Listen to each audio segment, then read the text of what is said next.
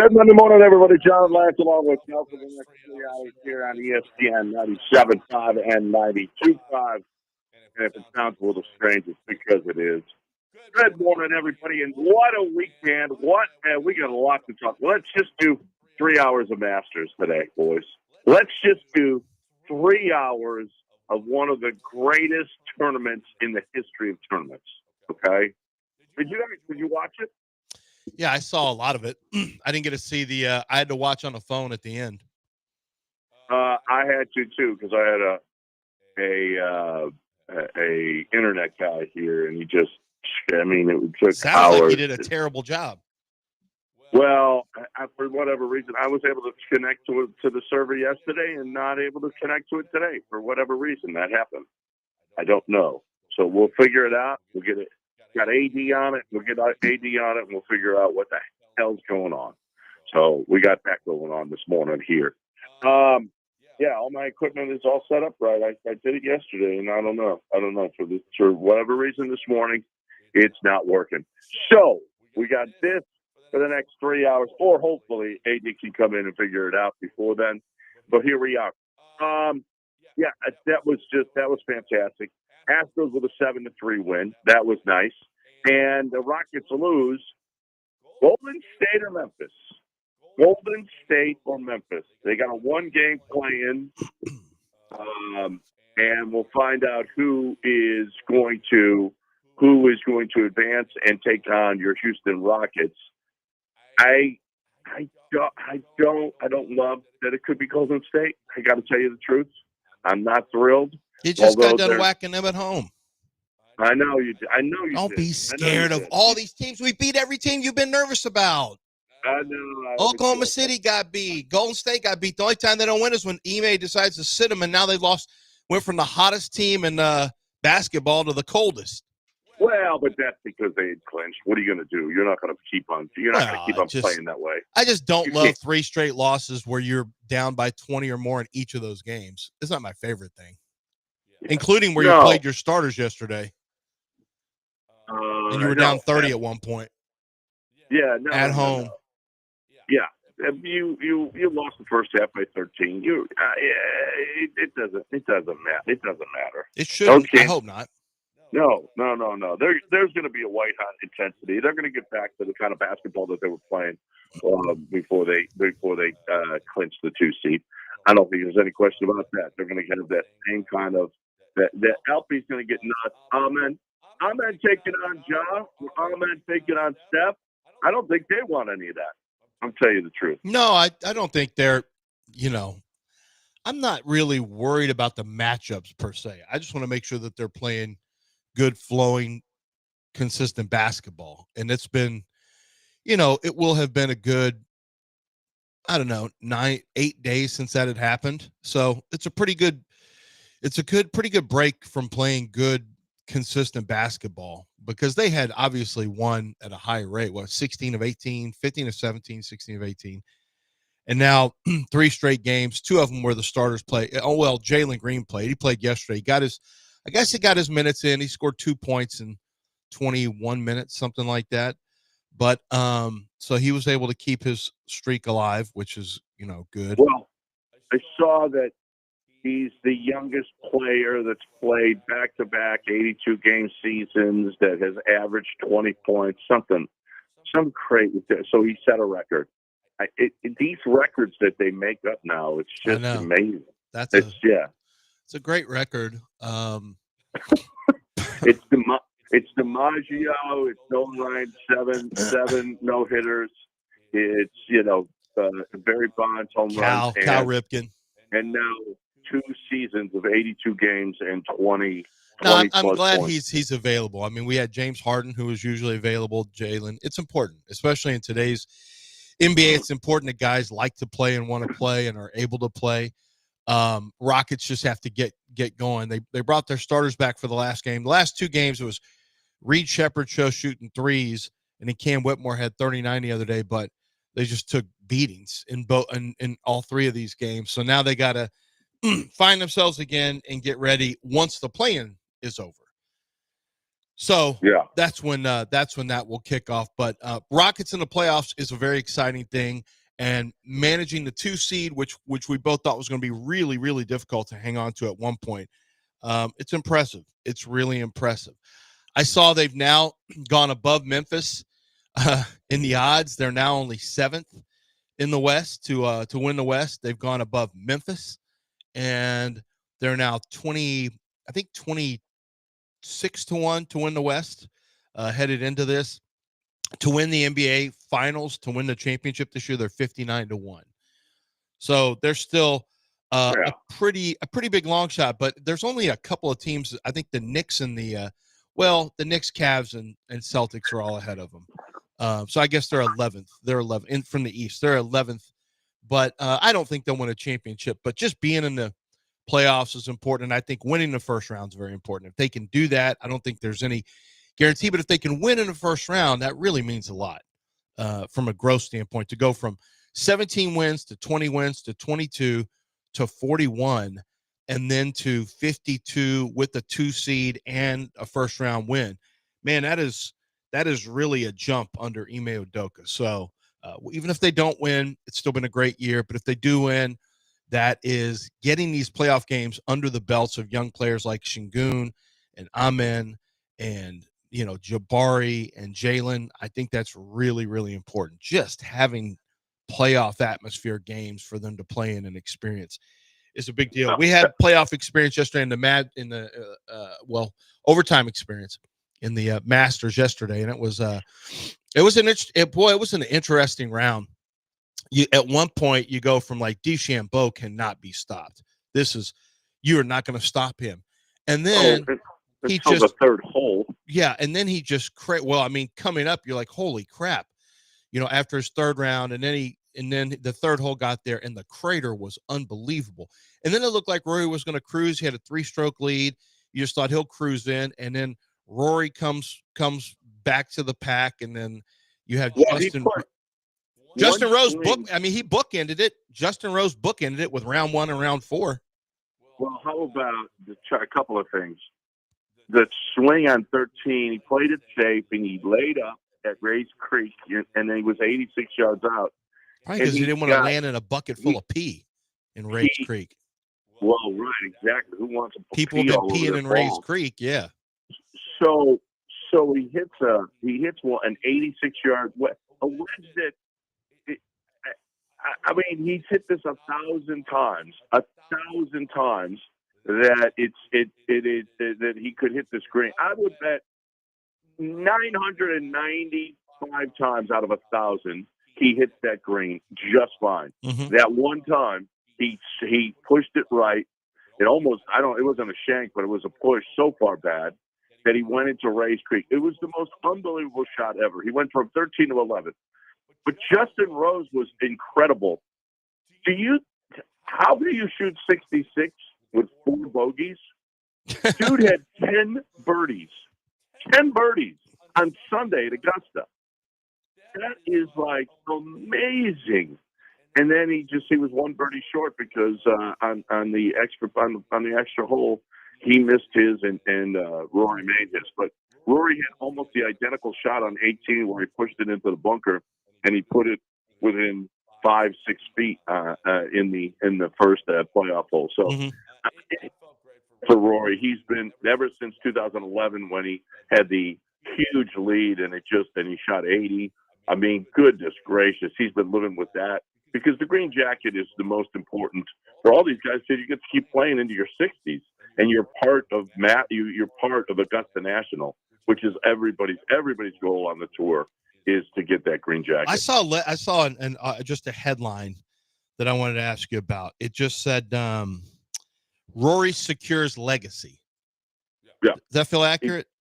Well, absolutely. Yeah. He's got the Grand Slam now. I mean, he got a slam, majors. so he's got the slam. So there's only a handful of guys that got the slam. So absolutely, he secured his legacy.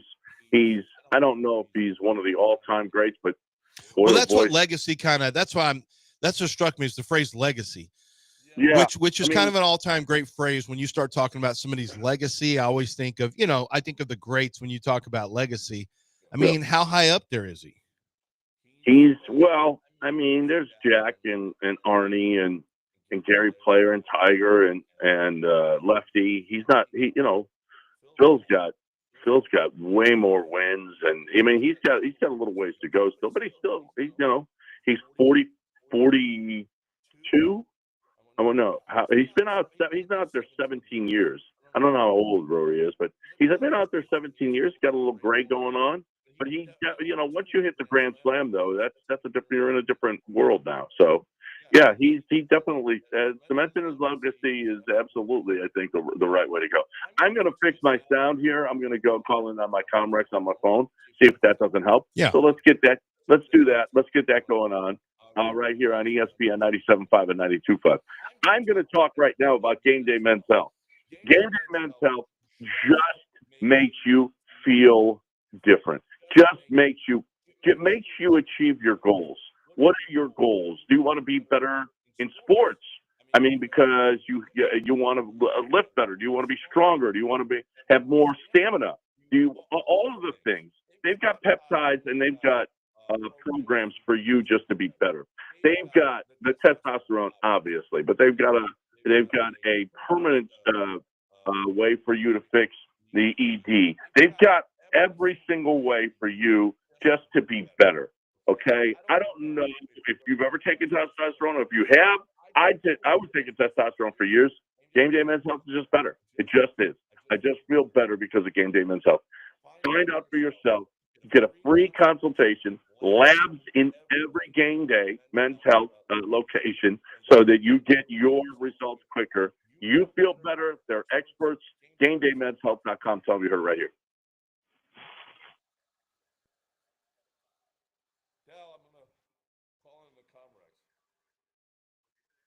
I'm going to call in on the Comrex. On my phone. Let's see if that connects.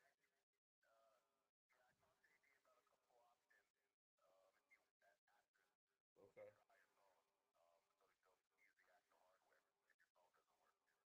Right. Let me hang up.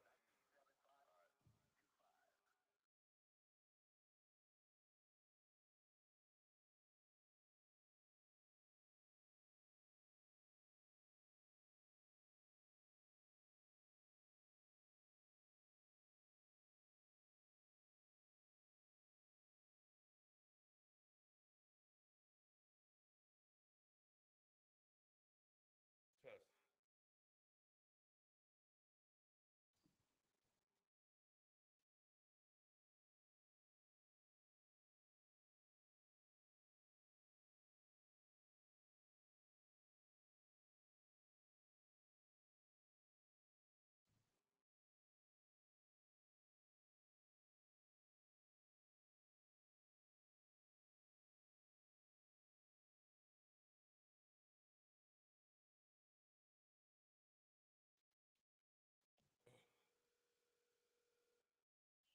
Yeah, that's not working either.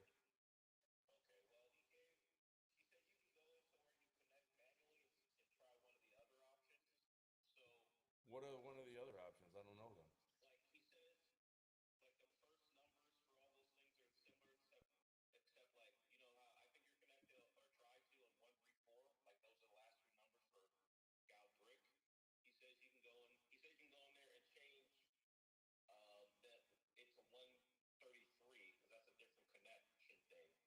Well, I'm telling you this right now, Brick 2 didn't work either.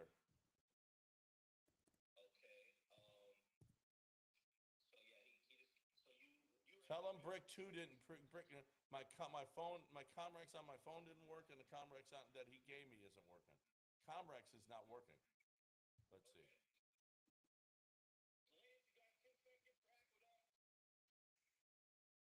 Yeah, they're not working. It's Comrex that's not working, Dale. Hey guys, Aqueduct Plumbing Company. That's the company to call if you have any plumbing issues. And I say that from experience. Aqueduct Plumbing Company has saved me and my family from really big problems. We were having one where the sink kept backing up, and we used all the high-powered the stuff you pour into your drain that you have to buy that you put in a bag. You have to put gloves on. You can't touch it. It's like, well, this will get it.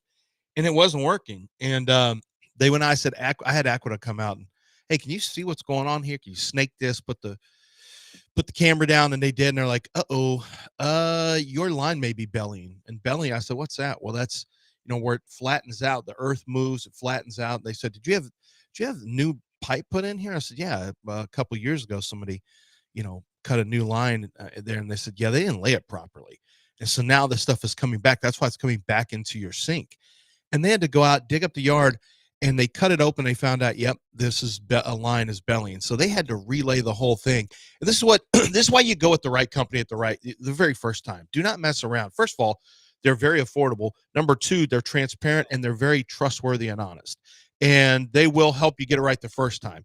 They've had to come back and do backup work for me 2 different times. And so after that, I said, okay, only Aqueduct now. That's all I'm dealing with. That's what I should have been doing from the very beginning. Give them a call at 281-488-6238. That's 281-488-6238. Small jobs, big jobs, it doesn't matter. They get the job done right the first time. They get it done right, and they get it done at a fair price. It's aqueductplumbingcompany.com. Hey, Dell. Fuck. Dell.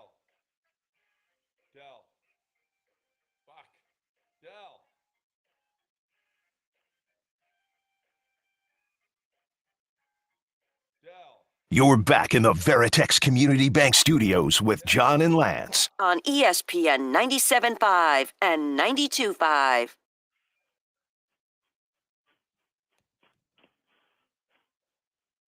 Welcome back here on ESPN 97.5 and 92.5. They'll put brick 2 up and see if I can't connect to that, will you? Yeah, Dale. I'm calling you during the break. Is brick 2 up? Not yet, but I'll put it up on the board. Yeah, put it up on the board, and I'll see if I can't connect to that. Lance, why don't you talk? Dell can play the EMA on the playoff matchups in the prep. Why don't you? Let me see if I can't connect to that. Let's talk. Let's have Dell. We'll get you set up here. Let's listen to Ime, the head coach. Well, no, we're not. Dell's trying to work on that, Johnson. We're not going to listen to that. Let me just talk about the Rockets for a second. The Rockets in the playoffs, we don't know who they're going to play, Memphis or Golden State, if you missed it. Now, it settled in nicely. The playoffs with the Lakers third, the Nuggets fourth. So there was now. Let me tell you something. If you paid any attention to the NBA standings over the last 2 games, holy crap, was that thing up for grabs.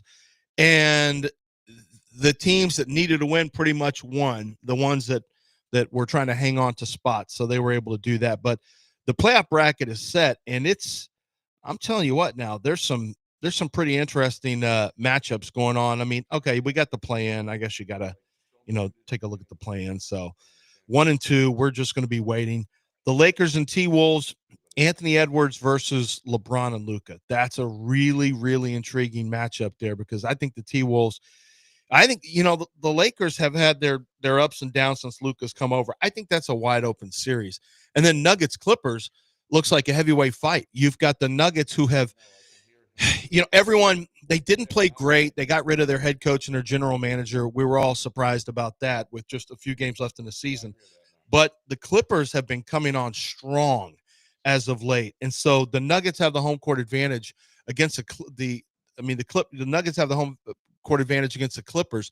But that one is a battle tested with the Denver Nuggets versus a team full of, they got a couple of guys who are going to be future Hall of Famers on there. Of course, it's basketball, so everyone's a future Hall of Famer. You just have to be pretty good and you're a future Hall of Famer. But that series, there's a lot of people who think that there's a legit chance that Clippers or Nuggets, whoever the winner is of that series, has a real chance of winning the West. I don't know if anyone's beaten Oklahoma City. And then in the East, I guess the most intriguing one is the upstart Pistons, who are like the Rockets of the East, taking on the Knicks. That's probably, for my money, although I would tell you the Pacers and Bucks are a pretty interesting matchup, but even with Giannis, I don't see the Bucks as a factor.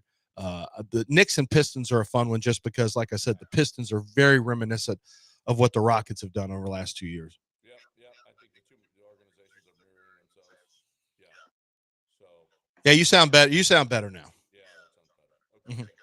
All right, so here we go. Did you hear from me, Nate? No. All right. Dell was trying to get you right. He's trying to fix you. He made it. And you know what? Either way, it's gonna be tough. I would prefer Memphis. If you want to know the truth, I would too. I would prefer Memphis. I don't want to see. I don't care for Golden State. I've had enough Golden State in my life. Yeah. Over this last decade. If I could look, you got to beat good teams regardless. But if you just gave me a choice, would you like to see Steph or no? No, not really. No thanks. Steph, Jimmy, and Draymond? Nah. Well, you want to talk about a dramatic. Well, you'll get a lot of attention with that. I'll tell you that. That series will give you plenty of attention. That's for sure. Yeah, Dale, you got Looking like he's having a problem. Well, you're not coming through on YouTube. He's just trying to get some of this stuff fixed. But here, we'll get Ime. He said, give him a little second. All right. We need a little So second. you can't hear me? Or what? Yeah, we can hear you. Apparently YouTube can't for some reason. We'll figure it out. No, also the restream can't also too. So we'll get it figured out. All right, It's I'll not as, keep trying. yeah. We just got some technical difficulties, but you guys What? but the radio people can hear you, so keep going. I can hear you in my headphones. That's all. That's all. That's all I need. That's all I need. That's all we all matter. That's all we all need. So you got the Rockets, and we'll continue that conversation in just a little bit. But the Astros, Lance, what is the Astros' longest win streak of the season right now? It's 2 games, right? It's 1 game. They haven't won back to back. They have not won back-to-back games this season. Ooh, gross. Yeah, it is incredible. You're 7-8. You have not won back-to-back games this season so far, and it's just amazing that they continue to, they're 7-8. They won their first. They lost 3 straight to San Francisco, and yet are still 7-8. Maybe they could come up with a little win streak here starting at St. Louis here, and then they come back home. They had a 14 run. Hey, Yainer broke down a little bit, which was nice. Isak is hitting now. I mean, he has turned this thing around in a hurry. Dude is starting to rake now, and it's exactly what we hoped for. Wisniewski looked pretty good yesterday. Cam Smith has a homer, and he's actually pulled a couple of balls, which is nice. He's hitting the ball with a lot more authority. He's a young player. Stuff is going to happen. Who else is? Jordan is still struggling a bit. Jordan did have a big hit, but he's still struggling a bit. It's an amazing time for this organization. It really that they have not won back-to-back games this season is really, really incredible. Altuve's still at 300. Paredes, 276 after that horrific start, and another home run, which was nice. Christian Walker continues to hit into bad luck. Pena's off to a slow start. It's surprisingly, Jake Myers isn't bad. I know he was 0 for 4 yesterday, but he hasn't been bad. If you want to know the truth, I didn't think I'd be saying that 15 games into a season. We're almost 1/10 of the way through this season, and the Astros are mediocre. They're mediocre at best. And and now losing Arrighetti for an extended period of time is probably going to be something that is not going to be that is going to hurt this team. I didn't think I'd be saying that. Just 15 games into the season. So We're almost 1/10 of the way. Not great. This right here, the guys who have hit into the worst differential as far as batting average expected. The guys are Yainer Diaz. Yainer Diaz, surprisingly, the most unlucky batters this season. Yainer is the most unlucky of the Astros. Then Jordan, then Christian Walker, and then Jeremy Pena. Most unlucky. In that order, they should have a higher average. I haven't seen Yainer really. That's surprising that he would be up there. I've seen Christian Walker hit the ball hard. I haven't really seen Yainer hit the ball that hard this year. Yeah. No, not really. I'm surprised about the unlucky. He's just not really seeing it well. He did the other day. He had a good game, but Yeah. that's what. And Paredes actually, this gives me some comfort because you're going to have to look. There's no guarantee that Walker, Paredes, Smith, all these replacements. There's no guarantee that all of them hit at the level of the guys they're replacing. There's no guarantee, but you got to have at least two of those three. Well, first base, it's hard to be worse, but so Walker almost by default is going to. Cam Smith is going to come nowhere near Kyle Tucker. Even if Cam has a good year, he's not going to come close to Kyle Tucker. Kyle Tucker was on pace for a 50-plus home run season last year. And then Paredes, but Paredes hitting like he started hitting now, that is a good sign. It's just a matter of bullpen holding up, starters holding up, which we already knew was going to be a big concern this year. But, I'm not to say the lineup is where it needs to be. Yainer has to jump out of this. Yainer has to get out of it. I know that I saw somebody say, you guys are on Jake's ass all the time. You're going to have to eat your words. I hope I'm eating my words, but check back with me in mid-June. Yeah, he's 250. I've seen 250 right now. Exactly. Like Jake was OPS and this, that, and the other. Listen, this is a small sample size. I've seen Jake have a good little, week, but let's slow down because he's been who he's been for 4 straight years. I don't know that all of a sudden he's going to be this magical solution. Yeah.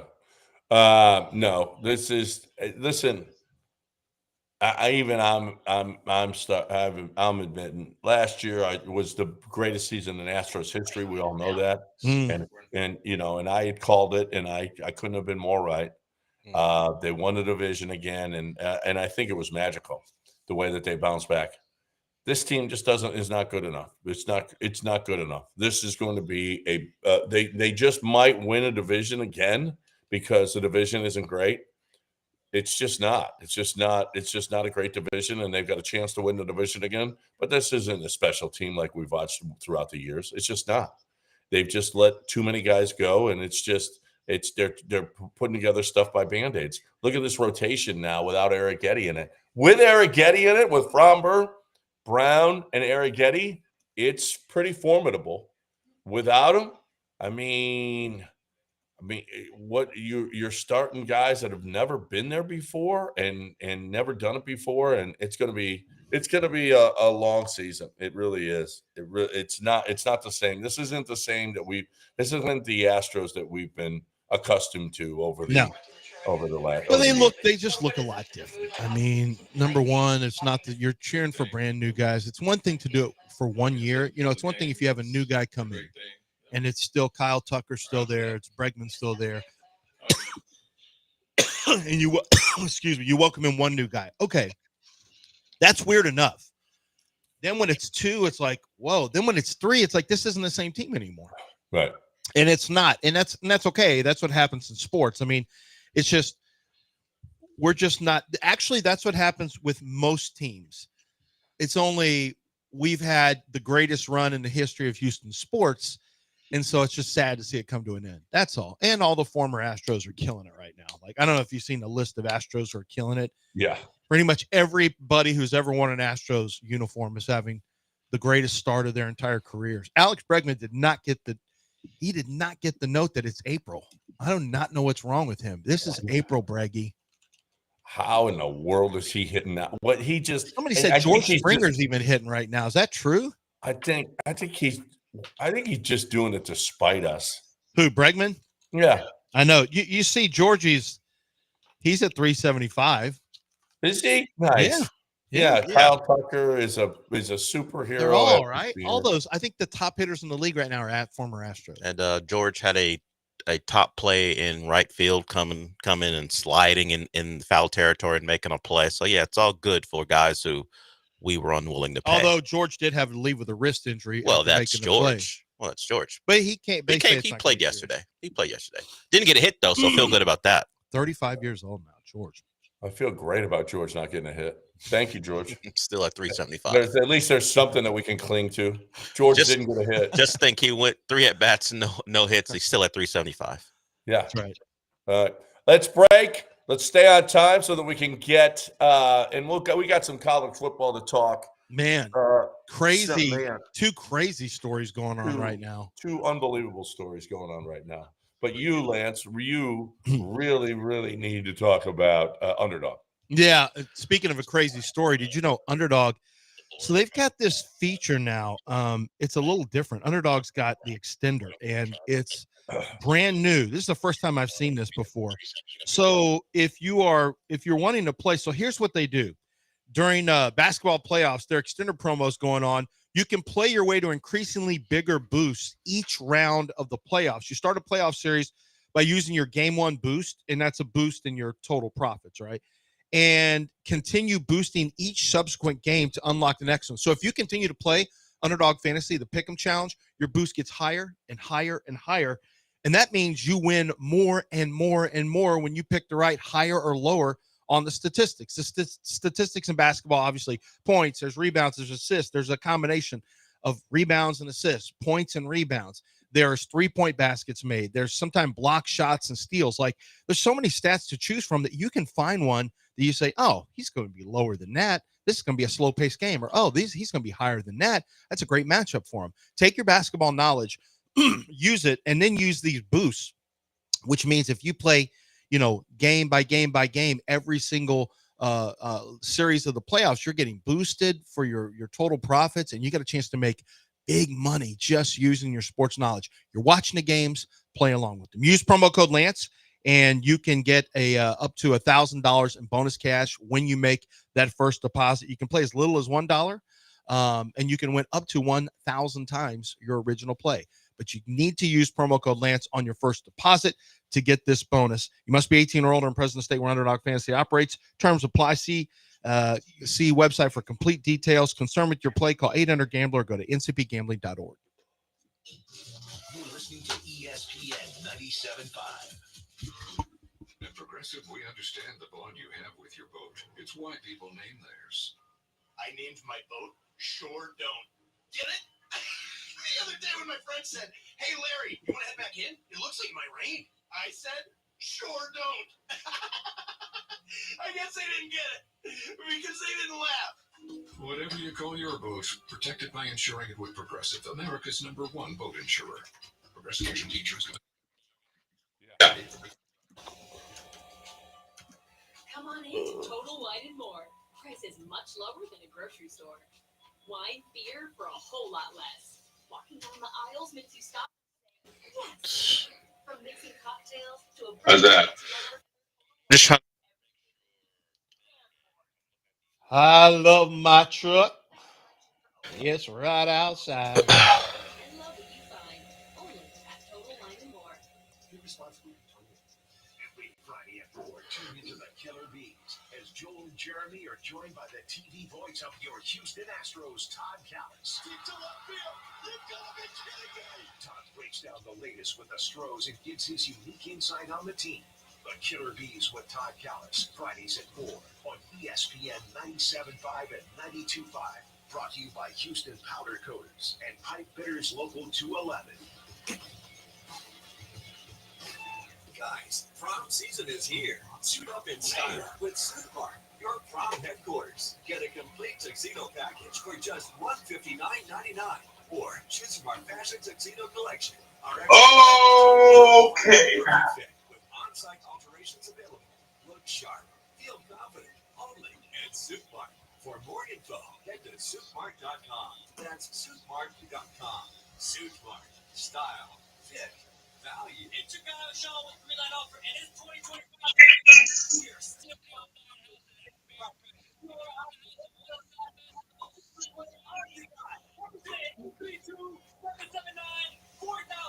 We buy houses in any condition, any price range, in any location in the Texas area. Every single month, every single week, and every single day we are doing good things using, and that's helping homeowners like yourself with their property costs and buying houses. In 2024, we bought 130 houses, and we want to buy more. We buy vacant houses. Next break, I'm going to try to call into brick 2, 74213-39133. While Lance is doing Daspit.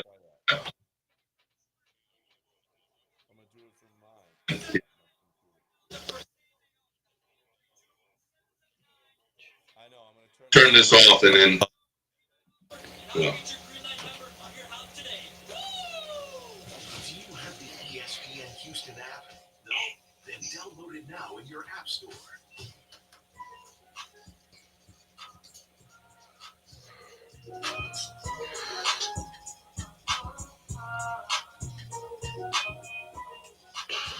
You are listening to Houston's longest running sports radio morning show from the Veritex Community Bank Studios. Here's John and Lance. Welcome back here on ESPN 97.5 and 92.5. 713-780-3776. So, man, first, let's go with Kyron Lacey first. You're listening to Houston's story. What a tragic story. Yeah. Community Bank coming out this weekend. Kyron Lacey, the wide receiver from LSU. He was involved in a hit, what was thought to be a fatality, hit and run, and the charges were going to come for was the charges or even was it the? Yeah, he was going to face. Yeah, he was. I think he was going to face charges. It wasn't the trial, but you know what I heard was it was his. I don't think he's not the one that was the hit and run. From what I understand from somebody at the combine, it was his actions that led someone else to do the same thing that hit the guy and killed him, and he's still being held responsible because he was involved in it. Correct. Yeah, he was involved in it. Yeah. And the charges were going to come, and allegedly he was at home. Yeah, he was someone, his family member, and he had a gun and shot the gun into the floor, and they called the police. The police showed up. He had already left, and he and then he was on and then they saw him. Another cop picked him up, and they were on a high-speed chase, and he crashed. And then after they found him in the crashed car, they realized that he had shot himself. Yeah.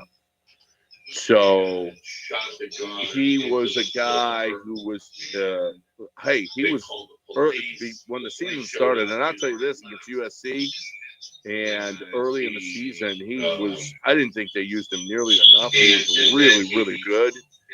And it was like, but then he just fell off this season. He just really, really fell off. And his production was way down. He allegedly was, I don't know behind the scenes, but whether or not he was a guy that was beloved by the coaching staff or whatever the case may be. He's a wide receiver, so there is some of that in apparently most all wide receivers. Was he even going to get drafted? No, he didn't have a very good pro day. He didn't. I talked to somebody who knew him a little bit from the facility where he's working out, and they thought he was a pretty jovial guy. They liked him in general, but he ran on a 4.6s. So when you have the issues that he had in the background, I had a grade on him, like a second-round grade when I wrote him up. But then he got into these issues. I talked to somebody at the combine who thought that technically he could have been invited to the combine, but the league didn't want him there, so he didn't go. Sure, that created some despair with him. He probably thinks his life is just NFL football. This is what he's been shooting for, and then he had a bad pro day, and he looked like he wasn't going to get drafted. And you worry that that's what he just kind of thought. Well, what do I have to live for anymore? My dream isn't going to be here. I'm facing these charges. I may go to prison. I don't know. I don't want to get into his head, but no, he probably wasn't going to get drafted. Isaiah Bond will not get drafted. The Bond stuff is bad. I had somebody read the police report to me. It's bad. He has no chance to get drafted. That's a separate thing. But Kyron Lacey. Well, for those of you who don't know, Isaiah Bond has sexual assault charges. Yeah. He's facing those. This close to the draft, he has no. I'm not saying he's guilty. What I'm saying is, this close to the draft, he has no shot because the report's not good, obviously. And then Kyron Lacey, he would have made it into a camp. He has talent, provided that he didn't face legal problems. But he was going to face some legal issues. He was reckless. I mean, it's just so disappointing. Aaron Taylor is going to join us tomorrow. Aaron is a good friend of mine. Aaron went through a lot of substance abuse, depression. Former NFL player who is now an NFL. You see him on CBS Sports, and Aaron's awesome. He came out of all these issues post play, right? The spiral, and now he works with players on dealing with the issues that they have, and he's got strong opinions and feelings on this, and he is a phenomenal listen. If you get a chance to tomorrow, like at 9:30, we're going to talk to Aaron, and he'll shed some insight onto this, and he just wants to talk about it a little bit with us, which I wanted to have him on today. Josh Pate's going to join us at 8:30 to talk about the other big thing out of college football. Kyron Lacey was the sad news we got yesterday. The predictable story was that Nico, give me the last name, Dell, Tennessee's quarterback, Nico Iamaleava. And it's getting worse, actually, the story. Nico Iamaleava was being given $2.4 million a year. They had been paying him since since his senior year of high school. He moved to Tennessee where they had open NIL, so he could take advantage of NIL. Tennessee was basically funneling him money from the time he was in high school. He had a contract. His dad decided it wasn't good enough, and he wanted to renegotiate, wanted $4 million.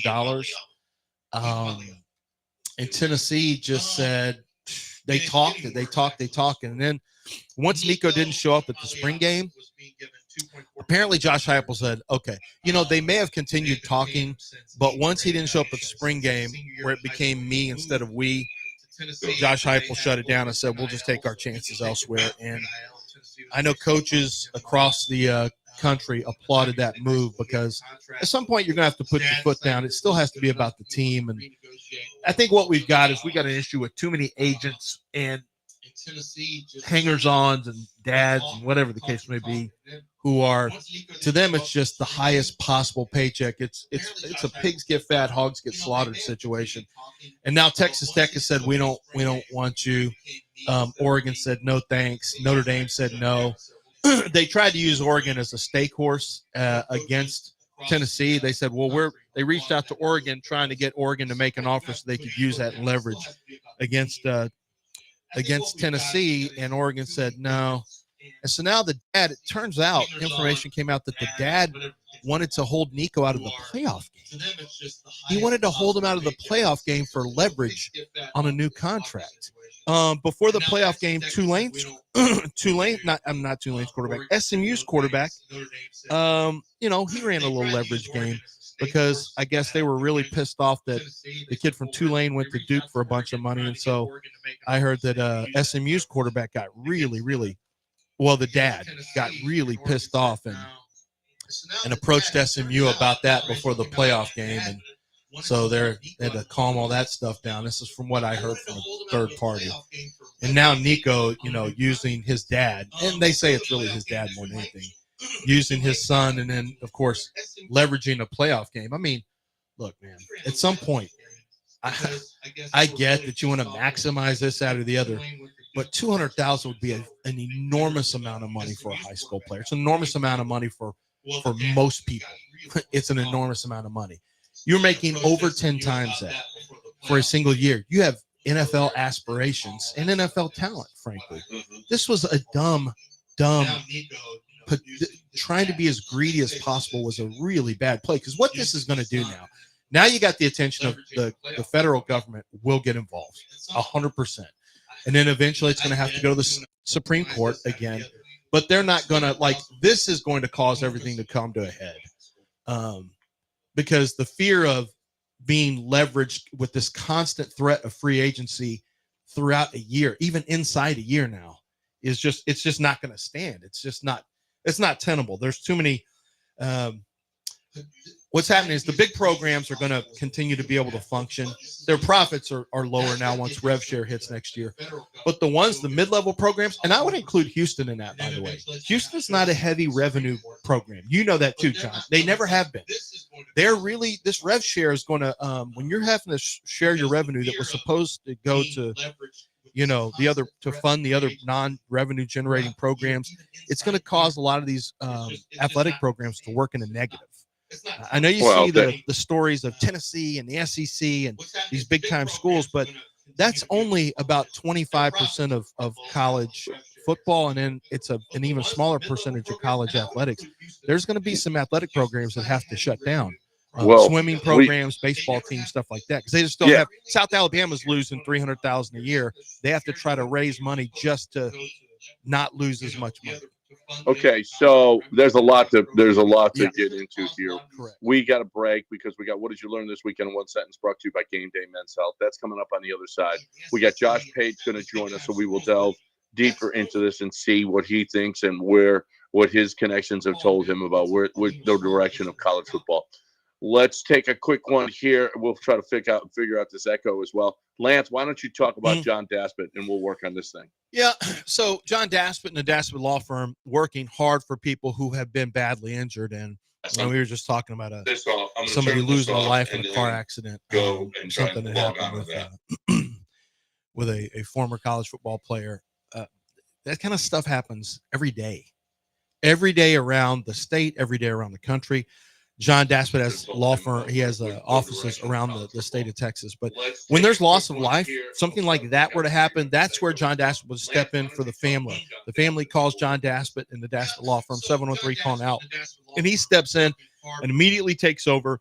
And from there, let him do his job, because John Daspit will do the job to represent that family in loss of life, so that the earnings of the potential breadwinner of the family, the earnings are accounted for the rest of their life. The pain and suffering, the hospitals, the funeral stuff, whatever the case may be. I don't even like to even think about it. There are people who have very bad injuries that have huge, enormous hospital bills. John Daspit gets all that taken care of. Time missed from work, lost wages long term, pain and suffering, all that is accounted for. There are some really big settlements sometimes, because frankly, that needs to happen in some of these issues when there's negligence at the workplace. And that's what insurance is there for. And that's why John Daspit wants to make sure that the insurance company doesn't squeeze you, because they're going to squeeze you if you let them. But when you have John Daspit on your side, that's simply just not going to be the case. He's nobody suck. So John Daspit will stand up for you. 713-CALL-NOW. That's 713-CALL-NOW for Brick 2, but it's asking for for a username and a login password, I guess. Yeah, on his Comrex. So it just needs a password, and the password is GalMedia1 with a capital G. Okay. Yeah. I'll let him know. Thank you. Okay. All right.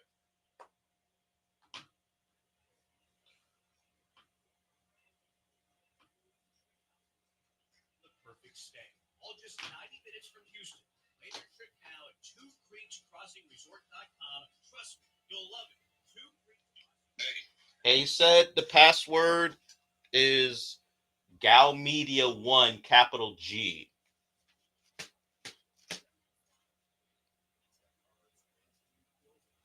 What's the username? For whatever reason, he didn't think it needed one. So I guess I got to get that from him. He just gave me the password, so it does need a username. GalMedia1 is the password. Capital G. The username. All right. I'll call him. All right. All right. A regular source of income, you can get a full loan of up to $5,000 in minutes, and your cash can hit your bank account as soon as the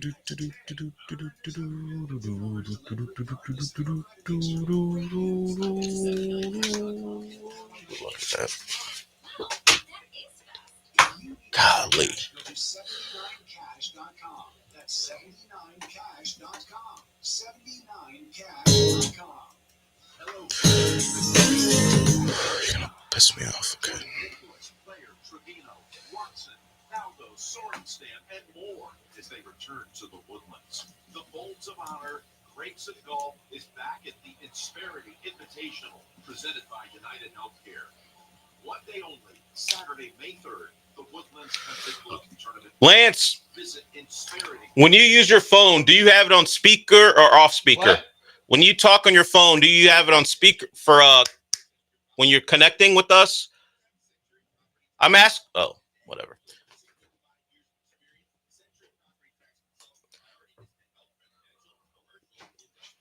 When you're normally in a hotel and you connect on your phone, do you have the speaker on or off? Like, I have it on. on. Okay, because I'm trying to figure out what the echo is. Because, well, he's gonna try to connect to traditional Is his speaker of his computer. off?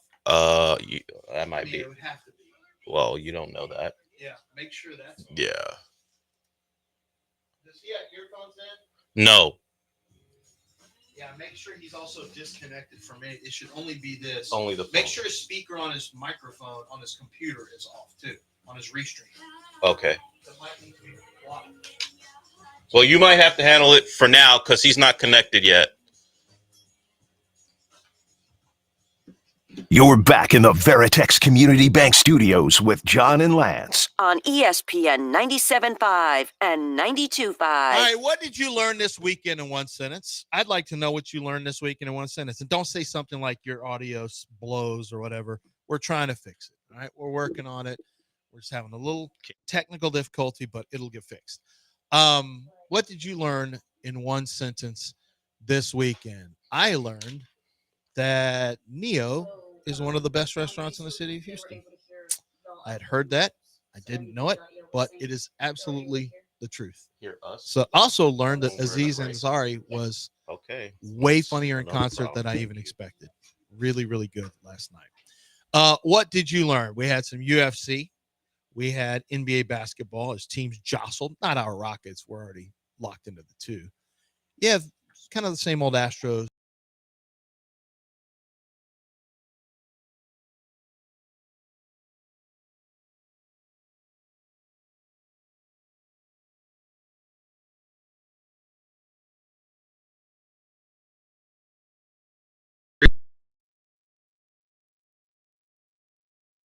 Weekend. Del, did you learn anything this weekend? I learned that Steven Adams set a record for offensive rebounding percentage. Yeah, that's been going on this year. I had somebody point that out to me, and I thought, wait, they keep this? Oh, yeah. Well, I mean, the Rockets also know that Jalen Green set some kind of record for 82 games in consecutive years, averaging 20 points a game. So, yeah, there's always records to be had. Let's we got people calling in. Who's this? Del, I can't see. Tom on a mobile. Oh, it's almost Tom. Tom on a mobile. What's going on? Hey guys. So this weekend, I learned that when you take your girl to prom, you better get her a limo or she'll leave with another dude. Okay. No. Tom doesn't go to prom. Tom on a mobile. He's with Cougars and MILFs. All right. I mean, he does have girl problems. He has girl problems. And I feel bad for him. I feel son. bad for you, son. Yes, Yeah, yes, we do. Yes, but he doesn't have those type of problems. Yeah, no. He does not have that. He does not have that kind of problem. Not one bit. I learned, I guess, since it's just we got Ocho. Ocho's here. Yeah. Ocho, what did you learn this weekend? Yeah, I learned that the University of Houston is the first team in D1 history to play at least 40 games and lose by no more than 5 points. Wow. Wonder where that came from. If you lose Houston, if you beat Houston, it's a scrap, is what we learned. Yeah. You ain't running Kelvin Sampson's team off the floor. You're not walking over Kelvin Sampson's team. That's not happening. And you didn't even need that statistic to know that. Yeah, your human eyes, is one of our favorites would say. Your human eyes would tell you. You may have learned it, but you already knew it. Yeah. You already knew it. I learned that so far, April has been a pretty good month weather-wise. I know it's gonna end. It did get a little warm yesterday. It did get close to it almost toasty. Touched 90, but it's not humid. See, if you guys would listen to me about dew point, I learned that maybe we have eliminated the high dew point from maybe a weather shift has happened to where we are now not going to be a humid place. What about listening to dew point helps us at all? You haven't provided any solutions for dew point other than what? Stay indoors? Yeah, I'm working on it. I mean, thanks for the information that it's going to be humid today. You got any fixes for that? I don't know if it's humid today. I haven't looked at the dew point. I don't know. I wish I could fix if they would.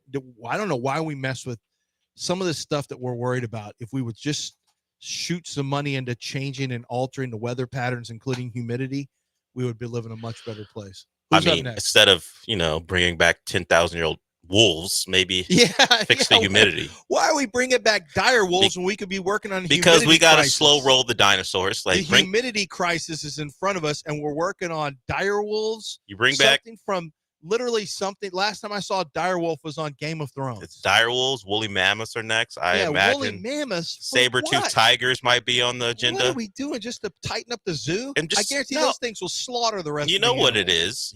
You like when you put a frog in water, you turn it up slowly. So by the time the saber-toothed tigers come about, we'll welcome dinosaurs. My wife's like, why are we? She said, I was reading a book and they're blah blah blah blah blah. How more and more people are getting, everything's becoming automated. And she said, do people realize that they're just literally hastening their own obsolescence? I said, no. And I said, it's not people doing this. It's rich people who want to make more money. And they don't want to pay people. They automate. They don't want to pay employees. What do you think, Jim out here or Gary is sitting there like, I need to keep going so I don't have a job. I'm sure those auto workers...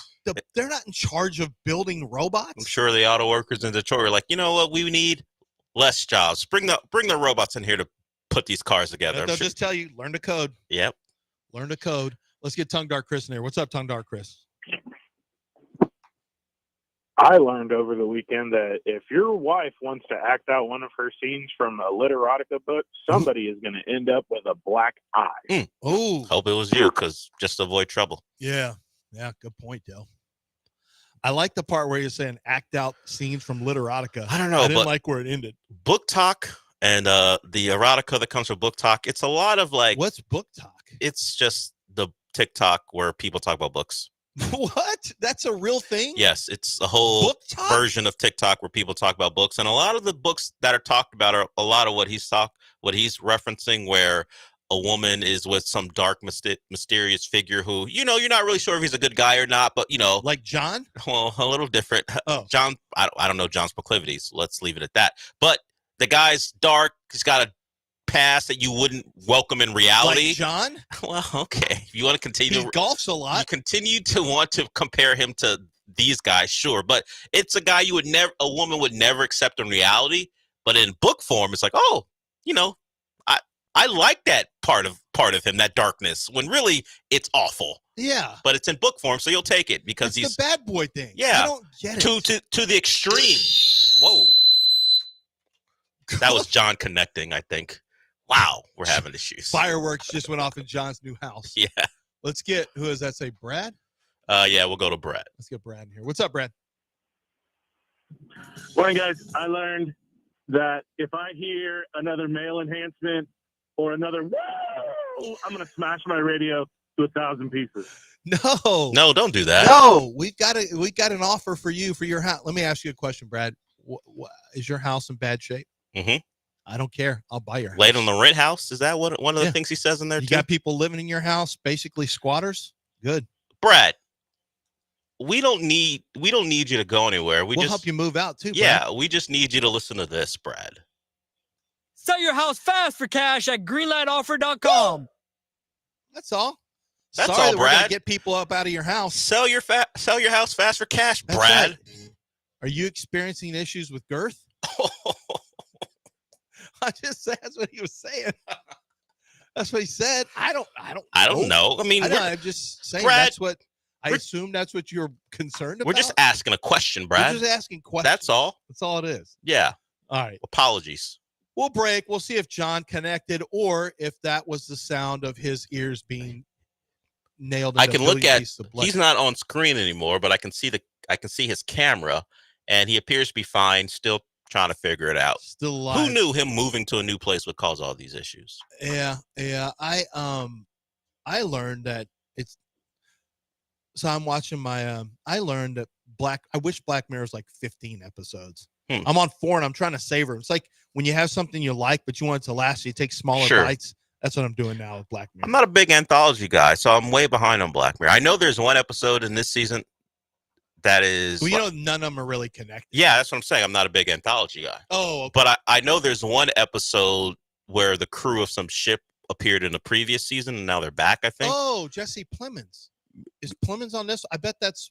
I don't know, but I know all I saw in the promos, they're back. So I just assumed they were in a previous season. But other than that, that's all I know about. Well, you may have chunky Jesse Plemons in one and skinny Jesse Plemons in the new one, which is going to throw you off. I mean, lessons have been learned about throwing out slander. But Jesse Plemons, yes, he has dropped a lot of weight. Yeah. And look, he was fine the other way. I mean, I'm not dating him. I don't care what he looks like. But yeah, he said, you know what? Time to get thin. Ta-da. And it happened. Well, he's back to being the guy from Friday Night Live. I think he's even thinner than he was then. He is thinner than Friday because you get older, you have to drop the weight, I guess. But yeah, Jesse Plemons, one of our great American actors, and he actually is American. This one actually is American. Yeah, he's from Dallas area. He's from the Dallas-Fort Worth area. He's from Texas, kind of. He's up there. 8:01. We're going to break it right now. When we come back, we'll get back to Rockets are in the playoffs. Masters had a really really action-packed conclusion in the final round. Your Astros are just blah right now. NFL draft is a week away. They won a series. Well, yeah, they can't put two wins together, but it is what it is, I guess. 713-780-3776. You guys can jump in if you'd like. We'll be back in about 2 and 2.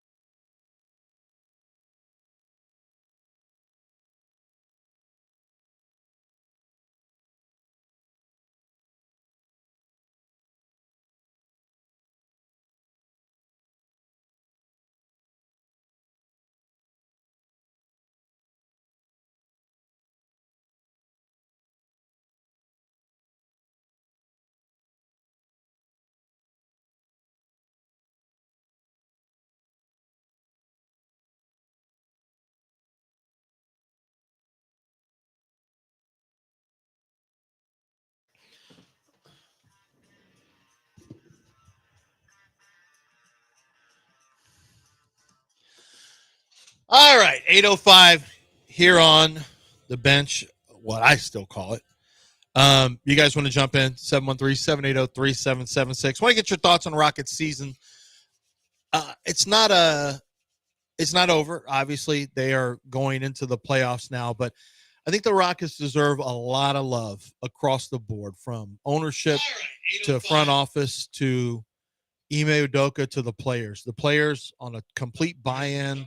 I think the fan base, which is a growing fan base, is a lot like Astros Twitter was when they were first taken off. A lot of Rocket fans who are really a vibrant group that I think is going to you're going to have a whole new group of Rocket. There was a lot of Rocket fans that kind of went away, and there's a whole new group of young Rocket fans who are jumping in, and this could be a really good run for this Houston Rockets team. I like the way they're built. I like the way that they're able to maneuver. They've got future draft picks available. They've got a lottery pick from the Suns this year that's available as a trade chip, as a commodity. And then you look at what they did for the year, 52 wins, but they didn't even really try the last 3 games. You know, they were the hottest team in basketball, and they didn't even really try. If they had, they might have won 2 out of 3. Would have been interesting with some of the games. And in L.A., Cam Whitmore had 39, but in a losing effort. Nuggets at home. Had the Rockets really put the effort in, it would have been interesting to see how they did against teams that, frankly, are going to be 3 and 4 in the playoffs. The Clippers are the 5 seed. So you had games down the stretch against the 3, 4, and 5 seed where you really didn't your team. You just gave the starters barely even played at all in the first in the third to last, second to last, and then the last game of the year, the Nuggets, they came back, but it was not a long term. Yesterday they got cooked yesterday in the fourth quarter. They had to win by 16 in the fourth quarter just to cut it in, from the 30-point deficit they faced when the fourth quarter started. But I hope it doesn't come back to slow down the momentum they had. They had tremendous momentum that they were building before. It wasn't building, it was there. And now they've lost their last 3 by double digits in each one. And I get we're not supposed to care about it because the Rockets didn't put the effort into winning, but it is a pretty long run of not playing good basketball. When you factor in those 3 games and the play-in, and by the time the Rockets play, it'll been over a week since they had played good basketball together. So we will see. The Rockets will get the winner of the Memphis and Golden State game. The once mighty Golden State Warriors are now trying to win in a play-in game. But the playoffs in the West, man, it is a stacked West, headlined by the Nuggets in the 4th seed taking on the suddenly resurgent LA Clippers with their old friend James Harden there, and obviously Kawhi Leonard. They were both great yesterday. Clippers had to win 8 in a row to avoid the play-in. Jeff Van Gundy is on the staff. And they did it. Yeah, I saw him during a late game possession walk up to Ty Lue when the Clippers had the ball. Oh, look, Jeff's out there giving Ty Lue a note. Yeah, yesterday, Steph looked exhausted. I don't think that was the look they're going for when they acquired Jimmy Butler, who was great for like the first 2.5 quarters, kind of went quiet in the back half of that game. How do you think I don't think they've gotten as much out of him as they were expecting. At first they were. So the winning has helped, and if he can get to the free throw line, he's very effective, but he's still taking only about 10 shots a game, which is what he was in Miami when he was soft quitting. So, or maybe just full out quitting. So I don't believe when they acquired him, they wanted what Steph had to go through yesterday to be it, where Jimmy was just a screener. And I think he had one on an ATO. He had Steve Kerr do something nice up, and he made a layup, tried to draw a foul. They've initially called it a foul, then rescinded it once the Clippers reviewed it. So it was a lot of try to get Steph open, and it was Steph focused, and you saw how it wore on Steph despite how great he was in the latter stretches of the fourth and overtime. So they're going to need more from Butler. He was good, probably his most active game in a while for them early, and then it kind of went away. So the question for them is, particularly if we see them in a playoff series with only a day off in between, can Butler be that guy game after game after game, or does he have only 2 of those in him? And of course, this speaks to the Rockets' young legs and how that might play a part in a series. Explain to me. This still pisses me off. There's really no reason for this. Why 7 and 8 play and 9 and 10 play in the play-in? Because it was supposed to diminish the likelihood of tanking.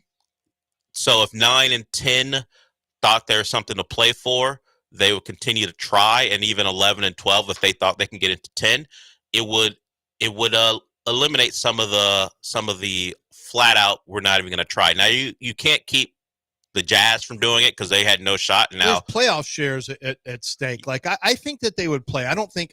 Do you think that makes any sense now? What to go 7 versus 8 instead of 7 versus 10? Oh, you mean versus as far as the seeding, sir? I thought you meant just no. I'm talking about 7 plays 8 and 9 plays 10. Why in the world is 7 not playing 10 and 8 and 9? Because what's the rationale for that? I guess they don't want like a true semifinal setup. It's just simply, hey, 7 versus 7 versus 8. You get a home game. Either way, if you lose, you get 2 if you're the 7, and if you lose an 8, you get 1. I just don't think because what do you do with 7 and 10? If 10 beats 7, does 10 automatically? Do you reward 10 with a 1-game win? But shouldn't the teams who played the best have the I think the it's advantage? to not reward 10 for winning 1 game and getting in the playoff. Exactly. But that's what you would do if you make it 7 versus 10. Well, because what happens? If 10 beats 7, what happens now? Does 10 play who? Who plays who then? 10 plays the loser of the other game or the winner of the other game? Yeah. How does it work? Because I think it's just to eliminate the possibility of a 10 beating a 7 and then 10 getting in. Because you think that's it? Possibly. I think 7 versus 8. You want to give the 2 best teams in that bracket the best shot. 2 shots. If you're a 7 or an 8, you lose once, you still got a shot, and one of them, if you're the 8 seed, becomes a home game for you, as opposed to giving. I guess that's true. I guess that's why they're doing it. I think it should just be 1 and done. So if you're 10, you play 7 plays 10, 8 plays 9. So if 10 beats 7, done. If 10 beats 7, they're in and 7's out. Yeah. Despite having a better record. Yeah, because it's a road game. Well, that's what them. they're trying to avoid. They don't want to. They don't want it to be one shot. If you're 10, it's an 82 game schedule. Take care of your business. Well, then if it's 82 games, then they just should have left it. Stop resting your players, load managers. Well, the 82 games thing is then it should be just 1 versus 8, no plan. If you just want to reward the 82 games, but since they've decided not to because they want to avoid some of the tanking, you just decide, hey, 10, you're clearly not good. So if you want to make it, you got to win twice. And that goes for 9 too. Yeah, I get that, but I just don't think the play-in should last that long. I just think it should be 1. Like if 10 beats 7, good. It's 1. Well, it's not going to be the end of the playoffs. It's a 10. They're 10, and it's 7. Like it's not. What's? Oh well, there's baseball playoff games where the worst team beats the better team. In the 1-game playoffs in baseball. But same thing happens in football. True, but in some cases, and it's not always the case, but you look at the West, should the Warriors, who are 9 games better than the Mavericks, be subjected to a 1-game play-in situation? Well, no, but you're looking at that through the eyes of the 24-25 year. Well, they are 9 games this year, yeah, but I mean, in most years, that's probably not the case. The Rockets were last year, a 41-41 team, and they were the 11 seed. Yeah. So I would have to go back to last year, but I just think it's just to avoid any scenario where you're having that type of gap and you were rewarding. It's more games, potentially more pretty much a bad for the basketball league. team with the win in their in situation. No, if you're the 10 seed, go win twice, and But I like the idea of 1 and done.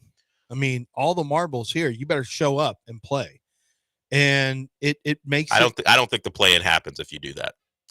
I don't think it's agreed to because traditionally the 7's in, they don't have to worry about it. If you force them to go play a 1-game playoff and they're out, I think it doesn't get passed, honestly, because the Mavericks look. I guess in a 1-game situation, the Mavericks could go into Golden State and win a game. It's not likely, but they could. And do we really want the Mavericks in the playoffs over that Warriors team, even if we don't like them very much? No, we don't want it. Yeah. So that's why. Yes, actually, I do. Well, you do because it would lead the Mavericks to playing the Rockets. And how's that fair to the Thunder? Why do we have to play a tougher team? I know you don't care about any of those. But these are the things. These are things that NBA commissioner has to take into account. How is it fair to the Thunder for the 2 seed to play the 10? Screwing this up. Okay. Quit screwing it up. Josh Pate's going to join us at 8:30 to talk about the Nico Ilimiavo Do it again. Say it again. Nico Iamaleava. Iamaleava, to talk about Nico and his dad, Big Nick, is who they call him. Yeah, I'm and, getting the station back. He has no team now. The freshman tried to leverage his way into a bigger contract, tried to play free agency, and Tennessee took a stand. And this is and through Galbreath. This is a shot heard around college football. If you know anything behind the scenes about what's going on, this was the first shot in what will be an interesting battle now between basically agents / dads / uncles / whoever controls it versus the universities. And it's not great for college football any way you look at it. It should not be the headline story. The story should be about the teams, the players on the field, the good play. It should not be about coaches, and I'm just as against coaches leveraging contracts. I'm just as against that. I think coaches should have to play out contracts. Yeah, because and this ability to, just fade a buyout is ridiculous to me. All right. 8:16. Let's break it right here. I think you have John. Is he back on? He's here, but kinda. He's kind of here. Well, we're still working on it. Okay. We'll still get it worked out. We'll take a break right now. Don't forget Josh Pate coming up at 8:30. And we'll do that with him. If you guys want to jump in, 713-780-3776. ESPN 97.5 and 92.5. Business owners like yourself should choose a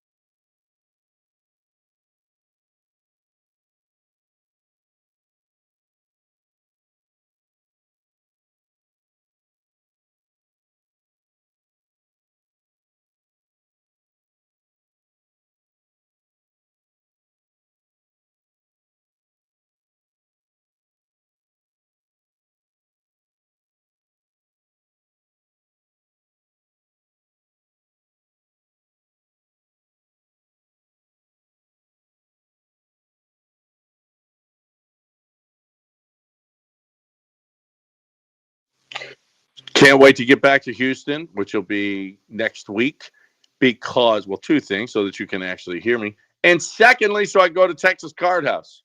I love Texas Card House. Texas Card House is awesome. And look, yesterday they got a huge tournament every Sunday at 2 p.m., $140 buy-in. You can add on for $100, but you can get in for just $140 and you got $15,000 guaranteed every Sunday. That is a great. Oh my goodness, how fun is that? $15,000. You're playing for $15,000 for just $140. Listen, that is just a great deal. And so are both locations, Westheimer and Spring. Love them. They are the premier place now. Okay, there was another premier place before. The premier place now is Texas Card House. It is. It's got a game going 24 hours a day, 7 days a week, open bar till 2 a.m. It's awesome. I love it. Clean, beautiful, security, everything.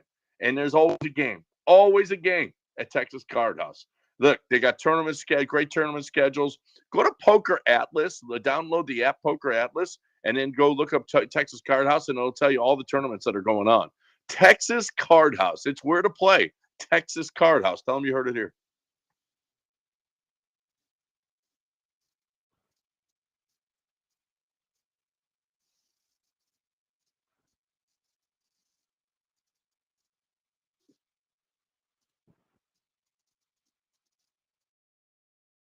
You are listening to Houston's longest-running sports radio morning show from the Veritex Community Bank Studios. Here's John and Lance.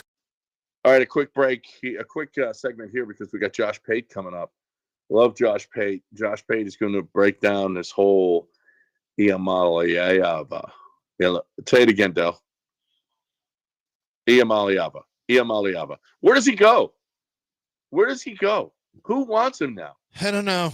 The problem is if he's known as a diva, first of all, I mean, they're not going to want to take less than $2.4 million because then it's a huge loss. I mean, he's going to want to get $3 million. And number one, a lot of the money's already gone. Number two, now you got to worry about the dad because the dad knows a problem. And these schools don't want to deal with that. Like, they're already dealing with a lot of stuff. I talked to one team who didn't give a player a special teams player of the year award last year because they were worried that he was going to hold them hostage for more money. So they gave it to another player. That's terrible. That is just that is not the intent of name, image, and likeness. I can promise you that. I'm like, wait, you get, and by the way, that player still ended up leaving. And neither is what Iamaleava is doing. Neither is that. That's not name, image, likeness. That's just holding the university hostage. Yeah, correct. And you know what? Somebody will take him because somebody needs a quarterback and somebody wants to win. I don't care. I'll give the kid $3 million as long as I win. I'm going to make my $4 or $5 million.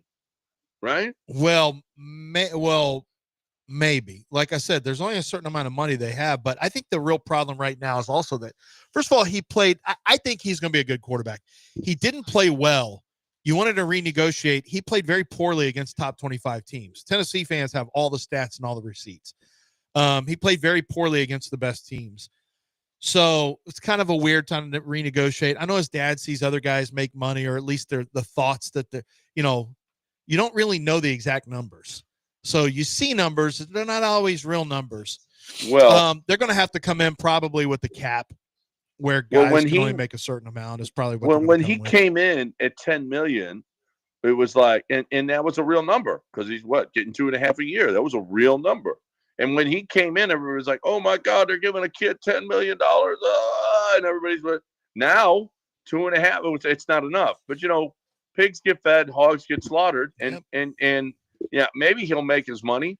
But you're right. You were right earlier. He's got a chance to be a pro quarterback, and you're acting like this after your freshman year. I mean, it's so dumb. You just and listen, if you had a chance to make $60,000 a year as a college student, that is a tremendous amount. Oh my God! You have what do you have to pay for? You have nothing.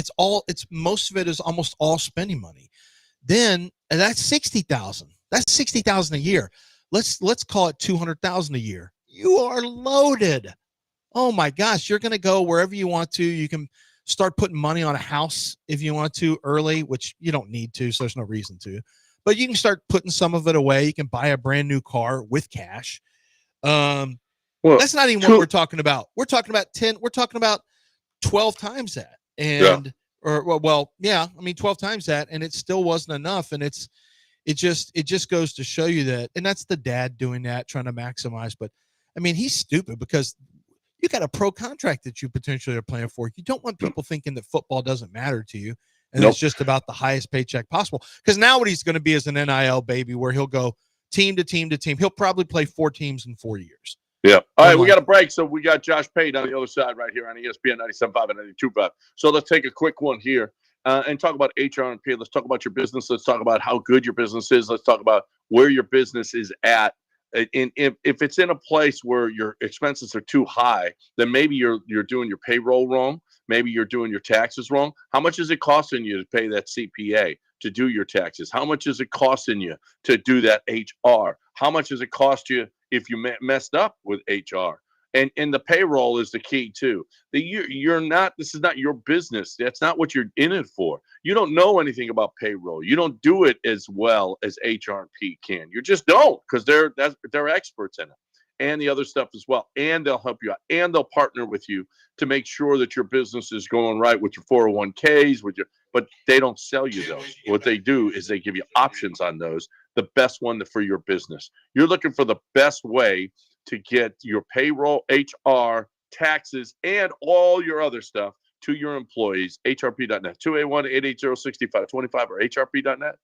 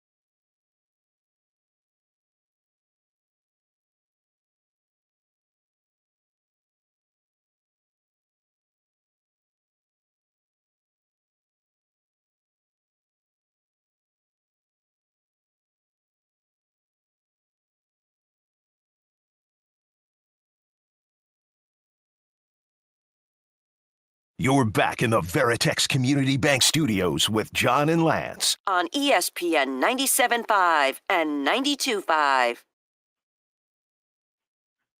For our guest, Josh Pate, college football expert and analyst, one of the best in the business. He also is president of Pate State, his own university, unaccredited. Just keep that in mind. Josh, is Nico a Pate State potential target in the NIL? Do you need a quarterback? Is Nico potentially coming in to Pate State? I don't need a dad. And so, according to my information, you kind of don't get one without the other. So I guess we're just let's go get like the former SMU quarterback. We'll just run the option. We'll probably do what we need to do this fall. But no, I am officially, this is the first I've told anyone of this, I am not in the market for a quarterback right now. All right. Josh, you're not, but somebody will be. Somebody wants a good quarterback. So you know what? I just said I'll give the kid $3 million because I can make 4 or 5 as a head coach. So I'll take a chance on the kid. We have had Kyler Murray's dad was a helicopter dad. That happened. He was the number 1 overall pick. Somebody's going to grab him, right? Well, this is not the first time a parent has been a headache.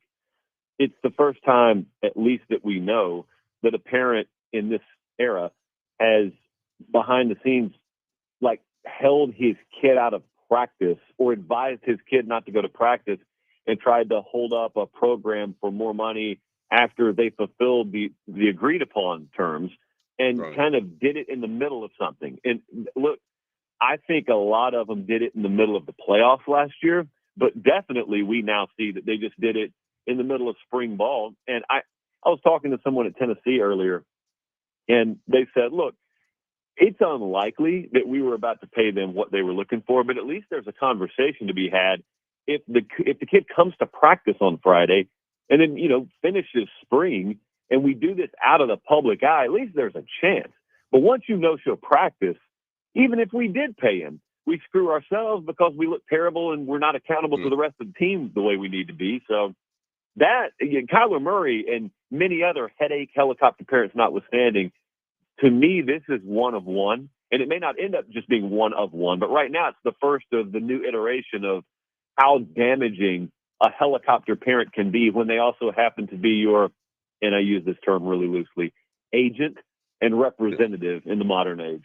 Well, we had UNLV, we had SMU, we now got Tennessee. This is, it's starting to turn into an epidemic of quarterbacks saying. But UNLV was because they didn't actually pay him. That was actually the school didn't have the money. The kid didn't get paid. And remember, they didn't have the money for the head coach. Like UNLV they're trying to play the NIL game. This is an example of what's going on. They don't have the money to do NIL. Right. And they're trying to. That's why they lost their quarterback. Well, SMU tried to he tried to hold the kid the school hostage. But it was behind the scenes. Yeah, right. Exactly. So this is okay. What is happening? There's a lot of talk. They had the big meeting in Washington for the presidents and everything else. Anything come out of that, Josh? Yeah, I think lost in all this commotion about Nico over the weekend, Ross Dellinger actually had a really good story about it, and it echoed a lot of what I had heard, and that is these conference commissioners are not stupid, first off, and they have done the math on this, and they don't think the employment model, which is something they don't want to do, but even if they did the employment thing, they think that comes at unacceptable sort of parallel damage to the rest of college athletics. So they are not willing to go down that road. What they are hoping to do, and have been hoping to do for a while, is get that limited antitrust exemption sort of legislation from Congress that lets them pass new laws and have the power to enforce the laws. All right, that's been the whole 10,000-foot speculation for a while. Could they get that? If they get that, what does it look like? How enforceable is it? Well, as everyone's yelling about Nico over the weekend, they were up in Washington. They've been up in Washington, D.C., and it sounds like they're as close as they've been. And these examples like Nico don't hurt in being able to throw in Congress's face, look, college athletics is broken. This is a very important part of the American, cultural fabric. Please help us save this. It sounds like they're about as close on a bipartisan front as they've been at getting that. And what that would be, for those who have been checked out on this, you've got in the next couple of months a new era. You enter the revenue sharing era. And so Texas is going to have $20 million some odd dollars to hand out via a payroll. But then above and beyond that, NIL still exists.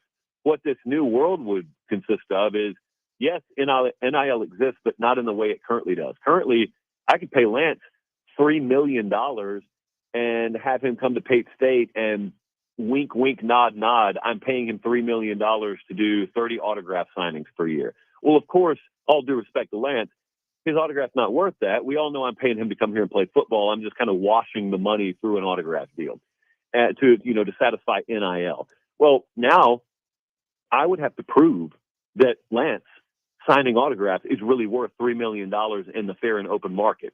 And the $1 million question has been, okay, it's one thing to have that rule. How are you guys going to enforce that rule? You always get wiped out in court. Well, the answer is if you've got congressional help, if they can actually codify it into law that's enforceable. Because if you have that, if you guys think about that for a second, if they get that, NIL virtually disappears as a pay-for-play mechanism. Superstars will still get their money, but that's money that any superstar would get because they're worth that. But your backup right guard's not getting $400,000 anymore. Just come sit on the bench because he's a depth provider. If we get to that world, then you're talking about equal payroll size for Kentucky and Alabama. You're talking about equal financial roster means for Ohio State and Northwestern, which is very crazy to think about. Now, I don't know what that world will look like. It'd be far more competitively balanced than people pretend the NIL world is, but it would also really emphasize evaluation. It would emphasize development, and it would emphasize your front office understanding how to allocate money properly. Really, really interesting frontier that we could be on the precipice of and not even realize it. Well, our teams, Josh, that are going to be able to have the car dealership, to have the local furniture store or whatever, if they are really good at getting real NIL money for kids, they're going to have an advantage, right? Sure. What you would look at, though, in the aggregate, you would be looking at the same dynamic you've always looked at, where I just mentioned Alabama and Kentucky. Well, Alabama's always had an edge on Kentucky in football because the Alabama brand has more to offer than the Kentucky brand. Nothing about that goes away, nor will any system make that go away. But what you do make go away, or you limit, is the Alabamas of the world. Not only, in the past, could they go out and pay Bryce Young? Well, Bryce Young's a superstar, so he's going to get NIL deals. But theoretically right now, Alabama could just go take the number 6, number 8, number 12, 14, and 16 offensive linemen in a class and hook them up each with $500,000 per year NIL deals, knowing good and well the open market says they're not truly worth that, but I'm Alabama. I got the deep pocket, so I can just go pay that. That's what goes away a little bit. And so the Bamas of the world still get the Bryce Youngs. Ohio States of the world are still going to land the Tavian St. Clairs. It's just the bending of the nature of NIL to stockpile talent, that kind of goes away. It doesn't mean they're not making money, though. For everyone listening to this, you think, oh, man, you're trying to keep money from the kids. The kids will never have made more money than this new landscape. That all of them are going to make money. So I don't know. I'm trying to get my hands wrapped around who's best positioned. Like the big programs will always have the edge. I just wonder how massive the edge is in this new world. This is just so stupid. I mean, I cannot believe this is the conversation. They let the genie out of the bottle they literally, when you don't build in increments, it's like when people try to grow a restaurant too fast. You scale too quickly, it collapses. Everyone knows you scale too quickly, it collapses. And they scaled and there was no scaling. This was just complete floodgates. And now trying to get it back is going to be so hard. And it pisses me off because everyone can get paid and make good money, very good money for being a college for being a college student, extremely good. But they're looking for NFL checks, and it's just not. What people have to understand is that the NFL has 32 teams. There is a shared revenue deal with all 32 on television. College athletics and college football is not like that. Athletic departments have to fund other non-revenue generating departments. There are certain conferences that do not have TV deals, even relatively close. They do not have one same television deal. This is not, you cannot look at college football as an NFL structure. Nobody's doing that. John. Well, no, the kids want to get paid that way. But you know what? That's what I'm saying, John. The kids are the product, but they're not. But they're only a product for 3 years in some cases, 2 years. The NFL is built on the stars. College football stars come and go. It's strong with or without one individual player. College football is going to be strong because it's built on also an alumni base. It's completely different. And, this pigs get fat, hogs get slaughtered mentality, what they're doing, this case individually is going to draw such attention and such ire that I think this will be the beginning of big changes coming. You think Nico changes things with this what happened, Josh?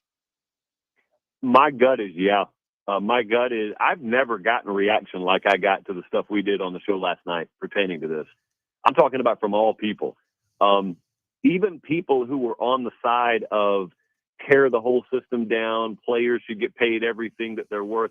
Even that crowd listened to it and said, you know what, long term, you probably got a good point here. I may disagree with you on some minor points, but your major point is sound. Here's just my overarching thing. Forget about where you stand in the micro sense. In the macro sense, what even makes all this possible? Like, what makes you able to get paid a lot of money to play this game or to coach this game or to talk about this game? How is that possible? Why is no one making this kind of money covering or playing lacrosse in the United States? It's because there's not as much interest in the sport of lacrosse as there is football. College football is the number 2 sport in this country. It didn't get that way overnight, but it's been that way for a long time. But like where I'm from back in Georgia, a lot of times they'll have disputes over water because there's a lot of new construction, new development, and you got to have access to water. And you hear about this out in the desert all the time too. They fight over allocation of water. Well, in college football, that's what it feels like to me. It feels like a fight over access to water and distribution of water. But the ignorant part is everyone just assumes the amount of water is always the amount of water. It's a fixed pie mentality. But what happens if the lake dries up? You've been fighting over water all these years, and then you get it your way finally. Everything gets settled. It gets confirmed in writing. And then you look and you built all your dams and your coffers and stuff. There's no water. Well, the lake dried up while you were busy fighting for access to water. And in college sports, everybody can get their way. What happens if the amount of your viewership 15 years from now is 55% of what it used to be? Well, all that kind of goes up in smoke. And everyone will tell you, oh, that's impossible. Football will never lose interest in this country. Well, I looked around the country this past weekend. You guys see any of those pictures of spring game attendance this past weekend? No, versus what they used to be? Yeah. Well, it's because no one wanted them circulated. It's because those stadiums were fractionally as full as they used to be. And people will look at you and they'll say, well, that's not a big deal. People will still watch this fall. Sure, they will. I'm not telling you they won't. What I'm telling you is every time you peel back a layer of connective tissue between audience and product, you damage your sport. You damage the future of your product. For example, National Signing Day used to be a holiday for college football fans in this country. No one even cares about it anymore. Spring games used to be an institution for many different reasons, for many different families. You've kind of pissed that away now. And it's all with the end goal of maximizing revenue and profit. And this is an age-old concept. In the process of, trying to achieve that end, what are you doing to your product? Yeah. Agree. It's a huge concern. And it's all because everyone wants exactly what they want right now. And there's no growth. Like it's just, they just have not grown it at a sane rate. And so. Wow. People are greedy. That's crazy. That's crazy. Yeah. Yeah. People. It's the most, but I see people say that on social media. It drives me crazy. Get what you're worth, get your market value. Your worth. Like, I don't know that they've really defined worth in college football. So if Congress does this, it's something Congress. Listen, there was a time when Sam Bradford signed for $40 million as the number 1 overall pick, and then the next year it was down to a $5 million contract, right? So this can actually happen, Josh. Where I know that the genie's out of the bottle. I know Mark Emmert was the worst commissioner in any sport at any time because he wouldn't oversee. He put his hands in his pockets and wouldn't do anything. But we can actually, I think, corral this thing. And I think if Congress does this, there's a chance that they do corral it and we actually get to some normalcy. Yeah, I think there is. And to be clear, I imagine a lot of people driving around Houston right now that aren't huge college football fans. So they're just kind of catching bits and pieces of this. I want to be real clear. People like me people of my ilk, no one really cares how much money the kids are making. I don't care if Nico Iamaleava makes $15 million to play for Tennessee. What I care about is a balanced landscape where the rules are clearly defined and there is structure and everyone knows what's going on. That's what I care about. Like, in no world, no matter whether you're making a penny or $1 billion, does it make sense that you renegotiate your deal during the playoffs and then you try and renegotiate it again during spring and no one even knows who's on the roster until right before fall camp? It's insane. So that's really the basis of the complaint. I want them to make all the money they can make, but I do want there to be structure. And so I think that is the argument. And I do think that pretty soon we're going to get some breaking news stories from, your Ross Dellingers or Pete Thamels of the world. And I do think you're going to see Congress move on this. I do think it's going to be a bipartisan effort, a very rare commodity this day and age. But I think that there's an understanding that you've got an institutional product here. College football is an institutionally baked in layer of our DNA. And you can't just watch that go up in smoke when you have the power to fix it and everyone benefit in the fix. That's the beautiful thing about it. No one loses. Everyone gains if you fix it the right way. Yep. Hopefully it does. Anything else to talk about this offseason other than, the Kyron Lacey story was a sad one. Thing was, Josh, I don't know that there's a lot else to say on that one. Yeah, that was tough. Anytime that happens, I kind of just pause. There's nothing I can say that makes it better. And so last night mentioned it briefly on the show, but you kind of just sit back and you wait on details and, try and say what you can say to people behind the scenes. I don't know, what in the world do you say about that publicly? Yeah. It's just, such a bad, horrible situation. Horrible situation. Yeah. Anything else? Anything else, Josh, that needs a little talking about this offseason? Well, I just want to make you guys aware that currently the top 4 teams in the odds to win the title are Texas and Georgia and Ohio State and Oregon. None of them return over 50% of production, and none of them return a starting quarterback. So I know it's April, but if you want a little red flag, if you want a caution light for potential chaos in the upcoming season, that's the kind of stat. That's the kind of factoid that maybe raises an alarm bell for a very, very fun and unpredictable season to come. Well, in most years, but now with NIL, is that even true anymore, Josh? I think it still is, yes. I think the net result of that is you just have less cohesion on your roster than you used to have. You can acquire the pieces in the post-spring portal. Like Tennessee right now is looking to go get their starting quarterback for this fall out of the portal. And even if they get the perfect one, he will have missed all of winter, all of spring, and you've got some player-led workouts in summer and then fall camp.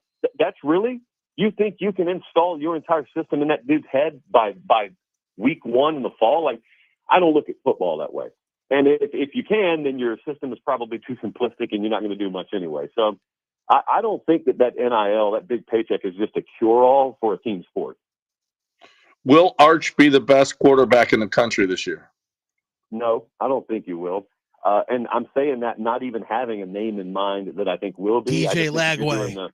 DJ Lagway. If Lagway hadn't even thrown this spring. So I got to make sure that he can even play. By the way, what was his injury? It's undisclosed. I think it's something to do with the shoulder, but I think it's undisclosed. It's not his contract? That's the thing. If you just look, no, it's not. It's not a. He didn't have a contract injury? That is a very good question. You better check up on that. I don't know if anyone's ever told you this before. You are a troublemaker. That's what you are. Well, I'm just. He's the problem. I just say things. John's nickname is the problem, but I'm just saying things. Sometimes you have contract injuries now. I just factor that. By the way, John, my son got to meet Josh Pate. He was all excited about. There's 2 things he was the most excited I've ever seen. This year's A-Day, which is Alabama's big spring day, because my son has found this French kid, Senegalese French kid, off of a social media post. And now Alabama's offered him. He's like, that's officially mine. That's my guy I brought to the table. And then meeting Josh Pate. All All the kids like my son's age who are in college. Josh Pate is a superstar. I saw Josh at God, where was that? Where everyone's coming up to meet you. There's videos of everyone running down to meet you at a college game. You're like a superstar of college football, Josh. You're the new Aaron Andrews. You're the new Aaron Andrews. That's exactly the sentence I wanted to come out of your mouth. Number one, I'm Tom with the Singalese kid. And number two, it's me and Aaron Andrews. Can't even tell us apart. By the way, congratulations. Josh got engaged too. What? Yeah. Thank you. Not to Aaron, but thank you for that. I appreciate that. That's right. Yeah. Josh got engaged. Love is in the air in Nashville, Tennessee, and traveling Dell around the is country. next. Our producer Dell is next. He's next up. I don't think he is.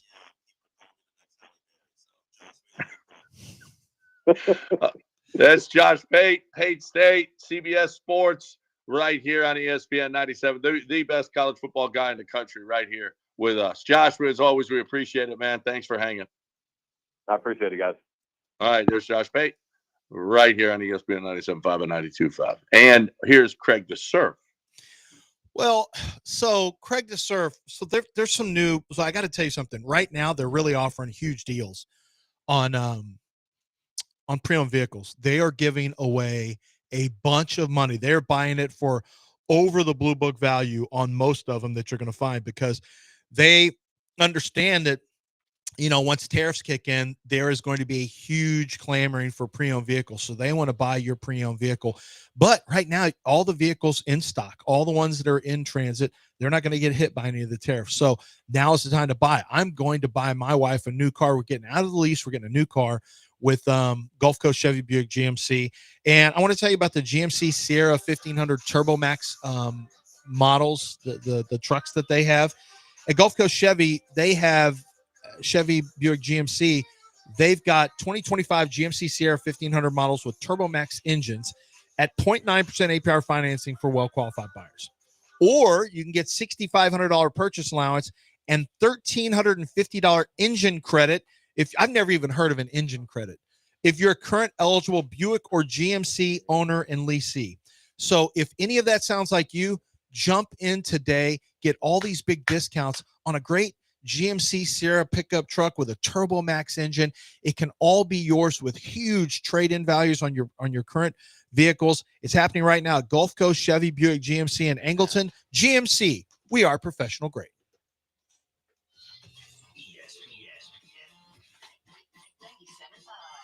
Innovation has always been the hallmark of Pro Dunk basketball goals. Their latest invention is a game changer. Jeremy Branham here. Pro Dunk goals have been adjustable for years, allowing you to raise and lower the height of your goal, but now you can use their patented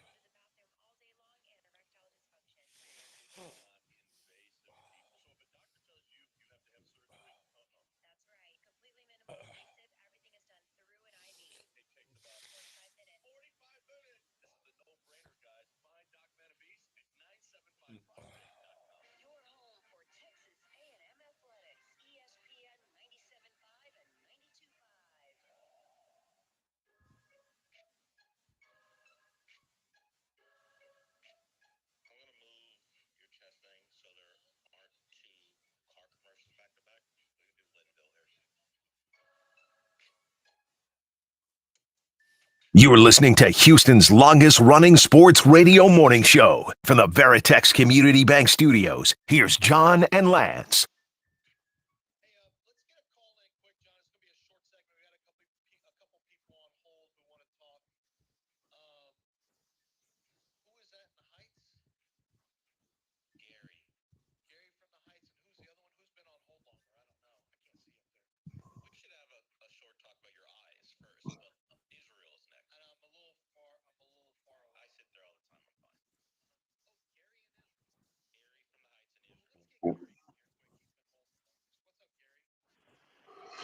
Hey, what's going on, guys? Just wanted to react to Josh.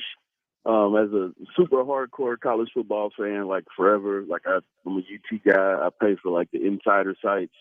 Like me and all of my friends I know, we've definitely lost interest. Like the powers that be want to make college football into the NFL junior, and every single attempt at NFL junior has failed. Literally every one of them. NFL, Europe, all of the CFL, whatever FLs, they all fail. Maybe besides Canada, but nobody pays attention to that.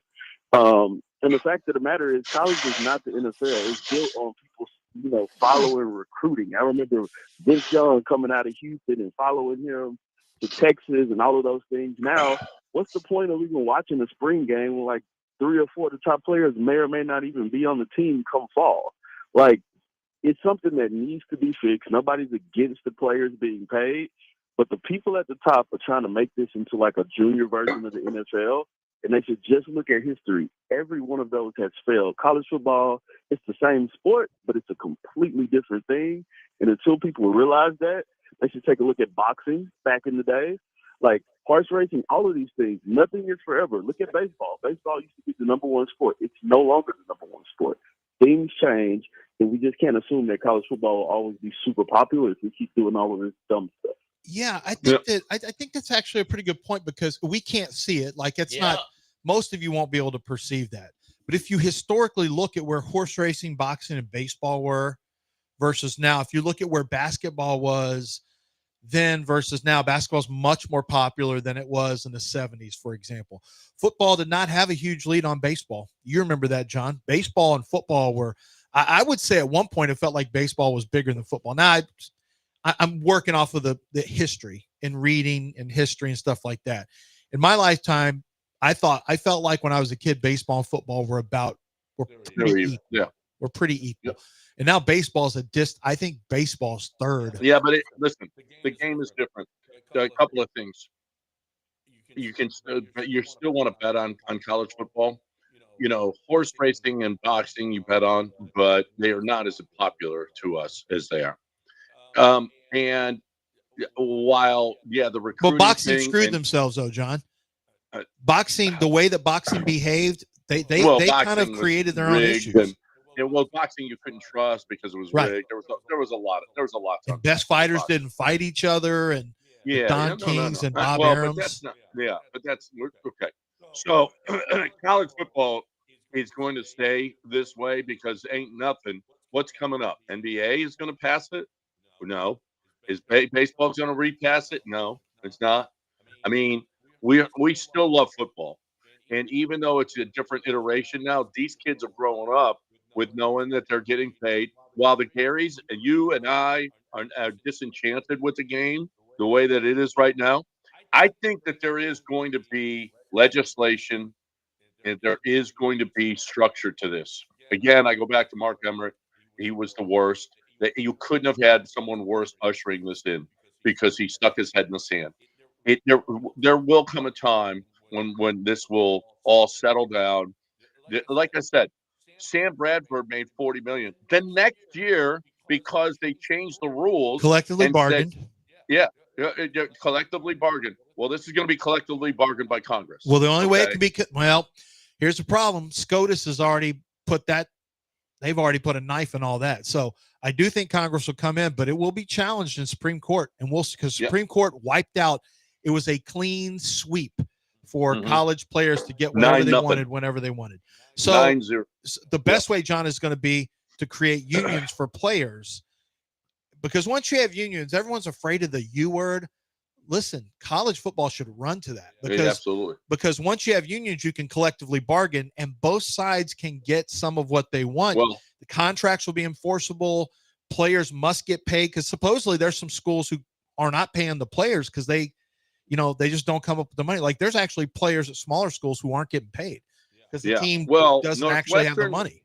Northwestern challenged it, but that was before NIL, and we'll see whether or not they tried to unionize, and they didn't. They didn't. It just fell accomplish it. short, right? They didn't. It did, but it was a different world. It was a different football world. Now, because they were not employees. Now they're employees. So we'll see. And let's get Israel in here quickly before you want to go break. to It's 9:02. Yeah, let's break it. All right, let's break. All right, let's break real quick, and then when we come back, we will get Israel and anybody else wants in 713-780-3776.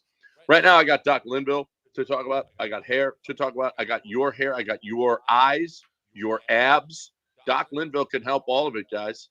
It's not just about the hair, but the hair is the main thing that guys worry about, right? I went in there and I did it, and I feel great about it. I feel great about what he did for me, and you'll feel great about what he's going to do for you because listen, he's not in it for the money. Doc he's like, God, this is a side thing for me. It's really not a big deal. He said, if it's PRP and which is a lot less expensive and will just stimulate the growth of their hair, that's what we're going to do. Okay. I'm going to give them the straight up and I'm going to tell them, listen, okay, you just need the PRP or you need to get the neo grafting. And he's put it on sale. He's like, I don't care. Okay. He wants you to get that hair. He wants to make sure that guys get the attention that the women get in the surgically. I mean, they get all of the different implants and everything else to look good. What about us? We want our hair to look good.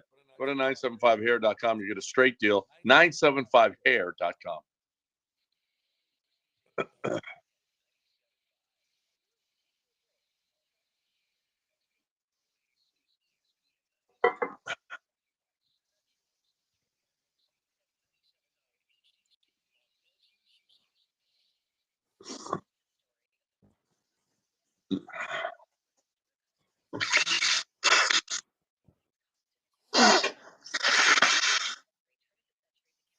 Wow.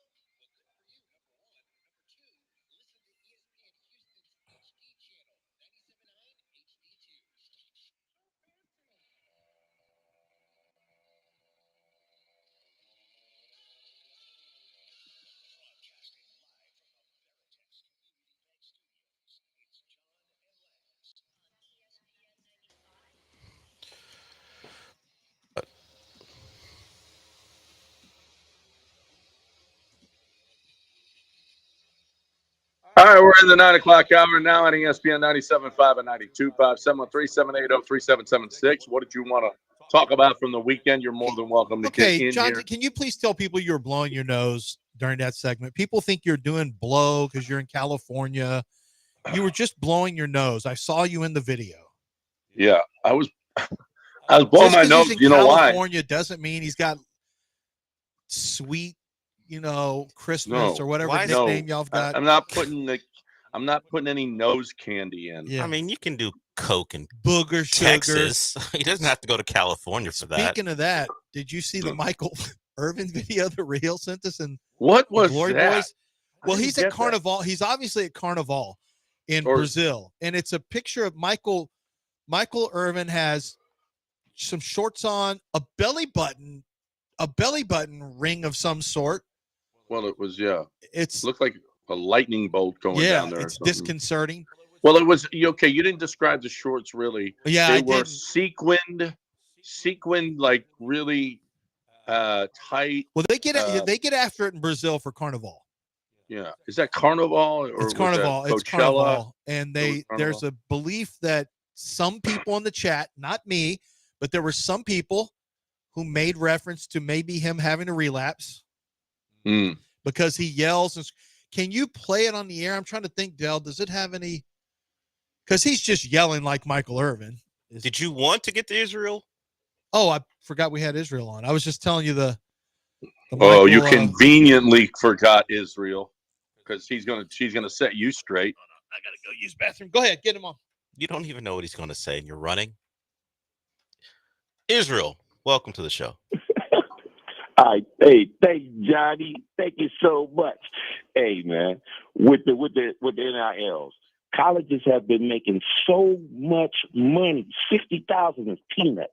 When they making all this money off of bowl games, TV contracts, radio contracts, they gotta break the bread. And Nico's finna go to Ohio State or Colorado, and Lance gonna really be mad. He's gonna get paid because he deserves to get paid. If they're gonna get back that money down in Miami or wherever he's gone, and Georgia quarterback, he look back right now. This is not enough. They gotta up the bag.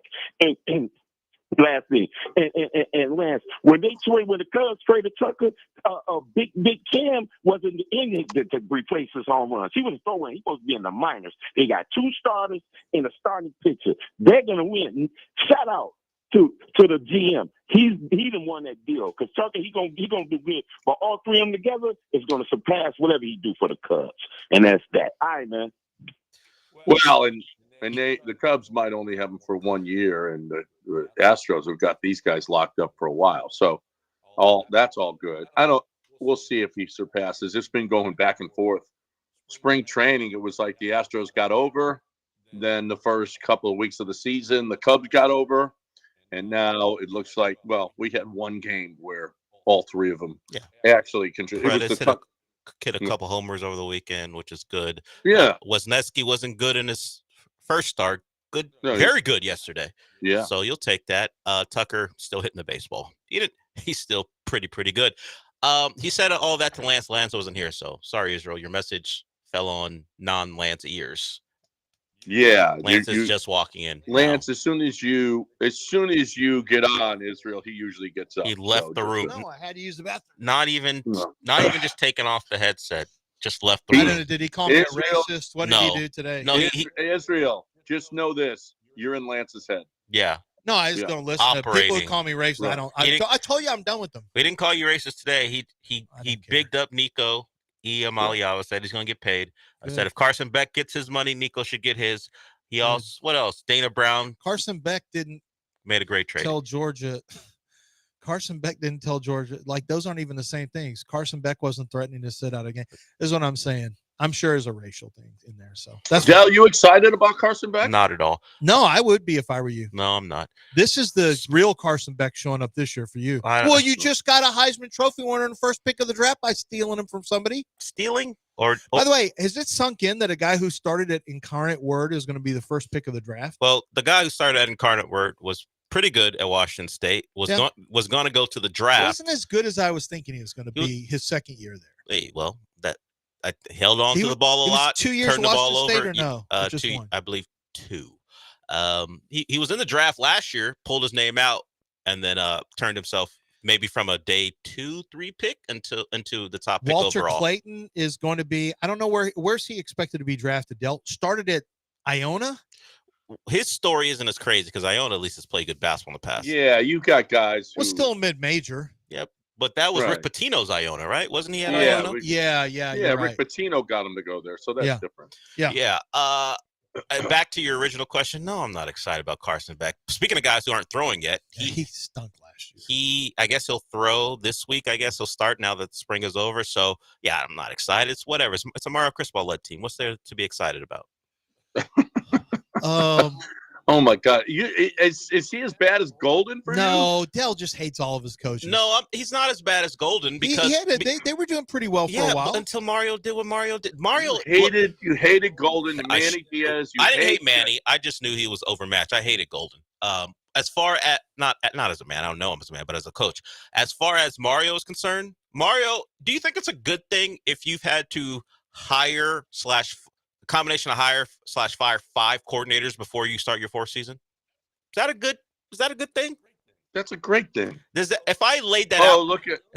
out for you, you don't think D'Amico's a good coach? Before he hasn't gotten to 5 yet. We'll see. He's only at 3 right now. We'll see. If I laid it out for you that your tenure through your first 3 years involves the hiring and firing of 5 different coordinators, and you're one Cam Ward late decision in the draft away from missing a bowl game 2 out of your first 3 years. Because think, that defense was so bad that if Cam Ward's not the quarterback, they probably miss a bowl game.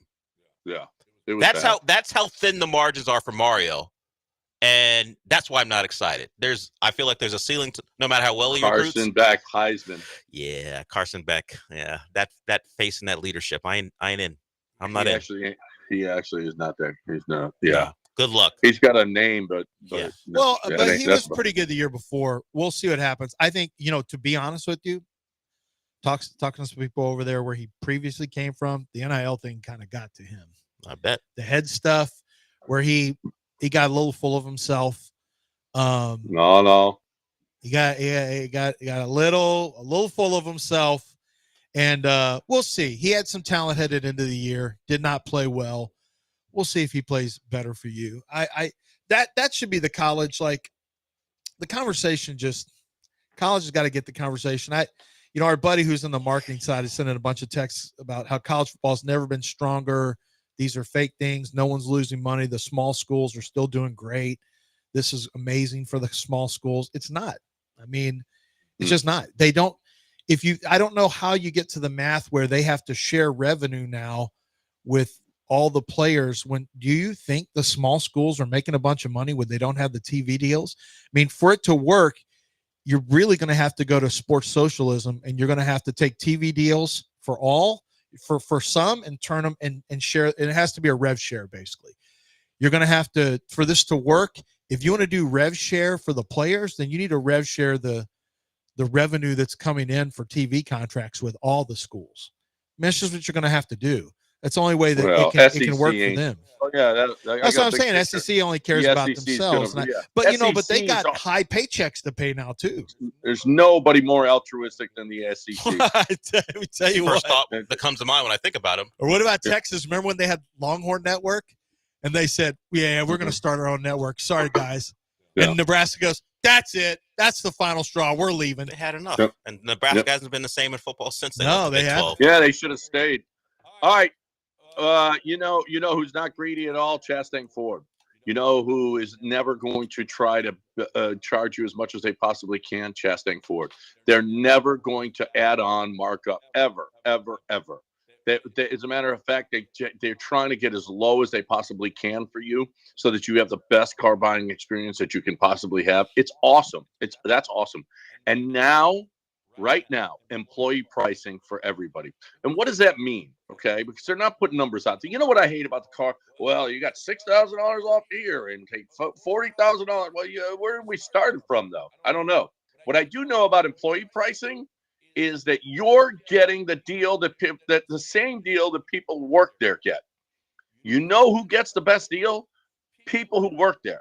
And when you get employee pricing, You are going to win. Right now, you're winning. I don't care if you're a business and you need trucks, you need a fleet of them, or you're just a residential, you need that SUV or that pickup, whatever it is. At Chastang Ford, they're going to give you the best price they possibly can. And they're going to work the deal hard so that you get the best financing and the best price. Every single time. ChastangFord.com. It's on 610 at Homestead, not Hempstead. Just 5 minutes from downtown Chastang Ford. Houston's only FM sports stations, ESPN 97.5 and 92.5. Watch all of the baseball action of your hometown team at J-Bar M, Ito's world-class barbecue and beer garden spot.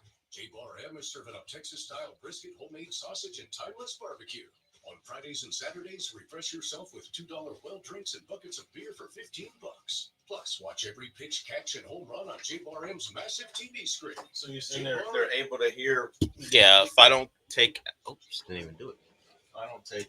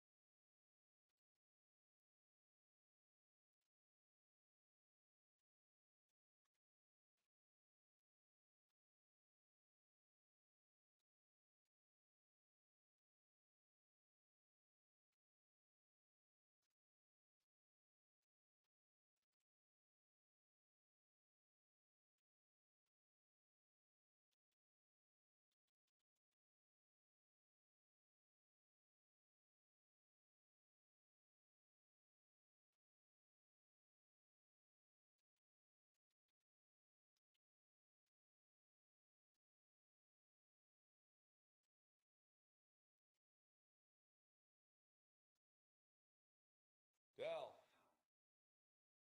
Sound is bad again.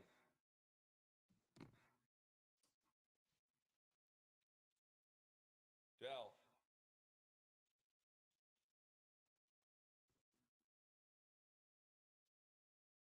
You're back in the Veritex Community Bank Studios with John and Lance. On ESPN 97.5 and 92.5.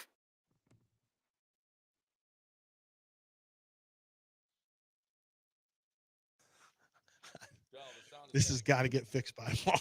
This is an unbelievable run. All right. 713-780-3776. 713-780-3776. If you guys want to jump in, we do have who's on the line there, Dell? I just can't see it. Giovanni. What's up, Giovanni? How we doing? Hey, good morning, fellas. It's good. Thank you for taking my call. Yeah. I just wanted to comment on the Masters. The gentleman that decided to relieve himself all over the course. Rays Creek. You know, he should be banned.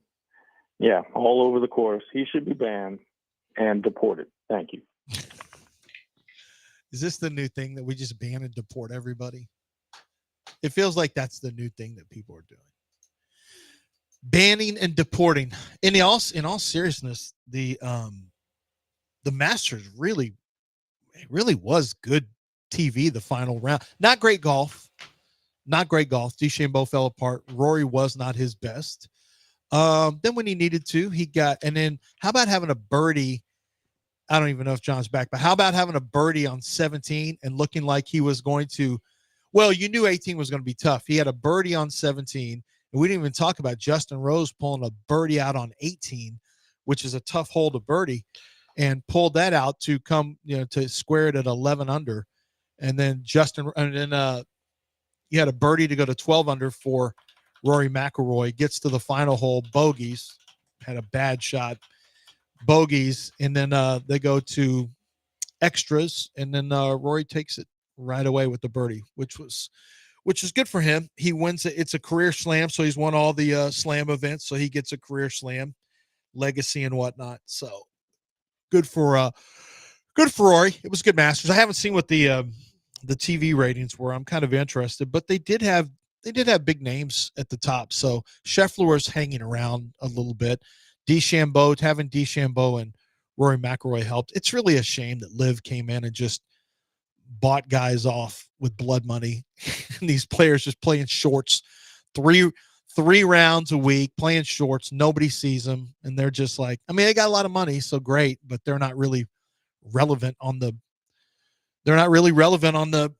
the public consciousness anymore until they become playing in a tournament like this. It's just too bad.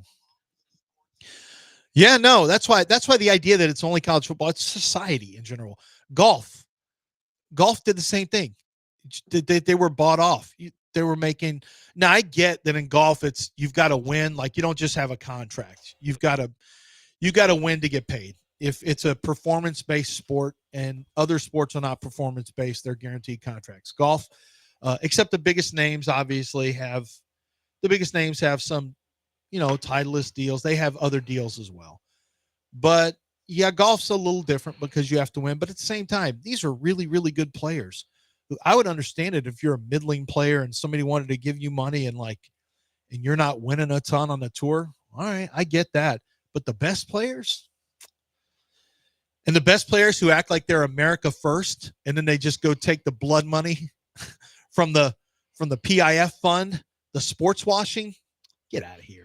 I don't want to hear that you're all about nothing this. says America about taking the bag, but nothing like says taking nothing true. says Saudi American money. like taking money from a foreign entity. That's Foreign entity that doesn't exactly have a great human rights. Seems very American background to me, at least recently. Maybe. Now, mostly I care about how it affects my sports. And while I'm not the biggest golf fan in the world other than watching the majors, I mean, the John Granados of the world, they don't get to watch the best golfers every single week. They have halvesies. Like half of the good golfers are on the PGA Tour, and the other half are playing in shorts on courses that not as many people go to, and no one sees them on television. Although that may change with their deal with Fox, I guess. And remember, they were going to try to link the two together, and that fell apart. So we'll see. Money splits up a lot of stuff. And I saw somebody talking about boxing, how the UFC came in, and I will agree, the UFC understood. I think the more violent it is, the more people are going to be more fascinated by the UFC. I had an argument with Matt Jackson on the radio. I'll never forget, we were at Texans camp, and he and I I'll never forget that anyway, that we were arguing. I said, UFC. Now, I was a big UFC fan, even back then, and had Dana White on the air in 2002, I guess it was. Went to my first UFC in 2001, just like, I don't know, it was 3 weeks after 9/11. It was crazy. 2 weeks after 9/11, 2 or 3. It was like me and about 12 other people on the plane to Vegas. I had front row media seats. Anybody, I asked to get a media pass. I was there where blood almost landed on me. I was right there with all of it. And you could see, and I was a fan of dating back to, but that was, they added a lot more rules and things changed. But frankly, boxing was its own worst enemy. See, I can hear him wrestling. I mean, boxing hastened the UFC stepping over it by a lot of what they did. You And can hear me, Matt. You can't they hear weren't me. smart. Golf wasn't smart with what happened. It's not golf's fault, but college football, what's happening? It's not smart. Like, you have to be, there's smart moves and then there's greedy moves. And greedy moves doesn't necessarily, it's good for the short term for the people involved now, maybe not great for the long term. So I don't know. It is, I mean, we're just dealing with this. And We'll we see had what that happens. call from Gary. I will push back on one thing he said, how he said the powers that be want it to be this way. They don't. They just don't have any recourse, Right. because they know that the path that it was going down, where they weren't allowing any money, was one they could not win anymore. Not in that current political climate. They weren't going to be able to stand on, they're just amateurs and we can continue to make all the money that we like, and they can't make any. So they just pull their hands back and go ahead. Well, it was, you know what, if you're being honest, I think this, and you can have an honest conversation about this. I trust that you can. You know, when we went through the George Floyd stuff and there was a societal shift, we had the COVID stuff, but then the George Floyd, and there was a lot of people, it was a very different time in terms of power structure and shift of a lot of different standard, you know, the way things had been done. And I think there was you remember that Eyes of Texas, we got to get that out. And there was a lot of players who were almost trying to get rid of certain coaches. Florida State almost lost their coach before he even had a chance to get started. Yeah, I remember that. It was Norvell almost. Something how he couldn't connect, or he said something in a meeting. I forgot what it was. Somebody took something he said in a meeting that seemed fairly innocuous, and they Tried to get him out of there, push him out of there. And that's about when a lot of this started. And with players, with Northwestern wanted to unionize, and there was but I don't blame it on that. I think the NCAA was like, they didn't want to push back too hard. And then they got their asses kicked in the Supreme Court. So, I mean, literally, the Supreme Court, which was a conservative Supreme Court. The seating judges were more conservative than liberal. It didn't matter. It was a nonpartisan. All of them across the board voted, nope, you can't stop these players from making money. So college football, I hear a lot of the Mark Emmert stuff. John brings it up a lot. Ryan Clark. You know, everyone keeps blaming Mark Emmert. He's gone. Guys, he's long gone. We can't keep relitigating Mark Emmert. We know that Mark he's their Steven Silas. Yeah, exactly. Like, he's gone now. So it doesn't, you can keep bringing it up, but it doesn't change anything. You still have to get something fixed. But at some point, you're going to have to put your foot down and just create rules. That's all I'm saying. Players are still going to be able to leave and go where they want. They're still going to be getting paid. There's still going to be revenue share, but you got to put some rules in there of some sort. Sean and I talked about this in a different way on Friday. Nico's not the right guy to be testing this. He's not good enough for all this. But isn't he perfect because it is testing? It's a freshman who's good, not great. He's been with them for like 2 years now, right? Like he was part of their roster in 2023, I think. He didn't play, and then 2024, obviously he played. I think this would have been his third year with the team, maybe not 3 years of playing. But if you're pushing Tennessee and you're trying to say, hey guys, I'm worth this, pay me more, after being one of the groundbreakers when it comes to NIL right out of high school, maybe don't come off a relatively, let's say, disappointing year as far as what he was supposed to be. Like, the last time we saw him in a Tennessee uniform, he was getting tortured by Ohio State. But does anything matter as much to, like, it's just about money, right? He moved so he could get NIL money, and I get that, but he's going to have to prove that he's more than just about the bag. Yeah, the play so far has not matched what he has been. I mean, the money hasn't matched what he has been as a player. He's been let's just say, an average quarterback who plays in I think a quarterback-friendly system, and the deep ball kind of left him last year. There were moments where you didn't know where the ball was going, and he's a young player, so you can see why a first-time full starter would have those issues. Yeah. But to use last year as a jumping-off point to renegotiate, I wonder if Tennessee was like, you know what, we're listening, but the ask was too much. I don't believe Tennessee was like, no, we won't give you more money. I think they've accepted that's part of the game. Yeah, I think the ask was too much. I think the ask just was far above what they were willing to go. 3.2 maybe, but then when you I think they probably behind the scenes had it with the dad. Yeah. I would imagine the dad had been a huge issue. See, I was looking for his representation, and I found something called the Spire Sports Group. And is he supposed to be? It's like, are we sure this is Nico's representation? Yeah. Well, it turns out they primarily deal with Tennessee-based, if at all. That's what he's been dealing with. Tennessee-based deals, for the Tennessee club or whatever. It turns out his dad was just his agent. That's all it was. And I don't know. Some of you probably are done even listening to this, and I get it, but it is it's a pretty big deal because it is going to necessitate, I think, another court case coming up soon. We'll just see. Not soon. It will be the NCAA is going to have to put their foot down, make some rules. Then players will take it to representation. Will take it to Supreme Court, try to get it tested. And then if they get eliminated, they're just cooked. Like college football is just done. It's open free agency at all the times. And you will have players eventually use playoff games to sit out and use that as leverage. So we'll see what happens. It's not great for the sport. Any way you look at it, I don't care how you look at it. It's just you want the sport to be strong because when the sport's strong, everyone gets paid. Everyone gets taken care of. I do think NFL. This is an off-season issue, and that's why it's being exacerbated. I feel like once the games begin, Tennessee's going to feel it because their starting quarterback's no longer there, and now it'll be their turn to go snake someone else's starting quarterback before their season begins. So there will be a domino effect. I think this is an important issue in the offseason, but once the games begin, sure, the podcast will talk about it. NIL will always be part of the conversation, but I think most people just care who lines up for their team on Saturdays.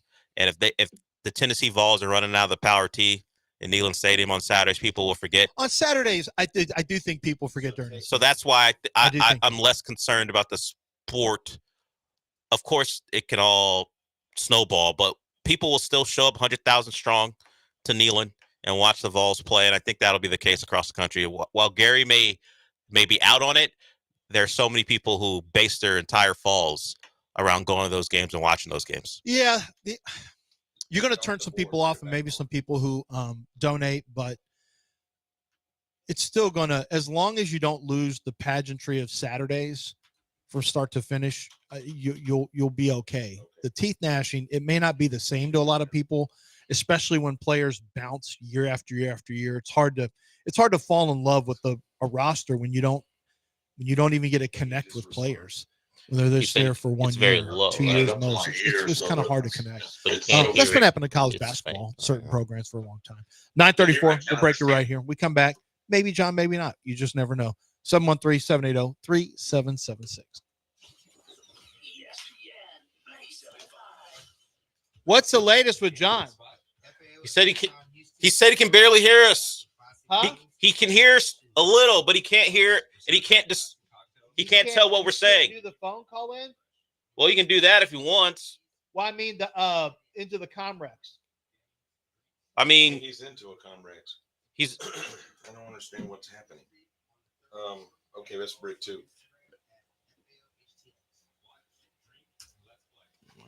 Deal with this stuff.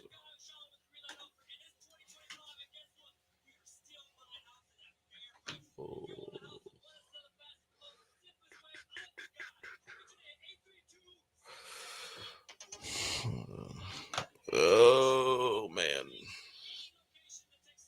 So you're connected on your phone at the moment, right? Okay, so try Gal Brick on 134. On your phone, yes. No, you can. So on your phone, when you open up your field app.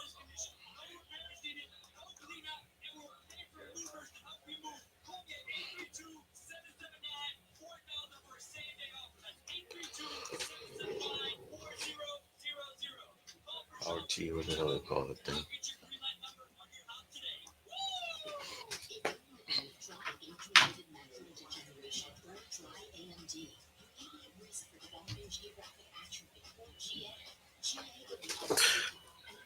Make active. You have to make active contact also. Yeah. Okay, good. Okay, now you should be able to go back to home and connect.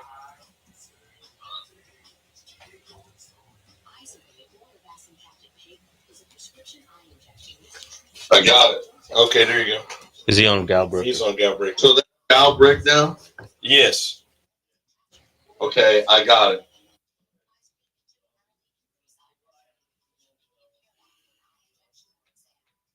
Okay. AD, hang up. I did.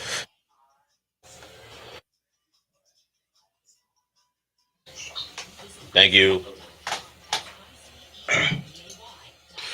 John's back. John's back, folks.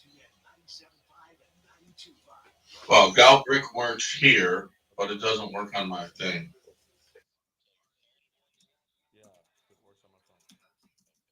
Well.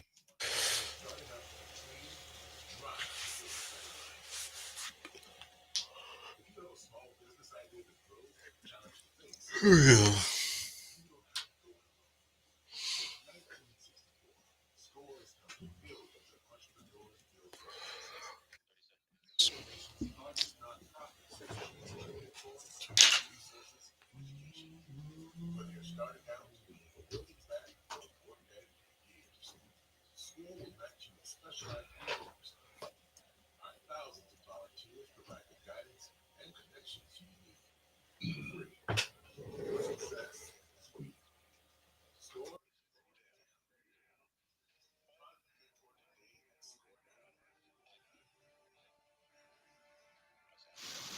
All right, let's talk about Ownwell. Let's talk about what's going on over there. Listen, May 15th is the deadline. You have got to sign up. You have got to protest your taxes. You can't not protest your taxes. That's a double negative.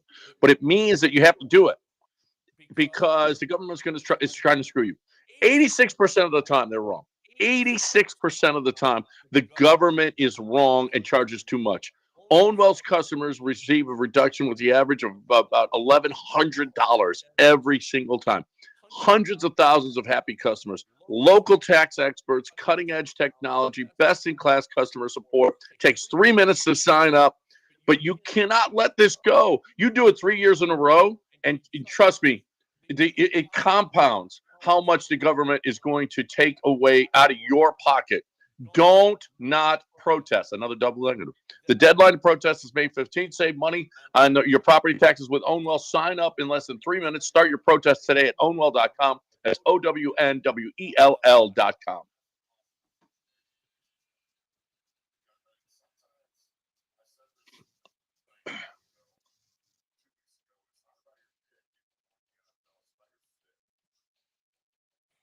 You're back in the Veritex Community Bank Studios with John and Lance. On ESPN 97.5 and 92.5. All right. What a nightmare this has been. Now look at him. Look at the screen. Technologically, for me. Huh? Look at his screen. What's the deal with my screen now? Look at you. Now you look like you rubbed Vaseline on your camera. I didn't touch my camera. I'm just looking at you. I know. Let me see. I closed it. John was cooked. Why is it blurry now? I don't know. Gracious, what is going on? Can you fix something? I don't know. What the hell is going on? I don't know. Put your hand up to the camera and do the Instagram, the influencer hand thing where it comes into focus. See, your hand is very in focus when you bring it up to the camera. What's going on with him? Take the blur off. What did you do? It's reading you as a background too. You got blur on your background. You're gonna have to take it off. Yeah, whatever you were doing earlier. I didn't touch anything. Everything he's doing is screwed up today. I don't know. He did have a blur in his background. You could tell because the background wasn't so in focus. He was in focus. How do I do a blur in my background? I have no idea. You're on your own laptop. Let's just do a show. Let's just do the show. Let's just get through this national nightmare. It's like when your buddies look at you when they're drunk and you're not. I know. That's the view. Those drunks. When you're not drinking and they are. This is what they see. Yeah. This is what they see me like this. It's a lot like that. Right. Well, this is what we yeah. John, you didn't get a comment too much on today. I'm trying to bring it back a little bit to the Rockets because we're playoff. We love playoff football. We love playoff baseball. We should love playoff basketball as well. I got a scenario for you. Best case scenario, Memphis wins. Golden State plays Oklahoma City. Yeah. Okay. Now, that's actually a series. I don't want to get the national attention because listen, Rockets Golden State is going to be a series that television is going to love. Oklahoma City Golden State, I think Oklahoma City takes care of that business probably in 5. Rockets Golden State goes 7. Rockets Golden State is something that will attract a lot of attention. I think, okay, if Golden State plays the Rockets, it might be the best first round series. If the Rockets play Golden State, yeah, I mean Clippers and Nuggets are going to be pretty good.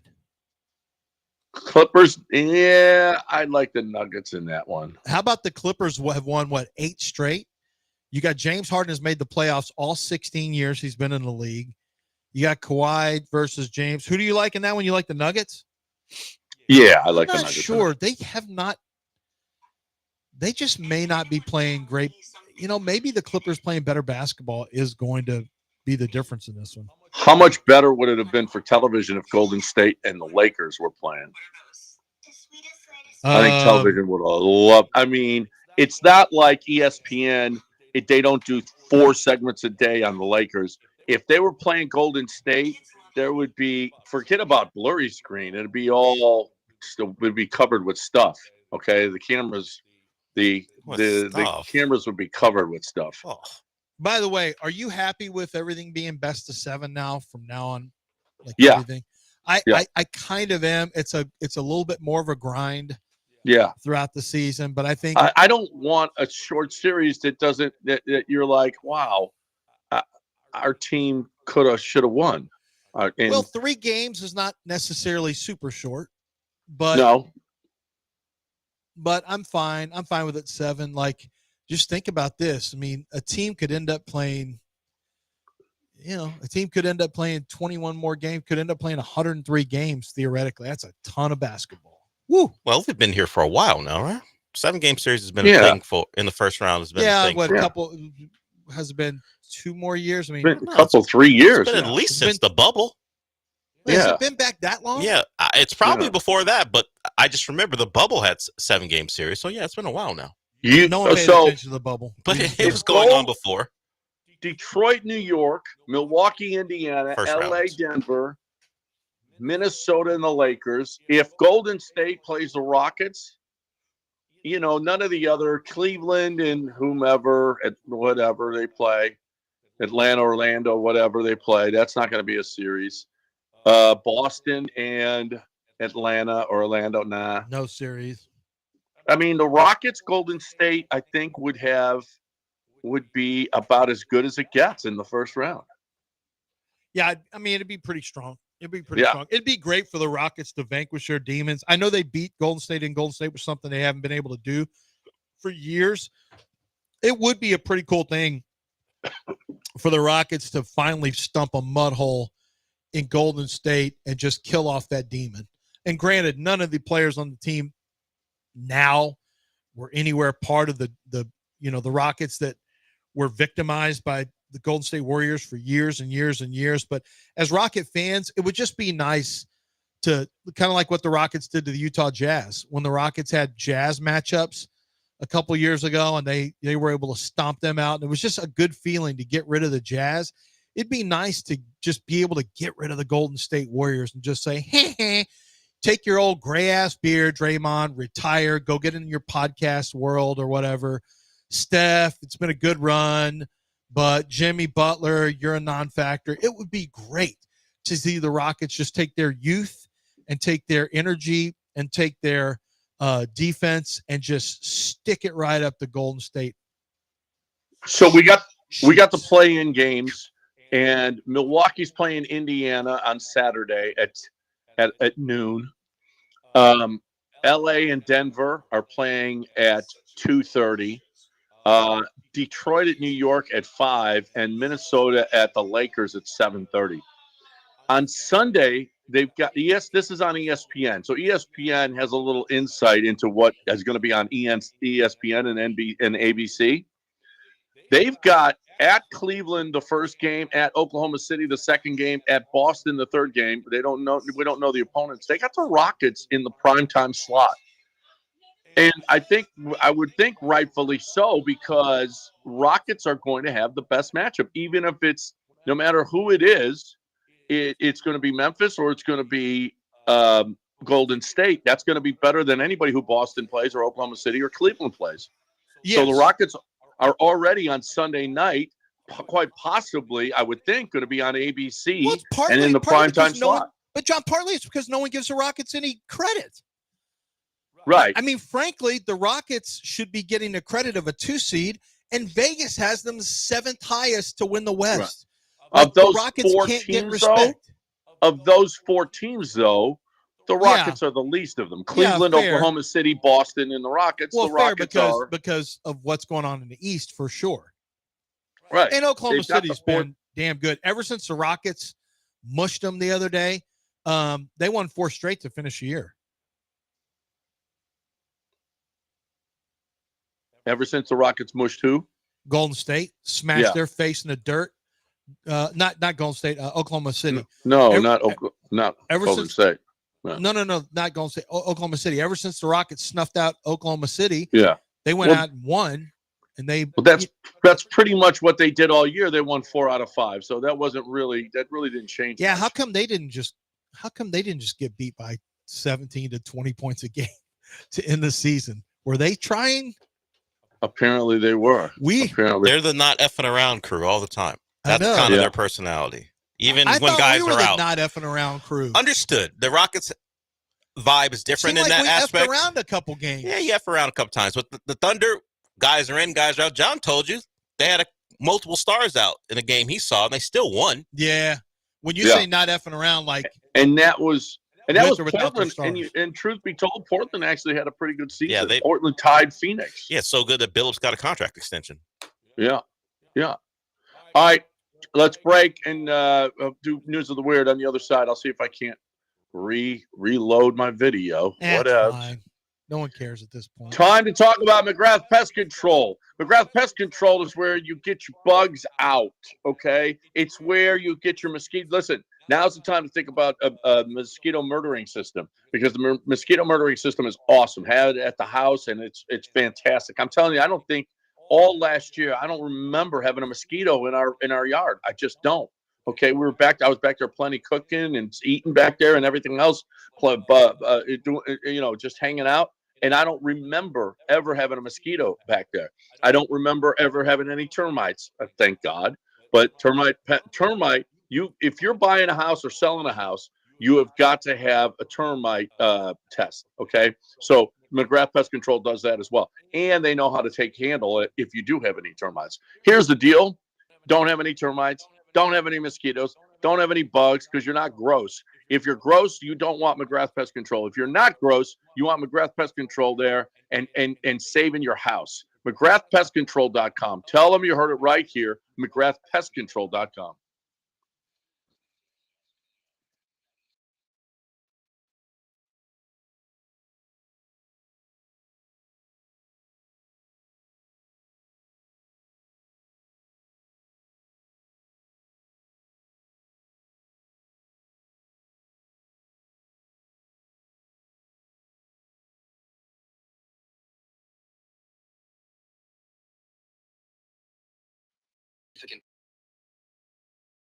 Chemical-based firefighting foam, or AF.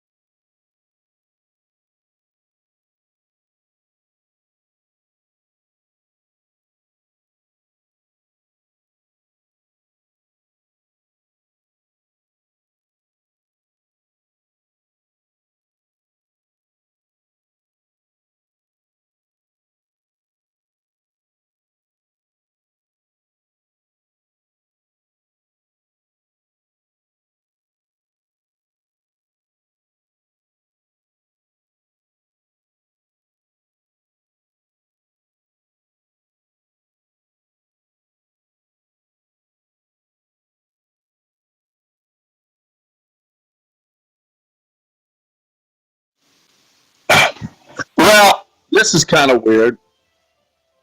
There was a standoff in Sigurd, Utah.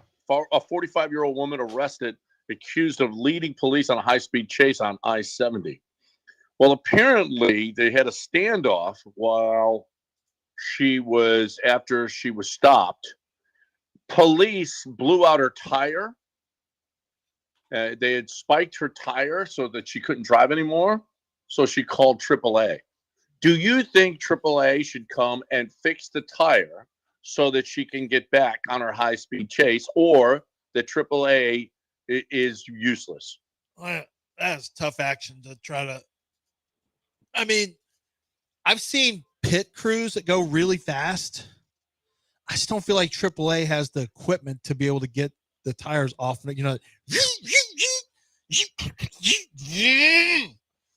That's how it usually works in the pit crews. I just don't feel like AAA works that fast.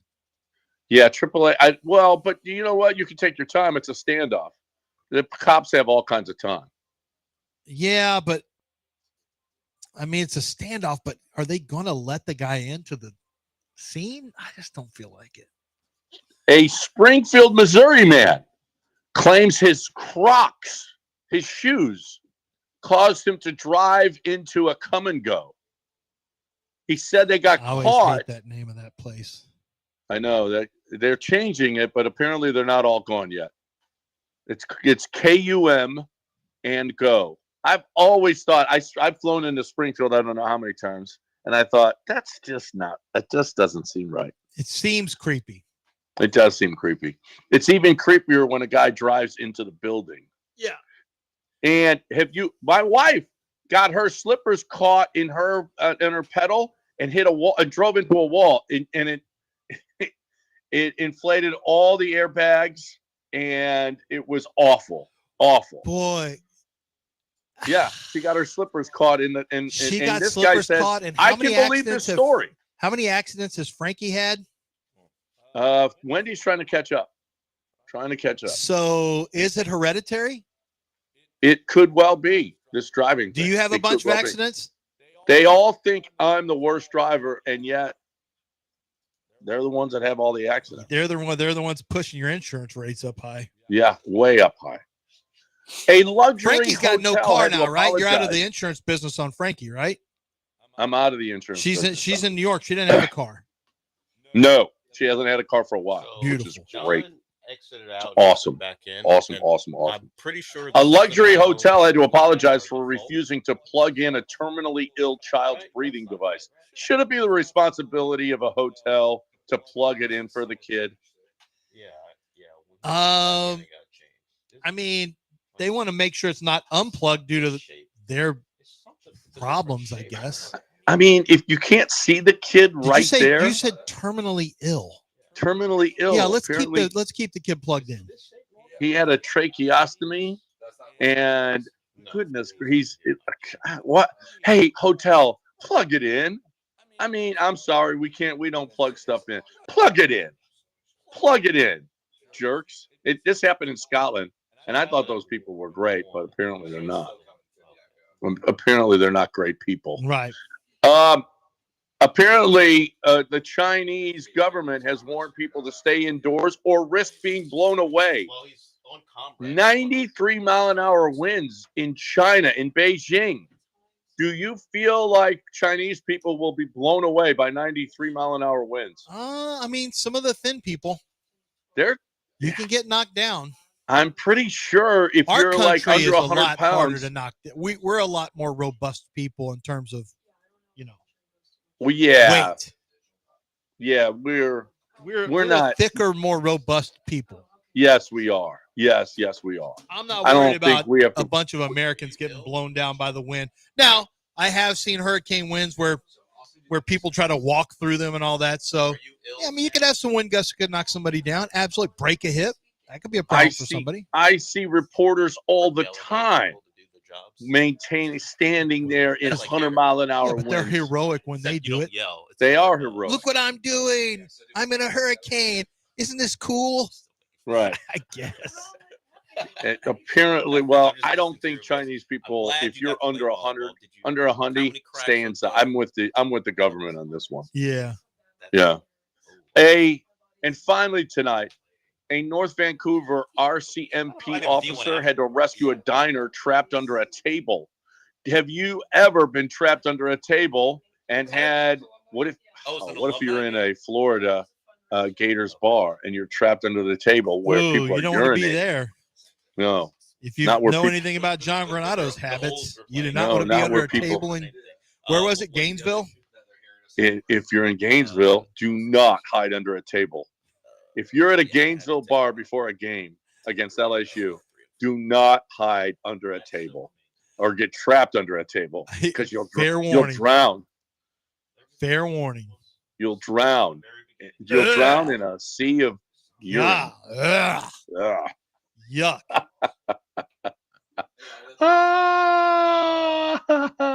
All right, we are done. And Dell and Sean are next right here on ESPN 97.5 No Sean. and 92.5. No Sean. No Sean? No Sean. What the heck? Is It's he sleeping Joe again? George. Oh, it's Joe George? So here's the deal. I want to talk about the listen, we just had the Masters. How great was that? What if we have a finish like that at the Chevron? Don't you want to be there? You know how many people were? Did you see the price of tickets for the Masters? 50 a pair of tickets on StubHub. The cheapest ticket was $58,000. I'm going to tell you this right now. It's not going to cost you that to go to the Chevron. Okay? It's not going to cost you that to go to the Chevron. Not even close to that. Not even close. That's how great we have it. Okay? Because we're going to go up to the Woodlands. We're going to go to Carlton Woods.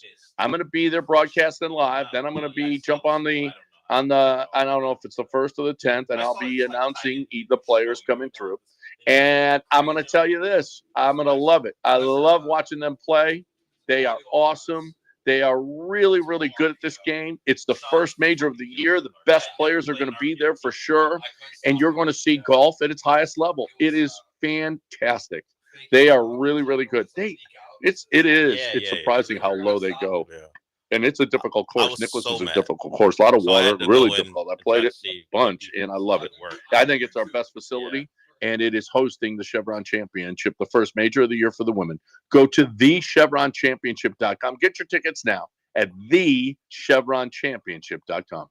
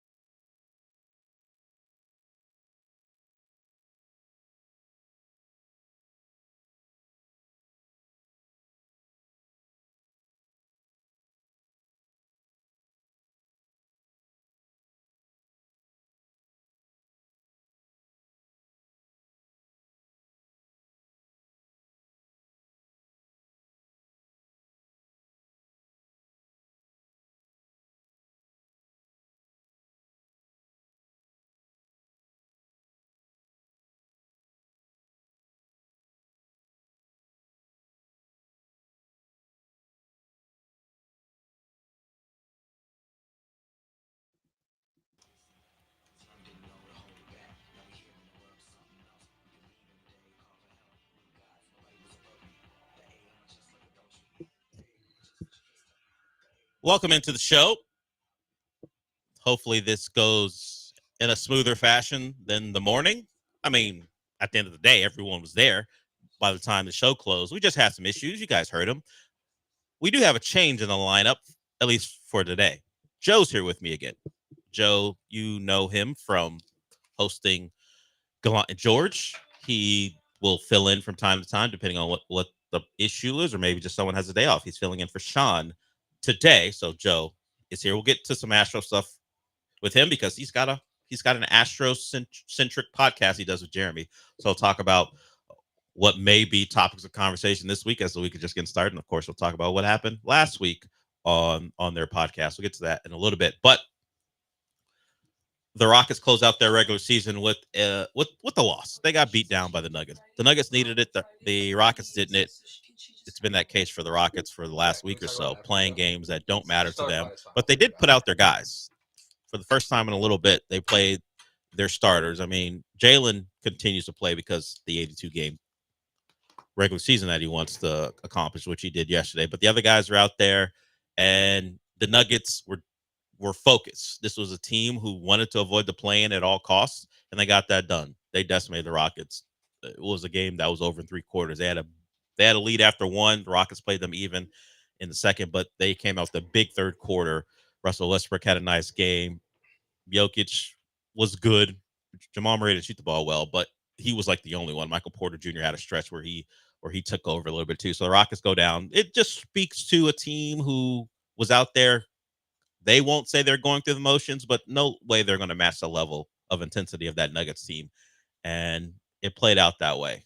One team needed it. Another team was out there for calisthenics, and it played out with the Nuggets' resounding win. So they avoid the play-in. They're the 4th seed. They'll play the Clippers, and they will play the Clippers because the Warriors dropped a game at home. Got to have a game to the Clippers. The Clippers who had to win 8 in a row to avoid the play-in. That's how strong the West is. Clippers playing great basketball.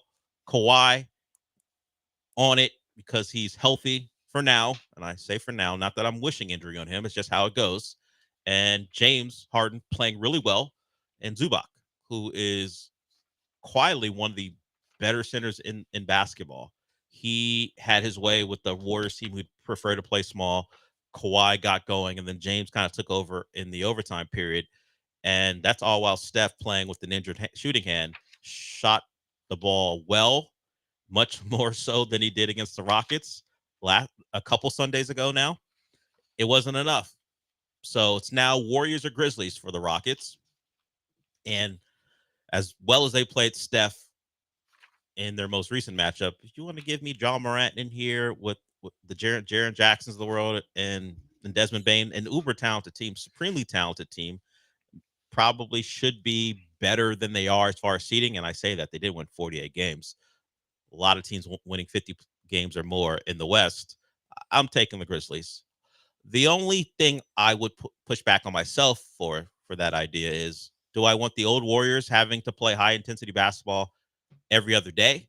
Or do I want a younger Grizzlies team who's a little off-kilter and I'm not sure what I'm going to get for them? That's the debate I'm having in my head as far as I'm looking at the Rockets and what's an advantageous series for them.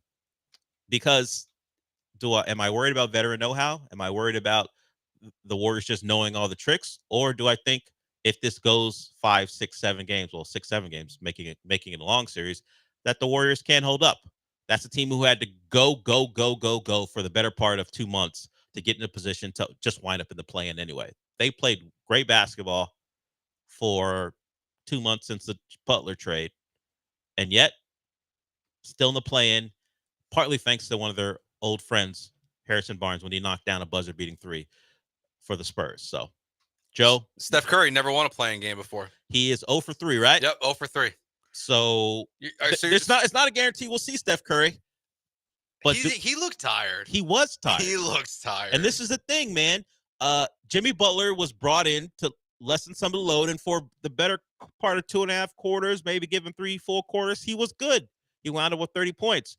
But he was very quiet in the 4th quarter and overtime. And now he's dealing with the thigh injury. He got kneed by Kawhi in challenging a shot late in that game. So there's some questions about his availability. He says he's fine, but those old bones, man, playing that that type of intensity, an overtime game, then you got to play on Tuesday to not really save your season. You'd have another game, but to avoid dropping to the 8th seed, I don't think they were planning on Steph Curry being exhausted in game 82 when they acquired Jimmy Butler. He was supposed to lessen the load, but when it mattered most, it was Jimmy being a decoy, setting screens. He did have one nice layup on a out of bounds play, but for the most part, it was Steph or it was nothing. Yeah, it's like I don't know. There's something about though for me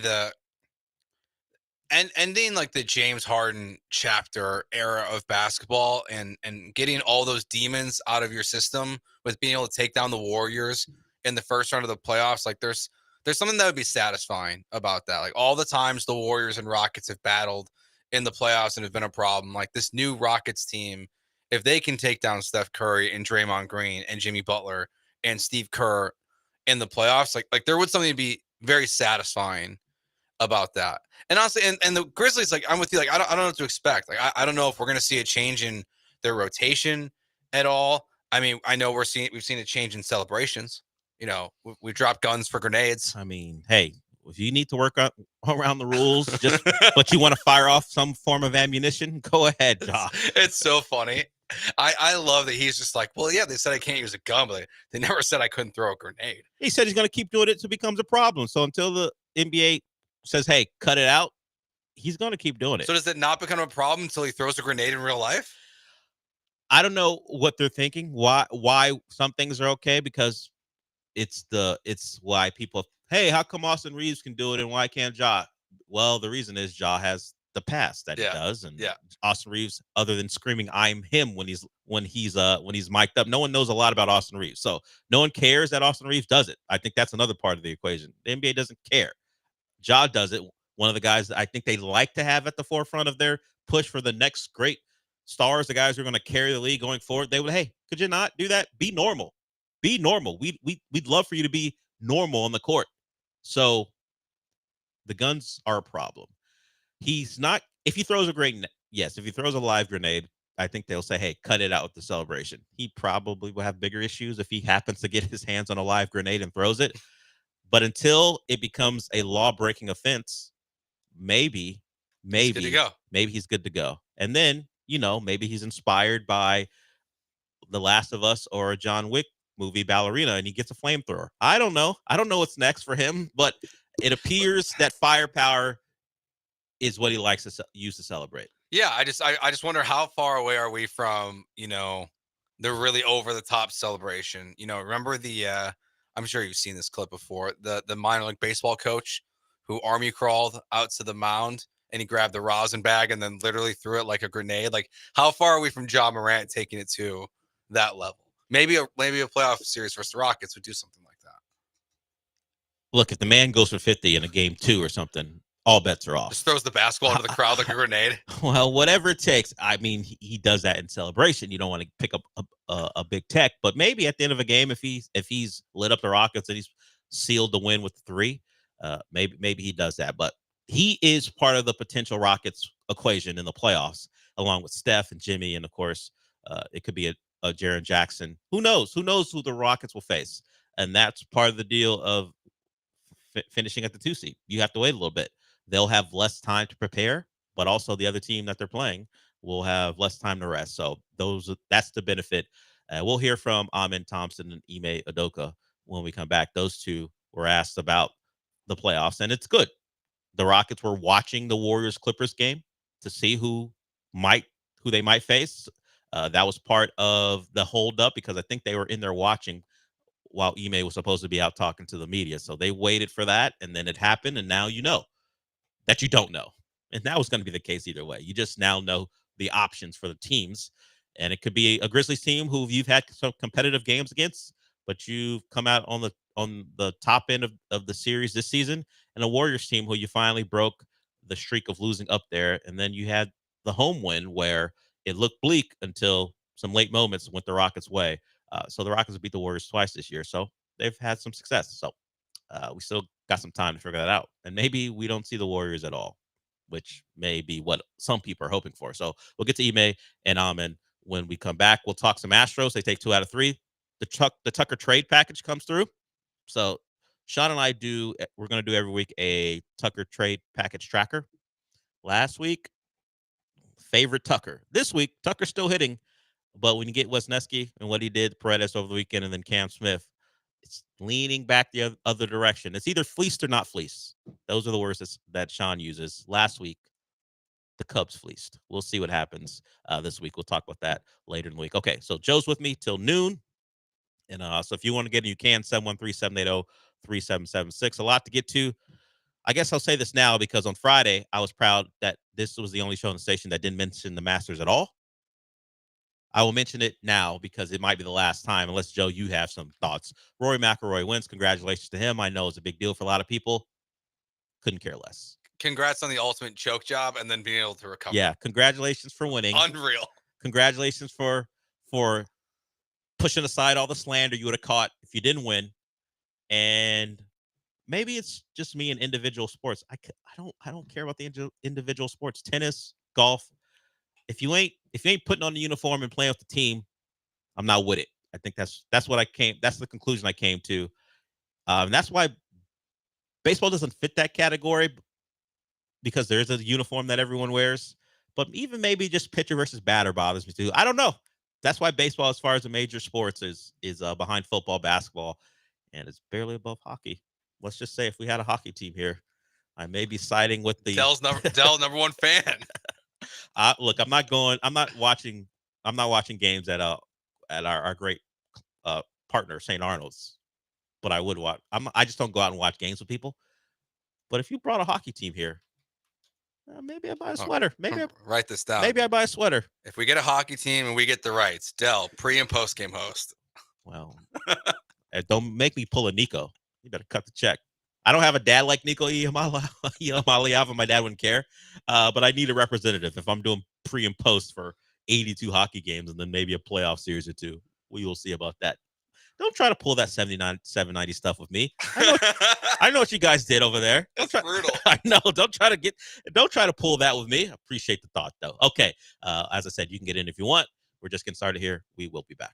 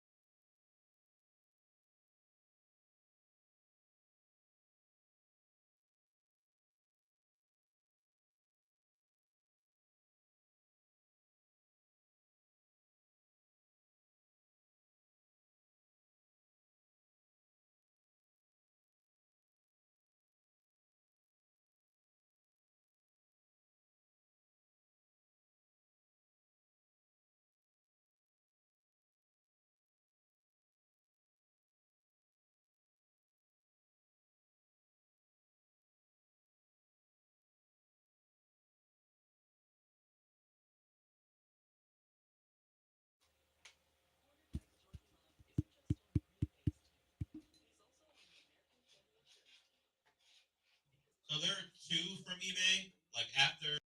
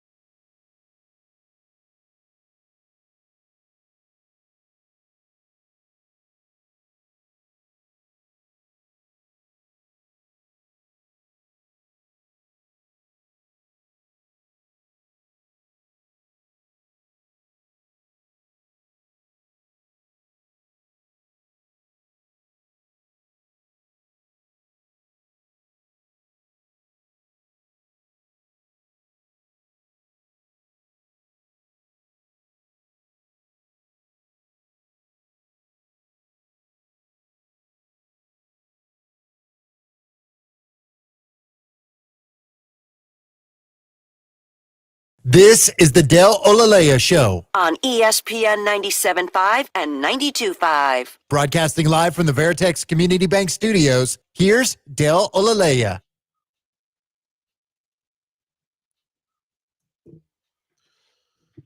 In a Rocket season that surprised me as far as how many wins, I didn't think they'd get to 50 plus. I just thought they needed an all NBA player to do it. That's kind of how it went last year. They did have an all-star in Alprin, and maybe you just say the collective maybe better than where the parts are now. I'm not saying what the parts might be a year or two from now, where they probably even at that point won't have reached their full potential. But the parts came together, the players and the coaches all came together to give you a 50 plus win team, and with room to spare. They sat out guys and didn't play guys, and still were 50 plus win team. Or a really good year from them, and we'll see how that continues in the playoffs. A guy that likely wasn't looked at as someone who would be such a big contributor was Steven Adams. He was an afterthought, a trade that happened last year where the Rockets acquired him. And people, why'd you get a guy who isn't even going to play? And well, this is why, or at least partly why. Beyond the double big stuff and how good they've been with Şengün, Steven Adams has the best offensive rebounding percentage in the NBA for a season. You may say, that's an interesting stat to try to find. What does it mean historically? I don't know, but it just speaks to what Steven Adams has been for a team that lives, maybe not dies, but certainly lives off of second chance opportunities and getting on the boards. He helped the Rockets in that regard. In minimum of 500 minutes, he has a 21.8 offensive rebound percentage. That is better than Andre Drummond. Whatever. Okay, it's Andre Drummond. But also better than prime Dennis Rodman. 94-95 Dennis Rodman. That's Spurs Dennis Rodman. And so not just the best to do it. Excuse me, not just one of the best to do it, the best to do it as far as grabbing offensive rebounds percentage-wise in a season, Steven Adams. That's how big of a contributor he has been. And with the Warriors coming into town who like to play small, we saw what Steven Adams and Alprin did against them. The Grizzlies have one big that they're going to actually. You know what? I don't want to forget Zach Edey.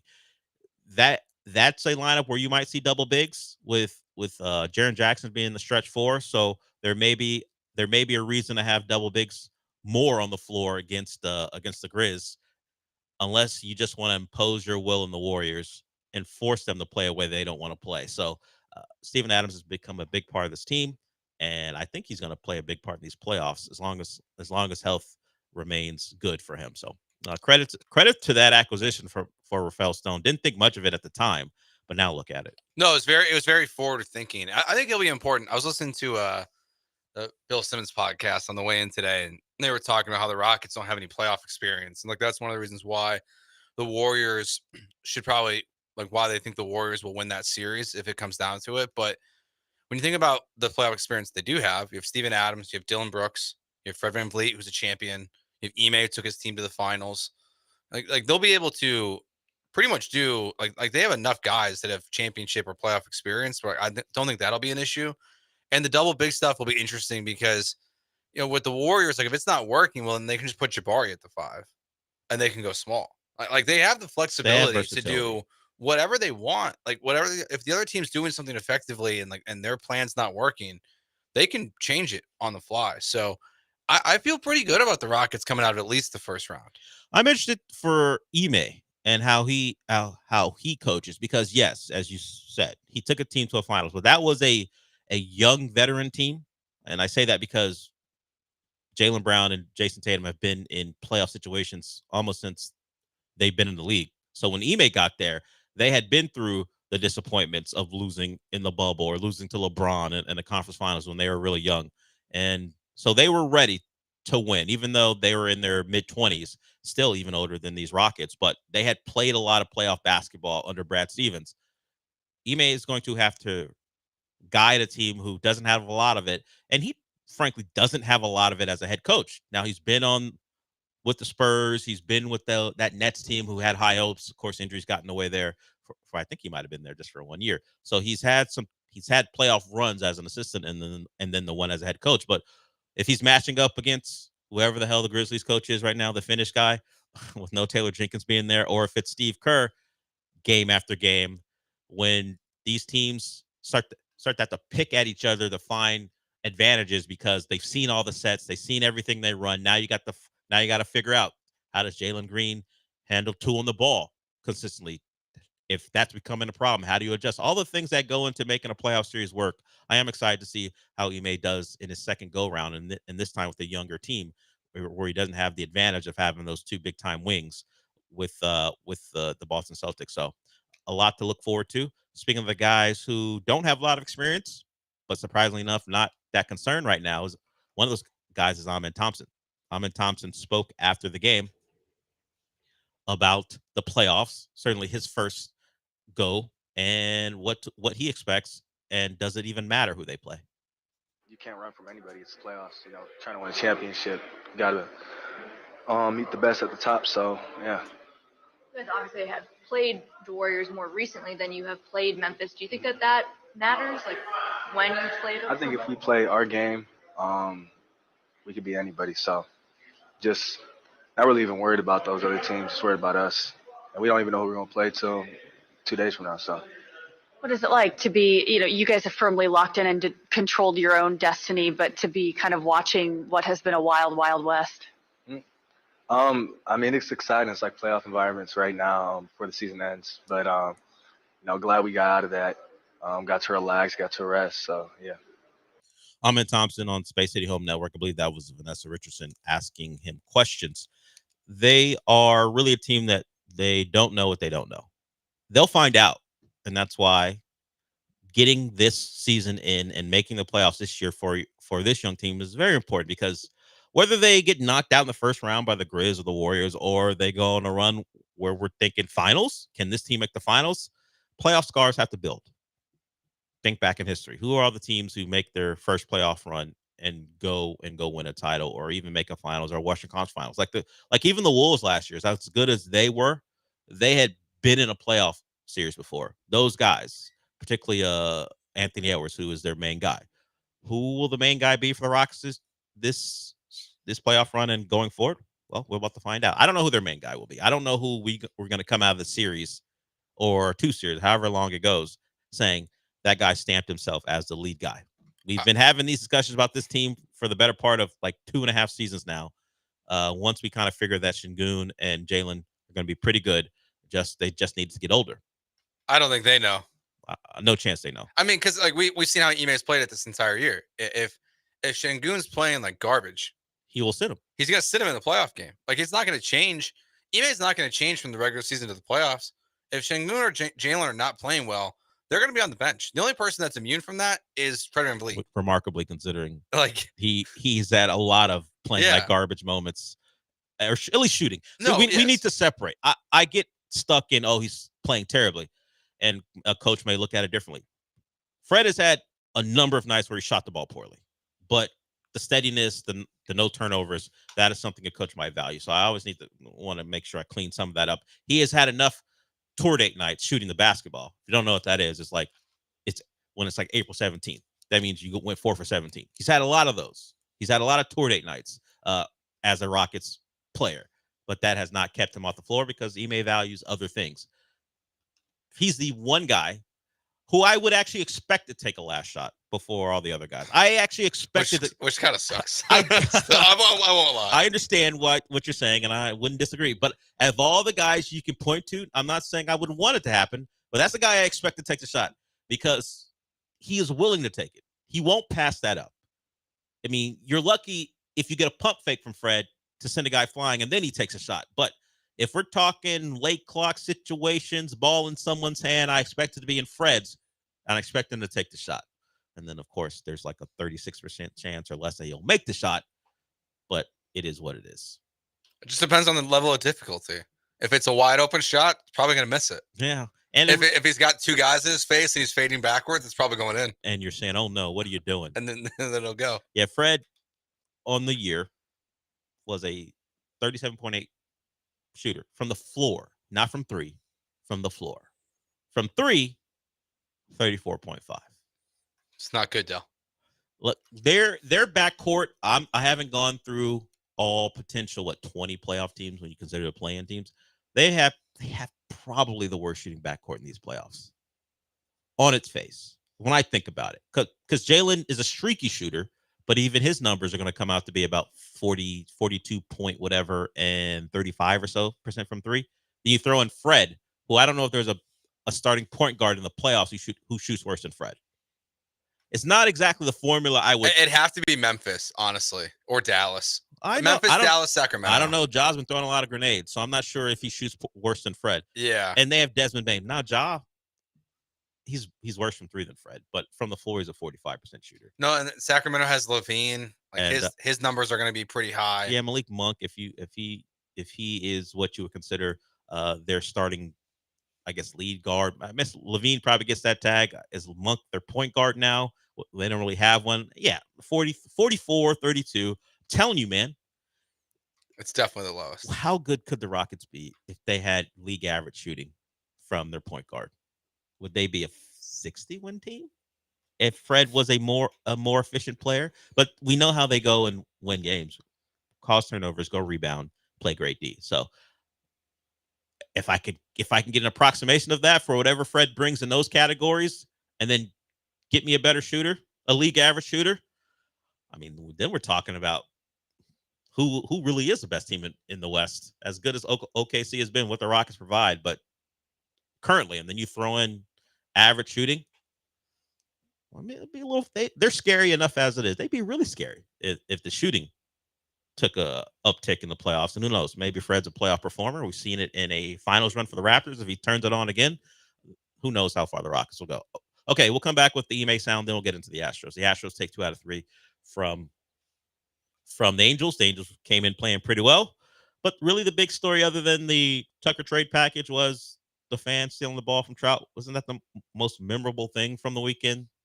A fan watching Trout track a baseball.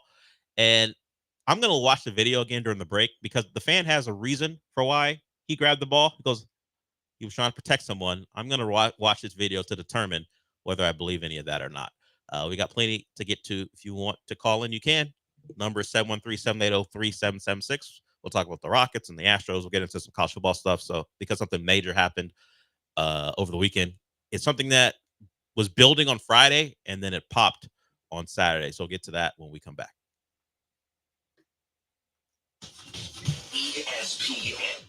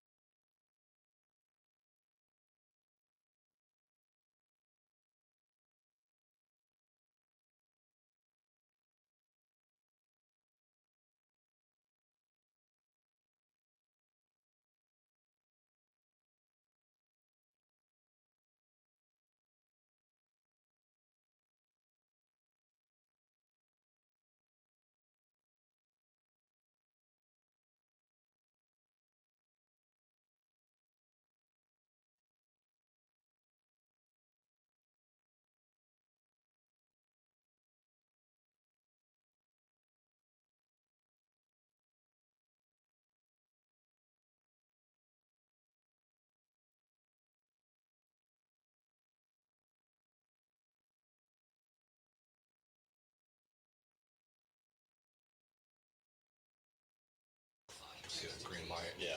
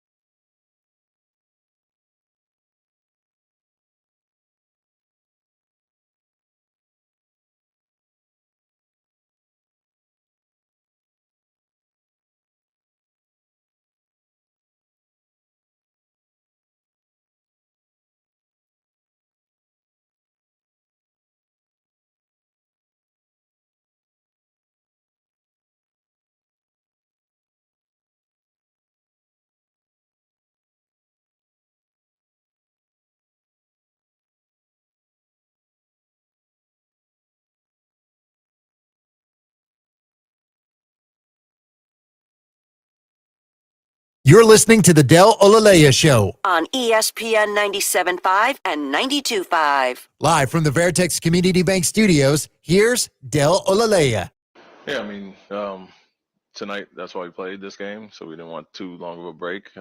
Played 3 quarters anyway, and I was determining how we looked and how we were playing. I was going to either go full game, half, or 3 quarters, 3 stints for those guys. And main thing was came out everybody healthy, got a little run in, and yeah, it's a balance of too much time off versus trying to get a little action in. But we have days to rest up again, days to prepare, and then get some live action amongst ourselves. And so we'll do that to similar to training camp, where we can get it in a little bit and not just be shell shocked by the playoffs on Saturday or Sunday. Ime Udoka on his thought process and why he played his guys yesterday. Denver needed it more. It looked like it. And then after about 3 quarters, we're done here. Reed, you want to play? Get out there. See what you do. At some point, let's call off the dogs. And when Denver's playing the way they're playing, there's no real reason to make this a 4-quarter experience for your starters. So they got some run in, ran around a little bit, played some ball after a lot of time off, and then they'll get into the work needed to get ready for a playoff series, which will be the first for a lot of those guys. And Grizzlies or Warriors, we'll find that out on Tuesday. Okay, so the Astros take 2 out of 3 from the Angels.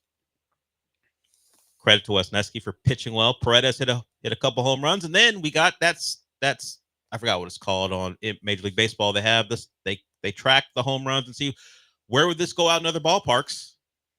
His home run, not yesterday's home run, but the one was it Friday or Saturday? Either way, that was the one where that would only go out at Daikin. We got one of those because we remember, why would you get Paredes here? Why would you make that trade and include him in it? Because all those home runs that would go out in Minute Maid, what was Minute Maid, now Daikin, as opposed to balls that were caught in other parks. And it turns out the home run that would only go out in Minute Maid, turns out it was the only place to be fair in as well. So Dana Brown, that's a plus for you. That's a hit for you, man. Yeah, it's a smart move. I mean, I think I saw he has 75 career home runs.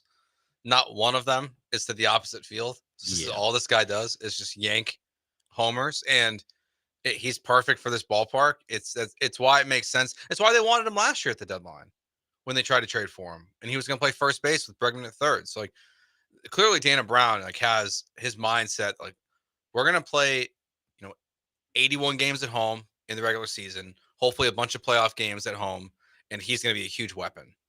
Maybe not on the road as much, but at home, 3 homers in 3 days. It's fantastic. StatCast is the software or whatever, or the app they use or it's probably on the MLB app. StatCast is what it's called. And it was the April 11th game, and that home run, only place that it would have went out is at Minute Maid. And I think it's, as I look at the graphic, it's the only place it would have stayed fair. So I'm of the opinion that Major League pitchers and pitching coaches and the people who make these decisions will figure out that, hey, how about we stop allowing this? We adjust, and since he will never hit a home run the opposite way, we will continue to force him to go against everything that he wants to do. But at least on that occasion, it worked out for him. And of course, the other thing is pitchers can't be perfect. They're going to miss spots. And if they miss a spot, he'll get a chance to, even if he doesn't hit it well, to knock it out of the ballpark. And the numbers are kind of evening up if you look at him compared to Bregman, because that'll be a thing for people as far as some of their advanced stats. So while Bregman was off to a hot start and we were wondering about Paredes, if you were trying to overreact with the recent binge of home runs, some of that stuff is evened out. And of course, because it's small sample size theater, you can take that or leave it. Either way, I am not the baseball guy. We got a baseball guy here. And he does a podcast with Jeremy Branham. Joe, first tell people the name of the podcast once again. And also, what are the major talking points do you think so far for this Astros team? So Inside the Icebox comes out, will come out Thursday morning this week on YouTube, and it'll air as a radio show again from 6 to 7 on Thursday this coming week. I think definitely the last couple games for Cam Smith feels like he's turning the corner a little bit over the last 5 games. It's going to be a big one. What we saw from Wisniewski, Paredes, like this trade has been this recently is definitely getting the Astros back on track a little bit. I think we're going to have like a lot of conversation though about the back end of the bullpen because it makes you feel a little uneasy. Like Josh Hader's been awesome, but Abreu's been shaky. Obviously, Scott's not been great. So I feel like those are like kind of the main talking points, right? And torpedo bats. Who did I see with one? Dubon. Dubon. He got a hit yesterday with it. A torpedo pat. So as a guy who, I don't know if you would say baseball is your biggest sport, but you are doing a podcast about it. Where do you stand? Is it an affront to the game? Is it something that should be banned? No, I'm even good excluding with the home runs that the Yankees hit. Are you good with with baseball adapting to something new? Yeah, I'm good with it because to me, it's it's like think about football like in the NFL, they change all these rules to help the offense, and there's more points and everything, and it's gotten so hard for corners and safeties and everyone to be able to go head to head offensively on any given Sunday. In baseball, it's just been the opposite. The more nerdy the sport has gotten, it's gotten more home runs for certain guys because it's either all about launch angles and stuff. But the RPMs and all these and the TrackMan and all these different things they're using with pitching has just given them such an advantage that you got to find a balance. And so anything that can bring some balance to the game, I'm with it. I also think it's like really overblown, to be honest. If it really mattered that much, there'd be more than like 2 Astros using it. Yeah, it happened with the Yankees in the first weekend pretty much of baseball that had happened. And so people were freaking out about it. The team that it happened for and when it happened changed this conversation. I agree. I don't think it's that big of a deal.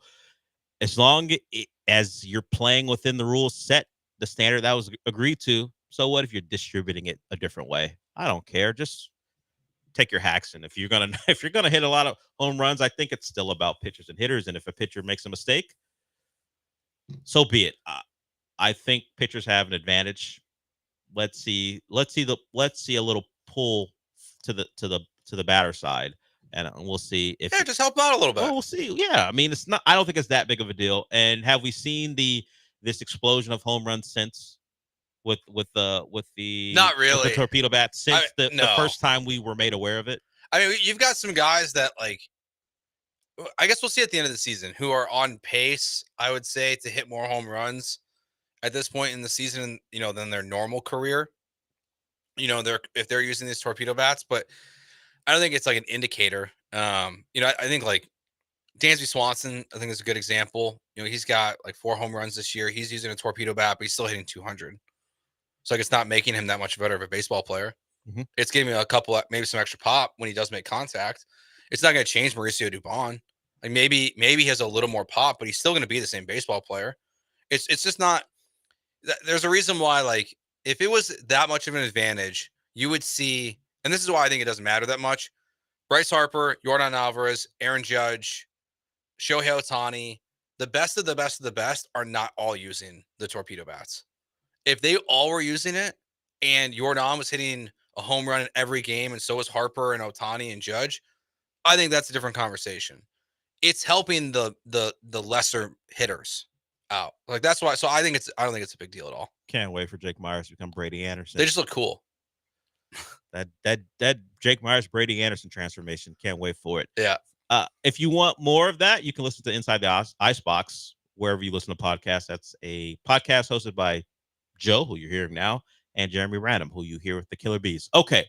Before we went to break, I said I was going to look at the video because if you missed it, Mike Trout was heading towards the right field line. He's near the stands. He leaps, tries to make a catch, except there's a fan who yanks the ball away from him. It was ruled a foul ball. Didn't hurt the Angels. They got out of the inning just fine. But there's consternation. People are like, hey, can we not be Yankee fan? Can we not do that? And now, after hearing the fan's excuse, should people apologize? Joe, have you heard what he said? He said, I saw the ball coming towards my son.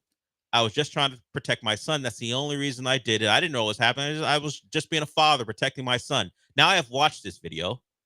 His son is in a Astros jersey, so he's easily recognizable. And if we're talking about from plate to right field wall, the father's closer to the right field wall than the son is. The ball sails over the son's head.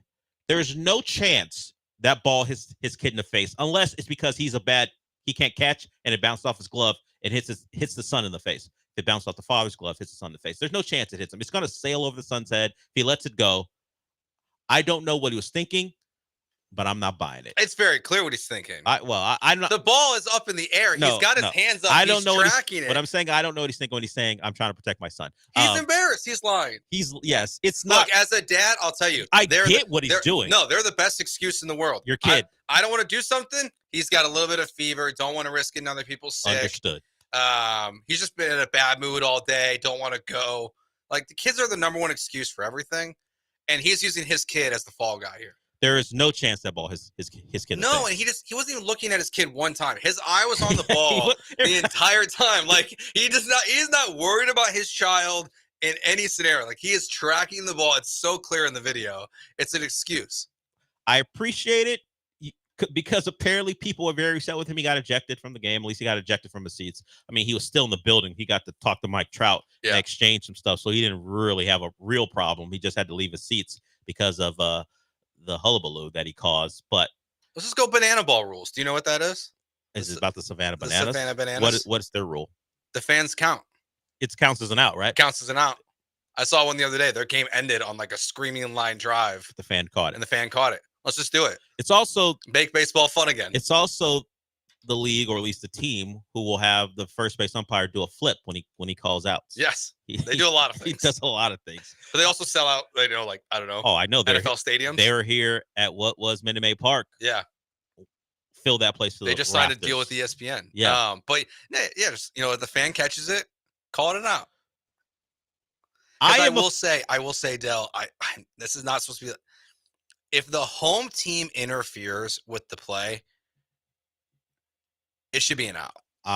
If they're up the bat and they interfere, it should be an out. What if they are the team who catches it should get punished? Like the fan, Okay. if you're wearing an Angels jersey, like that fan should be punished. I mean that team should face punishment. Of course, the people can. What if it's an Astros fan wearing an Angels jersey just for the whole purpose of doing that? Hey, you know what? Great decision. That is strategy. You want to wear a Garrett Anderson jersey from years ago just because? Go ahead. You want to wear a Tim Salmon jersey, a vintage Tim Salmon jersey, just to fool Major League officials? Right there with you. I would say, in a home ballpark, if the other team's up at the plate and you interfere with the guy's chance to catch a ball, then you are either way. If your team is up at the plate and you do it to keep someone from catching it, you're out.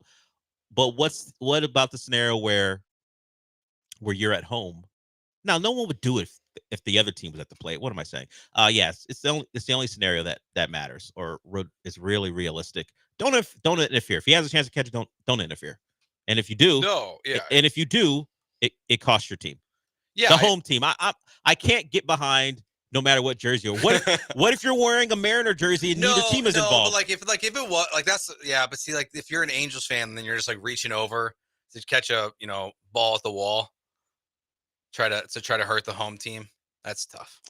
That's why I feel like you'd have to do based on like what jersey they're wearing. And if they're not wearing a jersey, then it's just we've seen the bit where someone will rip off their jersey, like when they have another jersey underneath. Yeah. I think your first thought I just don't know how you get the second one and for people to be all with it. Just leave the balls alone. At some point people need to stop, because I still feel like there's going to be, if there's ever a big moment again, I wonder like if there will be a correction to stopping it.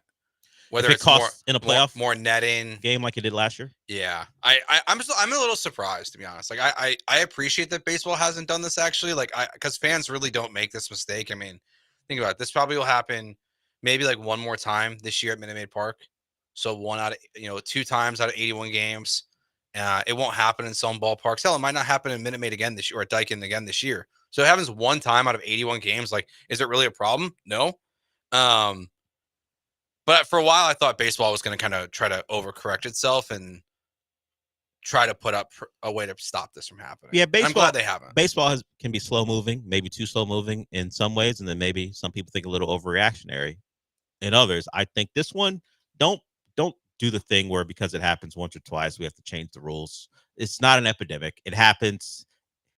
If you're not going to change it after Bartman, Yeah, like you're never going to change it's fan error. We get, if you want to call it that, we get it. It happens sometimes. They protect their umpires. They've been protecting their umpires for years, despite how bad some of them are when it comes to balls and strikes. And now, of course, there is a real push to change some of that. So it happens once or twice a year, even once or twice in a ballpark a year, whatever. We keep it moving. And hell, look, the fan screwed up and got all that stuff from Mike Trout. And you know what? Mike Trout's actually playing baseball, which is cool. We'll see how long that lasts. Good baseball too. Yeah, he's after a slow start, he's been really, really good. We'll see how long he and that Angel team still plays well, because that wasn't supposed to be a thing this year. At least before coming into this cauldron, they were playing pretty good baseball. We'll see. All right, before we go to break, I do want to talk about this. It's Truck Month at Monument Chevrolet. Now, what does that mean? That means savings are extended through the month of April. That's employee pricing, and that is 2.9% APR on the Chevy Silverado 1500s. That's through April 30th. It's a great deal. You should take advantage of it. Stock is limited, so if you want to take a look at the stock, go to monumentchevrolet.com. And then once you see the truck you want, you can go out to the dealership. It's in Pasadena off of Beltway 8 and 225. And that's not the only thing you can find savings on. Maybe you want the Trail Boss off-road with blackout trim, or the sporty Z71 off-road, or the premium Texas edition. Those are all great vehicles you can check out, but they will sell out fast. So check out what they have to offer. And once you go out to the lot, or the campus as they call it, because they have a parts department, they have a service department as well, you will run into one of the great salespeople. They get that the car buying process can be a little tricky. Maybe you've never done it before. Maybe you have, and you haven't had a great experience. Well, the place to have a great experience is right out there in Pasadena. They're going to walk you through the process, get you the car you want, no hidden fees, no upcharges, and get you out there in and out as quickly as possible, because they know you want a car, and they also know you don't want to spend your entire day on the lot. So check them out once again at monumentchevrolet.com, and then head on out there off of Beltway 8 and 225. And remember this: Chevrolet, together, let's drive.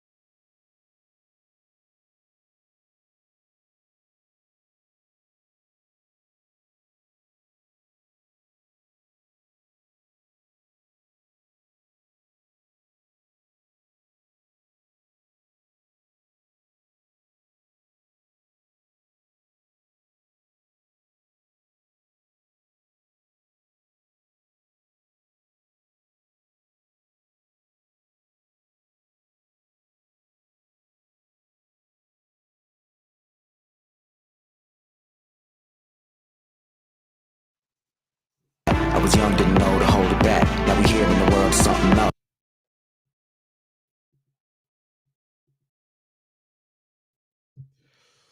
Welcome to hour 2. Joe filling in for Sean. Sean will be producing 12 to 6. Just got some people days off, so we make it work. We talked quite a bit of Rockets. We got to the Astros in the first hour. I did mention this very early in the show, so we'll get to it here.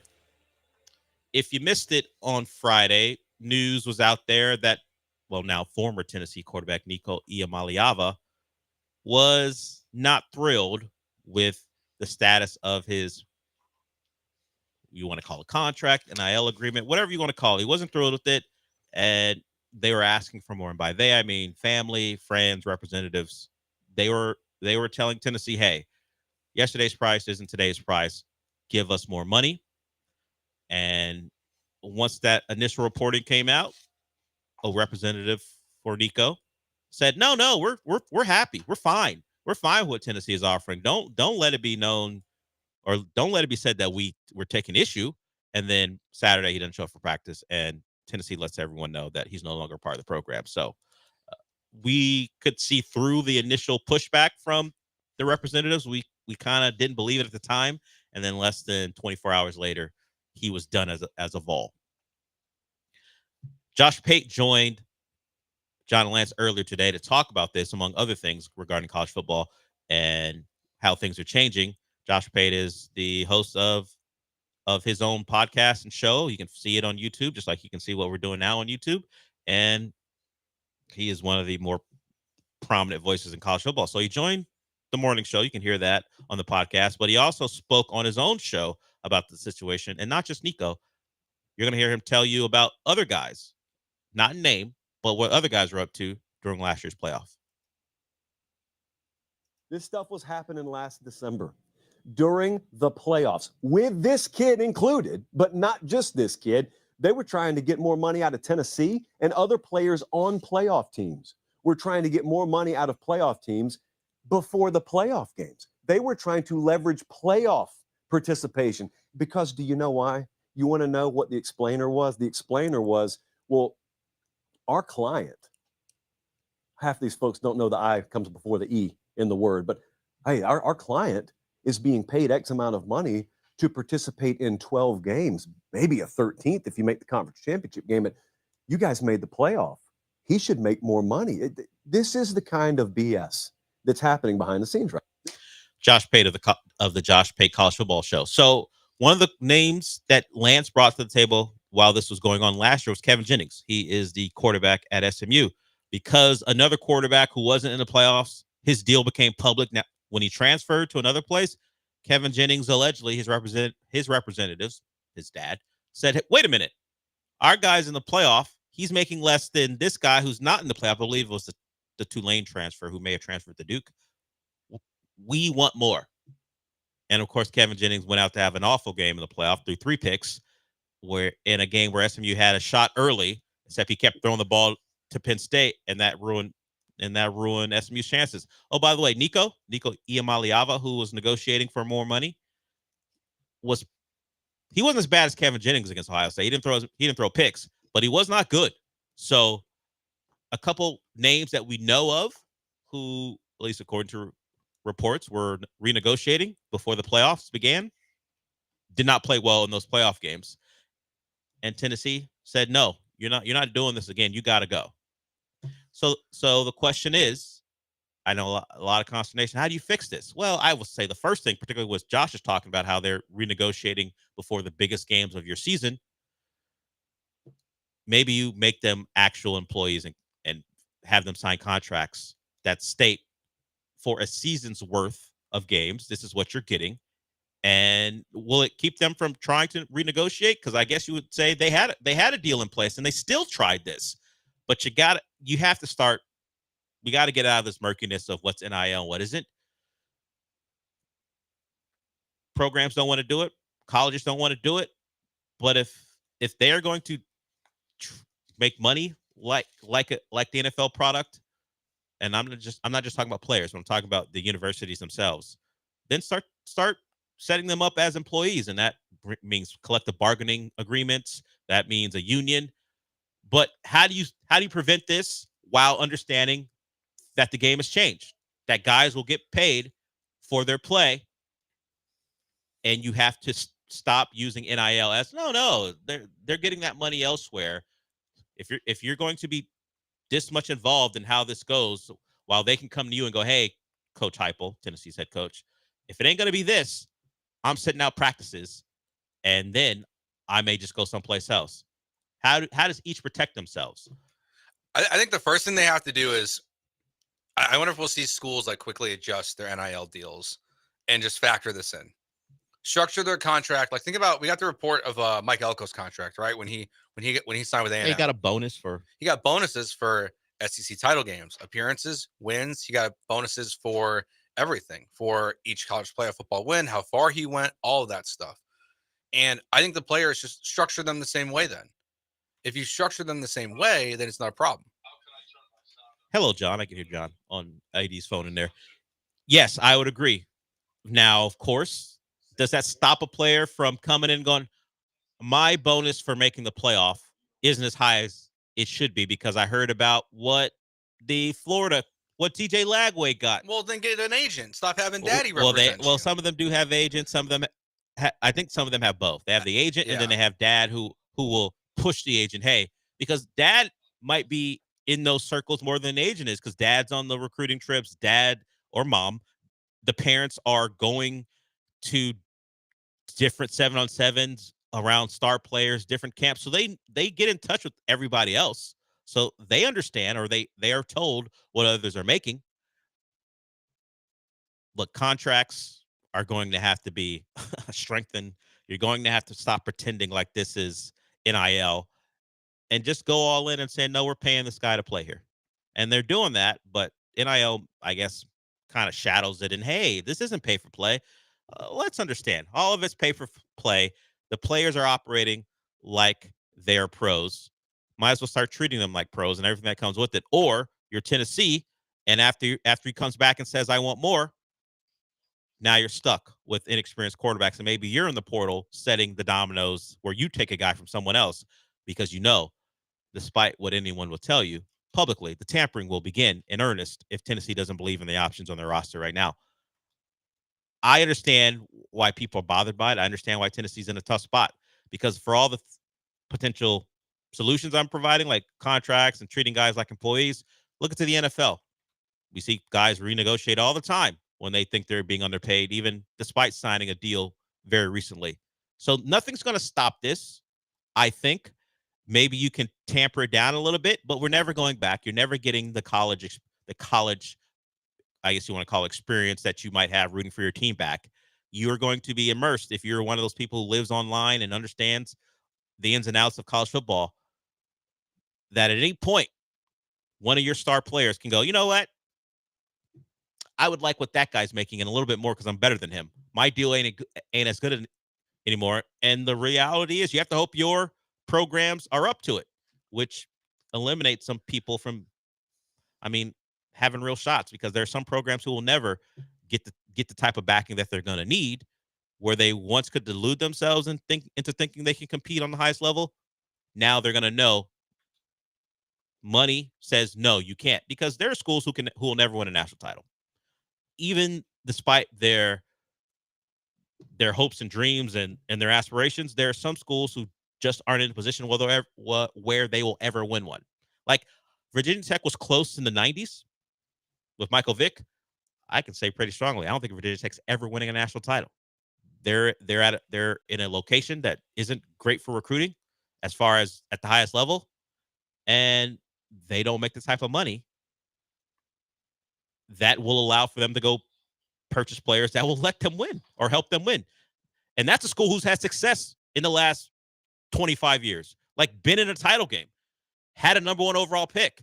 I don't think Virginia Tech's winning a national title ever again. I'll say Nebraska. I don't think Nebraska will ever win a national title again. Really? See, because the only thing is like the schools can't. Now, sometimes you have to have a church to help, like with what's happening at BYU. If Nebraska has Mormon-like boosters like BYU does, they could outspend everyone, but that's a unique situation. I guess I would say what I know about Nebraska right now, unless there's some 25-year-old genius that went to Nebraska that in 20 years is going to be worth $18 billion and he wants to fund Nebraska football for whatever reason. Unless you have one of those benefactors, like Tillman Fertitta with the Cougs. It's why the Cougs actually have a chance to, like, even though they don't, the football team, obviously, I think if they're good, people would show up. Sure. And they show up early in the season. They've got a shot. Like they can be the best team in the Big 12. So I guess I'll amend it. If the likes of Nebraska or Virginia Tech had their Phil Knight, if they had a Phil Knight, if they had a Jeff Bezos, if they had one of those guys, yes, you can win because the guy has decided, I'm tired of just making money. I want to spend money on a football program and help them win. Okay, yes, that can happen. But the traditional NIL, Yes. we're gonna get our collectives together and win that way. I don't think programs like those can win a title. And even see like big schools like Michigan needed Dave Portnoy to And come cheating. in and help pay $5 million or whatever it was to this freshman quarterback that's coming in. They got to flip. Like, so you have to have, like Nebraska would need Eric Crouch to have a bunch of money somehow, or I don't know. I've seen Eric Crouch call. Well, Will Compton just got a huge deal from FanDuel, so maybe How Will much? Compton. Well, okay, sure, but how much money? Like we're talking FanDuel bag, or you own Amazon bag, or you for own sure. Nike bag. It's different, and that's why like they have to just go based off. Like they just need to pay everyone the same amount of money. I think it's really simple. Like pay every kid the same amount. You're all going to make money, just like with the college football video game. Everyone that's in it makes money, and then you can have endorsement deals on top of that. That yes, your school can help coordinate, but those are clearly endorsement deals. Because I think part of the problem too with like Nico is you have money hungry agents. In the NFL, you sign a player, it's 5% of the contract. In the NFL, like they get 30%. I mean, in college football, they get 30%. I would say you still need your protection. That's why I mentioned employees, because if Nico, and it was collectively bargained, was holding out for more, no other team can come get him. Like if this was an NFL deal, no other team can come get him. He's still under contract. Just because he wants more and he can't play. Until they decide that, no, these guys, look, we don't want to call them this, but these guys are employees. Yep. We'll go through all the things needed to make that real. Then they're always going to be in a position that no matter what they decide they're going to pay a guy, the guy says, I want more, and there's another team willing to say, yeah, we'll pay him more. He's got an out.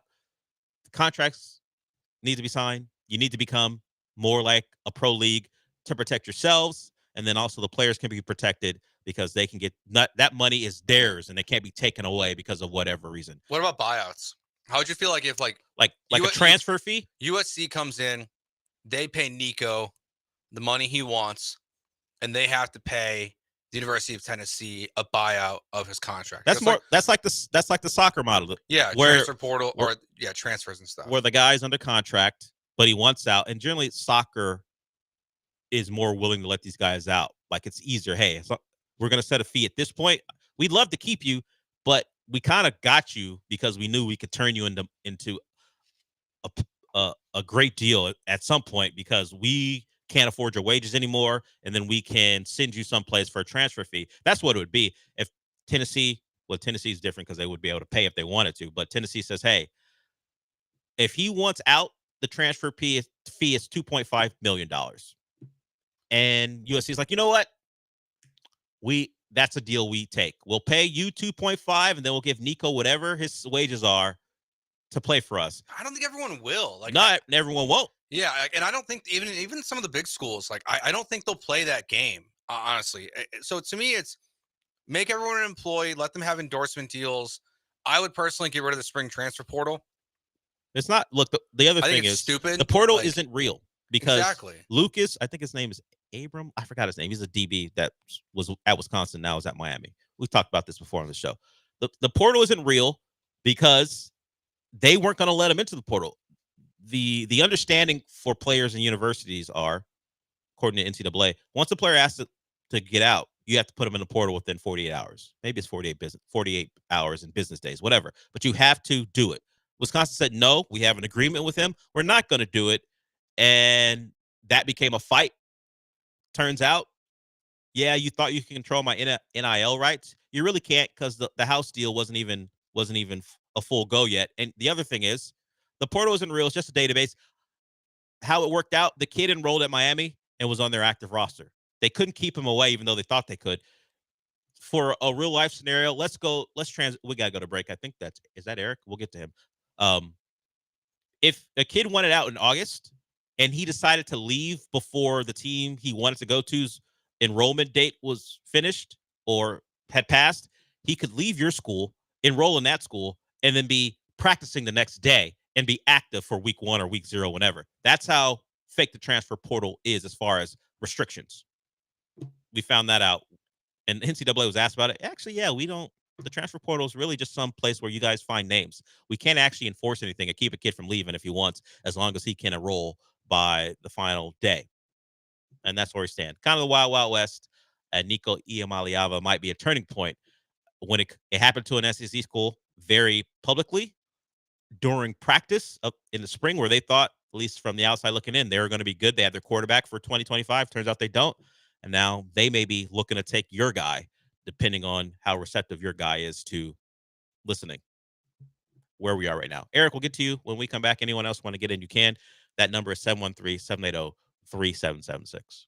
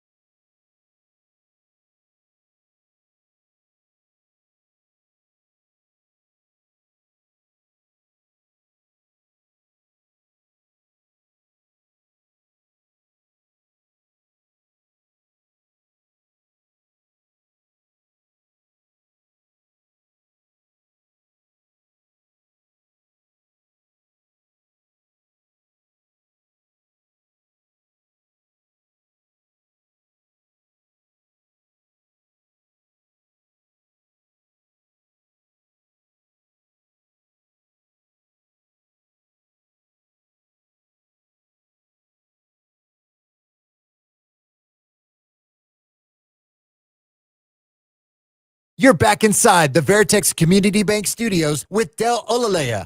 I mean, you're not actually in the studio, but if you watch ESPN Houston's YouTube channel, it's kind of like you are. No, not really. Okay. Black Monday in the NBA is underway, and with 20 teams being either in the playoffs or eligible to make it, it limits the number of guys who can get fired. But for the 10 who aren't in it, some guys losing their jobs. Mike Budenholzer, done after one season with the Suns. Complete disaster. That was a team with enough frontline talent that people thought they could make some noise, but they're poorly constructed. I saw an interview with Tyus Jones, who wasn't thrilled. They brought him in on a small deal, and he signed with them because he thought, I got Beal and Booker and Durant. It's going to be a pretty good team. I can have a real shot. Sign for 1 year, do what I got to do, then make a lot of money when it's time for free agency. Didn't go well for him. He got benched eventually. Just one of the many problems with the Suns. So Budenholzer goes a year after they fired Vogel. So, and Shams in the tweet mentions that Kevin Durant and the Suns are going to work on a trade. Look, you can't make it public knowledge that you are working on trading an NBA superstar and then not do it and then think it's going to be something that can be worked out in the offseason. Because Kevin Durant was blindsided. He did not know that they were trying to trade him until he knew.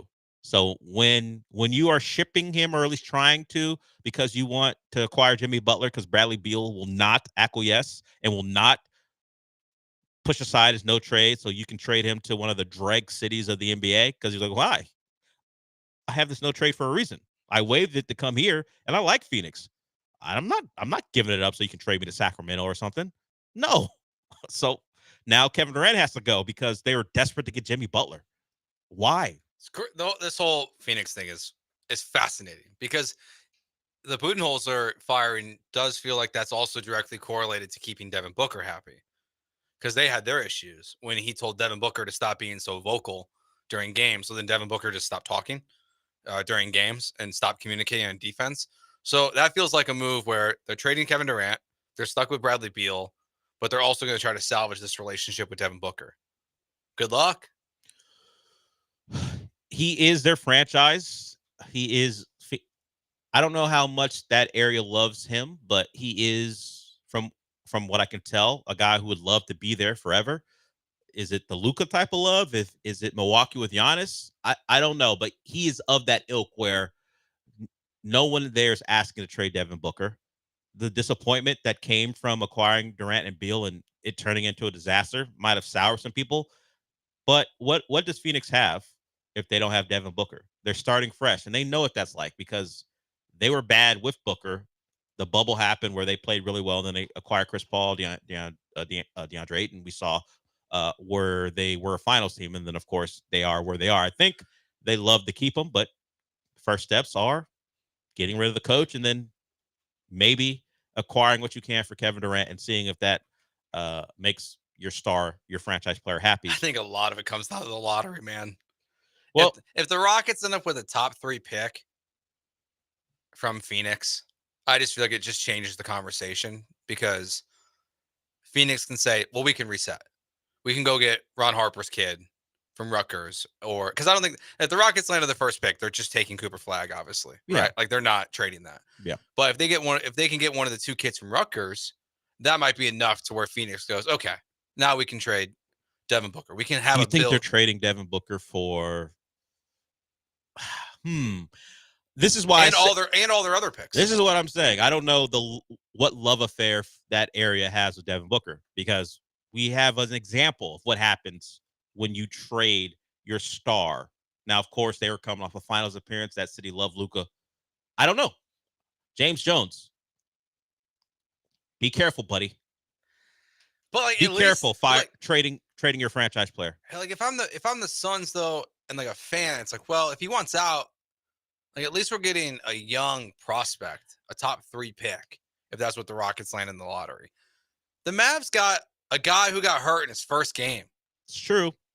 Well, it's true. They didn't get enough for him. I just think it's a slippery slope to trading Devin Booker and then getting fired if James Jones even lasts, because he's on another head coach at this point. So we'll see about that. Let's get to Eric, and then we'll get into some more NBA firings. What's up, Eric? Hey guys, with the NIL ruining college, you think some of these football players will go to the UFL? Also, if the ball's in the stands, it belongs to the fans. And one more thing, this administration needs to stop deporting thick Latinos. What's your thoughts, Phil? First, I don't know that they have a policy about deporting thick Latinos. I mean, I don't know that that's part of their policy. He's just saying, please stop. Don't let that happen. Okay. He wants policy. He wants policy in place to make sure it doesn't happen. Yeah, he wants all the other people. All the other people. Yeah. Do we need a grading scale about who's thick and who isn't? And if they fall under the measurements, then they get to go. I don't know. That's just Eric being Eric. As far as the ball in the stands belongs to the fan, that's our reference to what happened over the weekend, where an Astros fan snagged a foul ball away from Mike Trout. I care less about that, although I say, hey, the guy's got to play on it, back away. I care less about that than the obvious. Do I say lie? The obvious lie where he's saying that I was doing that to protect my kid from getting hit. The ball wasn't going to hit your kid. I appreciate the cover up. I understand it. It's a great excuse to use. It is. But ain't nobody buying it. At least not from the video I saw. And what else is the other thing? The UFL. No, because college kids still get paid more to play college football than they do to play in the UFL. What do you think would happen if billionaire Dwayne "The Rock" Johnson called Nico and said, come play quarterback for the Roughnecks starting next week. Here's $10 million. Well, $10 million is a bad investment for The Rock, because I agree, but like it's what they did with the UFL before. Understood. With Steve Young and obviously and all those guys. But it's a different world, mostly because of the years that have passed. No one cares about Nico that way. I know. No one cares about and they were coming out of college going into the NFL. So they were choosing this other pro league over the NFL. Yes. That's where it's different. You're trying to provide a soft landing spot for an average college quarterback who not that many people care about. Like if he did that, the investment would be, hey, Shador, would you rather fall in the draft possibly, or do I give you upfront $10 million to play in this league? And not that I believe Shador has that type of pull either, but maybe you pay Dion to be the coach too. If we're using Nico as the example, he is not the quarterback to use. But as much as Shador has a presence as far as social media and people know who he is, I don't think there's value in that either, because am I going to watch Shador? I watched Shador Sanders play football at Colorado for 2 years. He ain't gonna drive me to watch him play for the Roughnecks. He's not that type. He's a pocket quarterback. That ain't something that's gonna get me to watch Roughnecks football. I just don't think to me, the competition's too low for any of it. This is going to be 2 for 2 in the last 2 times I've worked on your show, Del. But like, Kellen Mond, I'm sorry, man, taking a shot at him again. But he's quarterbacking the San Antonio team. Like, it's not compelling. It's not what it was. They had something. The XFL had something in 2020. It was working. It was. And then the world shut down, and no one cares anymore. And like, yes, they sell out in St. Louis. Cool. But like, they don't matter here.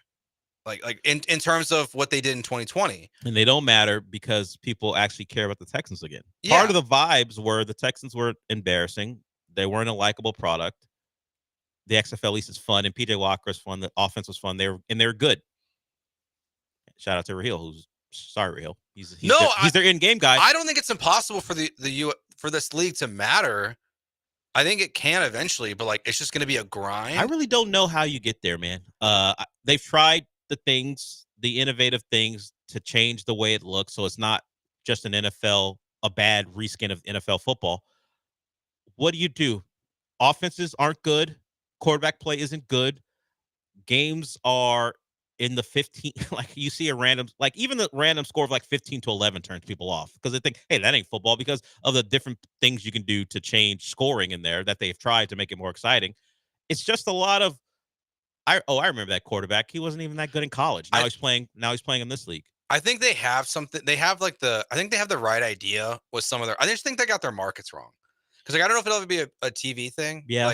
But I just Houston, Dallas, like we see what's happening in St. Louis where like they're selling out, where the Rams played basically. Could you put them in? Could you make them college based teams where like like we have for that with the TBT, Mm-hmm. where it's Boeheim's Army? Could you do that where if you are in an SEC town, if one of those universities will let you play in their stadium, hey, anybody in the Carolina area who's played ball before, who still wants to play, you're going to be on the Carolinas team. Oh, so like Clemson, North Carolina, South Carolina. Yeah, Tobacco Road. Do that and see if you can excite people to watch their college heroes play who still have something left in the tank. And maybe it's not a great TV watching experience, but for people, because I mean it's not a star-driven league. But hey, if you tell me that you're throwing, let's say, Amari Rodgers, let's use him as an example, just guys who were Clemson stars, and hey, what is Marquise Williams up to, the former North Carolina quarterback? I'm just throwing out names. Throw all those guys there and say, hey, you're the Carolina team. You're playing in that league, and you're going to play. Pick a stadium, whether it be Bryce Williams in South Carolina or you're playing in Death Valley in Clemson, whatever it might be. Something like that. But I don't know how you just, hey, we're going to put a team in San Antonio and get people to care. I think like San Antonio is fine. St. Louis, I'd put a team in Oakland. I'd put a team in San Diego. I would put a team in Oklahoma City. I would just make it more area specific. Yeah, but yeah, I don't think this league is going to come in and, honestly, like it's an interesting comp, but like Paige Buchner, Beckers, is that her name? I know. Is that how you say it? Yes, it is spelled in a way where you think it shouldn't be sound. It should sound like that, but it's Beckers. Okay, so she's gonna be the number one pick in the WNBA, right? Yes. But I just saw on ESPN. Maybe, I don't know. Maybe she also signed a deal with this new 3-on-3 league, and she's gonna be in both leagues. On Rival. It's the thing that Caitlin Clark did not want to do. Yeah, because she wanted to help the WNBA and not distract. But Paige Beckers will do that. Could you see? Because I think for this minor league team to work, is that they need a system. You need, Davis Mills should be the quarterback of the Texas team. But is he getting a Texan salary? That's the only way you're going to get him down there to play, if that. Yeah, I think it needs to be AAA. Like they need to have feeder teams. Well, that's the only way it would work. No, they would have to get him. And then or try to recruit guys like Nico and go bankrupt, I guess. Very quickly. If they could get together with the NFL, that was always a rumor at one point that, hey, it could be a feeder system for quarterbacks who don't get a lot of time or don't ever get snaps. You play them down there.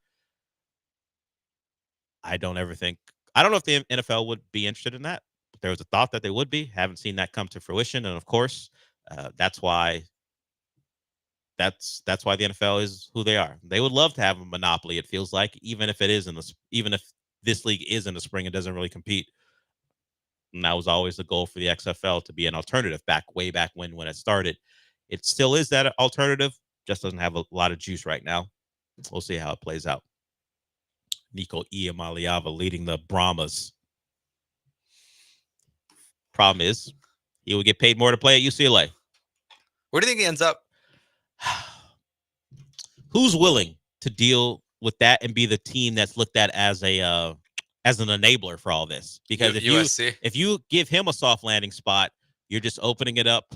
And I think there's a lot of people in college football who don't want to see him land in a spot where he gets a lot of money, because it just makes their jobs a lot tougher. Look, some collusion here. One thing I've learned about coaches, not all of them, I don't want to paint them all with the broad brush. I've learned the path of least resistance is what they're looking for. Don't make their jobs harder at all. And it's much like how a lot of us go through life, but the difference is they will tell their players, don't look for the easy way out. The hard way is the best way. But when it comes to them, don't provide me any obstacles. No, I think I think there'll be a conversation. Can you keep it in your pants for a year? And I think the team I mentioned earlier, I think he's going to be a BYU Cougar. I'll call my shot. Are they going to fund the football program like they're doing basketball? I don't know, but they've got so much money for basketball. They've got a $10 million backcourt in basketball. Next BYU year. does, by the way. BYU, a point guard and a shooting guard making $10 million next year.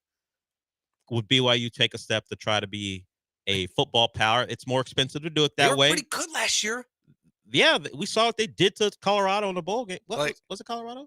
Yeah, they beat Colorado up in a bowl game. Every time Brian, Sean, and I went to LeBurge, we would just bet on BYU and win money. They were good last year. Yeah, they were a team that was battling with SMU for the team that no one knew anything about that could make the playoff, and it turned out SMU did it even after losing to Clemson. So if BYU wants to spin, they certainly have the money to. All right, we'll go to break here.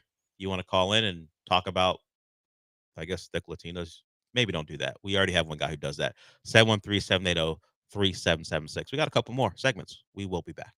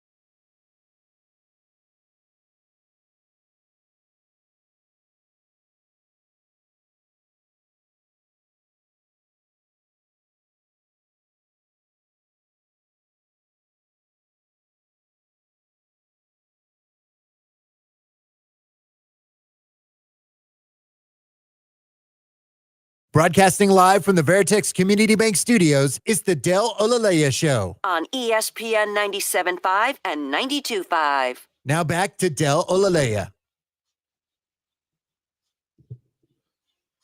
Before we got distracted by Eric, did want to mention that David Griffin is out with the Pelicans. He was praised for trading. He was in a bad spot. He had to trade Anthony Davis because Anthony Davis, if we remember, wore that's all folks shirt on the sidelines. Great move. He had to go. He made a trade and he got what felt like everything from that Laker young team. Ingram, who's no longer there. Lonzo Ball, no longer there. Zion was not a trade, but that was part of the equation. We're taking Zion. We're going to add all these young pieces. The one guy they didn't get was like Kuzma. And of course, Kuzma went on. I think he was on that bubble title team. And then Kuzma's now in Milwaukee being Kuzma. But it went from a very promising trade where it felt like Griffin, unlike Nico, got everything he could from the Lakers. Turns out it led to nothing. They've traded those guys away. They've made other trades, and nothing has come from that trade. At some point, you got to go. It felt like you got a jumping off point to maybe turn that franchise into something. And, of course, if Zion's not going to be healthy and then he does those Zion things off the floor, there's no real way to win. And David Griffin done after 6 seasons with New Orleans. Do you think new GM's first move is try to trade Zion? I think that's been David Griffin's move, but the problem with that is how much can you get for what was supposed to be this transformational figure for your organization, and what is enough, and what is any team offering for a guy who never plays, has the off the court stuff, and mostly he's fat. Well, that and the women thing isn't that big of a deal. Yeah. It's not a big deal, but you don't want it as part of what you're bringing into your Fair. franchise. But when every day you can look up and a certain OnlyFans creator can be talking about your franchise player that way, it's rough. I'm sure the marketing people are like, damn it, not again. So, but for the basketball part of it, he never plays. You can't trust him. And when he plays and he's out there are times where you're like, oh, I remember. You get reminded of what the promise was, but the problem is they're only reminders. It's not a constant thing.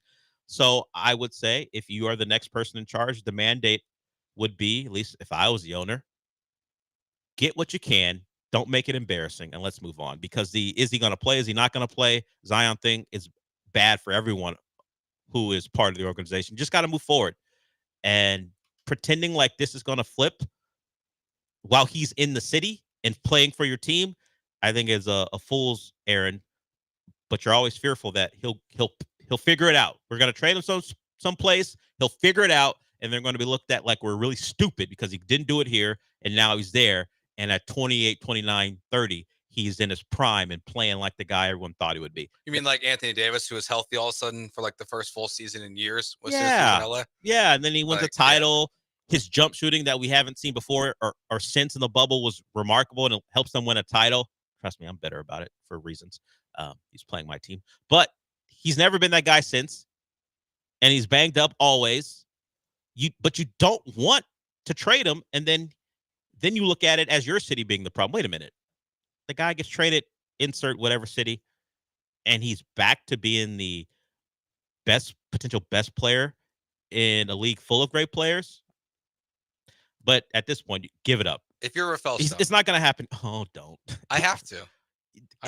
If you're Rafael Stone, okay, what? So the Phoenix Suns lottery pick doesn't move. It ends up at 9 or 10. Yeah. Because there's a coin flip. Sure.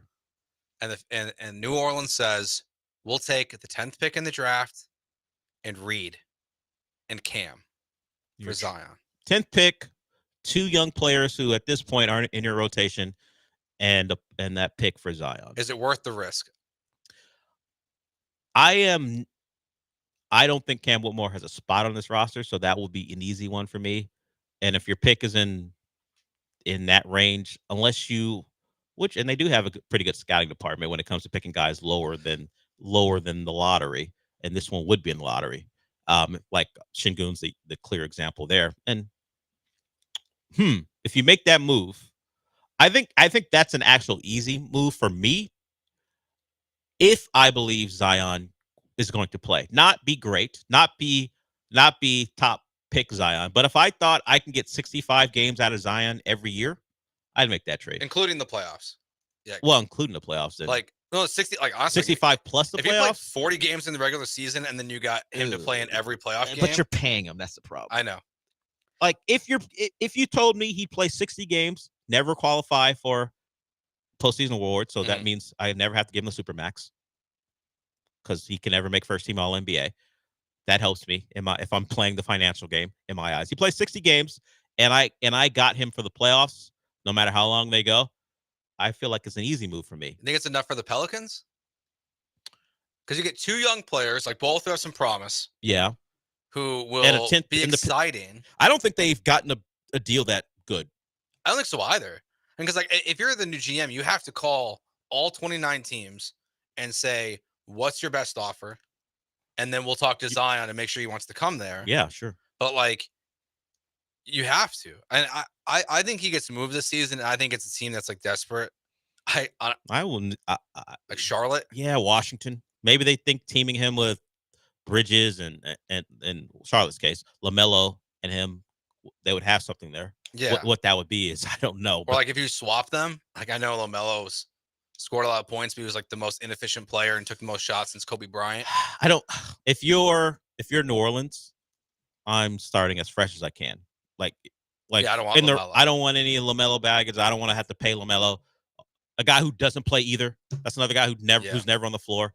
So if we're talking about Rockets specific in this hypothetical, you want to give me Reed and Cam and I would say 2 first rounders for Zion.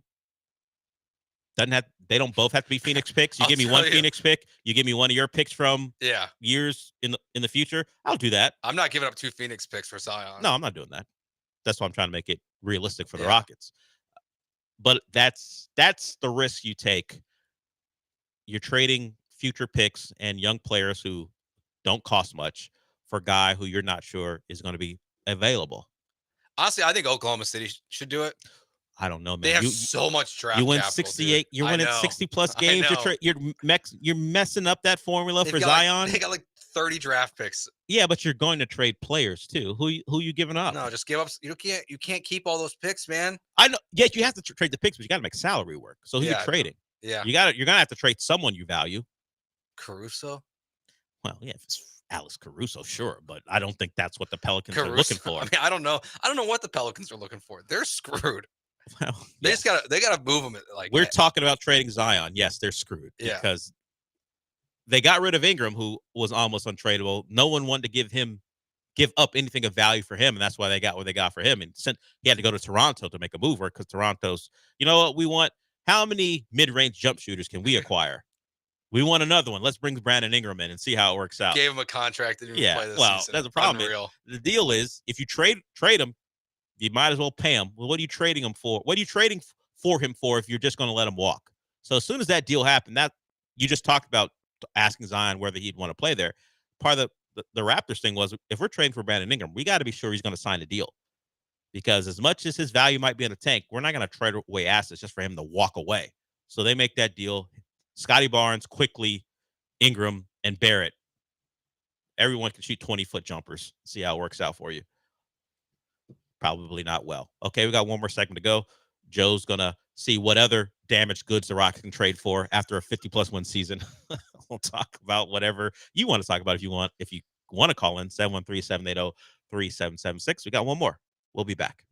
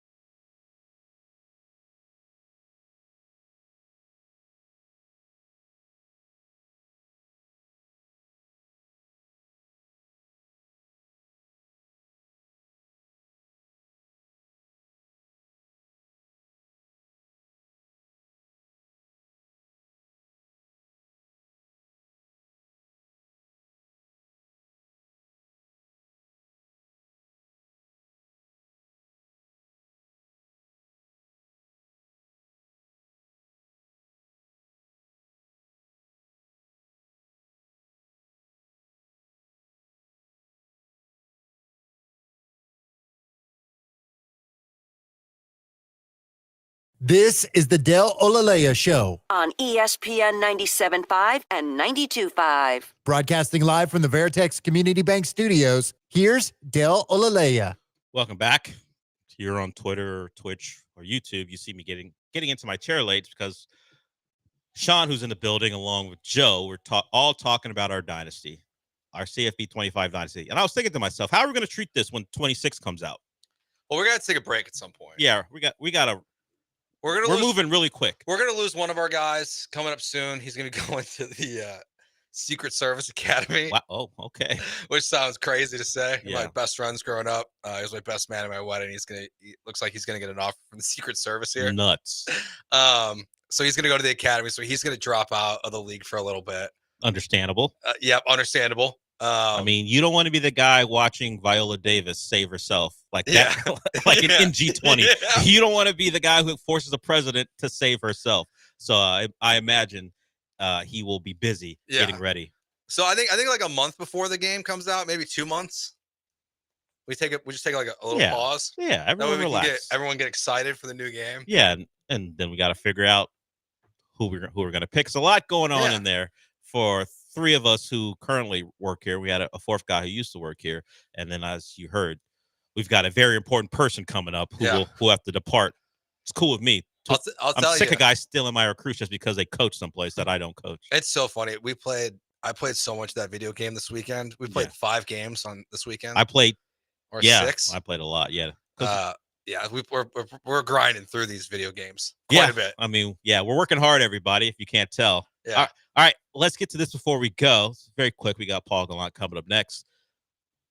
A lot of conversations about the Rockets' lack of respect, and that continues because the betting odds, at least according to ESPN, bet are out for the teams who are favored to win the title. Thunder and the Celtics, in that order, are your 2 favorites. So the Celtics, who aren't even the 1 seed, are the favorite.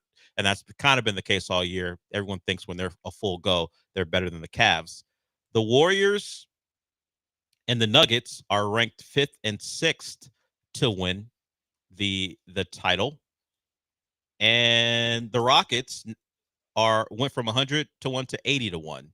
And the Pistons went from 1,000 to 1 to 250 to 1. So the Warriors are 150 to win it. And the Nuggets even worse than that. So the Rockets have actually moved up. Now that the playoffs are set, the Rockets have moved up. But Clippers are number 2 in the West, you said? I'm looking at for whatever reason they don't have the order. They just locked down the favorites. But the Cavs they just went with best teams to win it all. Gotcha. Not by conference to win the West. The Cavs are 3rd. The Rockets have moved up a little bit, but because they were like 7th or 8th to win the West, depending on the site you went to. So those odds have changed. But the Warriors and the Nuggets are still 5th and 6th to win the title. So ahead of the Rockets. It's prove it time for the Rockets. You're the 2 seed. You still have worse odds than. Actually, take that back. You still have worse odds than some who you finished ahead of. Excuse me. So now you get a chance to prove it, as they still don't know their opponent. We'll find that out tomorrow night, as the Grizz and the Warriors play in San Francisco. We'll see how that goes. All right, we're done for the day. Thanks to Joe for filling in. Inside the Icebox Thursday is the name of the podcast. You Yep. can listen to that. It's Astro-centric. Hear all you need to hear about the Astros from him and Jeremy Branham, the host of the Killer Bees, or the co-host of the Killer Bees. All right, since we're done for the day, what does that mean? We did it! We did. I'll talk to you tomorrow.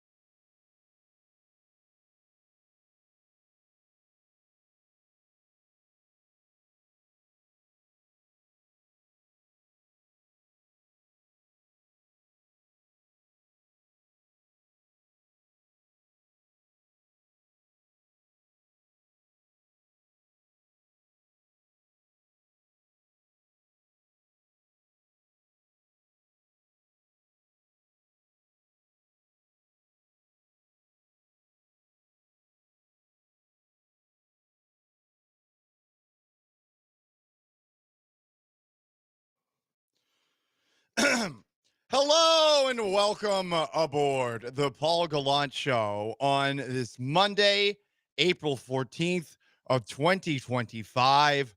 I am Paul Gallant, and this is the most interactive sports talk show in Houston. Lots of stuff to dive into on this afternoon show. First of all, the Astros took 2-3 over the weekend against the Los Angeles Angels of Anaheim. Some good signs at the plate, specifically Friday. I asked for 15 runs. They gave me 14. Didn't think they'd actually do that. Now, the bat's a little bit sus in Saturday's game and more singles than extra base hits, but we take the 2 out of 3 and move on to the St. Louis Cardinals. Rockets, we found out that they will play either the Memphis Grizzlies or Golden State Warriors, depending on what happens in the 7-8 game in the Western Conference as part of the play-in tournament. That game tips off on Tuesday. And then we got the Masters. I watched the Masters round 4, as I always do on Sunday. Did I watch the whole thing? No. But we started off watching it after a very fun wedding that I went to in Bernie. We went to the hotel bar and we plopped down. We had some really good margaritas. I had eggs Benedict with brisket. Oh my God. It was fantastic. It's a place called the Kendall. Really good place. So we're sitting there and we're watching it, and Rory's just killing everybody really early on. And you're thinking to yourself, okay, and this one might be done. But then Rory just had this very weird round yesterday. He's looking great at certain moments. Then on the 18th hole, he biffs it, which leads to a one-hole playoff with Justin Rose. And then he ultimately wins the Masters. Something I didn't want to happen. I find it fun to randomly root against people for not very good reasons at all. Some of my friends were telling me, though, seeing as I was the only person who was rooting against Rory McIlroy, a lot of people were telling me, you have problems, sir. Multiple people. Some of my friends and some of the random strangers who were around this bar in Bernie, Texas. They were like, what's your deal, man? And I was thinking about it, and I'm like, I think I really just don't like Rory McIlroy more so than any of the hypocrisy when it comes to, the bootlicking he's done for the PGA and the shots that he's fired against those who joined the Live Golf Tour. And then, of course, some of the other weird incidents like him taking that phone from that guy who was heckling him about the 11th hole of the Masters. I don't know what it is, but I think more than anything, it's just the fact that he's from Northern Ireland and F Northern Ireland, because someone who has Irish ancestry, I just don't like it. That's pretty much it. But Rory's able to get it done yesterday, and it is pretty insane to think of, hey, this is a guy who we all thought was the best golfer in the world 11 years ago, and he hadn't won a major since.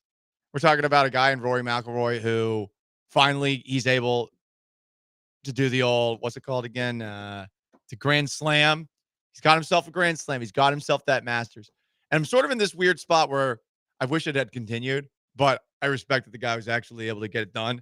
And seeing how emotional he was after he won it made me feel a little bit guilty about just randomly not liking him because the guy's from Northern Ireland.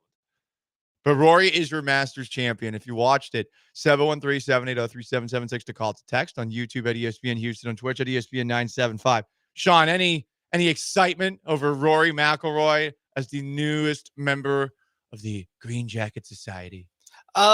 A little bit. I mean, I think it was just nothing really specific about Rory McIlroy, although, him, I didn't know how rare the career Grand Slam was, I guess. I didn't know that Tiger was the last guy, and before him was Jack. I was like, oh, God.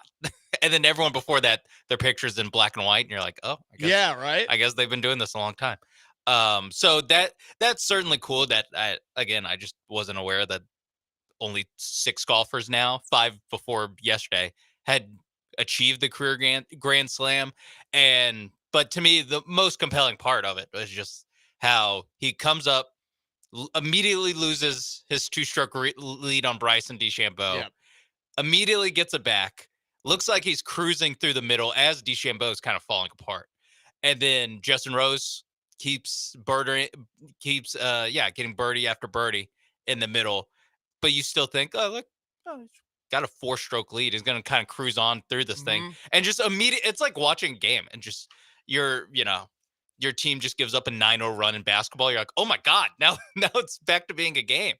And that's really the most compelling part is that Roy McIlroy blew the Masters and then won it still like won. 30 minutes later. Yeah, and I think that definitely added to the enjoyment side of it. I mean, it was close, and you were in this weird spot where, okay, going into yesterday's final round, you're like, wait a second, am I rooting for Bryson DeChambeau? Like, am I really going all the way in with this image rehabilitation?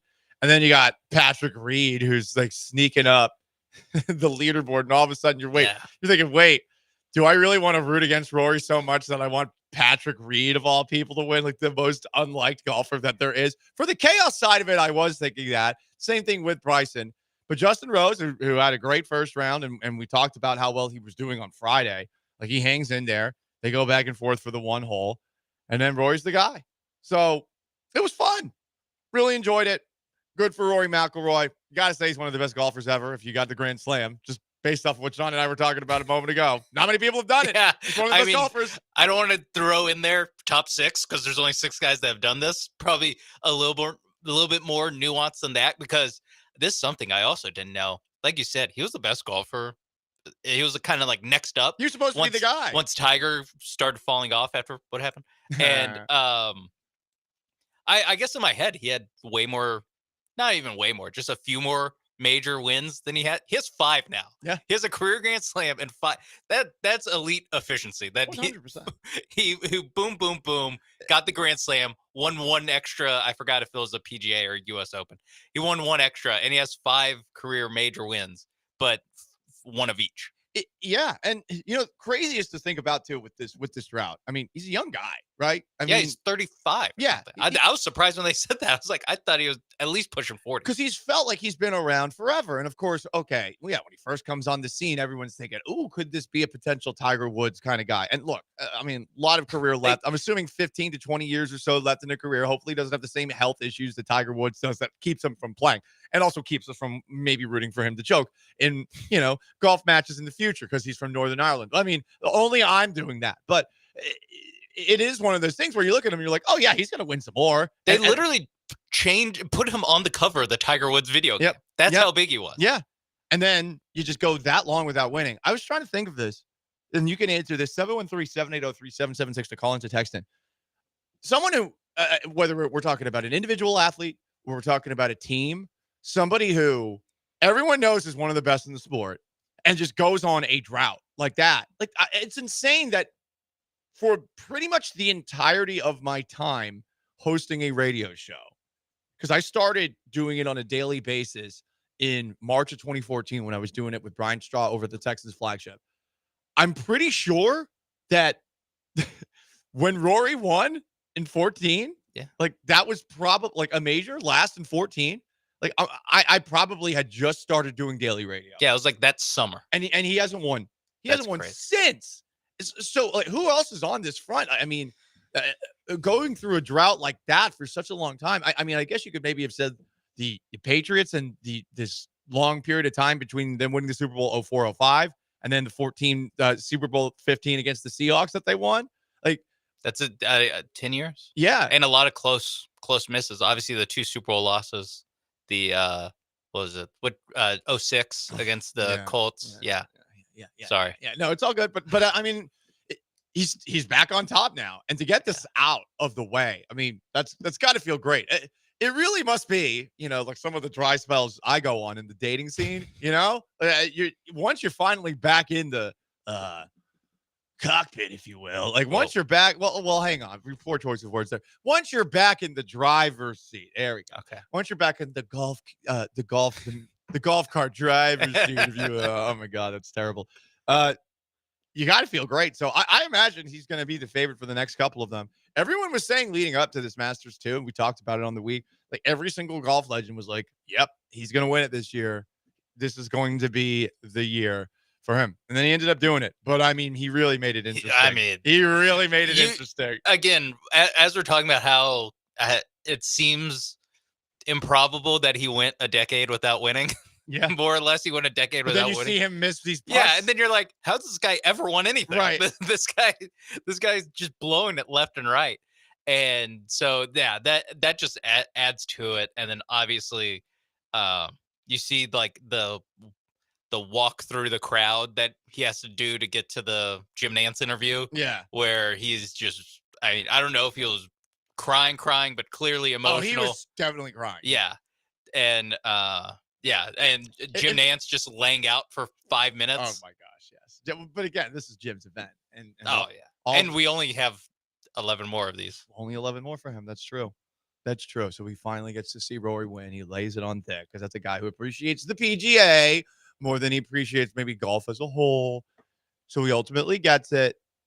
I did feel guilty being as hard rooting against him leading up to him actually winning. I'm not gonna lie. I was like, damn, I've been total a-hole today. Because because you were probably rooting for like 3 different people over the course of the day. I was just rooting for everybody. Yeah, everybody else. Anyone else. And that's all I want. And then he wins it. And I'm like, oh man, am I an a-hole? I mean, yes, but I mean, that was my first thought, was a feeling of guilt because he clearly appreciates what he's done so much. So I'm sure there's other athletes out there that are like that. For you guys, 713-780-3776 to call, to text on YouTube at ESPN Houston, on Twitch at ESPN 975.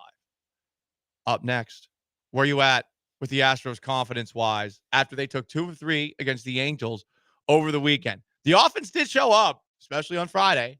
Not so much on Saturday. And we got some really impressive pitching performances along the way. So where are you at 1 through 5 when it comes to the Astros and your confidence in them going forward? We'll discuss that. It's the Paul Gallant Show with Sean Mapes behind the glass, the most interactive sports talk show in Houston. Stick around.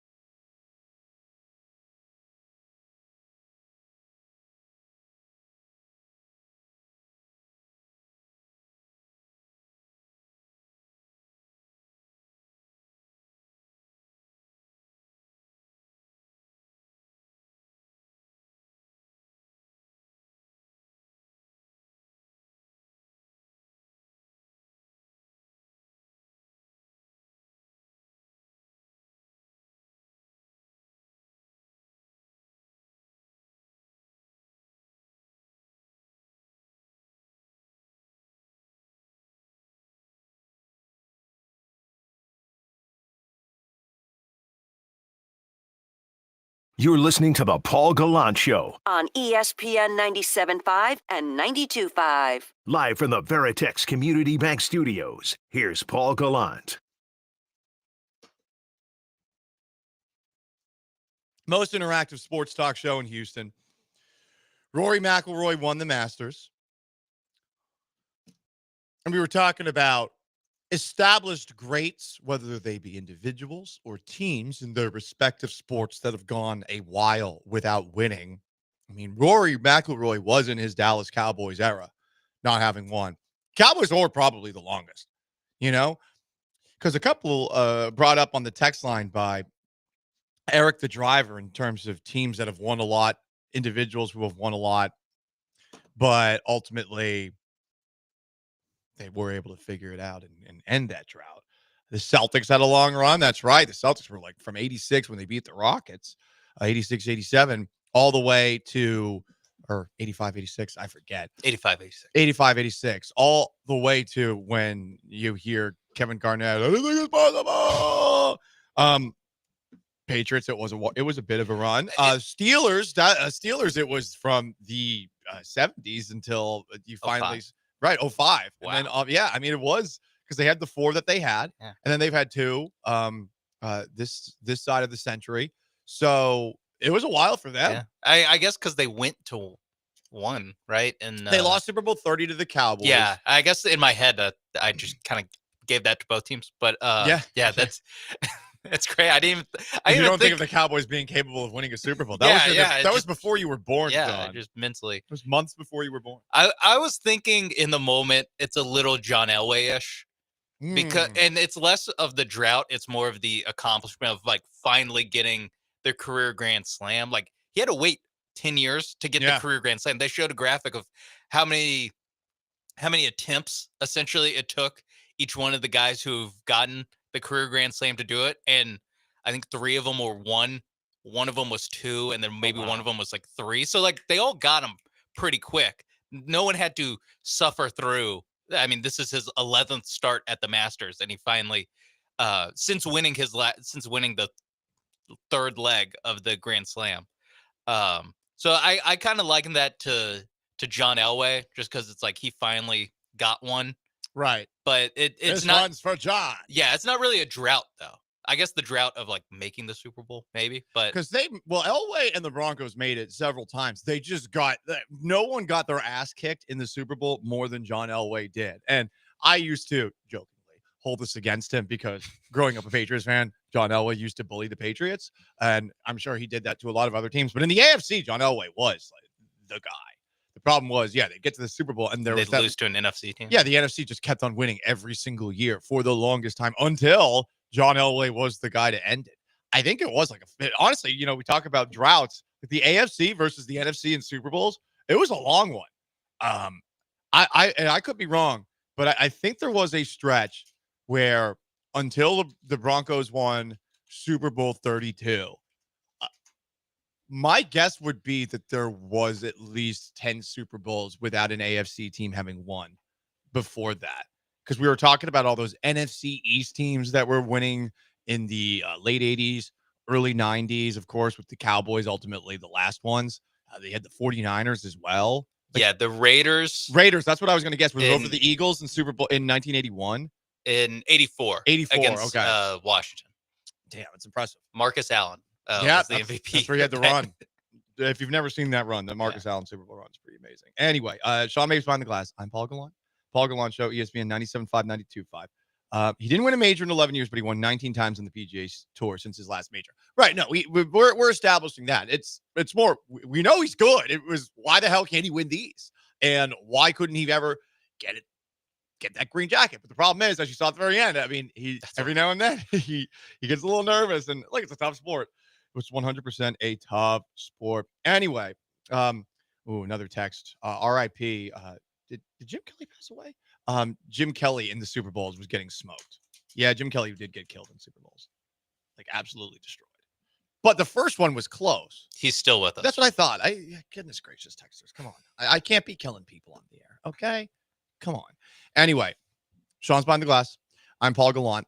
Astros took 2 or 3 over the weekend against the Los Angeles Angels of Anaheim, of California, of the United States of America, of North America, formerly of Pangea. Okay, we had to do that every single time. Planet Earth, yada, yada, yada. The Angels are in first place in the American League West, which really goes to show you that, hey, the Astros, even if they're getting off to a slow start, not that big of a deal. The Astros are now 7-8. They're in fourth place in the American League West. Everyone's ahead of the Sacramento A's, who are having their fair share of issues, like, I don't know, a truck that's driving out to get an injured player that runs out of gasoline, and they had to push the cart the rest of the way. I mean, this is the clown kind of stuff that you would expect from a team that is now called the Athletics and is playing in Sacramento. So you're ahead of that team in the division after a weekend where Friday, the Astros just went off. They beat the absolute hell out of the Angels on Friday night. Yonder Diaz had his first career grand slam. We saw Cam Smith hit his first career home run. And Isaac Paredes started a stretch where, okay, we finally are seeing why the Astros brought him into Daikin Park. Because he had 3 home runs over the weekend, 1 on Friday, 1 on Saturday, 1 on Sunday. And I guess 2 of these home runs, they're only going to be home runs in Fenway Park or at Daikin Park. That's it. Hell yeah. That's what you bring in a guy like that. You're hoping that he does a little bit more of that. The other games over the weekend, Saturday, 3 hits. Come on. What are we doing here? What are we doing here? Ryan Gusto actually looked pretty good, though. 4 innings pitched, 6 strikeouts, 3 earned runs. I mean, you know, considering you're putting him in there because Spencer Arrighetti suffered a freak accident injury where he broke his thumb after a batting practice fly ball hit him in said thumb. I mean, God, what terrible luck. But he looked all right. Sounds like he's going to get another opportunity. 6 strikeouts in 4 innings is pretty good. And then Sunday, when they beat the Angels, Hayden Wesneski was great. He's looked really good thus far. 10 strikeouts yesterday, 0 walks over 6 innings. He did allow 3 home runs, but you got another Isaac Paredes homer. You got 6 hits, only 1 extra base. It's a weird spot for the Astros. So you saw a ton of runs on Friday. And to a degree, you're getting some offensive production this weekend, right? I mean, even if you score 1 run on 3 hits on Saturday, you're still talking about a weekend where they score, doing a little math here, 22 runs. Good. Like that's where you should be closer to. Obviously, a huge sample size or a sample size shaker up on Friday with the 14 runs and stuff. But I feel a little bit better about him. I just need some things to change. Like I'm the ground balls. They are hitting everything into the ground. I don't know if that's part of the approach or if it's bad luck. But to this point, just about everything's on the ground. And that's why you see this team just get singles. There's no doubles. There's very rare home runs outside of, on Friday and yesterday with Isaac Paredes doing it again. So what's the deal there? So if you're asking me where I'm at from a confidence perspective with the Astros right now, I'm probably on a 1 through 5 scale. Like I'm still closer to Jonah Hill. Ask me about my wiener. Like I'm not feeling great, but I also look around and I see everyone else in the American League West, and I'm not fretting, especially seeing as the Rangers, who everyone was kissing the asses of going into the year, have lost 3 in a row and are back towards the middle of the pack.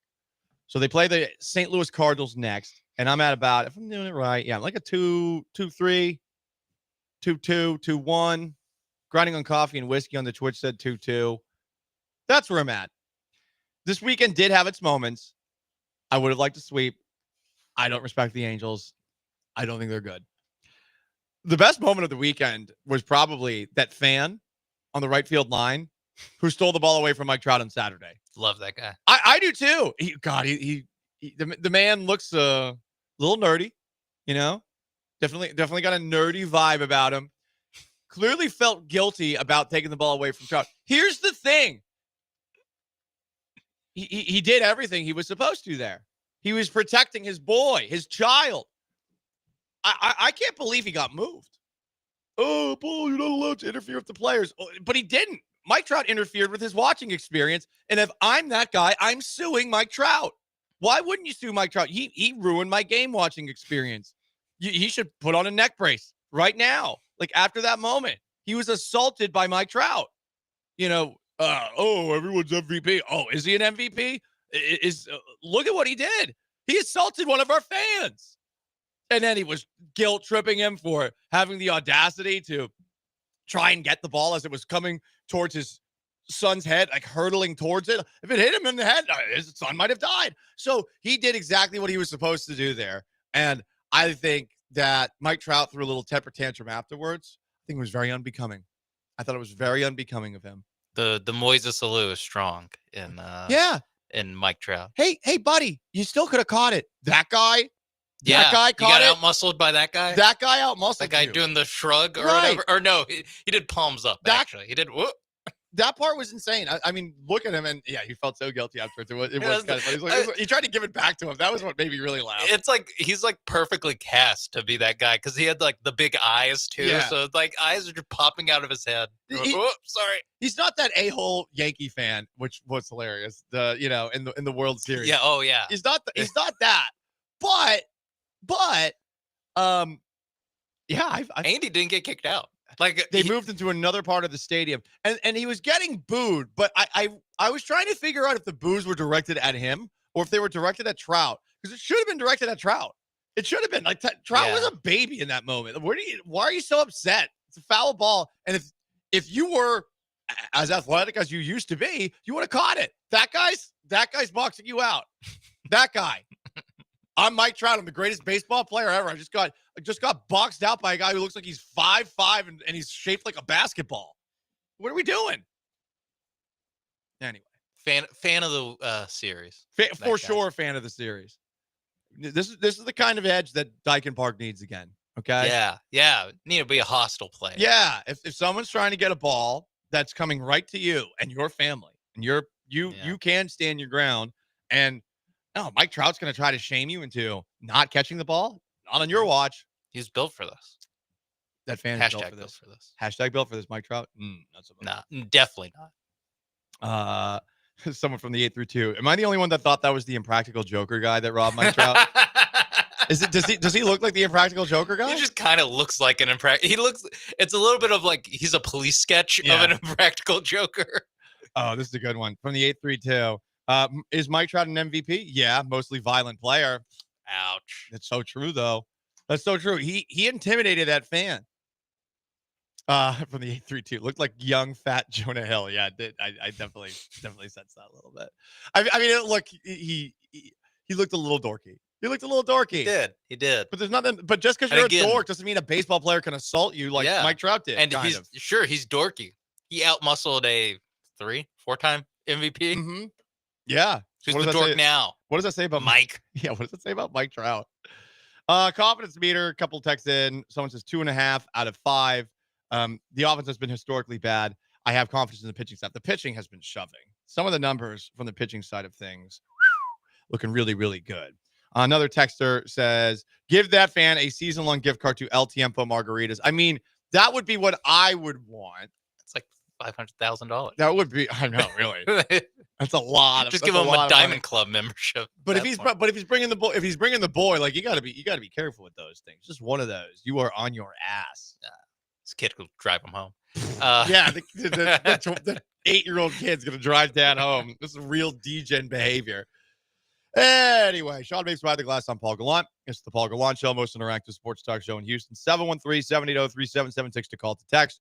Rory McIlroy, your Masters champion for the first time in his career, if you want to weigh in on that. Also, the Astros took 2 of 3 from the Cardinals over the weekend. What's your confidence level in them going forward? We'll actually give you some of the impressive things the Astros have done to open up the season on the other side. Really impressive statistics in some categories that they're putting together. But there's, of course, that one pesky, elusive one. You'll hear both of those next. Stay put.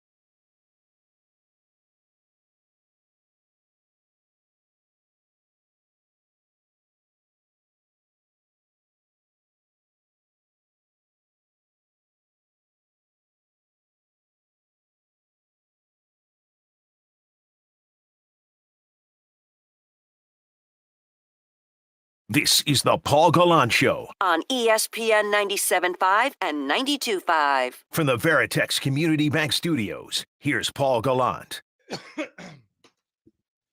Most interactive sports talk show in Houston. Rory McIlroy, your Masters champion. The Rockets are going to play in the first round of the playoffs, the winner of tomorrow night's game between the Memphis Grizzlies and the Golden State Warriors. So that could potentially be on the horizon. And the Astros took 2 or 3 over the weekend against the Angels. They're in St. Louis for 3, starting tonight with Framber Valdez on the hill. Chandler Rome put together a piece for The Athletic. Paul, why do you always bring up Chandler Rome articles? You know, all his stats that he brings up, that they're bad, they're negative, and he hates everyone, and he hates the Astros, and he hates me. No. He does a good job covering the team, okay? He put together one of the iconic types of articles that you will see on the internet these days. It's a list.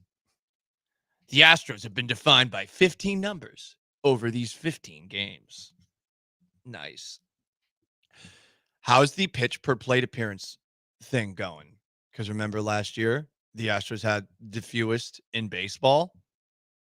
Well, the Astros are seeing 3.92 pitches per plate appearance this year, as opposed to 3.65 last year.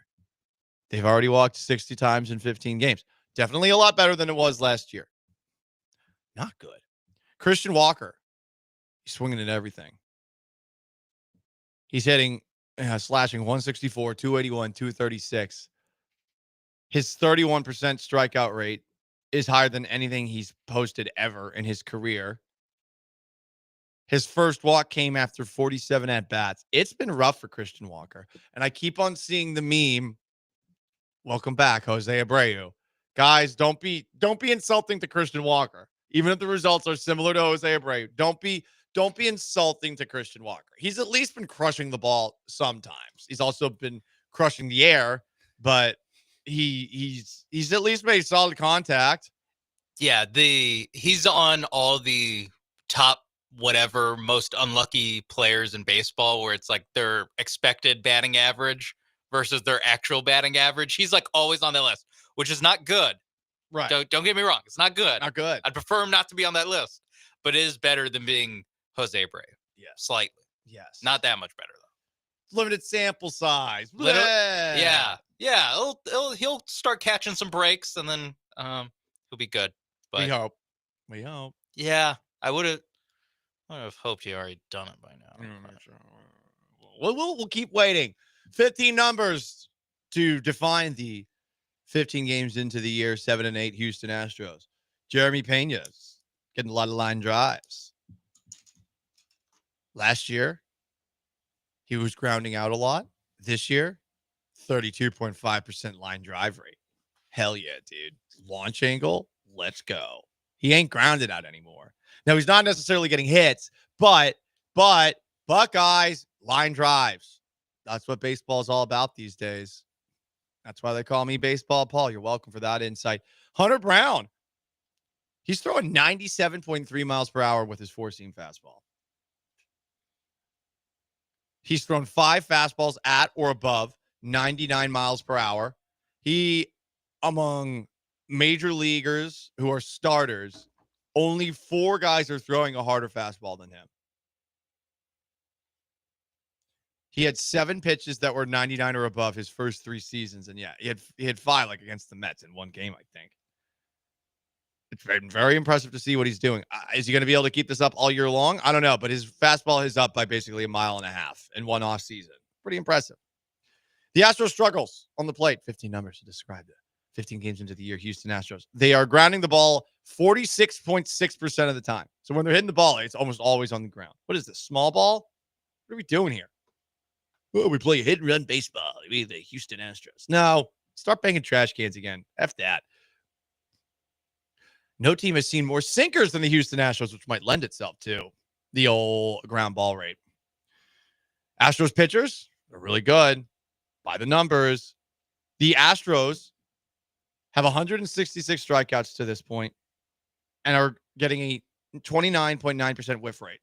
Both are the best in baseball. That is surprising. We thought that they had the chance to be good. Do you think that they would be this good 15 games into the year? Doubtful. I did not think that. They can't throw anybody out. I miss Martin Maldonado. Not that he could throw anyone out either, but at least I could say he's a defensive mastermind, even though I didn't really understand what I meant when I was saying that. But when people try to steal bases against the Astros, they are 18 for 19. Oof, that's not great. That's not great. One last number. I'll leave you with this. The Astros are $4,913,522 under the first luxury tax threshold. So they still could theoretically add somebody if they wanted, huh? Huh? Anyway, Paul Gallant Show, ESPN 97.5, 92.5, 713-780-3776 to call to text on YouTube at ESPN Houston, on Twitch at ESPN 975. While we're talking baseball, I was bummed out to see this. And the World Baseball Classic, I think it's going to be here in Houston. Yeah, 2026. So next year. Right. And we actually get U.S. playing here in Houston, which is dope. U.S. Mexico. We're going to have some fun games. Maybe some brouhahas a la United States, Canada, and the four nations in the NHL All-Star weekend. Do we get Canada too? Who's in our group? I think because I think it's semi-geographic. I think that they are. But this is the bad news before we get to talking about that group. Aaron Judge is the captain of the United States. So can I not root for the United States now? Yeah. Yeah. Not my captain. Not my America. Like, I don't want Aaron Judge, the captain of Team USA. Oof. Canada didn't make. Oh, no. They're in Group A. Never mind. World. Getting ready to roast Canada. Yeah. USA is in the group with Mexico, Italy, Great Britain, and Brazil. How do Italy and Great Britain have teams? I mean, obviously, there's a lot of players of in Italian Major League descent, Baseball that are probably like, hey, yeah, like and Spencer Arrighetti. And the Italian team does have a lot of guys like that. Right. Like, oh, I'm from New York, but I identify as Italian. Oh, the same thing with the Team Israel. I think they just have a lot of guys that are Jewish. Oh, that makes sense. Okay. But where are these limeys coming from? They got British people? I don't know. Like, who's English? I remember their jerseys last time were hilarious. They're awful. Because They were they're so like bad. just Times New Roman font. Yeah, like they're pretty just, much. They're bland and terrible. And I don't think I knew a single player on their team. So even with like stretching the limits of who gets to play for what team, you know, you just get to play for ancestral teams, which you assume there's a lot of guys with British backgrounds that couldn't make Team USA that played for Great Britain. Even then, I was like, I don't know who any of these guys are. Yep. Same on that front. So it should be fun. March 5th through March 17th. Yeah. Next year in Houston. And they get the quarterfinals. I'm looking at the little Let's graphic go. right now. So yeah. It'll be there, Miami, Tokyo, and San Juan, Puerto Rico. So Aaron Judge, the first member to be named to Team USA, and he is also the captain, even though he's never won anything in his life. Is there an Astro that could be on Team USA? No, I don't think so. I don't think so. Not anymore. I think like Bregman or Tucker would have been it. Brown, Hunter Brown, maybe. You know what? That's a good one. Hunter Brown. I'm just like going to Josh Hader, maybe.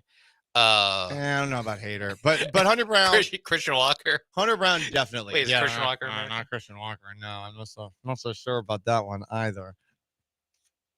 He can play his way out. No, I mean, there's probably like 10 better first basemen. Yeah, he's gonna have to do a lot of playing to get there. Why does Aaron Judge have to be the captain? You know, it kind of ruins it. If you're rooting for Team USA and there's a Yankee who's the captain, I mean, that does pit. I would imagine, and if they're small-minded and petty people like me who are rooting against Rory McIlroy just because his parents had sex in Northern Ireland and that's where he was born. If you're petty like me, then would you not root for Team USA in the World Baseball Classic with a Yankee on it? Because I've asked this question before. You know, who would I root for if the New York Yankees were playing the communist government of China or Vladimir Putin? And I'm not sure who I'd root for. Like in the Yankees against those two teams. Is it under if there's a terrorist organization, I would root for the Yankees. I'll say that. But if we're talking about if we're talking about governments that we maybe don't see eye to eye with, I don't know. I don't know. Would Aaron Judge and the Yankees playing Vladimir Putin and the Russians, would it be played under the Putin hockey rules. If you've seen those highlights, Oh, where yeah. he scores 9 goals in a game. No at one wants 60 to touch years him. old. Yeah. No one wants to touch him. It is funny. It would be pretty awesome just to go out there and if anyone touches me, bye. Good luck. It would be the power trip of the city. Like, I get why North Korea gets down the way they do, because if I'm Kim Jong-un, I'm like, hell yeah, dude. This is awesome. Everyone thinks I hit all hole-in-ones one time. Yeah. Sean Bates behind the glass of Paul Gallant. It's the Paul Gallant Show, most interactive sports talk show in Houston. 713-780-3776 to call to text on YouTube at ESPN Houston, on Twitch at ESPN 975. The Rockets will play either the Memphis Grizzlies or Golden State Warriors in the first round of the playoffs. It entirely depends on what happens in Tuesday's play-in game. The question that I have, are you still scared of this boogeyman? We'll discuss. Stay put.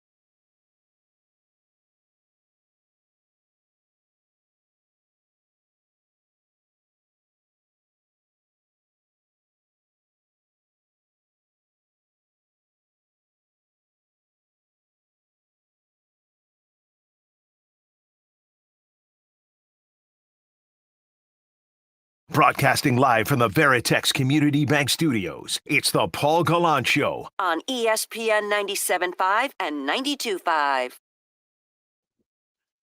The Houston Rockets will play either the Golden State Warriors or the Memphis Grizzlies. What happens entirely depends on what goes down tomorrow night when those two teams play one another. It's a safe assumption that the Warriors are going to win that game. It's a safe assumption.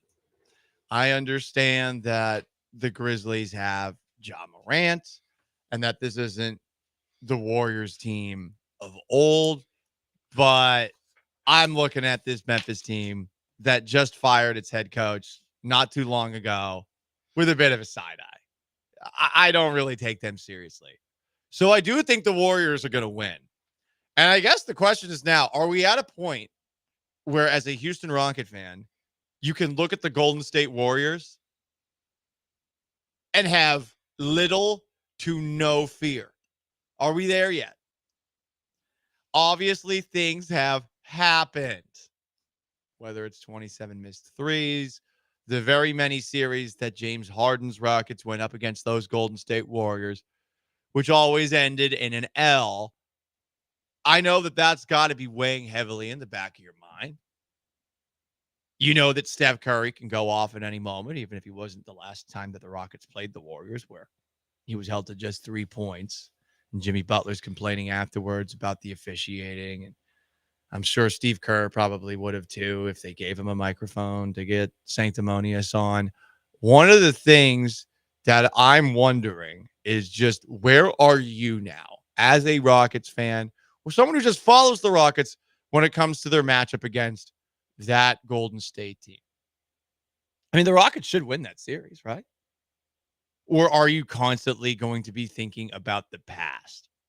Are you going to be looking at Golden State thinking to yourself, well, they have Steph and they got Draymond, and even if it's a different version of Draymond, I still am nervous about those jerseys, and specifically one of the greatest basketball players ever in Steph.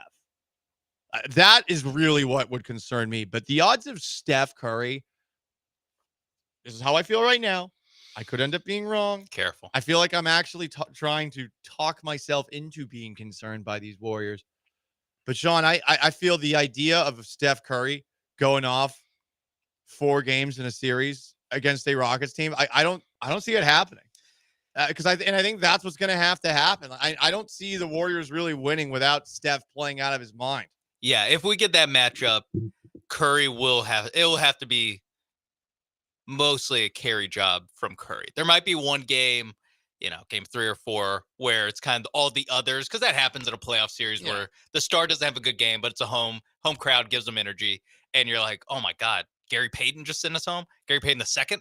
My main worry, beyond Steph, which they just have the best offensive player in the series, it's not even close with Steph, it's Draymond. It's just Draymond Green, and it's less like he'll actually have a positive effect for the Warriors, and it's more of just, I don't want to deal with this headache. I already know we're going to start 2 shows with can you believe what Draymond Green, the Bush League stuff he was doing to Alfred Şengün. So We already had it just a week ago. Yeah, it's just, it's a dread, I would say. And you add in the history, the battle scars that I have when I look at that jersey and that court. And then you throw in, not only do they have the best offensive player in the series in Steph Curry, not only do they have Draymond Green, which will be a pain to deal with, then you also have Jimmy Butler out there too. You have playoff Jimmy. It's just there's just so many killers on that lineup. It's only those 3 guys, but that's enough. And you look at the Rockets and you feel good about the kind of sum of their parts, but individually you're not going in with they got Jalen Green or they got Steph Curry, but we got Jalen Green. Right. It really, I have no idea what to think about any of these Houston Rockets players. It's going to be the first playoffs. Half. This is their first one. And it's not even like they had a play-in tournament or anything last year, We're just looking at this Rockets team and they are straight playoff versions, which does lend itself to inexperience, fumbling around, being awkward, It does lend itself to that. I'm just saying the truth. I think it's going to be Golden State. They do have to beat Memphis. I don't think it's impossible for Memphis to win. No, but I do think it's going to be Golden State. And I'm not as concerned about Golden State as I would be in years past, even though there's a healthy amount of respect. I just feel like this time around, this is the Rockets' year against this Golden State team. They can finally put the boogeyman to bed now that they all have gray hair. You know, although That helps. does Steph have any salt and pepper? I know Draymond's got a lot of white now in the beard. Yeah, no, Looks that like Gandalf out there. not I am not quite Gandalf. that. I am Draymond the White. That's LeBron, really. Yeah. But it is 100% the scars of the fan base, because if you think about the players on the team, none of the players were there. Not None of them. Not even Jeff Green. Not even Jay Sean Tate. Yeah. Yeah. Yeah, Jeff Green was that's like probably the closest That's one. the closest one. I think he was on the team the next year in the bubble. I mean, Steven Adams has his own history with the Golden State Warriors, being part of those Thunder teams, famously getting kicked directly in the nuts by Draymond Green in, what was that, 2016?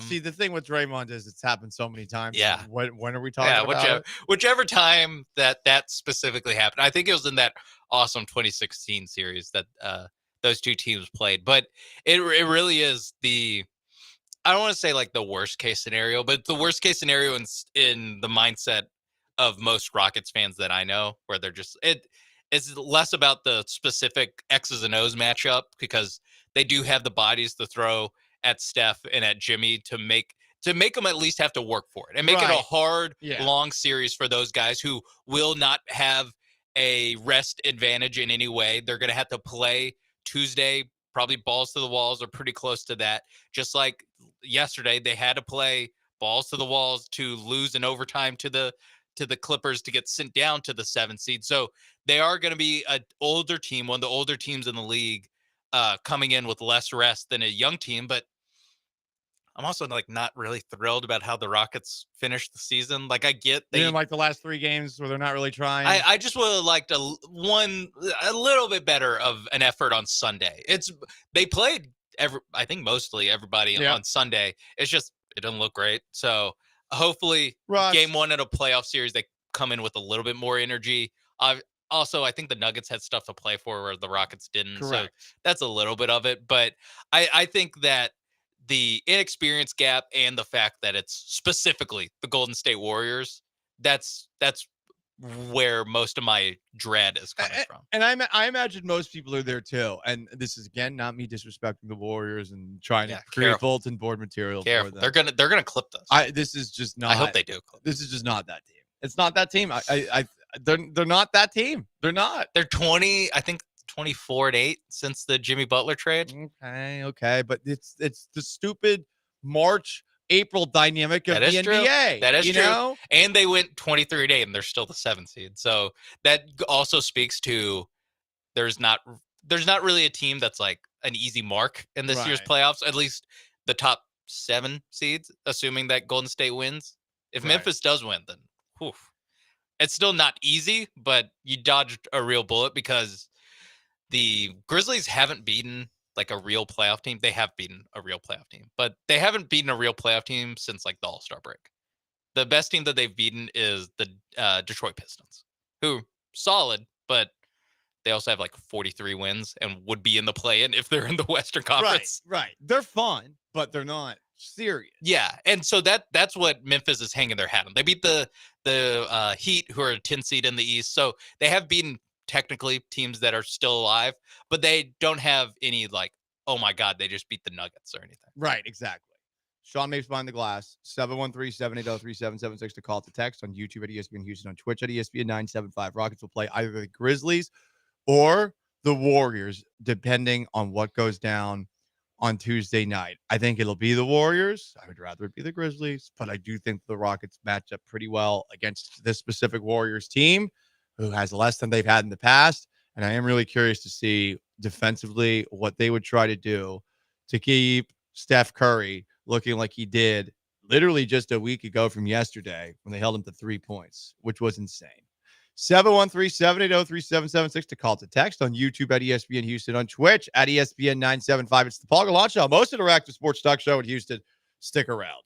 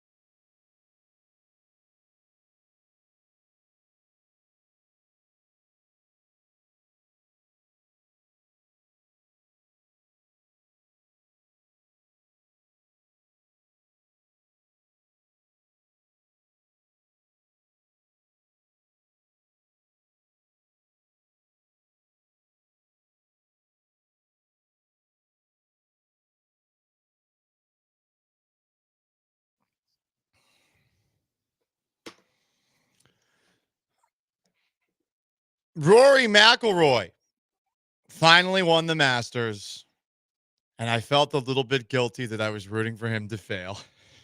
I felt guilty. I hate that. Am I losing my edge? Am I becoming soft in my old age? Thank you for all the birthday wishes, by the way. It was quite the long birthday weekend. I'm not sure how many of these long bender weekends I have left in me. I'm not sure. You know? Paul, are you thinking about hanging him up right now? No, I'm not saying that. All I'm saying is goodness gracious. I don't know how many more I got. I just don't. One of my friends took a picture of me. It's really funny. I'm not sure I can share it, but one of my friends, his son was there. He's a 6-year-old kid, and I was talking to him about the history of the Astros because he's a big Astros fan, and I was explaining why Jose Altuve is the best. And there's a picture, and I look like I'm yelling at him. I look like I'm intensely telling him this is the greatest player in the history of sports. Like I'm pointing, and I mean, you can't see his face, and it really makes me look like an absolute psychopath. I'm not sure if I can post it. I probably can't, but that was in the midst of a very fun weekend. And we wrapped it all up yesterday at a bar in Bernie at the Kendall Hotel, watching the final round of the Masters, then driving back from San Antonio and watching the rest of it down the street here in H-Town. And I really thought Rory was going to blow it. And I was the only person at the bar who was cheering when he missed that putt. I was the only person who did it. Like I actually stood up. I was like, yeah, yeah. Okay, so I was wondering when you had the moment of self-reflection of why am I rooting against this man? When I was the only person, Sean, that was doing that was the first moment. Okay, so hole 18. So after he blew it on 18. Right. Okay. And the second moment was after talking with other people, and they were asking me, like, why do you not like him? I was like, well, he's from Northern Ireland. And they're like, so? I'm like, well, don't you understand? And, Northern Ireland represents the illegal occupation by the English in the island of Ireland, which is an independent country that has constantly been under the oppression of the British monarchy for years and years, and that Northern Ireland, its existence reflects that. And they're like, what are you talking about? What are you talking about, Paul? You psycho. Paul. There are multiple people said that with me, and I was like, damn, I don't really have much to go off of. And now this bit that I think is hilarious isn't exactly as hilarious in person as I think it is on the radio. So perhaps this bit of mine needs to be put to rest, where I'm rooting against Rory McIlroy entirely because of the country he is from. Did it, because it was something I noticed, and you probably didn't notice this just because you can't pick this guy out of a lineup, but Shane Lowry, a Irish golfer, yep, and a hashtag real Irish, not 55% Irish American, right? Yes, or he's from actual Ireland, not Northern Ireland. Real Ireland, right? Yes. Right, not fake Ireland like Rory. But he like was one of the first golfers to like give Rory a giant hug, and I saw that, I was like, that kind of pokes a hole in Paul's bit. I hated that. And listen, I wasn't hoping that Shane Lowry was going to, car bomb him or something. I wasn't looking for that to happen. But I would have liked just an absolute spurning of a handshake, Just entirely. Yeah. But again, things are fine now, Things are actually, the troubles are behind. The troubles are behind us. It's a great documentary but yeah, that's like I think when it was at its worst was about 50 to 40 years ago. Damn, it's 40 years. Patriot Games. Harrison Ford movie. That's when the troubles ended. When Sean Bean is trying to kill Harrison Ford. He's trying to kill Jack Ryan on the boat. Spoiler alert, Sean Bean dies. What a surprise. That's when the troubles ended. But yeah, that was my moment of self-reflection. Since I did turn 36 on Friday, I was thinking to myself, maybe I do need to mature in some ways. It was a perfect storm. Yeah. Of you know, birthday. So you are self-reflective a little bit. Where am I in this life? Right. Life that I live. And then here I am, on a Sunday cheering when a guy who's been trying to do this for 11 years misses a putt. Like standing up in the chair and cheering. The only person in the bar you're at. Really, and it was almost like, that one person in your group of friends who's a contrarian all the time for the sake of being a contrarian, and like he doesn't actually have anything to stand on. That was me in that moment, and I was realizing it. I'm like, damn, I kind of suck right now, and I was enjoying it because all the other people who were cheering for Rory when he won, like I saw that happen, and then I was like, okay, I feel a little more justified because F those people, but at the same time, yeah, I felt guilty. I felt guilty, and we're close to Easter, right? And I'm feeling guilty, a little guilty about that. But your heart grew 3 times its size. When I grew half a size. Half a size. No, not three times its size. It can still squeeze into its old parachute. I still don't. I still don't like Rory. I still don't like him. It's not the face as much as there's a little bit of hypocrisy. The way he was being so preachy to all the guys who joined Live, and it's like, dude, stop. Like you're not the commissioner of PGA. You don't need to bend over backwards to defend it. And by the way, I think you can make an argument that the Live golfers are worse off for being in Live, right? Like they're not as battle tested because they're not doing full 4-round tournaments, right? Isn't it 54 in Live? Yeah, they're doing shorter, and also the golf courses they're at just like aren't as challenging. Right. So they're just not being challenged. Yeah, exactly. On a day-to-day as much. So I mean, you see old Bryson. Just kidding. No, I'm not alleging that. I'm not Adolis Garciaing him, but I do think it's funny to say Broidson, or as Skip Bayless said DeChambeau. I saw that. DeChambeau. I was like, Skip still has his fastball. He does. That was a crazy one to pull out. Him and old Patrick Reed. Haha, I get it. By the way, Patrick Reed was very close to being in that playoff. Yeah, he was very close to having a shot at the green jacket. He effed up a couple of times, I think, on Thursday, and when he was asked about it, he was pissed about it, and he screwed up a couple of times yesterday too. But yeah, it really was like those moments on Thursday and yesterday. Yeah, he would have won. Like that, he was really, really close to winning. And Justin Rose shot 75 on Saturday. Can you imagine Patrick Reed putting on the green jacket? I mean, again, is it big enough? First off, is the question that you start with. Second off, like, can you imagine him winning? Especially this one. Yeah, taking it out of Rory's hands, basically. Oh my God! Yeah, like, while Rory melts down. Me again. Because there are a lot of people that like Rory. Everyone that I was watching with, they were rooting for him. I know that I'm in the minority on that. I see the Twitch, like me, bunch of cynical folks. Some would call perhaps a-holes and or D-bags. Hey, I count myself a part of you, okay? But yeah, Patrick Reed. If Patrick Reed had won while Rory choked, oh my God. Because like if Bryson had won, Bryson is now weirdly likable, even though he probably hasn't changed all that much, He very clearly like talked to a PR team about like, oh yeah, hey, for sure. First, stop wearing those little newsboy hats. Second, the newsboy hat. Second, stop being so like talking about how much smarter you are than everybody. He did say that what he's going to do now, he's just going to try to hit the ball farther. Clearly, I got to hit it farther. It's like, okay, you're still you, and that's good. That's good. Golf needs villains too. It was fun. I mean, it was like 2 holes on Sunday. Thinking about, oh my God, Bryson DeChambeau is going to have to set up a menu for the Champions Dinner next year, and it's going to be just the carnivore diet for all these 90-year-old former Masters winners.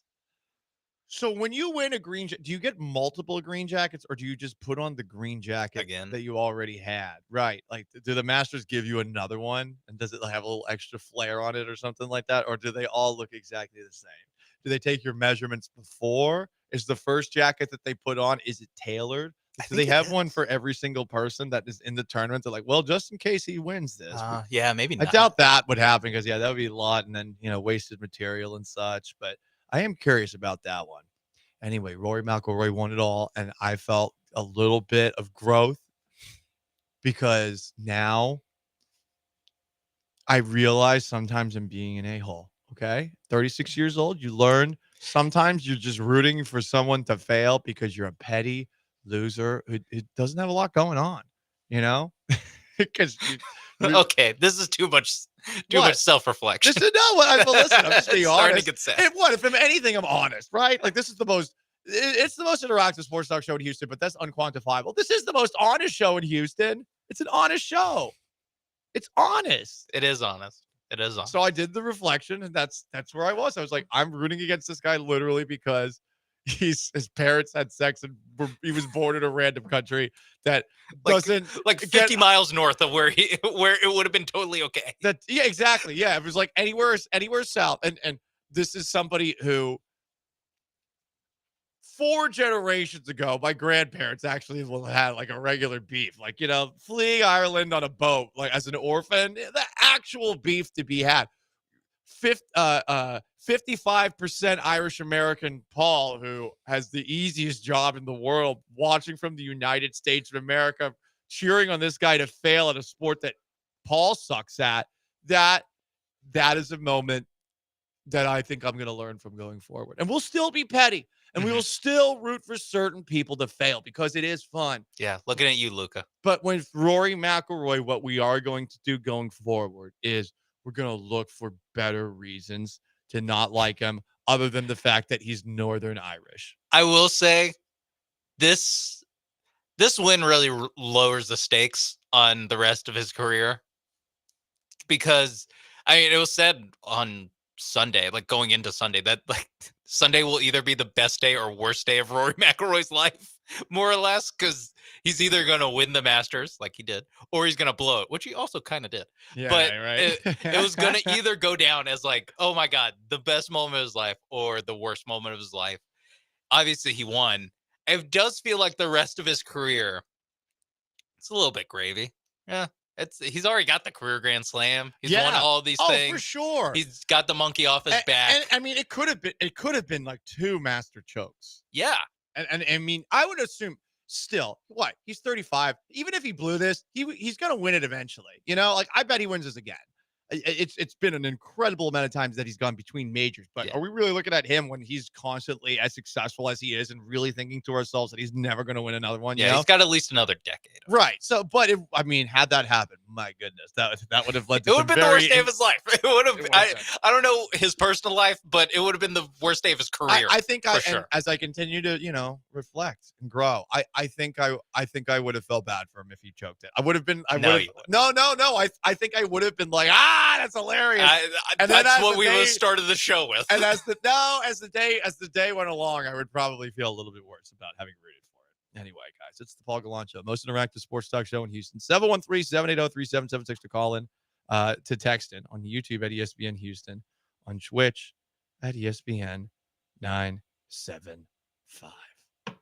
Up next, how you feeling about the Astros as they try to get back to the top of the American League West? They're in 4th place, but they score a lot of runs over the weekend. So that's on the table. And at least they're not this team. Goodness gracious. Stick around, the Paul Gallant Show.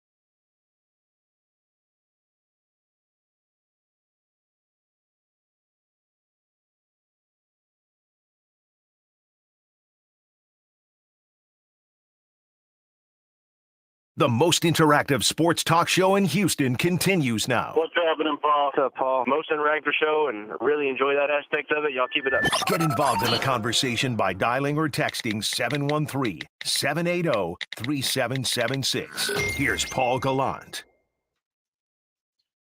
Rory McIlroy won the Masters for the first time. He's got a Grand Slam for his career. Rockets will play either the Golden State Warriors or Memphis Grizzlies, depending on what happens tomorrow night in the NBA's play-in game for the 7 and the 8 seed. Whoever wins that game outright, they get the 7 seed. They'll play the Rockets, who, of course, are the 2 in the West. And the Astros took 2 or 3 over the weekend against the Los Angeles Angels of Anaheim. I was very excited to see the Astros in action on Friday with the offensive explosion that they had. I mean, goodness gracious. They were awesome on Friday. 14 runs. You got a home run from Cam Smith. You had a grand slam from Yainer Diaz. Isaac Paredes started a 3-home run in 3-game stretch. You finally saw some of the things that you knew this offense was capable of. And as always, we joke about, Sean and I do, when the Astros score a certain amount of runs, they're probably not going to score those runs in the next game. It's like they scored too many runs in this game, and they only scored 1 run, and they only had 3 hits, Sean, on Saturday. Seems like we're more right than wrong. It's so dumb how that always seems to be the case. Maybe it's also just the fact that, hey, it's hard to do it back-to-back days. It's just like a natural whatever. Evening it out. Yeah. Right, the yin and the yang. But they scored 22 runs in 3 games. They had 7 runs yesterday. Hayden Wesneski looked good. Ryan Gusto looked not so bad and thrown into the spot starter role. I'm feeling a little better about him. I don't know how many guys are using torpedo bats. I do know Mauricio Dubon is using one, and that seemed like we had some results from Mauricio Dubon using that to open things up. I do think everyone should be using the torpedo bats, though. I don't know what they do. I do not know the specifics, the science, any of that. I just want torpedo bats. I want every Astro to have them because the offense does have to eventually catch up. They're hitting a lot of ground balls, and while they are forcing more pitches than they did last season, by the numbers, we actually know that to be true. At the same time, I need more extra base hits. That's what's really weird about this. A couple of years ago, maybe 10, 15 years ago or so, I probably could have been talked into, well, listen, they're just, they're just trying to put the ball in play, But the fact is, they're struggling. They're putting it on the ground. It's resulting in outs because they're a slow team. One of the things we heard going into this year was how they're going to work more counts, but also they're going to be more aggressive on the base paths. That's been crap. They're slow. It's a slow team. So when you're constantly grounding the ball out and you don't have a bunch of burners out there, like it's going to lead to a lot of sad, frustrating, dead innings. So they got to start putting the ball in the air. Okay? Get that launch angle going. I mean, Jeremy Pena's this year, he's getting the ball in the air. He's not grounding it out anymore. But we need more guys to do that. So after what we saw this weekend, where you at 1 through 5 confidence-wise with the Astros? I'm on like a 2.3. We had a couple other people texting in a variety of different numbers, generally in the 2s. The offense can't possibly be this bad, but at the same time, like I can't have as many Saturdays as I'm getting. And Saturdays, there's been enough of those to this point this year where, okay, like, hey, it happens. It happens from time to time. But should it happen against the Angels? No, I don't think so at the very least. I was on ESPN website earlier today, and, we were laughing at a really bad post on social media by one of those wannabe Astros aggregator accounts last week where the guy was saying, the Astros just aren't having enough fun. They're not having enough fun. Well, there's an article at ESPN that says that of all the teams in baseball, the Astros are the 17th most fun team. 17th. Who are they behind? Ranking 17th. Well, they're behind the Giants, Reds, Orioles, A's, Royals, Rangers, Diamondbacks, sure, Braves, they stink.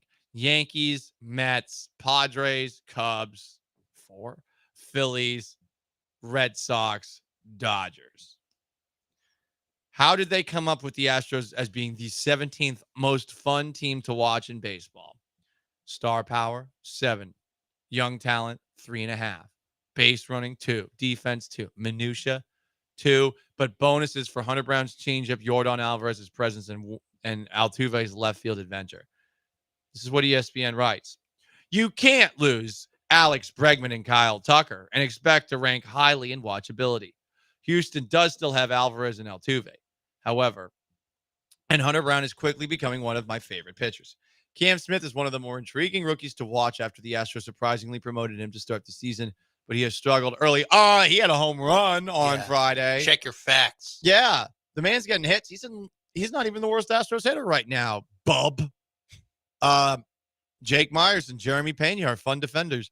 And when Framber Valdez has his sinker dancing in on right-handed batters, he's as good as any starter in baseball. So the Astros are the 17th most fun team per ESPN's David Schoenfield, who we've definitely read some articles about from before. I'll give him this. He doesn't seem to be as annoying as the traditional baseball writers out there. You know, he's not going to pull a Verducci. Tom Verducci. Thank you. I was like, who's the Italian guy? He's my go-to, like Tom Verducci. Bleh. Verducci, if you've never seen it, a couple of years ago, Verducci did the equivalent of going to his china cabinet, pulling out a jeweled wine glass. Some people have those. He carefully massaged it to clean it. And then what he did was he stood up from the typewriter that he sits at, and he put the glass underneath his behind, and then he farted in it. And then he sipped it and sipped it and sipped it some more and just wafted the fumes of the worst thing I've ever seen, which is Tom Verducci videotaping himself writing an article about why it's important that I get to vote for the baseball's Hall of Fame. It should have been removed right there. That man shouldn't just be allowed to never vote in the Baseball Hall of Fame anymore. He shouldn't be allowed to vote for our president. After I saw that, like, I want him to have the same treatment as felons. I want him to never be able to vote again. I want him to be the exception that they actually do pull ID for in states that don't require ID when they vote, so that we can look at Tom Verducci for that god-awful thing that he posted, this video of him literally just tooting in a glass and then sniffing it. People like that guy stink. So anyway, that's a long tangent aside. I'd like guys like David Schoenfield because they're not like Tom Verducci. They're not like him. Verducci doesn't do the bow ties. That's Ken Rosenthal. He's at The Athletic now. And the bow ties are for a good cause, so I won't say anything about it. I won't crush him for it. But he is the bow tie guy. Buster Olney, nah. There's a lot, basically, for like over 50 years old and a baseball writer. Chances are we're not huge fans over here. No, we're not. And I have no idea how old Schoenfield is, but I don't either. But listen, I like him. I like him better than the traditional ones. But at the same time, I mean, 17th I was most gonna fun say, team. At the same time, can we bump it up at least over 15? The idea, they're definitely not less than average on watchability. Did I? You know, we talked about earlier, Sean. I enjoy rooting against Rory McIlroy, and perhaps it's a little bit petty the way that I did it, but entirely because people like rooting against the Astros, they have to be higher than 17th. 17th means they don't matter, you know? And it's very weird that they're ranked there in terms of watchability and fun. Yeah. I do think they're actually an enjoyable watch. I think so too, because they're good, but not, oh my God, this team's incredible. Like I understand if in 18 or 19, they would be not 17th, but they wouldn't be number 1 on the list just because it's like, well, they just kind of blow teams out and don't give up any runs and hit a bunch of home runs. And so if you're a neutral fan, that's not like the most compelling thing, because it seems like they did weight like having young stars and running around the base paths as like part of it. And that's not really something the Astros have like ever really done, except for the early days when they're calling up all their young stars that are now on different teams. But this team, just by like being pretty good, they play a lot of close games, and like they have two awesome players, both starters. Like they have two awesome starters, two awesome position players. Cam Smith is fun. Like if anything, He's fun. Cam Smith is fun. Jeremy Pena is pretty fun He's too. fun, and he does the heart thing. He does. Does he still do the heart thing? I hope to see it more this year. He hasn't hit a bunch of home runs, so It's usually like a double. He usually does it when he gets the double, right? Okay. I don't I'll think keep an eye out. There have been very few doubles by the Astros, period, this year. I'll keep an it's eye really out. been like home runs and singles. That's it. Yeah, but he made a good defensive play. The barehanded throw to I forgot who he got out, but hard to do the hard thing when you're wearing a baseball mitt. It is hard to do the baseball mitt. Isaac Paredes, come on. Who doesn't like a guy who exclusively pulls balls and hopefully they land in the Crawford boxes? I like that. 3 straight games with a home run. I mean, that's watchable to me. I don't know. They are to open up the year 7-8, and yes, this is about how they always start off the season. Almost to like exactly the game. I'm already seeing it on the Twitch right now. They're like, yeah, see what we said. Yes, it's gonna be fun. And like, maybe. You're allowed to be annoyed that they start off slow, but they always start off slow. Okay, that's not good. That's not good.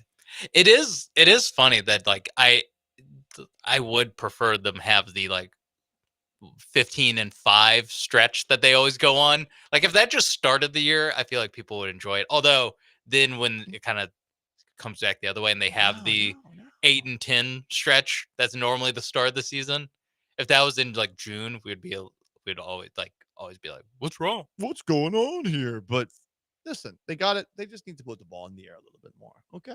It really is just score more runs. That's it. Their pitching is fine. Just Yeah. score more runs. Baseball, the great equalizer. Yes. Sean Maves behind the glass on Paul Gallant. Paul Gallant Show, ESPN 97.5, 92.5, 713-780-3776 to call it the text. We're closer and closer to the National Football League draft. And on top of that, you'll never guess what Dak Prescott had to say about his chances with the Cowboys this coming season. Stick around. It's the Paul Gallant Show with Sean Maves behind the glass. Stay put.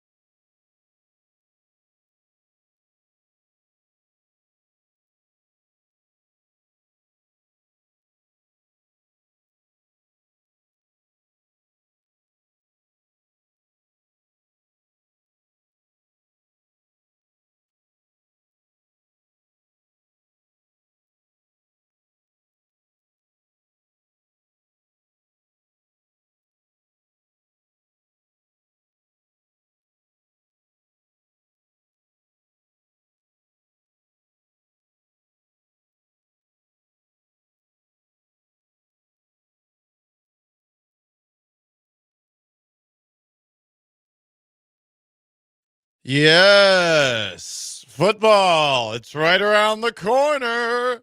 Just kidding. The NFL draft is almost right around the corner. And don't worry, starting tomorrow, we're going to get you so ready for the draft. We're going to be talking about all the possible picks. Yeah. Oh, you think we're just going to talk about the first round picks or the second round picks? No, we're going to be talking about the day 3 steal possibilities. We're going to be talking about the undrafted free agent possibilities. We're just going to give it to you. Going to give it to you good. So, Dak Prescott, he's the starting quarterback of the Dallas Cowboys for now until Joe Milton takes his job. Patriots legend.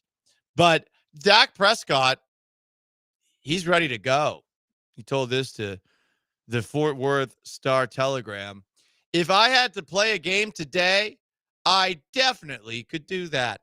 It's about moving forward healthy to make sure I can play 17 to 20 times when the time is right. So he's throwing to teammates at a high school after tearing his right hamstring off the bone. Ow! Against the Falcons last year, November 13th. Tearing the hamstring off the bone just sounds bad.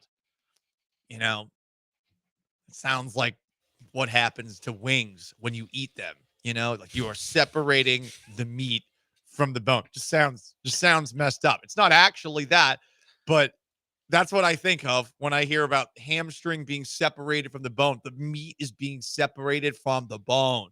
That's scary. So good for Dak. Dak's feeling good. Yeah. Wow. I forgot it was off. I forgot how like terrible of an injury it was. Yeah, because it's not usually the hamstring injury is just like, oh, A it's few sprained. weeks and they were out of it. So Yeah. I guess mentally I was just like, yeah, it's like a 5-week injury. Their season was over. So Yeah. they made it an 8-week injury. No, it got torn off. He's probably still recovering from it. And we got to see Cooper Rush as a result in Texans Cowboys. Well, hopefully next time. Well, not for the Texans, but hopefully we see some Joe Milton. If they played against Joe Milton, they might have lost. Because I mean, because they took forever Rush to get wasn't going good in that game. No, Rush was bad. They had the fumble return for a touchdown. No, the Cowboys. I mean, the final score very misleading. That Texans Cowboys game was close last year for a while. I thought people said they couldn't score in the second half of games, and it was a Mario Edwards scoop and score, and then another turnover. Yeah, that led to like a 5-yard mixed-in touchdown. Exactly. They were really flexing about it. Yeah, and it was they like, were. Can you guys not gaslight us? Because they gaslit us a lot last year.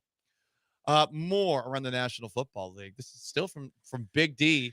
Per Dak Prescott, Brian Schottenheimer has the whole building excited for a new chapter. Let's go. Sure he does. I'm sure that Brian Schottenheimer has everyone in Arlington excited.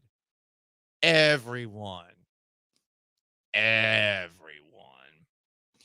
Anyway, continuing to talk about the National Football League. Derek Carr hurt?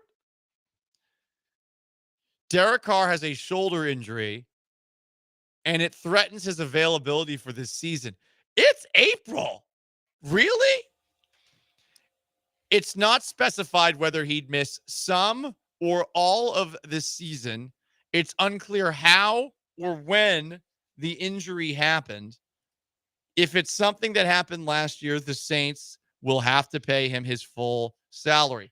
If it happened elsewhere, the Saints could be able to not pay his salary and recover money previously paid. So I'm wondering if Derek Carr did something. I'm also wondering if the Saints are up to some tricky stuff, seeing as they're in all the debt, just going as Louisiana as possible when it comes to their spending habits with the, $100 million over the salary cap like they supposedly were going into the offseason.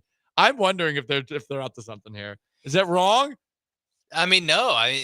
Because again, in April, this guy all of a sudden got a season-ending injury. So I don't remember him missing time with a shoulder.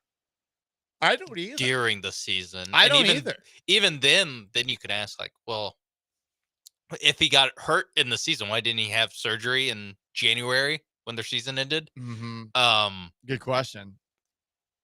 Yeah, what could he possibly have That Did is putting. he? That's a 6-month injury. Is it an Andrew Luck? No, kinda more than a injury? 6-month injury. I'm wondering if it's like what Andrew went Luck suffered. snowboarding? Well, yeah, because wasn't Luck out that whole season, and it wasn't like a He went knee. snowboarding, It was yeah. a shoulder injury, and he was out for a full season. Yeah, maybe it was at that ski resort that Matt Stafford and Tom Brady were at. That's just where all the quarterbacks hang Ooh, out, yeah. go skiing. And Derek was trying to be cool and hurt his shoulder Yeah. skiing. Hey Brady, watch this, and just falls down the slope. One of my friends who was at the wedding I was at in Bernie this past weekend is literally getting surgery next week because he crashed into a tree while skiing. But I love this guy. He's the best. I was like, damn, dude, really? He's like, yeah, man, it's pretty bad. I was like, all right, Jesus, dude. Yeah, skiing. I've never been skiing. B, I think it's something that like at this point, like I don't think I can ever ski because I don't want to be that guy. I don't want to be 29 years old if I do it next year and be that guy who has he's 40. a full-fledged injury. Imagine flying on a plane too, like when you're dealing with like a shoulder and rib injury. God. Yeah, Like I can't imagine ever doing it. So maybe he tore his labrum. I'm just looking up. It could be that because labrum injury for athletes 6 to 1 year recovery. So maybe that means it's Shedeur Sanders to New Orleans, and maybe the Saints are looking at trading up right now with the Patriots, perhaps. If you're the Saints, do you just like take your medicine anyway? Be like, hey, we're probably gonna have a top 5 pick anyway. Well, it's the NFC South. Can you ever feel that confident that you're going to be the worst in that division? You're going to win 6 games because you get to play 6 against you. You just have to split against your division, and then you're at 3 right there. I guess it's a little tougher maybe going forward, depending on how you feel about Michael Penix in Atlanta. The Bucs are going to be respectable. The Panthers were respectable in the second half of last year. So maybe you are going to be just bum. I mean, they weren't good last year. Like they had the 9th pick last year. So Right. I'm not saying that this is like the Indianapolis Colts when Peyton got hurt. Like we're not dismantling a great team here. No. But I don't know. I guess did they know that Carr was going to miss this much time, or did they think that they're going to be competitive in theory with a good quarterback? I think they're just being vague, and I'm really all I can think of is okay. He has a shoulder injury. His availability this year is in doubt. Maybe this is them like soft launching that. Hey, Derek, maybe if you want to trade, you should ask for one. But then again, he's hurt. It's very strange the way that's been leaked, and the fact that no one's giving any prognosis as far as how long it's going to be, other than it could affect his availability this year, does make me wonder if we're about to see him go Andrew Luck. And yeah, if the Saints think to themselves, damn, we got to get a quarterback. We're close enough. Do we wait? Do we like Shedeur Sanders that much? Yeah, it probably just comes down to how much they like Shedeur. Yeah. Because Shedeur is a type of prospect that people are going to be split on.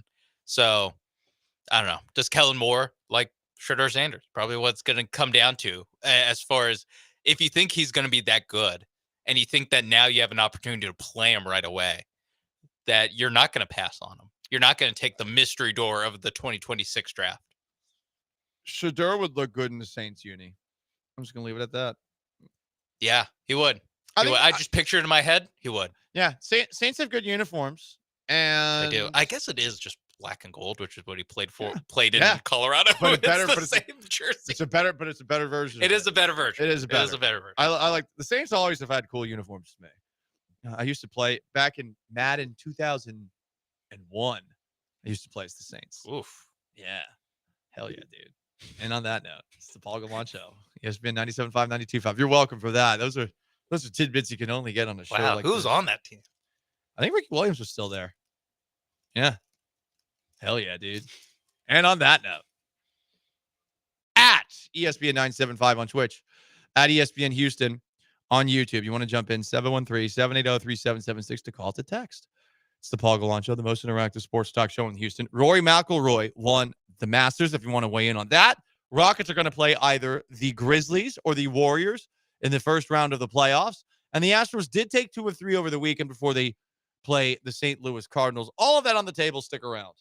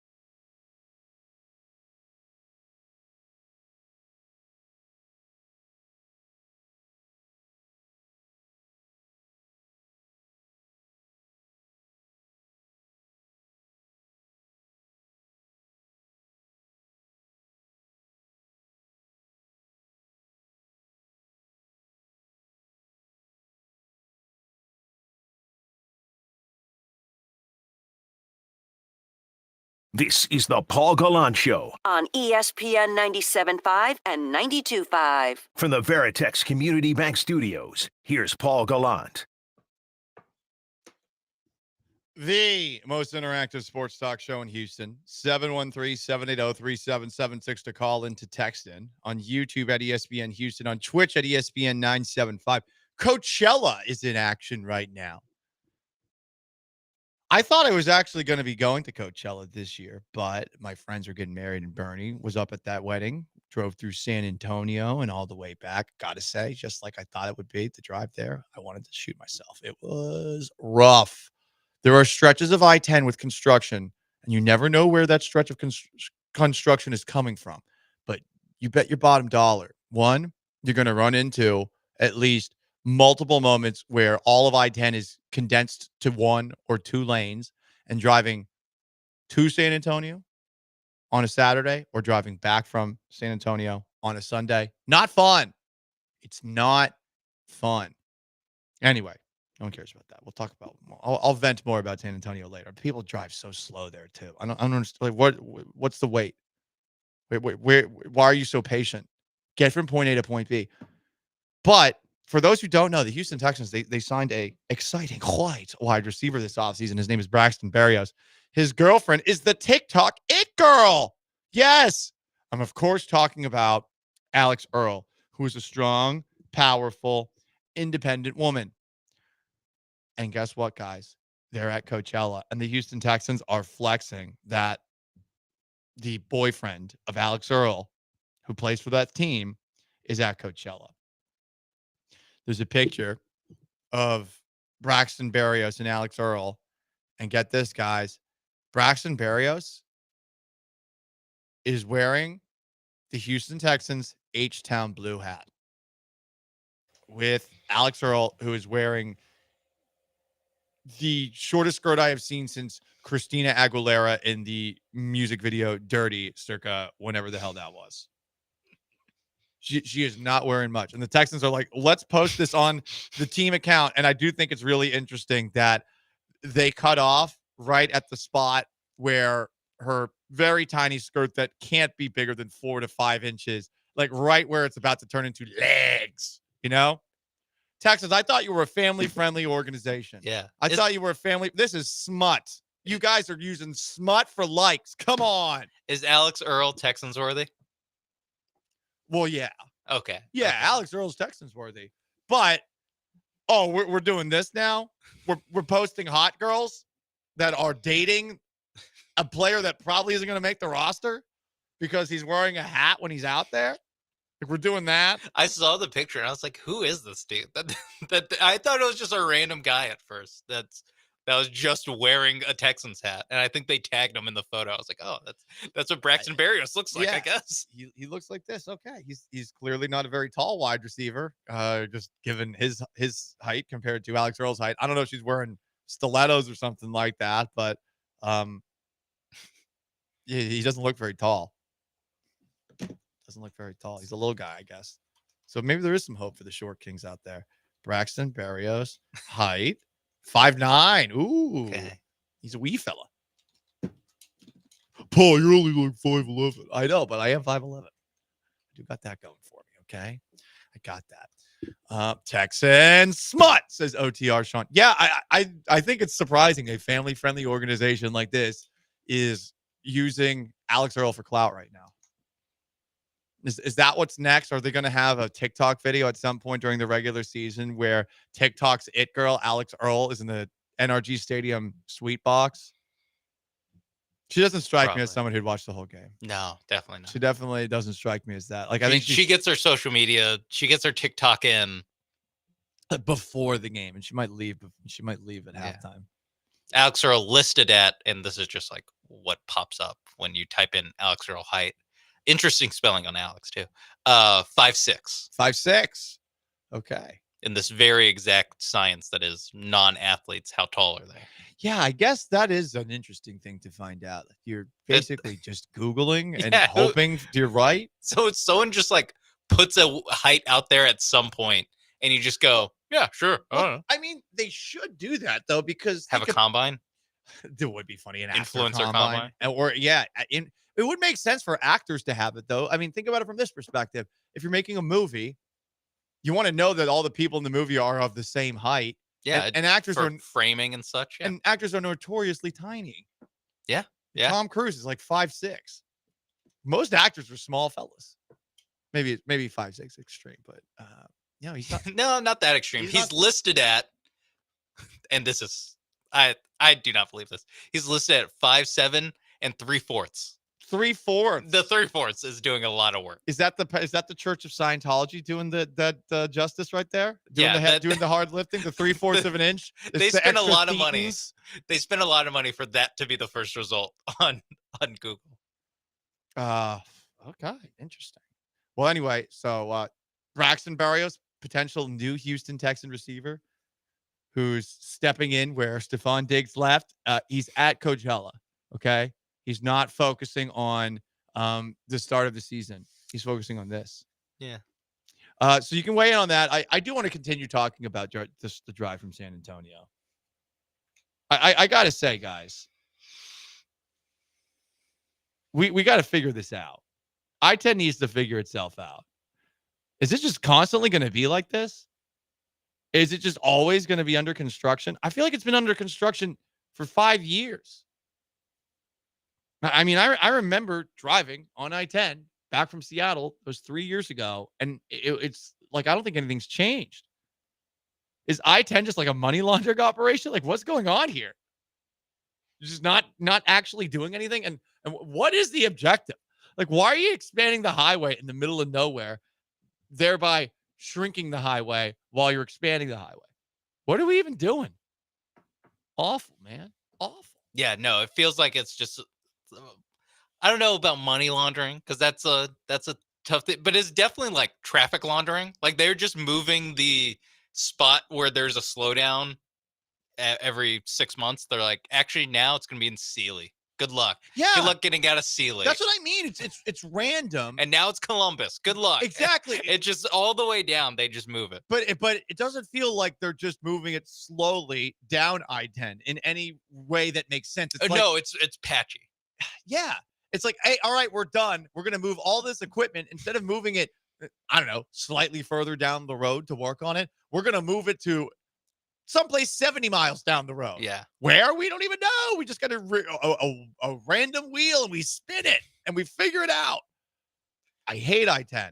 And this is the thing I really hate the most. And I know that we have some truck drivers out there, because I know a lot of people, you're driving all day long. 2-lane highway truck driver who passes a truck in front of him only to go exactly as fast as they were before, blocking up all the traffic to do so. It's the most unnecessary passing that ever happens. This whenever you're on a 2-lane highway and you see trucks, this will happen. If you're driving 3 hours or so, at least once you will see a truck try to pass another truck, only to continue driving at the exact same speed that they were driving before.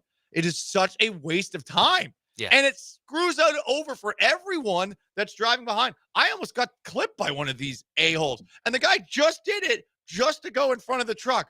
And then he's going the exact same speed, and that truck's going the exact same speed. Are they flirting? Like, what is this? Are they talking on the radio like 10-4, 10-4? Hell, I'm going to sneak in front of you, big boy. I'm going to sneak in front of you.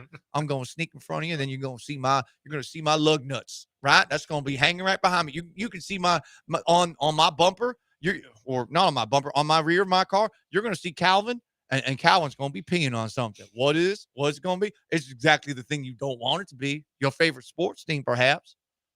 You know, I don't get it. I feel like this happens on all the highways, though, and whenever I'm driving, and I can't deal with it. And people drive way too slow in San Antonio. Like, wake up, people. Yeah, I think that might be some Houston driving on our part. Because we're such advanced drivers. Yes. Yeah, I have the same thing. And basically, anytime I drive anywhere else, I'm like, what is going on? Why do I feel like I'm in an F1 car compared to everyone else? Yeah. Oh, it was so bizarre. Like, there was a person that was driving 6 miles under the speed limit in front of me. And I'm like, what are you doing? Yeah. And also, like, I've tried to merge to go around, like safely. And this person just just moves into the lane without even putting his blinker on. Awful. San Antonio, you don't deserve a basketball team. You don't deserve a basketball team because you guys can't figure out your highways or your roads or how to drive. Anyway, a lot of texting about I-10. I-10 construction in Texas is just like the West Side Highway in Manhattan, New York. I'm assuming money laundering front. Uh, Another text for the 4-9. Can't keep people employed if there aren't roads to fix. Hence, go slow. Oh, yeah, that's true. Just keep it going. From the 832, as someone who has lived in Lake Charles for 23 years, I-10 from Louisiana to Texas has been under construction my entire life. I'm 42. Damn. Sounds right. Anyway, it's the Paul Gallant Show, most interactive sports talk show in Houston. Sorry, I had to vent about that. On YouTube at ESPN Houston, on Twitch at ESPN 975. Stick around.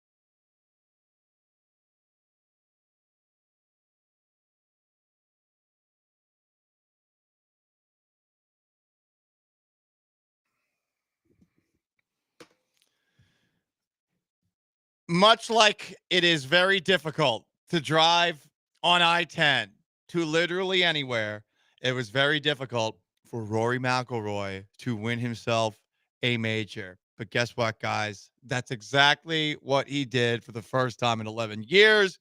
He completes the golf grand slam yesterday by winning the Masters, hanging on to win the Masters, which he did almost give away to Justin Rose. It is his first green jacket. We were talking about it earlier. I did feel like it was a moment for me of reflection where I realized, man, I'm just rooting against this guy, and perhaps I need to be a little less like that and more like someone who's rooting for others to succeed. Maybe I need to be wired a little bit more like that. As far as the Rockets are concerned, for those who don't know, tomorrow night, the Memphis Grizzlies and the Golden State Warriors are going to play one another in the 7-8 game for the play-in tournament. Whoever wins that game plays the Rockets. If I had to pick between those two teams who I'd want to face, I'd want to play Memphis. But I do think that the Warriors are going to be the team that ends up winning. I think the Rockets match up pretty well with Golden State this time around. But there's definitely an element of, hey, this is a Warriors team that, like him or hate him, does have Draymond Green. Like him or hate him, does have Jimmy Butler. What version of those two players are these guys at this point in their career? They're still competent. That's at the very least. And then, of course, you got Steph Curry, who, the Rockets held to 3 points last time around, but he's scary. He's Steph Curry. I think he's one of the best players that's ever played the game. I feel like he doesn't get enough credit, in fact, as being even in that conversation. You know, people put Kobe in that conversation. They don't put Steph in that conversation.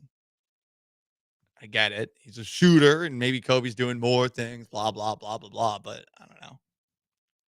Can we put Steph in that conversation? I know this city hates Steph Curry too, so there's a little bit of that. I am curious to see how things go for the Rockets, but we are seeing some pretty big changes in the NBA today, and I'm wondering if when's the next organization in Houston sports that's going to be going through this? The Phoenix Suns, who the Rockets have the lottery pick of, fired their coach, Mike Budenholzer, after just 1 year. They say change was needed. Oh, you think? You think change was needed? But he's gone after a 36-46 season, despite having Kevin Durant and Devin Booker. They're the third team in NBA history, the Suns, to start 8-1 or better and miss the playoffs. In March and April, they lost 8 straight games, all by double digits, the most consecutive losses by 10-plus points in franchise history. So that's why Mike Budenholzer's out. We, of course, saw last week Mike Malone and Denver's general manager out. And the New Orleans Pelicans have fired their general manager as well. So people are getting got today. And just a thought when I see all these news, all these updates on the ticker, I'm wondering who the next person to get got in Houston sports is. Who's the next person to get got? Things are going pretty well. I mean, if you're looking at anybody, are you pointing at someone on the Astros? Do you think Joe Espada is going to get got after 2 seasons? I don't know. Only if the Astros have a disastrous season. I don't think Dana Brown's in any danger. I feel like Dana's actually done a pretty good job since taking over. I just think he's got to watch what he says. He's a little bit too politician-y at times when he speaks. He overpromises and doesn't always deliver on those. So I would say probably one of those two are the most likely one to be gone. I don't think D'Amico Ryans is in any danger of getting gone anytime soon. I guess really the only way would for Ime Udoka and the Rockets too would be if the Rockets brought in some sort of superstar player and that superstar player hates Ime Udoka. Like after a couple of weeks, we learned that they hate each other or something like that. Because I just don't see that happening. I feel like a lot of people across the NBA really like Ime Udoka. Yeah, at least out of the stars that we've heard of that he's coached before, the ex 76ers, the ex Brooklyn Nets, like Harden, Durant, even Kyrie, like they all generally have really awesome things to say about him. So it is funny that he has a reputation and he doesn't have a reputation. He just is a coach that's very demanding of his players. And at the same time, all the players like respond well to it. Yeah. Like even the Celtics guys, I forgot about the Celtics guys. Like none of those guys really like have anything bad to say about No, I think they all liked him. him. And the problem was, of course, Ime Udoka did some stuff, and that's why he's now the Rockets head coach. I get why certain people in the Boston organizations or husbands don't like him. Yeah, I get that. But I think the Astros are the place to look for this. And I think it's less so about like even the job that they're doing, because baseball manager, I mean, I always just put a baseball manager up there just because like I don't really know what you do here, like on a day to day. It seems like most of their job is to kind of, hey, keep the clubhouse even keel, keep it moving well. And you fire him like he's Scott Service if things aren't going so well, hoping for a spark. But yeah, that's probably accurate. And then second, I would also have Dana just less about anything Dana Brown's doing and more about who he reports to. Right. Exactly. As his boss. Just Jim Crane let a guy walk after winning a World Series. Yeah. Like Jim Crane will fire you if he doesn't like what you're doing. If there's ever a deadline where Crane wants to go all in, and especially because this is what happened Click, where he wants one specific guy and you go, no, not really seeing it with this guy. Probably not going to prioritize that, or just can't make a trade happen. Like that's what pissed off Crane about James Click. So I think Crane, it's the Astros guys, but it's more a reflection on who their boss is than anything they're doing. Because like you said, all these teams are going well. I can't see any of the Texans.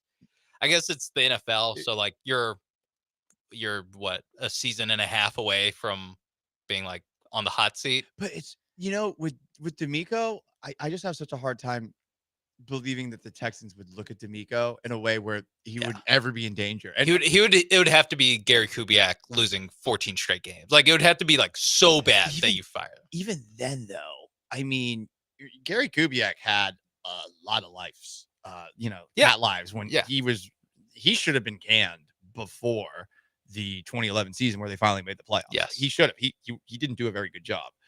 He did well in 2011. He did a hell of a job that season. That team was quarterbackless. And I mean, they still held their own on the road against the Ravens, down to their third string rookie quarterback, who was a late draft pick, against Baltimore in that game. I mean, they had a chance. It's just TJ Yates. That was the worst game he's ever played.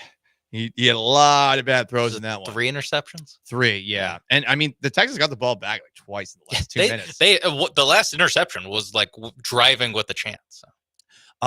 75 Corchester says D'Amico's the only person that can fire D'Amico. Right. I mean, he'd have to make some sort of just egregious, perhaps Ime Udoka-esque mistake for things to happen. He wouldn't. But seriously though, I don't think he would. I don't know. So would you say Casario's more fireable than D'Amico? Yeah, I would think so. But I think Casario's done a really good job to this point too. Yeah. Yeah. The Rockets guys, especially like right now, like it's possible. Oh, no way. Yeah, they are that. Rafael Stone has incredible amounts of job security right now. Yeah. Which is pretty wild. I mean, you could say that like his 4 years on the job are better than like the last 4 years of Daryl Morey on the job. Like, he's better. And Morey was the guy that when he left, I think was pretty unanimously. He's polarizing. But I was gonna say he's viewed as like at that time like a top 5 GM in basketball, and maybe not by everybody. But people were mad that he left, and they're like, "Oh, he clearly he resigned to spend more time with his family, right?" And then took the Philadelphia 76ers job like a week later. His image has certainly taken a bit of a beating over the last couple of years. People don't look at him with the same amount of respect. Yeah, but at the same time, I think with Daryl Morey, on the way out, you could definitely say he got destroyed on the Chris Paul, Russell Westbrook trade. Yeah. And was that something that he like had to do to appease James Harden? Yes. But still, that was a terrible trade. And Rafael Stone's basically knocked out of the park with mostly everything.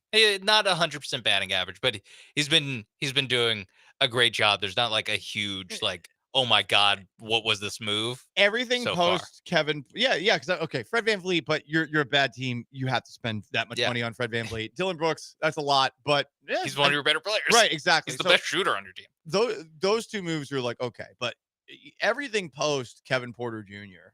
and his obsession with him has been pretty damn good. Yeah, even before that, like the getting draft rid of Christian Wood too. Like once they got rid of the knuckleheads and eventually moved on from Steven Silas as well.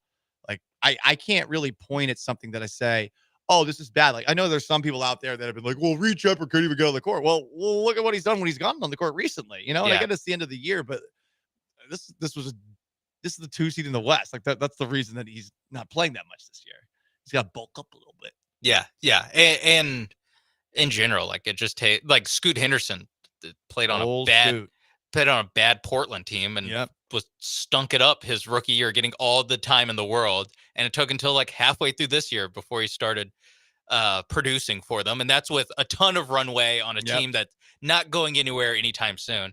And then you look at Reed Shepherd on, like you said, the 2 seed in the West. Like, yeah, he's gonna have a short leash, especially with someone like Ime. So yeah, none of the draft picks I think are really. I mean, you could say Jalen Green being picked 1 pick ahead of Evan Mobley now doesn't look great, but even then, like I don't think that's like some disaster zone of a pick. And yeah, I think the Rockets are the most. Well, I think Ryan's number 1, just as most safe among all the teams. Ryan's number 1. The Rockets guys in some order, 2 and 3. Yeah. Probably Udoka, then Stone, but maybe Stone, then Udoka.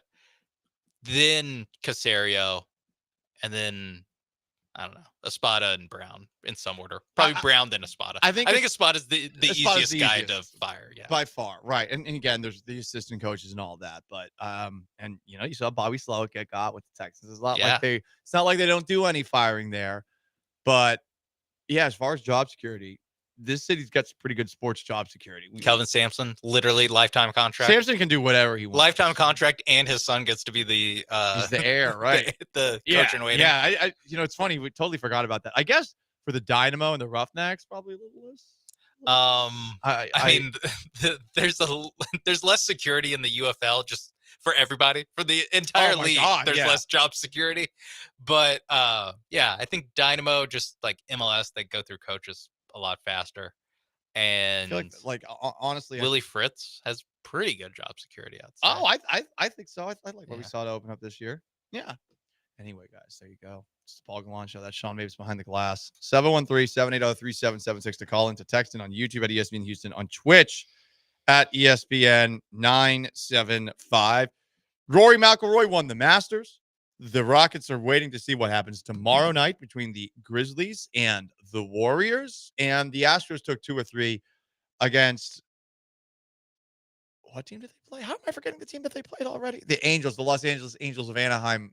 That's right, of California, of the United States of America, currently of North America, formerly of Pangea, of planet Earth, of the solar system, of the Milky Way galaxy. Correct. Anyway, Paul Gallant Show, stay put.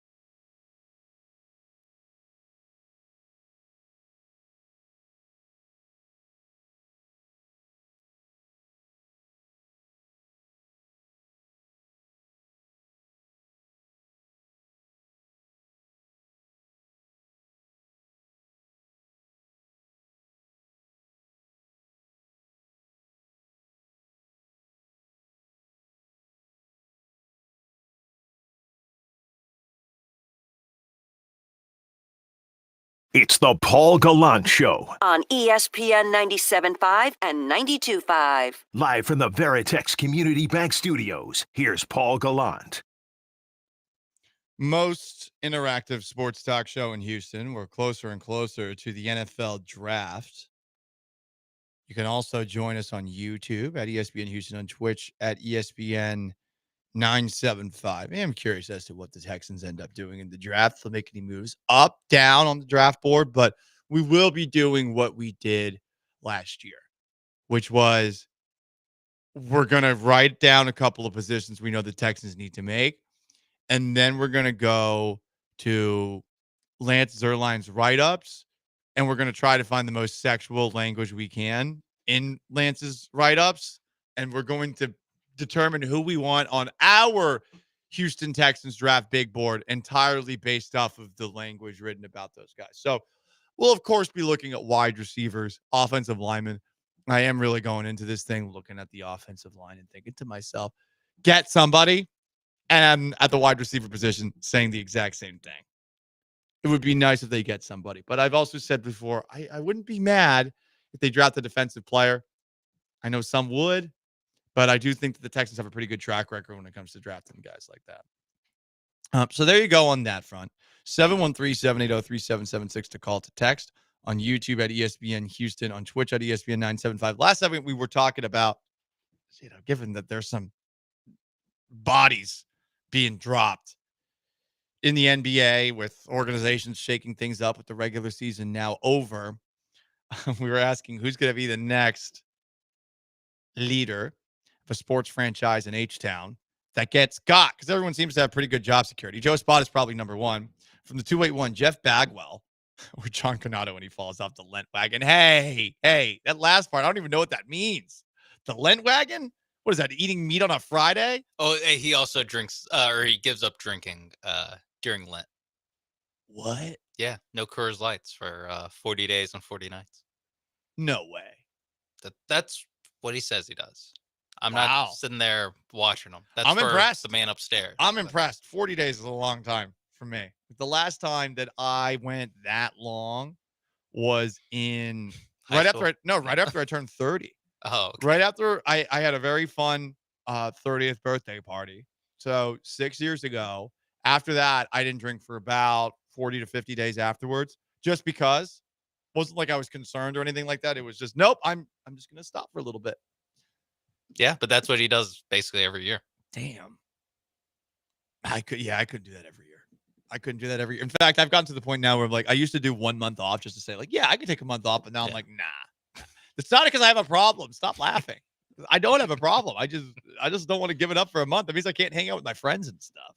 Would probably help in the wallet a little bit. Would help me out with the savings side Save of a things. couple bucks. Yep. Definitely would save a buck or two. Because this weekend I definitely spent a little bit too much. Yeah, it's your birthday. It was my birthday. You only That's turned true. 36 once. That's true. You only turned 36 once. My DJ Swearinger year. I like that. Old Jungle Boy swag. Hopefully you'll bring the Jungle Boy swag to all of 25 and 3 months of 26. Right. Hopefully my car doesn't get repoed and I have to steal it back, or your friend gets bit by a dog. bit by a pit bull. Right. Yeah. I don't want that to happen. But we're reflective. We're learning things. And one of the things that I learned is that I perhaps need to chill when it comes to being petty and rooting for the failures of people in sports. Maybe I need to grow. I'm wondering who else can I perhaps find this kind of growth with? Could I find it with LeBron and the Lakers? You got to no. Possible second round matchup for the Rockets. Yeah, there's that. And I mean, but here's the thing. How about this?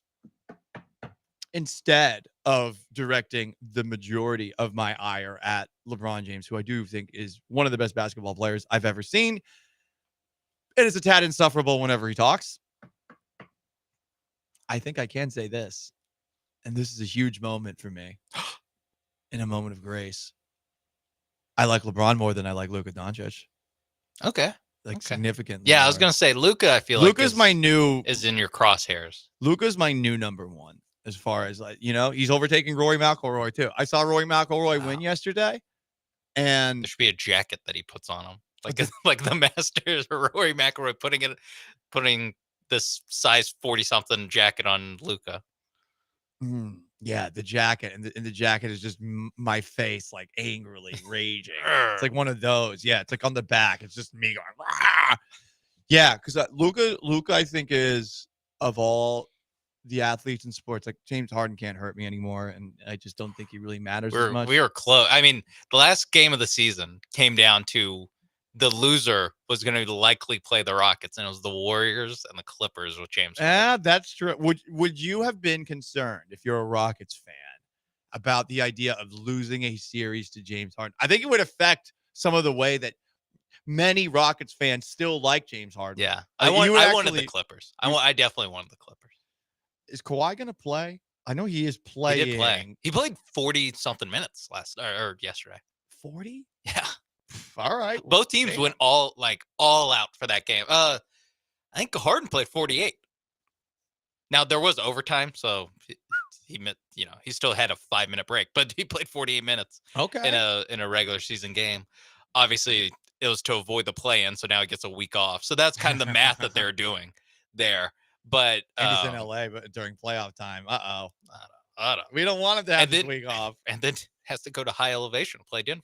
Yeah. Oh boy. Yeah, but all the West here is super interesting. But The West this year in the West, I think it's one of the most interesting years in Western Conference history. I truly don't know who's going to win. I know that Oklahoma City has the better record than everybody, but like I don't look at San Antonio as leaps and bounds ahead of anybody. yeah. Right? Like OKC, my bad. yeah, OKC, like in the regular season, they're definitely just like really what it is. Their floor is so high that they can like just demolish bad teams. Yeah.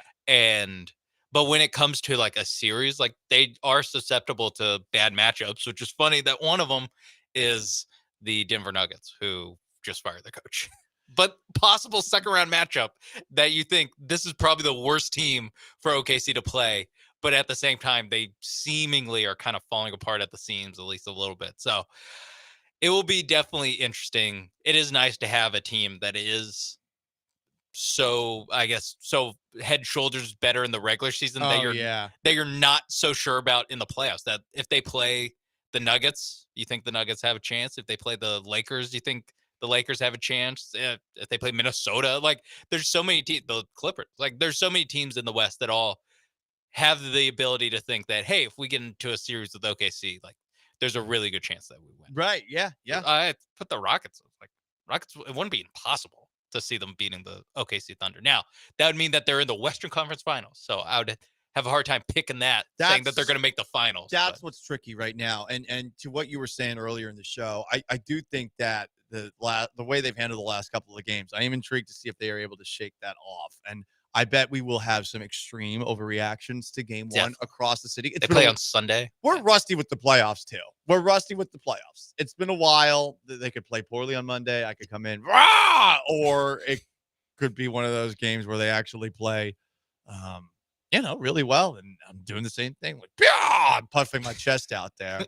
We're going to go to Minnesota. And we're going to go to Denver potentially or whatever, Oklahoma City. All right. He is Sean Bates behind the glass. I'm Paul Gallant. Paul Gallant Show, ESPN 97.5, 92.5. Playing tournament begins tomorrow. Hawks and Magic. I don't care. Grizzlies and Warriors. That's the game that determines who the Rockets play. And then on Wednesday, it's Miami and Chicago, Dallas and Sacramento. God, I can't believe just kill Dallas already. There's really only one play-in scenario that's like interesting. It's the West 7-8. Yeah. The other ones, I'm like, guys, just figure it out. I don't care. I want Dallas gone. I want them to go in now. It is just kind of sad. Them hanging around is just it's sad. Just like it's a bummer. It's just like waiting in a very slow moving conveyor belt that's like eventually going to lead to some death. Like a meat packing plant. It really is just a indictment of how bad the Phoenix Suns were. Really, that they couldn't overtake the carcass of the Dallas Mavericks for half the season. I mean, that's why they fired. What's his face? So Coach Bud. Yeah. Paul Gallant Show, Sean Mapes behind the glass, 713-780-3776 to call to text on YouTube at ESPN Houston, on Twitch at ESPN 975. Stay put.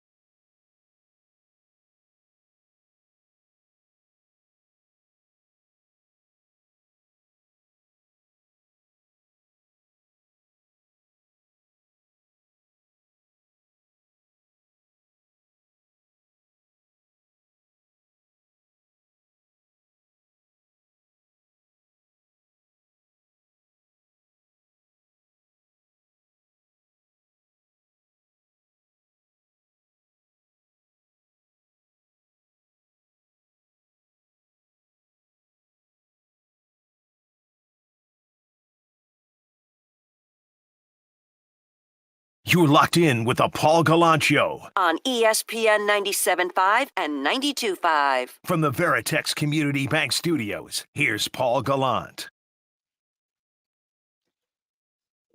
The most interactive sports talk show in Houston. 713-780-3776 to call in, to text in. On YouTube at ESPN Houston. On Twitch at ESPN 975. The Twitch wants a date update from the wedding and from the past weekend. No date. Just hanging out with my friends. Come on, y'all. Come on now. Had a good weekend. Had a very good weekend. All right, guys. So Rory McIlroy wins the Masters. The Astros took 2 of 3 against the Cardinals. And on top of that, the Rockets just got to sit back and you got to wait. You got to wait for what will likely end up being the Golden State Warriors. And I'm wondering if they will be the threat that we know that they have been capable of in the past. I'm wondering. I feel like the uniforms definitely make you feel that this is the same team that we saw the Rockets miss all those threes in a row against, and of course lose so many times in the playoffs to Golden State. What is it? 3 times, 4 times? I mean, it is kind of like the Astros with the Yankees. The Warriors are that to the Rockets. Yeah, it was 2015. 15, right? 2016 in the first round. First round in 16. Yeah, That's it. but that was 1-8. Like that one's not as that team sucked. Yeah, the biggest moment of that series was when Draymond Green randomly like body slammed. I forgot who he body slammed. It was like Terrence Jones or someone. No, it was Michael Beasley. At the end of a game, and that was a flagrant foul. And he later was suspended in the finals that year because he had so many flagrant fouls over the course of the playoffs, and one of them came in like absolute garbage time against a terrible Rockets, or not a terrible team, but an 8-seed Rockets team, and they lost in 18. Yep, that's the 27 missed threes, and they lost in 19 when Kevin Durant got hurt in game like 2 of that series. Yep. And then in game 6 at home in the Toyota Center, Steph Curry was scoreless in the first half and then scored 30 points in the second half and sent the Rockets home. And that was it. And that was basically, that was it for Chris Paul in the city of Houston. But the end of the dynasty. Whose dynasty? Yeah, I know. I'm being sarcastic. The James Harden winning dynasty. First round playoff series dynasty. Yeah. I mean, look, they tried their best. They were the closest. They were the closest in the West. It would be fitting to turn the page with a win over Golden State. It really would. But at the same, not to be Shawnee Raincloud, it also stink to lose to him again. They have 2 eras. It'll wake up some old feelings for sure. I mean, I feel like even though the first Astros team that played the Yankees back in 2015, where it really was just Altuve and McCullers, like that, those guys were of course in the 17 too. Those are the only guys left from that. But I felt like the Yankee fans hated us and were very jealous of us going all the way back to then. And clearly, I bet they still have that same kind of feeling of like, oh, man, like the Astros kind of own us. Like we don't really want to go play them. They didn't have to play them in these past playoffs. They're definitely they were relieved. They had to have been relieved. They will not win a World Series until they actually beat the Astros in the playoffs. But I feel like, yeah, the Rockets got to do this. This is not me saying I want it to be the Warriors. I do want it to be the Grizzlies, but I think it'll be the Warriors. And I'm really curious to know if that's in the back. But the hate that people felt for Steph Curry and his mouth guard to the point where they decided to stop a struggling independent business led by Steph Curry's wife, a barbecue joint here in Houston. I feel that energy will be back. Yeah. And I do hate it because I like Steph Curry a lot. I've liked Steph Curry since I first watched him in the NCAA tournament with Davidson back in 2008. I've always been a huge Steph Curry fan, but it's been annoying being here where everyone hates him so much. Like earlier in the show, I said, I think Curry's one of the best basketball players ever. I think you have to say that. That's definitely up for debate. Like, well, is he top 10? Is he top 20? Top 30? But This person said, never say that about Curry again. No, we should, but no one wants to here because everyone hates him. They really don't like the guy. Yeah, it's like indisputably true that he's one of the best players of all time. And probably one of the biggest Houston sports villains of the last 10 years. Yeah, number one last 10 years. Right. Like, I like almost as T.Y. Hilton or some other random like player that crushes the Texans in a game. T.Y. Hilton. I mean, everyone else though. Derrick Henry. Like Derrick Henry's a good one, but those are both regular season losses that they pin on you. Even like the Astros with I guess like the Nationals in 2019, but that was one series. Like Howie Kendrick, it's like that was one play that he made. That was one home run that he hit. I don't really know if there's like a consistent playoff Astro demon of this recent run. Obviously, like Pujols before that. He's probably he's probably ahead of Pujols, honestly. I don't know if Adolis Garcia has passed him. I think that the weird thing with the Rangers last year, it felt like all of the energy from the rivalry the year before. Did we feel it at all last season? It was weird. It was like the Rangers just didn't show up last season. Like that's sort of how I felt. They just took like a victory lap year. Right. And I mean, obviously the Astros and Rangers played each other, but I don't even remember, and maybe this is me getting older, 36 years old, all of a sudden forgetting things, but I didn't feel like there was that kind of back and forth at any point last year as far as like beef, almost fights. No. Adolis Garcia losing his mind. All that was in 23. Right. Yeah. It's weird. We just like forgot to do it. The Rangers did. There might have been defending champions very poorly. There might have been a little bit. I don't know. But nothing that like immediately jumps to mind. But even then, Adolis Garcia, it's one playoff run. Like Steph Curry did it multiple years. Basically every time you played. Yeah. Sean Martinez is bringing up Albert Pujols. Mike Trout is an Astros killer. Not anymore. No. Curse broken by that guy on the right field line on Saturday. Hell yeah to that guy. He killed the Astros killer. Mm-hmm. He killed him. And also, I don't think Mike Trout. I've always felt like he struggled against the Astros. I think he 100% struggled against the Astros. That might have just been the Angels always lost to him, but I thought that he struggled. When I went up to Seattle, and Seattle doesn't grasp sarcasm particularly well, considering it's a city that thinks itself very educated, which I get. Again, beautiful place, and some of the people are nice. However, there were moments up there where I would just, as a bit, I would just talk about how Mike Trout sucks. But Mike Trout doesn't suck. However, if you take a look at Mike Trout's splits against the Astros, they are very pedestrian. And considering he's played against the Astros so much, it is kind of random that Mike Trout against the Astros is mediocre at best. I mean, it is a little random. It's also like the Astros consistently had awesome starting pitching and a good bullpen. So there wasn't really like some bums for him to feast on, but you do expect him to be better than that. But yeah, I don't know. Did the Astros have one 2015 and on? Like, I don't know if they like have one. Yeah. Again, beyond like a one-off guy on the Nationals. Solar, maybe. I mean, yeah, we did have that Solar on the weekend. Yes. Yeah. Yeah. That's a good one, actually. Soler might be the answer. But was he on? No, he was. Adolis Garcia has always owned the Astros. Yeah. Garcia is like he was good in the regular season, and then he had the playoffs. So yeah, Garcia's probably up there. Even when the Rangers have sucked, Garcia's numbers against the Astros are pretty damn good. Yeah, Garcia's a good one. Corey Seager? I don't know. No. But yeah, not really.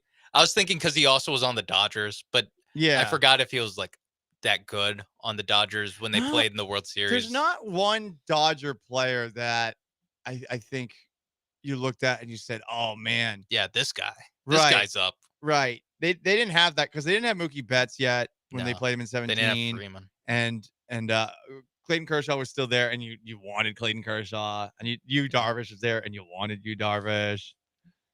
Maybe Yuli wanted him a little too much, you know. Heat of battle. Other teammates in San Diego. Now they are a teammate. They're buddies. Yeah. Look at that. Yeah, no, there's not really even like Kenley Jansen. Like by the Kenley Jansen, I remember. Yeah, by the end of the series, you're like, bring on Kenley Jansen. Kenley Jansen sucks. Yeah, that was my thought. Like once it began, everyone was like, "Yeah, this guy's so good." Game 5, I was just like, "This guy stinks." It's like, thank you. Throw him out there some more. Sean Mapes Behind the Glass. I'm Paul Gallant. It's the Paul Gallant Show, most interactive sports talk show in Houston. 713-780-3776 to call in, to text in. On YouTube at ESPN Houston, on Twitch at ESPN 975. I do think it's going to end up being Rockets Warriors, and I think Steph Curry, as far as villains, enemies of the Houston sports state, is close to the top, much like the Warriors are. If you can think of somebody else, have at it on the most interactive sports talk show in Houston. TTV Effortless says Damian Lillard is up there. Curry clears all those guys easily. I don't really have that much rage or anger over losing in 6 games to the Blazers in the first round of right 2014. Like, yeah, because that was the first Harden, Howard, Chandler Parsons was still their team. that was the first Howard year. Right. Thank you for including Chandler Parsons, but he was the big 3. Yeah, he was the one. He blew the shot. Wow, that was like 11 years ago. I know, Sean man. just walked in the room being like, what the hell is he doing? Remember when the Rockets were going to get Chris Bosh and Chandler Parsons? Yeah, And then they got neither. And then Parsons signed with Dallas at a nightclub in like Orlando. Yep. And then Bosh went back to the Heat, and luckily for the Rockets, and unfortunately for Chris Bosh, like 6 months later, he had blood clots in his career. That could have gone poorly for the Rockets. Again, glad that Chris Bosh is okay, but kind of dodged a bullet there. Yes, 100%. Remember when Jeremy Lin got mad that they photoshopped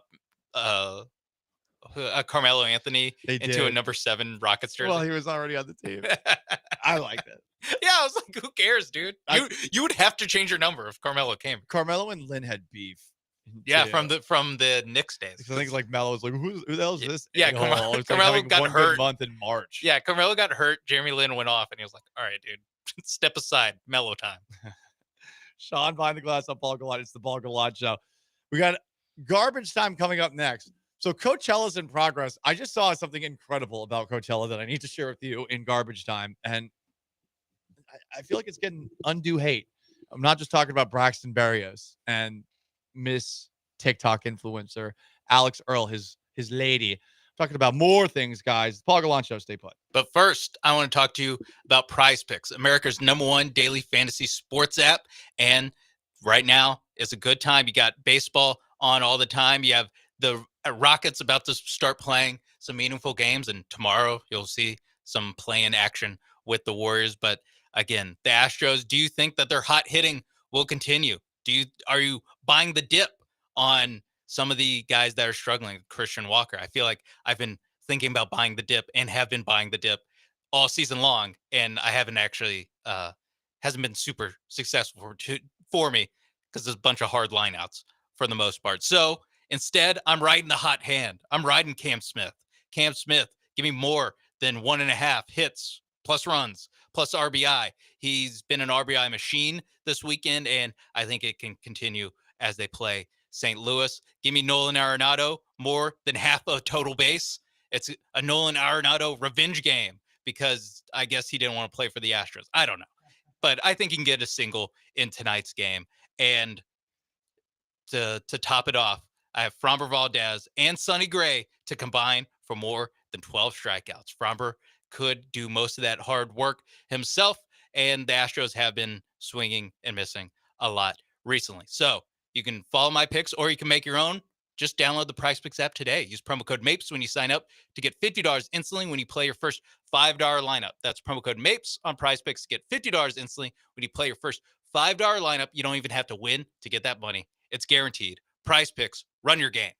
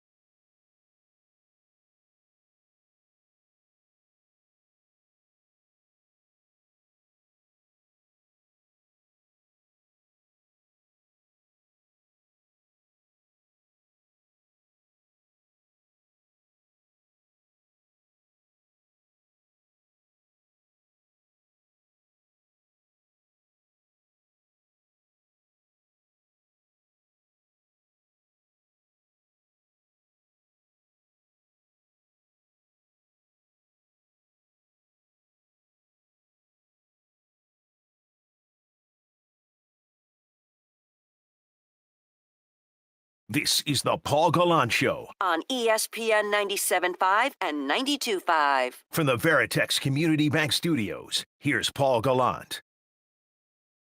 Last chance to dance. The Paul Gallant Show, ESPN 97.5 and 92.5 on YouTube at ESPN Houston, on Twitch at ESPN 975. Rory McIlroy, Masters champion, almost blew it, but then he finally got his green jacket. He's a grand slammer of golf, that one. Also, if you want to weigh in on the Astros, who play the St. Louis Cardinals for 3 games starting tonight, you can.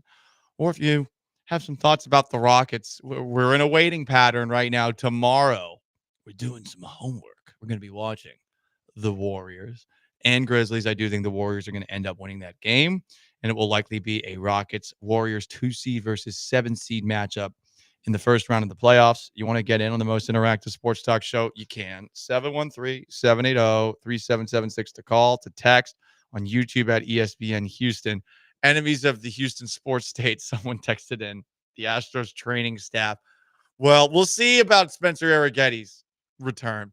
You know what? At this moment in time, I'm just going to give the Astros training staff the benefit of the doubt, because it's a new year and a new me, Sean. It's a new year and a new me. Why would you give anyone to give a benefit of the doubt to those guys? I'm just trying different shoes on for size. Okay. Oh, I forgot. This is 36-year-old Paul. 36-year-old Paul, after one weekend that was a fun weekend, 36-year-old Paul is just living life and trying to be less petty and rooting against randos like Rory McIlroy because of where they were born. And you're trying to be more understanding of how hard it is to be a doctor and to be a team doctor. It's tough. You've been watching The Pit on Max. God, those guys have it tough. Right. The Astros doctors have it way easier than the Pit crew. Oh, yeah. But still, I'm not sure. I need 12 months from the Kyle Tucker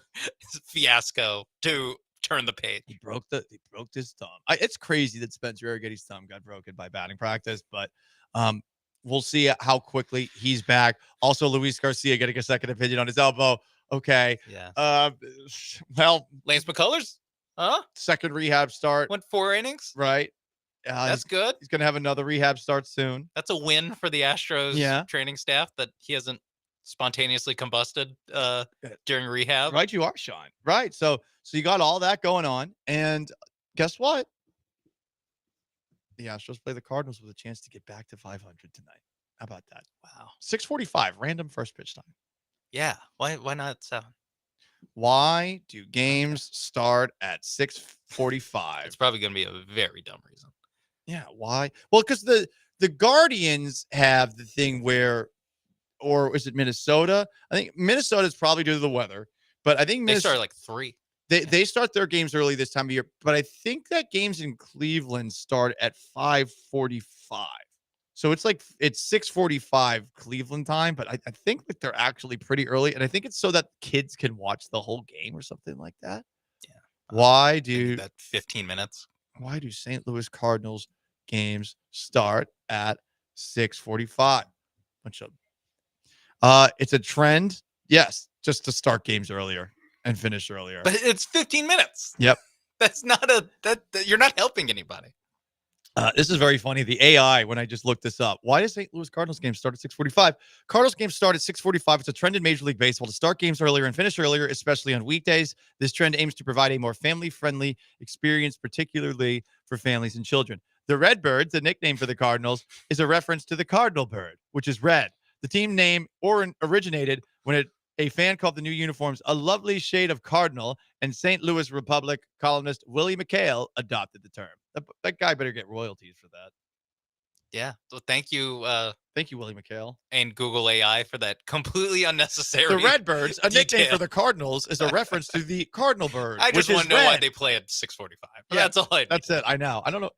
I just also think the Redbirds, a nickname for the Cardinals, is a reference to the cardinal bird, which is red. Yeah. Oh, okay. Thanks, AI. Anyway, a little garbage time before we get out of here.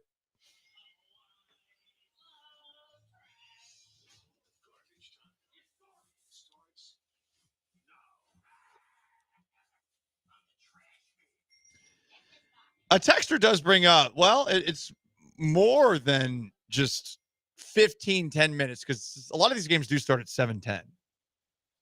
Okay, so 25 So minutes. it's 25. 25 is pretty good. That's decent. That makes sense. I was in my head, I was thinking at least 30, but if it is 7:10, then yeah, that helps. This show, this time slot of math, it's a tale as old as time. Yeah, tale as old as time. Yeah, I just think 7:00 when I think of games. Same thing with the Rockets, where it's like actually it's like 7:15. Yeah, it's always 7:15. Yeah, but they always say 7:00. It's actually kind of annoying. it is annoying. You But know, that's a basketball thing. They always start it late. You're Even not like the finals, they start late. The NBA is not Tom Coughlin. I do not need to be at something 15 minutes ahead of time. Okay, like I'm not. You're not my boss. Yeah, I don't need to hear in the playoffs, especially. I don't need to hear 15 minutes of Stephen A. Smith before I try to watch Rockets Warriors. All right. People who go to Coachella, Sean, are getting crushed. Why? Why? They're getting crushed because they are getting tickets and they are like doing them on payment plans. I don't see why this is getting crushed. How much do they cost? A lot. They're like $1,000. Yeah, I mean, the people that go are like 25. And the lodging also expensive. So yeah, I just saw a tweet that went viral. It's from Colin Rugg, and he's like dumping on people for going to Coachella, which I'd go just to try it out. I'm not the biggest music fan. If I went with some friends, I think it would be a good time. It would be nice to say like, yeah, I did it.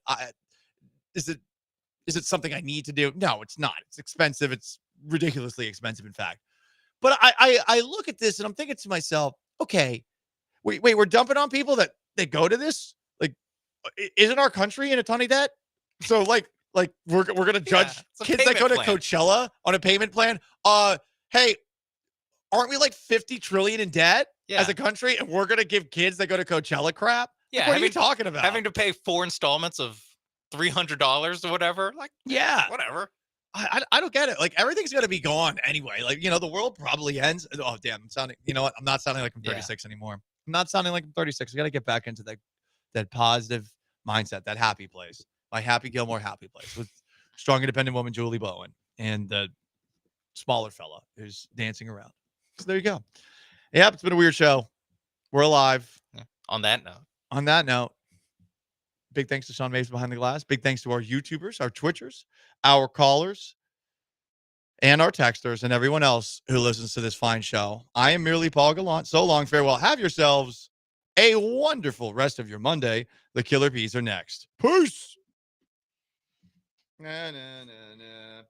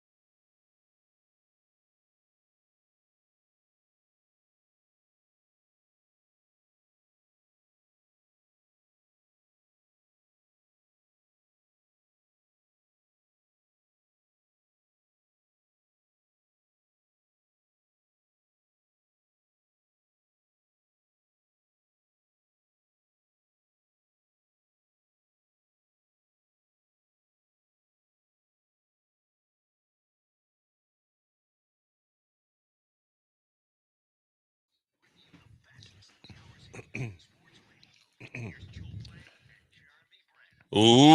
what up, H-Town? Hey, how we doing? He's blank. I'm Branham. It's Mapes. It's Mapes behind the glass. Opie. Roaring Kitty behind the glass. Good to see you, Mapes. Good to be working with a professional back there. Yeah, it's nice. Yeah, double duty. How about that? So I heard Joe George today. It's like, oh my God. What was he doing? He was Dell. doing the Dell show. He was doing Dell? The Dell show. He was filling in for Dell? No, he was filling in for me on the Dell. Oh, so he did a morning production shift. Yes. Okay. Because Brian apparently has the Palillo vacation plan. I know. It's been How about mentioned. that? Yeah.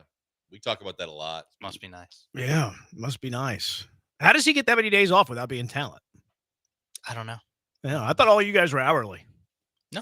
I'm just kidding. I haven't been in here forever. No, you have I forgot what this place looked like. I'm also worried that I might lose my voice in the next 3 hours. You sound like a little sniffly, too.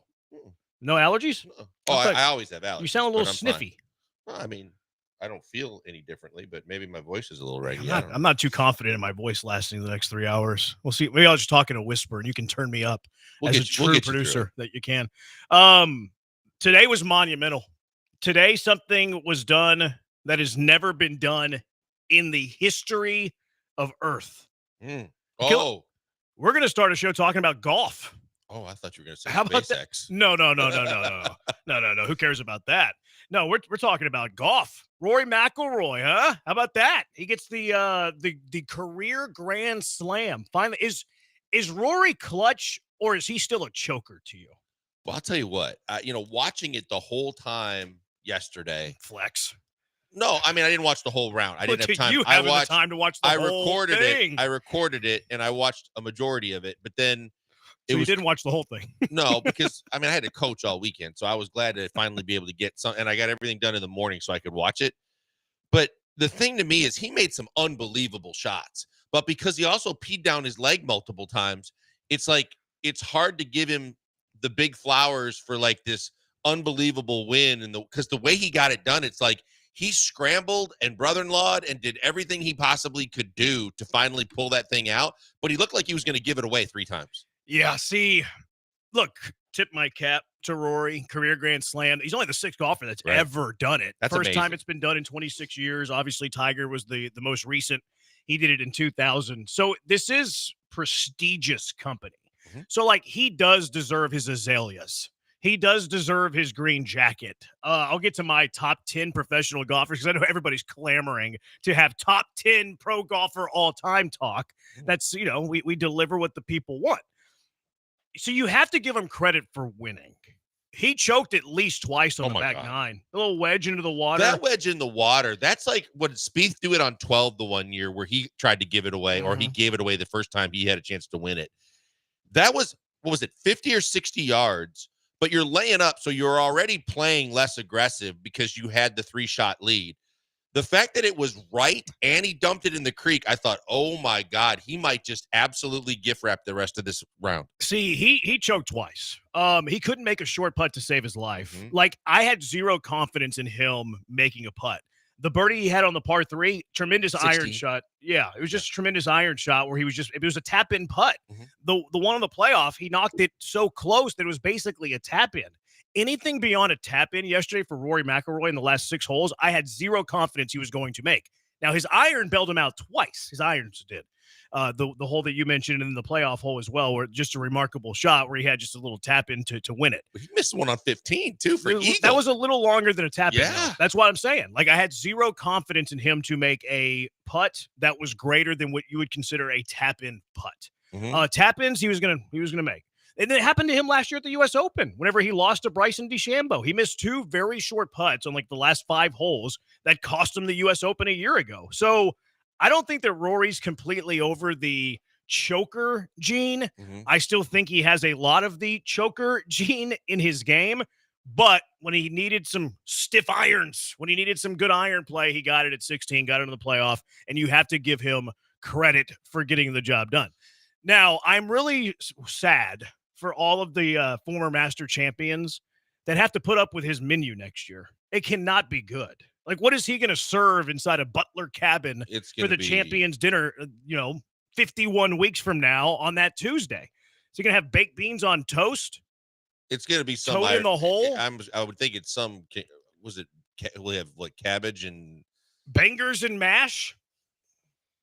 Is there any British food you like that you would be hopeful that they British serve there? or Irish. Well, he means British. That's all part of Brexit. Yeah, he's Northern Ireland. He plays Yeah, for Northern Ireland, He but plays yeah.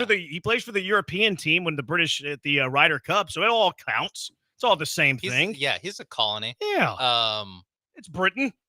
Yeah, We've had hopefully this he doesn't do that. How does he play for No, I how does he understand. play for the European team at the Ryder Cup? No, I know. Oh, I was yeah. saying we had this discussion before, and I think Brian was the one that really put his foot in his mouth. Brian thinks the Great Lakes are sizes of the ocean. He knows nothing. He'll say it with conviction and be wrong half the time. We've learned this about Brian. He's going to have the worst champion dinner of all time. It's going to be the worst champion dinner since Bubba Watson served like chicken breast and seasoned veggies and a Caesar salad. It's going to be the something, yeah. worst. I was thinking about this last night too, going, if he goes like full loyalty menu, is it going to suck and is he going to get ripped? Because I think Scotty did really well yesterday. I mean, for this year's dinner. I mean, I don't think there was anything that I would actually criticize him for. I thought it was fantastic. But yeah, I was wondering the same thing a little bit too, because the whole thing to me when I was watching it was like when they said, well, he only wants 3 more things that he has goals for the rest of his career. One was an Olympic medal. One was to win the Ryder Cup one more time, and one was to win the Masters. I was like, we got the Masters out of the way. He'll probably get the other 2. But good thing he didn't say a whole bunch more majors, because at least he admitted how nervous he was, because that was really tough to watch. Yeah, you're being too serious. Let's get back to these terrible right, British okay. foods. Black pudding? I just What is Googled, that? I don't know. I just Googled the worst British foods that people like. Black pudding is on here. I don't know. It's okay. Sausage made of blood, fat, and cereal. Ugh. Is Rory going to give that to all the former champions? I don't know. Pork pies. Now, Pork he's pie also sounds gotten terrible. super healthy in the last couple of years of his career, too. Again, being very serious. No, I'm just Jellied. talking How about the fact this? that- I mean, freaking Bubba Watson doesn't look healthy, and he served chicken breast. Why does Bubba not look healthy? I don't think he looks He like looks like he has zero body fat on him. right, but I don't think he looks like a guy that's a health fitness guy. He looks like a guy who eats right but doesn't work out. Yeah. Yeah. Rory looks like a guy who He's eats like right and works out. golfer fit Yeah. pre-Tiger Woods, Like, inventing lifting It weights. looks as like a he golfer. does a lot of stretching. Yeah. Like he's probably mastered the downward dog. He's a Bubba yoga Watson. guy. Yeah. I don't know. He just has the body of a yoga guy because he has zero body fat, but he has zero muscle. How many Bubbas are in yoga, you think? No, not many. No, not many. No. That's my case against it. What's the Yoga's race car kind of- driver's Bubba Wallace. Yeah, he probably doesn't do Bubba yoga Wallace. though. Yeah. Like yoga's kind of cultured, right? I think it's kind of And cultured. I don't think we're being unfair to Bubba Wallace. A, because his name's Bubba, or Bubba Watson. A, because his name's Bubba. B, because of what he served at the Masters. To think that maybe he's not the most cultured. Just not the most cultured. jellied eels. Oh, Potential master dinner next year for You Rory can't, McIlroy. you can't put that on a plate in front of Jack Nicklaus. Have you ever had haggis? No. It looks terrible. It looks awful. Haggis is it's comprised of the liver, heart, and lungs of a sheep. Ugh. That doesn't interest you. Maybe with some black coffee.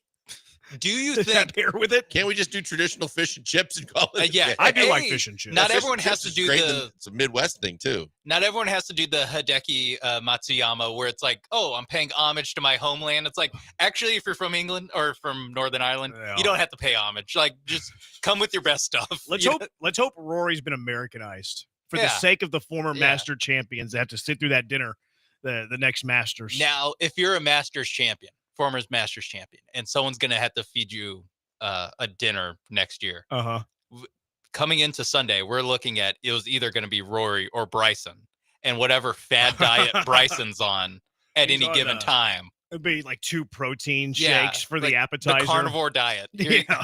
here you go, Nick Faldo. Steak with a side of salami. Yeah, because he's gotten off. He went from the health to the putting on 50 pounds. Yeah. To now kind of a happy medium. Yeah, he has lost a little bit of weight. I think he had to do that for like the sake of being healthy because he was pulling every muscle that he had. This one doesn't look terrible. Now it looks like what Branham Baby would eat: mushy peas. That is just baby food. I think it's just squished up peas, right? Yeah, sounds not great. I mean, I peas think are they fine, season but- it. It's not. I think this is better than. I'd Oh, rather have yeah, if you're mushy talking peas about- than haggis. Yeah, in context, it's the best thing that you've said, but also Marmite. I'm not walking into a restaurant going like mushy peas, please. What was the other one with the whatever liver and Black pudding? Black pudding. Yeah, I'll pass on that. They have it on a breakfast dish too, next to eggs. Ugh. You could go Marmite, I think it's how it's pronounced. I don't know what that is. Scotch eggs covered in sausage meat and breadcrumbs. That one actually looks okay compared to all the other ones. Just do a lot of Guinness, and I think the guys will try and digest everything else or they'll pass. Chocolate bourbon sounds okay. Okay, I can't say this. There's food you can't say? Yeah, it's a derogatory term. Oh. But I can tell you what it is. They are meatballs made from pig's heart, liver, and fatty belly meat.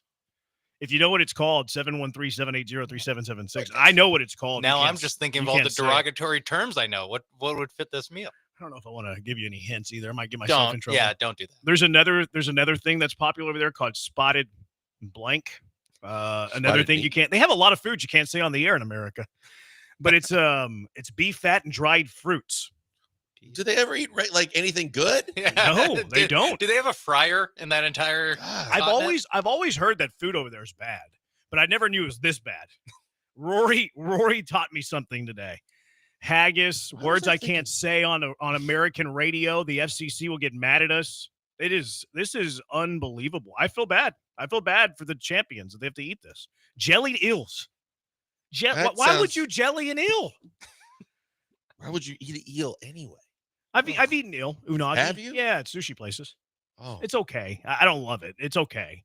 Like it's edible. Unagi's edible, but jellied eels, jellied unagi. No, thank you. That sounds awful. You ready for my top 10 golfers of all time? Because Rory McIlroy did jump into my top 10 blankers. Okay. You sound disgusted. You don't want my top 10? No. Why don't you want my top 10? No, I was thinking about it. I hadn't even thought about top 10 golfers, but yeah, let's hear him. Why wouldn't you think about that? It's a big deal. Rory might be in the top 10 of all time now. Because I didn't see you wanting to do it, but I can definitely ad-lib it. Oh, I mean, it says top golfers right there. Yeah. I didn't see that part, but go ahead. Top 10 golfers. You want to go 1 through 10 or 10 through 1? Everybody loves a good list. Everybody loves a good golf list. I feel like on this one, though, we know 1, 2 in some order, right? Yeah, but there could be controversy in the order. Give us 10 to 1. Okay, 10 to 1. 10's pretty. 10's where the argument begins, I think. I think there's a good argument for 10 because the honorable mentions, you could throw Phil Mickelson in there. Why don't you have Phil Mickelson in your top 10? Because I don't like him. It's my list. I'm biased to people I like. What do you mean? Why isn't he my top 10? He's very unlikable. I don't like him in my top 10. Nick Faldo could be in the top 10. Sir Nick Faldo, go Cougs. Spent 1 year there. Actually, might just spent a semester there. Did to play he golf. really? Yeah, he did. Wow. So we went I to didn't know school. that. Go Cougs. Greatest college golf dynasty of all time is the University of Houston. They have double-digit national championships. Y'all didn't know that? Well, I knew Where have y'all that been? I knew Freddie went there and Nance. Didn't Nance was Freddie's roommate? He was play kind of for a year. Yeah. I think he played for a year, but was not very good. Like he never played like in one of the actual He tournaments. focused on broadcasting. He did actually. Yeah. Yeah. Guy V gave him the PA job for the basketball I team remember during Fly Slam at Gemma. Yeah, but there's a lot of people who would argue the University of Houston golf team is the greatest college dynasty of all time. I don't know enough I have about heard it. that. I have heard that they had some Dave good years. Williams. The coach? Oh, yeah. Yeah. I mean, I definitely have heard Fuzzy Zeller went there. They won 16 national championships. What? I want to say it was like 11 in a row. Yeah. that. Something Fuzzy like and that. Freddie, the biggest names? Elkington. Oh, Steve. I mean, Nick Faldo. Yeah. Nick Faldo went there. Butch Harmon, Blaine McAllister, Billy Ray Brown. I mean, they had some dudes. They had some dudes on that golf team. All right, so number 10, I had Seve Ballesteros. I have him number 10. Okay. The greatest European golfer of all time. The most European wins ever. Also has tons of majors. You could have went Faldo here, but I went Seve just because of the flair. And I have a bias towards flair. So Rory doesn't count as a European? Oh, that's a good point. You said best European golfer. You're right. I need to reconsider Update that. Yeah, because I do have Rory at number 9. Rory's the new best. Well, the reason that Seve is better is because he won more on the Euro Tour. Okay. He won a lot overseas, whereas Rory's done most of his winning here. So, yes, he's international, but maybe best European player. Sure. Go that way. But Rory, number 9. Tom Watson, number 8. 7, I have Walter Hagen. 6, Arnold Palmer. Number 5, Sam Snead. Number 4, Gary Player. Number 3, Ben Hogan. Number 2, Tiger Woods. And number 1, Jack Nicklaus. Yeah, 1 and 2 are pretty hard to argue, right? Any problem with my list? Where do you have Arnie? I have Arnie at 6. Okay. Not quite enough winning. Not quite enough winning for Arnold Palmer. Okay. Player ahead of him, you said? Yeah. You have Sarazen on your list? No, I did not. I have a bias to guys who played in the 30s and had the field of like 5 people. Yeah, but I mean, to an extent, isn't that Hogan too? Yeah, but Hogan won a lot more. Still played with. Hogan also played 46 to 53. Sarazen played 22 to 35. So he played like 2 decades later and won more Masters or won more majors. Yeah. I mean, for the most part, I don't have any issues. I mean, I think that I was thinking yesterday that Rory kind of bumped Phil just because of the fact that, everything that Phil was chasing and how everybody thought Phil was, was destined to kind of get into that category. And I also don't care for Phil. So I'm fine with Phil not being in the top 10. All right. Sounds like my top 10 is perfect. 713-780-ESPN. A lot of the Hive wants to talk golf. How about this? They said it couldn't be done. We're doing it. There's other things that people might call historic going on today. Killer Bees are making history. 713-780-ESPN, HRP listener line. We do have a busy show, though. We'll get to the good, bad, and ugly of the Houston Astros over the weekend. More good than bad. They won a series against the first-place team in the AL West. Rockets are headed to the playoffs for the first time since 2020. And Mailbag Monday a little bit later as well. 713-780-3776. Over under on When My Voice Gives. 713-780-3776. I'm hearing it now. We're on YouTube at ESPN Houston. We're on Twitter at ESPN 975. Blankers at Pac-Man Joel. I'm at Jeremy Branham. I forget Mapes' name off the top of my head. We always give Brian's Twitter name. I don't know why. You're the real talent. You're the guy pulling double duty all the time. What is it? S. Mapes? Sean A. Mapes. Sean A. Mapes. So find Sean A. Mapes. Tell him your top 10 golfers of all time. He'll really enjoy that. 713-780-3776. Killer Bees on ESPN 97.5 and ESPN 92.5. Property taxes are annoying. We know that. We don't like property taxes. I don't want you paying for property taxes, so don't do it. Head to ownwell.com. Sign up in less than 3 minutes. Their experts will be fighting for you. Their cutting-edge technology can start saving you money with no upfront cost. That's right. No upfront cost. There's zero risk, all reward. How about that? You don't have to do anything. Just sign up less than 3 minutes, and you're going to get their team fighting for you. Here are some numbers for you. 86% of Ownwell's customers receive a reduction, with the average customer saving over $1,100. So why wouldn't you sign up? 3 minutes, you could be one of the 86% that receives a reduction. And if you're one of the 86%, the average customer saves $1,100. What is 3 minutes worth to you? Go online to ownwell.com, sign up, put your property tax savings back in your pocket. A deadline to protest is May 15th, so keep that in mind. You got about a month, so don't run out of time. Do it today. Save money on your property taxes with Ownwell. Sign up in less than 3 minutes. Start that protest today at ownwell.com, OWNWELL.com. That's ownwell.com.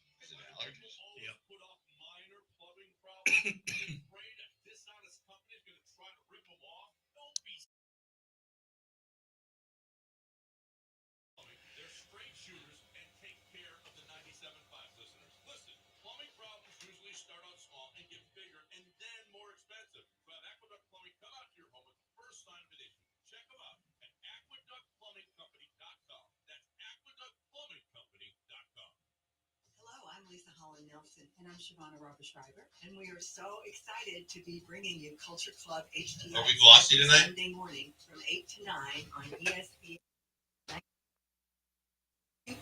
Our show is about sports, community, fashion, and of course business, and all the things that make Houston the heartbeat of Texas. Our community, that's our favorite, right? That's one of our most favorites. So every Sunday, 8 a.m., ESPN Radio, 92.5 and 97.5. We can't wait for you to tune in. Chastain Ford is the place to go if you're in the market for a Ford. Their professional staff will provide you with an outstanding truck buying experience. They offer competitive pricing and an extensive selection of new and used Ford vehicles. From the sales staff to the finance team, their knowledgeable and friendly staff are devoted to helping you find the perfect Ford for your needs. Chastain Ford also offers exclusive incentives and deals to get the most out of your purchase. Whether looking for a truck or SUV, Chastain Ford is the perfect place to find your dream Ford. Follow us on social socials at ESPN Houston, and don't forget to have our push notifications on. Just change your push notifications. Look.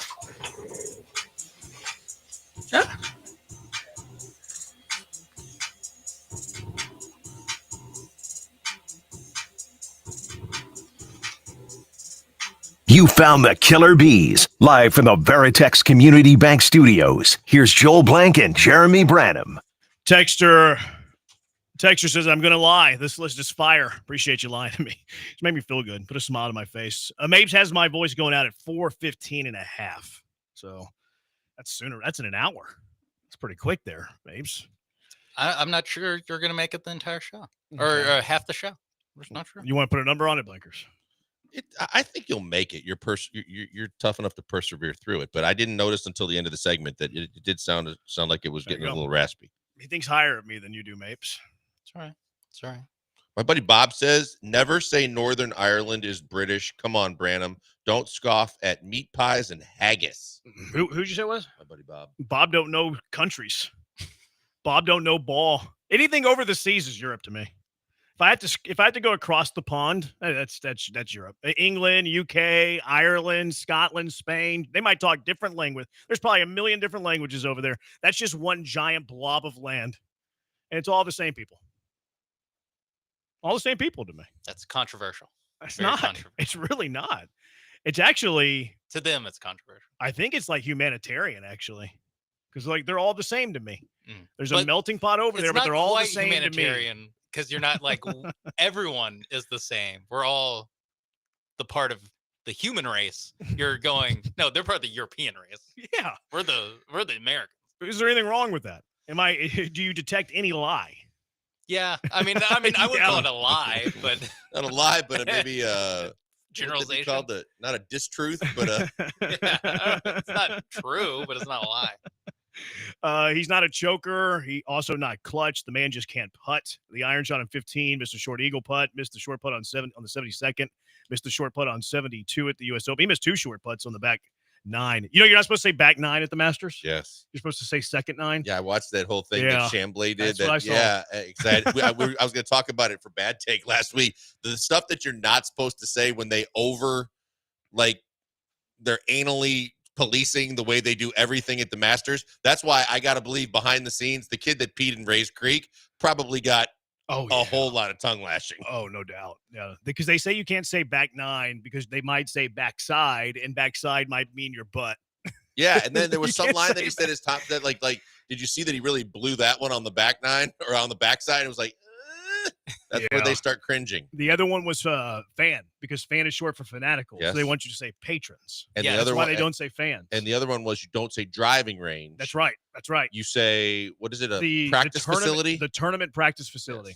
Yes. Yeah. And I did hear Nance say that whenever Justin Rose was getting ready for the playoff. He's like, there's Justin Rose at the tournament practice facility. And I was like, I know why you said that. I also, the Augusta National guy that they have in Butler Cabin to whatever, do the head of it. Yeah, to hand off. Oh, yeah. He doesn't literally hand it off, but whatever.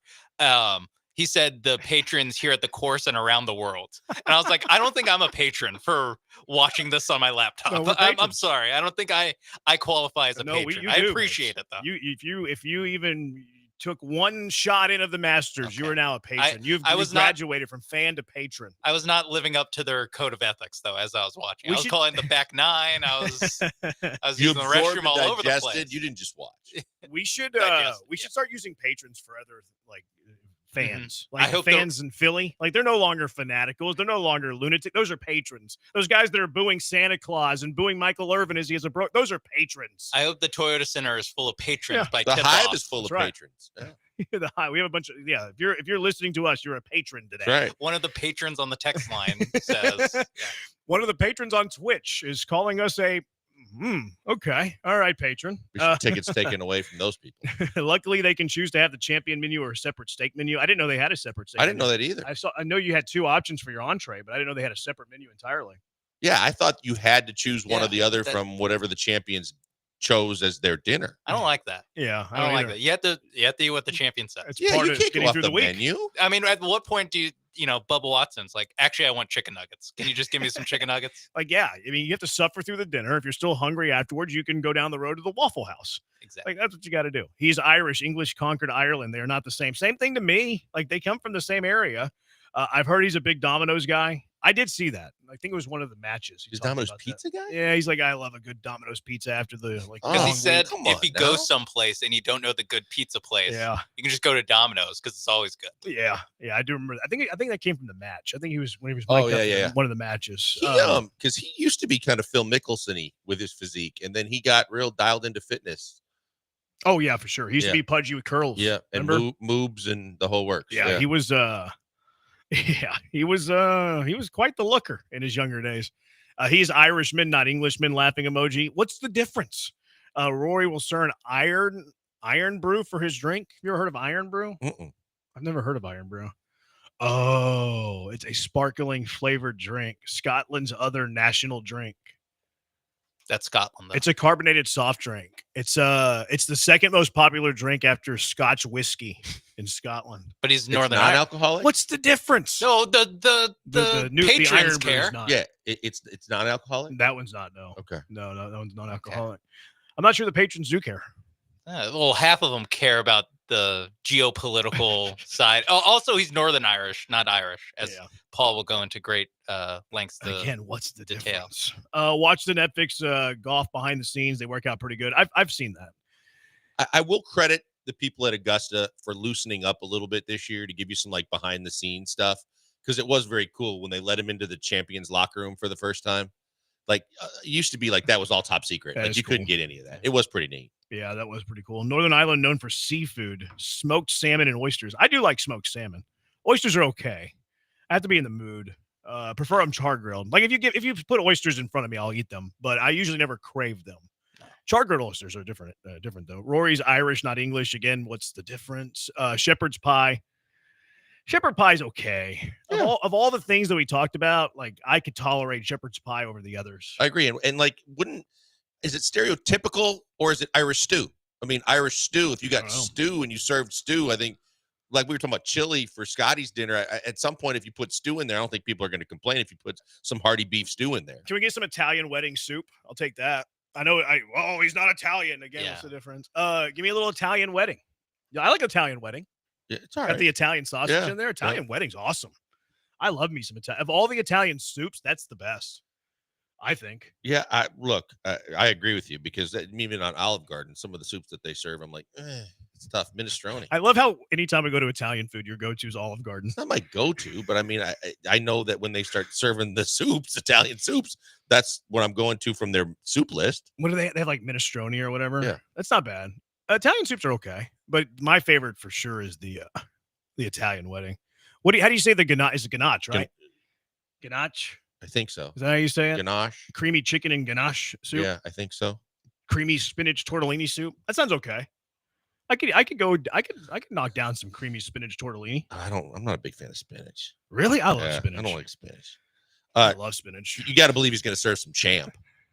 I don't know what that is. Champ is a simple and comforting dish made with mashed potatoes, scallions, butter, and sometimes milk. It's basically just mashed potato. Yeah, it sounds like just mashed Right? potatoes. Mashed It's potato. called champ. Champ. So I would think he's going to serve some champ. I'm surprised they don't call that mashers. It Well, seems like then there's Cold mashers at Cannon. the Masters. Cold Cannon seems very similar to champ, but Cold Cannon is hearty mashed potatoes, cabbage, and sometimes other vegetables served with bacon or sausages. Ryan on Twitch, who's our resident, chef. Thank you, chef. He says ganache's pronounced gnocchi. Yeah, I like mine better. I'm gonna go ganache. I'm gonna go with ganache. I think that sounds better. It sounds more Italian too. Doesn't the ganache sound more Italian than gnocchi? Gnocchi sounds Still kind the of same thing with the hand. No, Yeah, Gnocchi sounds Asian. If you throw up the hand, everything sounds a little bit Gnocchi more sounds Italian. Asian. A little bit. I think it sounds Asian. Like that. If you're telling me Wasn't there ganache an soup Astros or player gnocchi named soup, Gnocchi? Gnocchi Aoki. Yeah, I I think don't think that's his name. I think it was Nori. I think it was Nori Aoki. Yeah. Yeah. Never mind. We're on the same page. The other Aoki was Yeah. a baseball player, right? What? Wasn't there an Aoki that was a baseball Yeah, player? That's what we were just talking about. Oh, I thought there was Astros a left golfer fielder. named. There was a golfer Aoki too. Yeah, I'm gonna go with Ganache though, Ryan. Appreciate you correcting me, but Gnocchi just doesn't sound as good. We're inventing things here. Hey, Irish food is totally different than British food. Look it up. I looked it up. It's not. Bryson unraveled and lost by 4. If he hadn't hit the water twice, it would have been interesting to see him and Rory down the stretch. 409, Josh. Bryson was terrible. He was, awful. and he admitted it. I mean, both of them admitted their shortcomings, which was good because Rory finally admitted that he had nerves. But the fact that the people made the biggest deal of the fact they didn't talk all day. Yeah, I didn't bother me. It's fine. I mean, Rory said the day before, I'm going to be in my own little world trying to worry about doing things like he ended up doing. And they were making this big deal. And they're like, wait a minute, wait till you hear the long version of it where it's not as bad. No, it's pretty cut and dried. They did not speak. Also, like, if you're having the round that Rory was having, especially at the start, the first hole, and then also Doubles, the second 9. What am I supposed to call it? Second 9, yeah. Second 9. Well done. If I'm Rory, I'm not one to chat it up very much. And if I'm Bryson, my round also stunk. I don't want to. But you could read him pretty well because on the par 5, I think it was 8, when he hit that ridiculous shot that kind of hooked all the way around and he put it close. Oh, yeah. He was looking for, was it Dottie Pepper on the course or whatever, just going, oh, yeah, that one. And then all of a sudden when he started getting tight, it was like, no one's talking to him right now. I mean, how many times is Tiger Woods talking to his opponent on Sunday? Exactly. Never. To me, that's the Mamba mentality. Yeah, That's I the didn't. McElroy mentality. I had zero issue with that, and I don't think it's because they had this brewing hate for each other either. Like, there's been scenes of them on the driving range where they're cutting it up. It's just even after a competitor it was a competitor trying to win the Masters. It was just right after they were in a tournament recently after Rory collapsed when Bryson won, and Rory's like, I'd really like another shot at Bryson so he could hear it. And he goes, I'd really like to get back at it. And Bryson said something to the effect of, really, it wasn't me. It was kind of you. Because he broke down. Yeah. Nick Faldo attended U of H for 10 weeks. That's all it took. That's all it took for him to eventually become Sir Nick Faldo. That's what happens. You go to U of H, you become a Sir. Mrs. Doubtfire went to HBU. Colin Montgomery. Dang. It's messed up. Yeah. Why is Colin Montgomery catching strays? Because he looks a lot like Mrs. Doubtfire. Yeah, but why is he catching the strays? Kind of a It's like you wanted to bring that up today. You No, look at your I first know that he was a famous Can I bring up golfer Colin that Montgomery? played college golf in the city of Houston. He's just kind of a bad dude. Why don't y'all like Phil? Curious. I don't know if Blankers didn't like him or not. I don't. He was always fake to me. Like whenever he was doing the little thumbs up and smiley, and then it's like, oh, he's getting insider information and stealing money, and he owes debt collectors millions of dollars, and he's smiling with a thumbs up. It was creepy to me. He was the epitome of the golf characters portrayed in movies, like the top. I mean, Shooter McGavin. Yeah, like Shooter McGavin. Well, that was in the guy from Tin Cup. Tin Cup. There you the go. guy on Tin the Cup. range. Yeah, and then I've heard stories from several people close to the situation that said he hated Tiger. He was always Mr. Fake. Oh, it'd be great to have me. And then behind the scenes, he tried to treat Tiger very badly when he was coming up and tried to crap on him. So I just don't. I think Phil is very two-faced. Yeah, I'm not a big Phil guy. He started to win me over a little bit later in his career than he did the whole live thing. And I don't mind if you go to live, but he just rubs me the wrong way. Brandon, you left early Friday. Now you even early Monday. I'm not leaving early. You must have a suit on today or something. You must work with management. I wish. They don't say pine needles. They say pine straw. I didn't know that. I didn't know that one either. I picked up on that. Did you? Yeah. There's a shot that went to the pine straw. Dallas Cowboy patrons are the worst. The Killer Bees are uncultured swine. Well, what did you expect? That's you for having lofty expectations if you feel like we've fallen short of your expectations. A texter for y'all bringing back Sean Salisbury, male golfer, female golfer, or food. I thought that was the bench. That was John. That wasn't Sean's, was it? That was John's bit. That was the Granados with bit. China Garden. Yeah, what's he talking about? I don't know. Come on, Texter. Texter, you just made the list. That's not Salisbury's bit. That's Granado's bit. Come on. Cite it correctly. Just joined the show. Has anyone mentioned how poorly the live golfers played with the exception of Bryson? That's not true.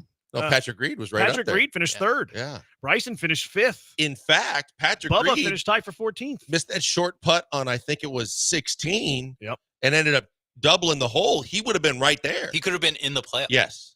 I love when people do that. They go back to Thursday. If he would have made this putt, he could have been in the playoff. Well, this is 16 of the last 16 round. on the last round when you're within two strokes. I know, but I'm just talking about generally. Yeah, in general, yeah. Phil is pompous. Yes, he is. Kevin Costner, character in Tin Cup, went to U of H too. That's because all the golf greats go to U of H. Texter, what a segment. Yeah, we're off the rails here. Yeah, they got two other. A lot of menu talk. A lot of Well, menu. we got the Haggis. the two Belfast titled menu items are Belfast Bop and Belfast Pasty. What is that? A Belfast Bop is a hearty sandwich featuring Irish bacon, sausage, fried egg, nestled in a soft yet crusty roll. That sounds fine. That Yeah, sounds pretty I'm good good. with that. The Sounds- Belfast Pasty is a savory pasty filled with meat and veggies. So it's like a What's pot a pie? pasty? Like a really white guy, I think. Okay. And the We got dessert plenty is of those. called 15s. It's marshmallows, condensed milk, graham crackers, desiccated coconut, and glacier cherries. Who committed murder for that? Yeah, what is desiccated? Man, I don't know. It doesn't Coconut. sound good. Yeah, who murdered coconut I was to gonna put say- it in my dessert? I was gonna say it sounds like s'mores, but nope. They kind of took a left. Oh man. I mean, SVU and the dessert menu. They desiccated the coconut. Or we have the traditional English breakfast dinner. We'll see. It should be interesting. I hope he goes traditional though for the giggles. I don't want him to get Americanized. I want to laugh at it. All right, 713-780 ESPN. Let's get to the good, the bad, and the ugly from the Astros weekend. I got a lot of goods. I was feeling really good this weekend for some reason. We do that next. It is the Bees on ESPN 97.5 and ESPN 92.5.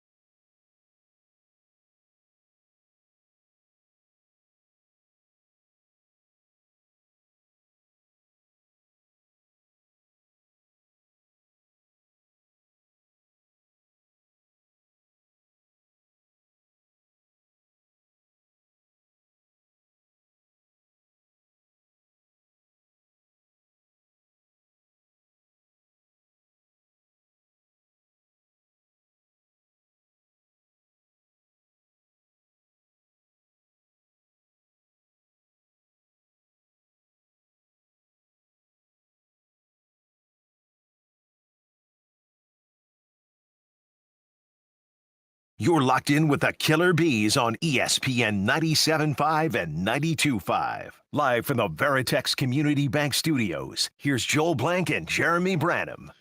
Bohemian on Twitter says, I don't understand the ranking logic. Is it most dominant during an era, sustained success, wins, majors, blah, blah, blah, blah, blah. I was just going on vibes. It's Branham's ranking. You can do what you will. Lamont isn't me. Is the NFL draft interest very low? Usually Highway to Hell would be going wall to wall, and they barely even talk Texans draft. I have no clue who the Texans are likely eyeing. It's weird. I didn't know that they were doing that or not. I find that hard to believe. I've had a yeah, I do too. I would think that's like. I wonder what they're talking Bible about this week. What are they talking about, Lamont? If they're not talking about the draft, what are they talking about? Like, who's the left guard going to be for the next 6 months? Yeah, let us know what they're talking See about. that ball that Judge hit on an 0-4 count? Arkansas's finest. Heard Hall of that Famer. one before. Hall of Famer now. Was that right? Razorback Hall of Famer. I saw it on Twitter. Congratulations to that. Congrats, tip of the cap. That's a big deal. I mean, that is. I don't want to, I don't want to bring Another that down. former radio host in this city is in the Arkansas Hall of Fame. Greg Cook. That's right. Well, that's right. Huh. They don't have two Hall of Famers on the same show. It's true. ESPN 97.5, the only station that can say that. That's a good point. I think. Never really counted them up. I don't know who's in the Hall of Fame. Like, McLean's in a bunch of different Hall of Fames. Warner is. Is he really? Yeah. Which one? The Texas Radio Hall of Fame. We should bring him on so we can have 3 Hall of Famers on ESPN 97.5. Well, then I'll just talk to you the next day. Why is that? He won't stop talking. Really? Oh, my God. Love Barry, but Barry's not short on words. Oh, off the top of his bald head. Yep. Didacted equals dehydrated. Somebody said. Oh, so like dehydrated. You said didacted or whatever. You can look it up. I got it again, I think. Whatever. You said it was a coconut? Yes. So I guess they just dehydrate the coconut. Okay. You've seen like the dehydrated fruits and stuff? Yes. So I bet you it's similar to that. Can't go wrong with Tom Watson. I like Tom Watson. Texture says Booker T, Wrestling Hall of Fame. Desiccated. Desiccated. Booker T being in the Wrestling Hall of Fame would be like Brian being in the Radio Hall of Fame. Wow, you do like to crap on Book. What do you mean? It's just an honest opinion. I said, what do you mean? I mean, it's just an honest opinion. You want to give, this is an opinionated sports radio show. We're supposed to give our honest opinion, and I always thought Stevie Ray was the better of the two brothers. Okay. Yeah, I feel like he should have been five-time. Not Booker. Now, this is the most controversial thing so far. Not all Europeans are the same. It should have been mid-card T. Yeah. Opener T. Who's Stevie Ray? Stevie Ray Vaughan? No, his tag team partner was Stevie Ray. Okay. Yeah, they were Harlem Heat. Yeah. Sensational Sherry. Booker T had an all-time gaffe actually once, cutting up a WCW promo. Yeah, you want to play it? Yeah, let's do it. No, I don't think we can. Oh yeah, he had a pretty good gaff. All right, let's get we'll do a bunch of good, bad, uglies, but let's do one here to pay off the teas, and then we'll get into our bigger ones, or our other ones later. So give me your best good from the Astros weekend. Isak Paredes.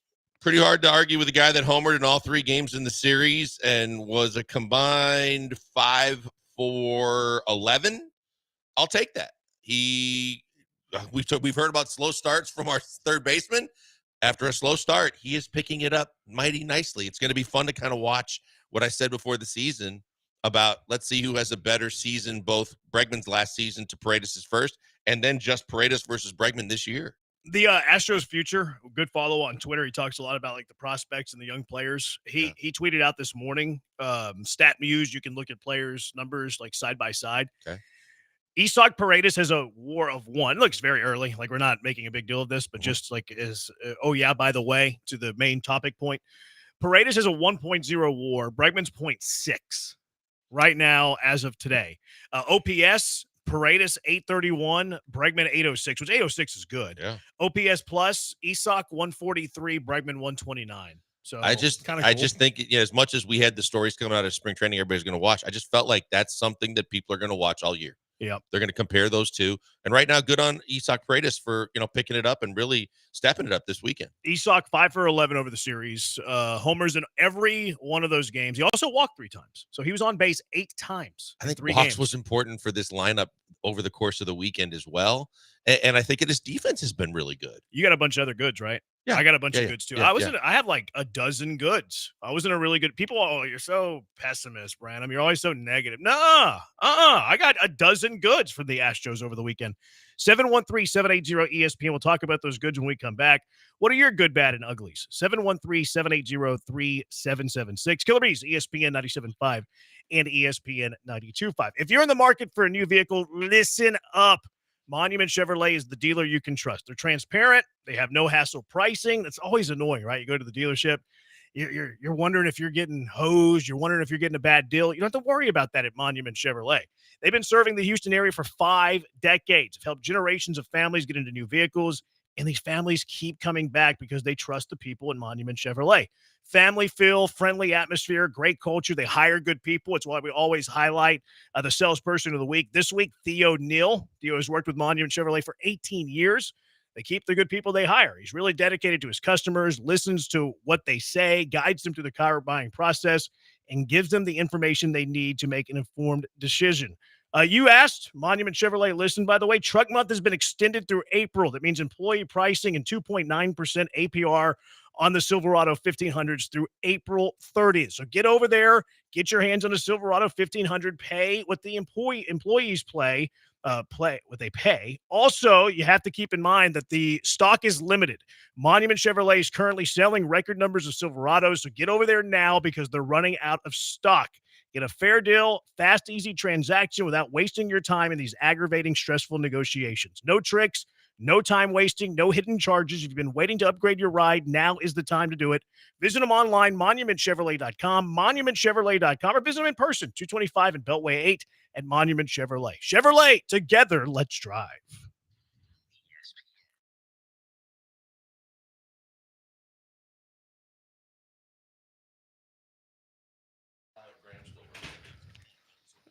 He hasn't worked here forever, right?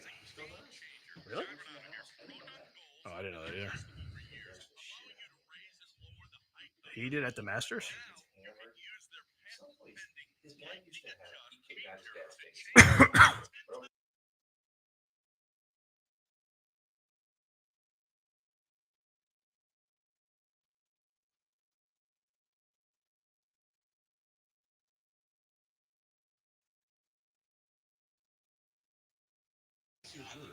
Talking your mic. Check, check, check, check.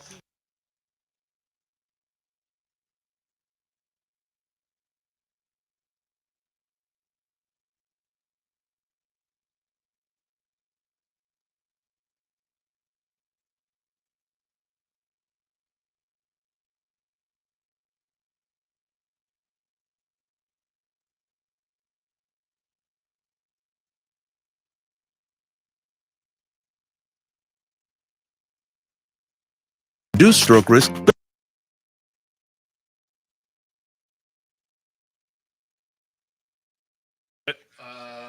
Probably. Talking to the mic. Check, check, check, check, check, check, check, check.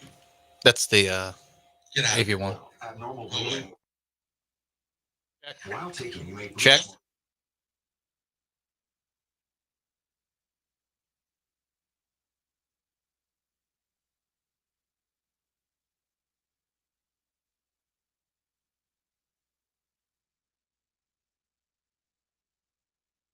Yeah. Check. Check. Check.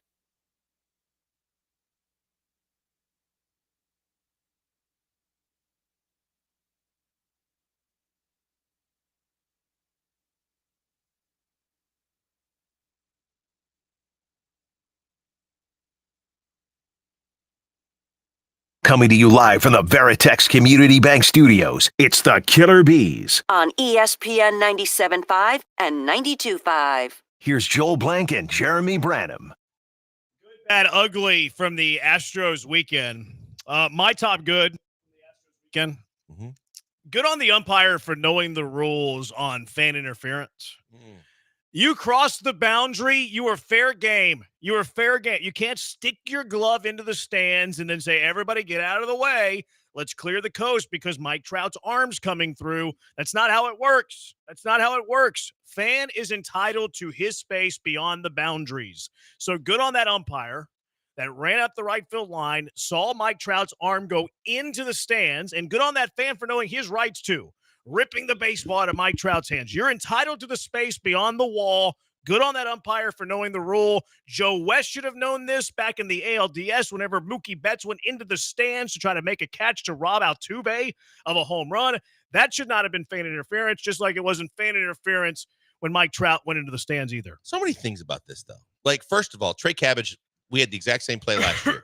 Trey Cabbage went over the wall to bring a ball back, and the fan did similar things and knocked it out, and they ruled it a home run for the exact same reasons once he goes over into the stands area. But the fan looked like he was scared to death, and he was apologizing. He looked like he was seeing his life flash right Yeah, he was like, before I'm sorry. Then I saw on social media that there was a meet and greet with the guy and his kid and Mike Trout after the game. What is Mike Trout? And Mike Trout gave him a bat. Like, why? I don't know. That was kind of weird. I thought that was weird too. Yeah, I was like, well, what's that for? I mean, I don't think there's anything to apologize for, and it was called correctly, but you just play on. So why all of a sudden the meet and greet and the fake, God, you guys are cool and neat, and here's my bat? Yeah, and I would get it if it was an Astros player that got caught up in that, and you're doing right by an Astros fan. But for Mike Trout to do that, it's a little, I don't know. That also, I was like, what? And even the meet and greet was awkward, where like they were trying to, and all of a sudden finally Mike Trout was like, hey, you want me to sign that? And then I could just, and okay, cool.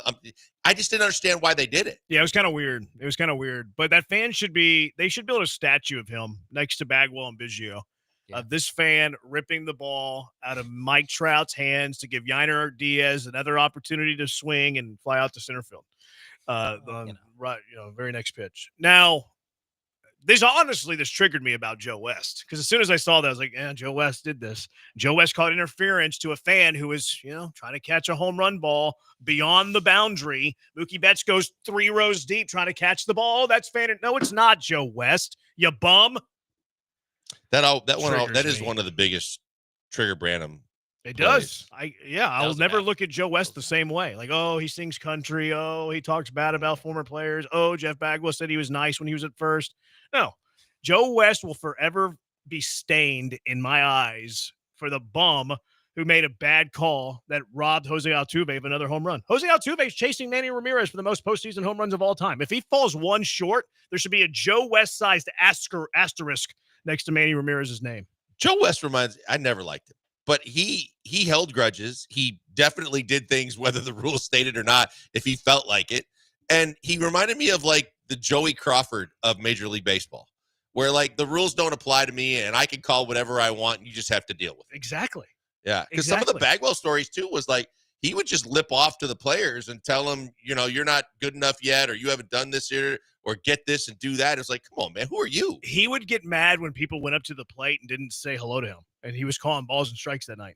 When he was the home plate umpire and you walked up to the plate and you didn't say hi your first at bat, he would like hold the grudges over that. He looked like he got mad if the person at the buffet line didn't give him a clean why plate. are we fat shaming him? Why are we fat shaming? Because he's a pain. I didn't like him. That's the second fat shame you've given today. What was that? Colin Montgomery. Oh, Colin Montgomery. That's 2. I don't care for either two guy. 2 fat shames in less than an hour. I don't care for either guy. I don't care. 54 minutes It has in. nothing to do with their weight, to be fair. It just doesn't like either of them. Yeah, I don't like either of them, and I'm not hiding it. Do you have something against fat men? No. Yeah, you seem to See, like me. now, Okay. now here's the thing. I was going to say, here's an opening for me to then follow that up with naming some guys that I like and I'm not going to do that. Well, who's your favorite fat person? mine's the Rizzler. I love that kid. Chuckster. Oh yeah, he's kind of fat. Yeah, kind of. Yeah, he's kind of fat. Yeah, but he used to be an athlete. He went on a talk show and did like 3 segments on his Majerno journey when he lost 85 pounds and then couldn't get a doctor to refill the prescription. What is Majerno? It's one of those. Like Ozempic? Yeah. Huh. Interesting. I'm pretty sure Fromber did Ozempic last offseason because he got slim last year. Remember he's pretty slim to start the year? Yeah. I think he did. Well, wouldn't that show, well, I don't know if it's legal or not. Ozempic? Yeah. Ozempic is legal. No, I'm saying it's legal for players, for athletes. Yeah, I don't know if it has any drugs in it because some of them have like a bunch of stuff that players aren't supposed to take. Oh, yeah. So, yeah, good on that umpire for not going full Joe West and making a good call there. What other good you have? I've got plenty. Look, I've been very, very pleased with Wisniewski. Wisniewski, who was penciled in to be your 5th starter, and obviously the injury doesn't help to Arrighetti, and Blanco hasn't been great, and that'll probably come up later. But Wisniewski was great. I mean, 10 strikeouts, 6 innings pitched. He only give up 5 hits, no walks. I'll take that from my 5th starter, or a guy that I was auditioning to be my 5th starter. I was very pleased with his performance. He's kind of got nasty stuff. Like, you have to, if you're striking out 10 guys, your stuff's pretty good. Yeah. Career high for him. He might be the new Yusei Kikuchi, where has always had good stuff, but like nobody's been able to harness it. Like, seems like the Astros pitching coaches are kind of harnessing Wisniewski's stuff. And he might always give up some home runs. Like, he gave up 3 home runs in that game. Yep. Give up 3 home runs in that all game. 3 earned runs were bombs. Yeah, but that just might be who he is. He has an ERA of 4 on the year, which I think he's pitched better to a 4 ERA. His whip's under 1. His whip's under 0.8, which is pretty good.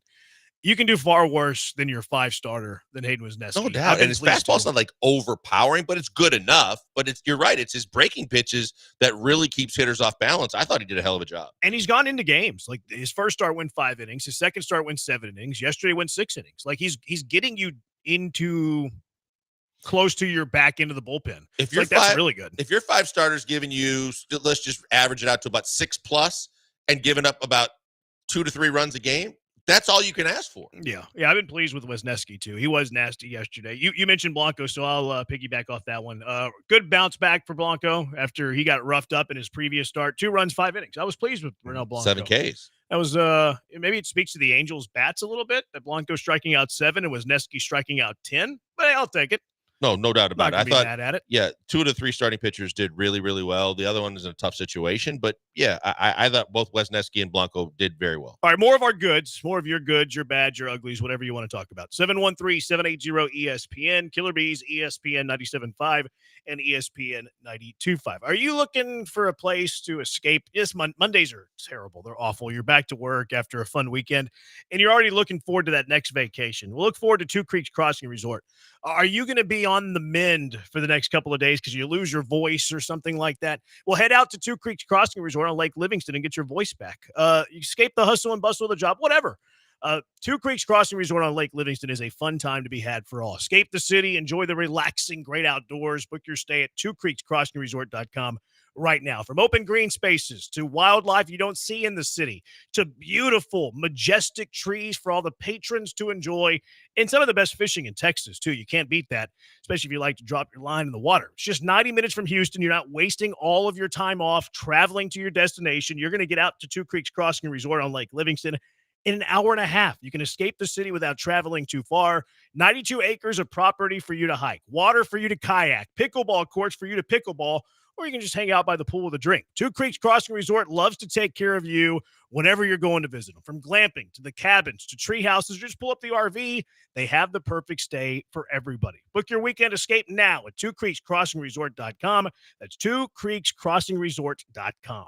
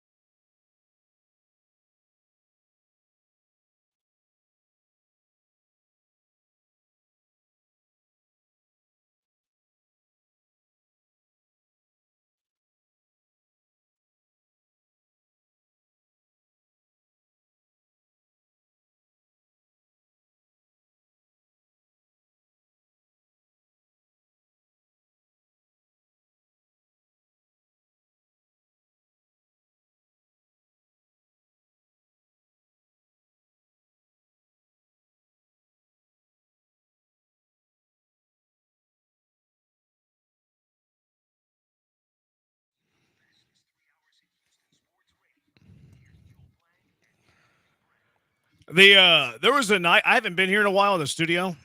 There was a knife back there.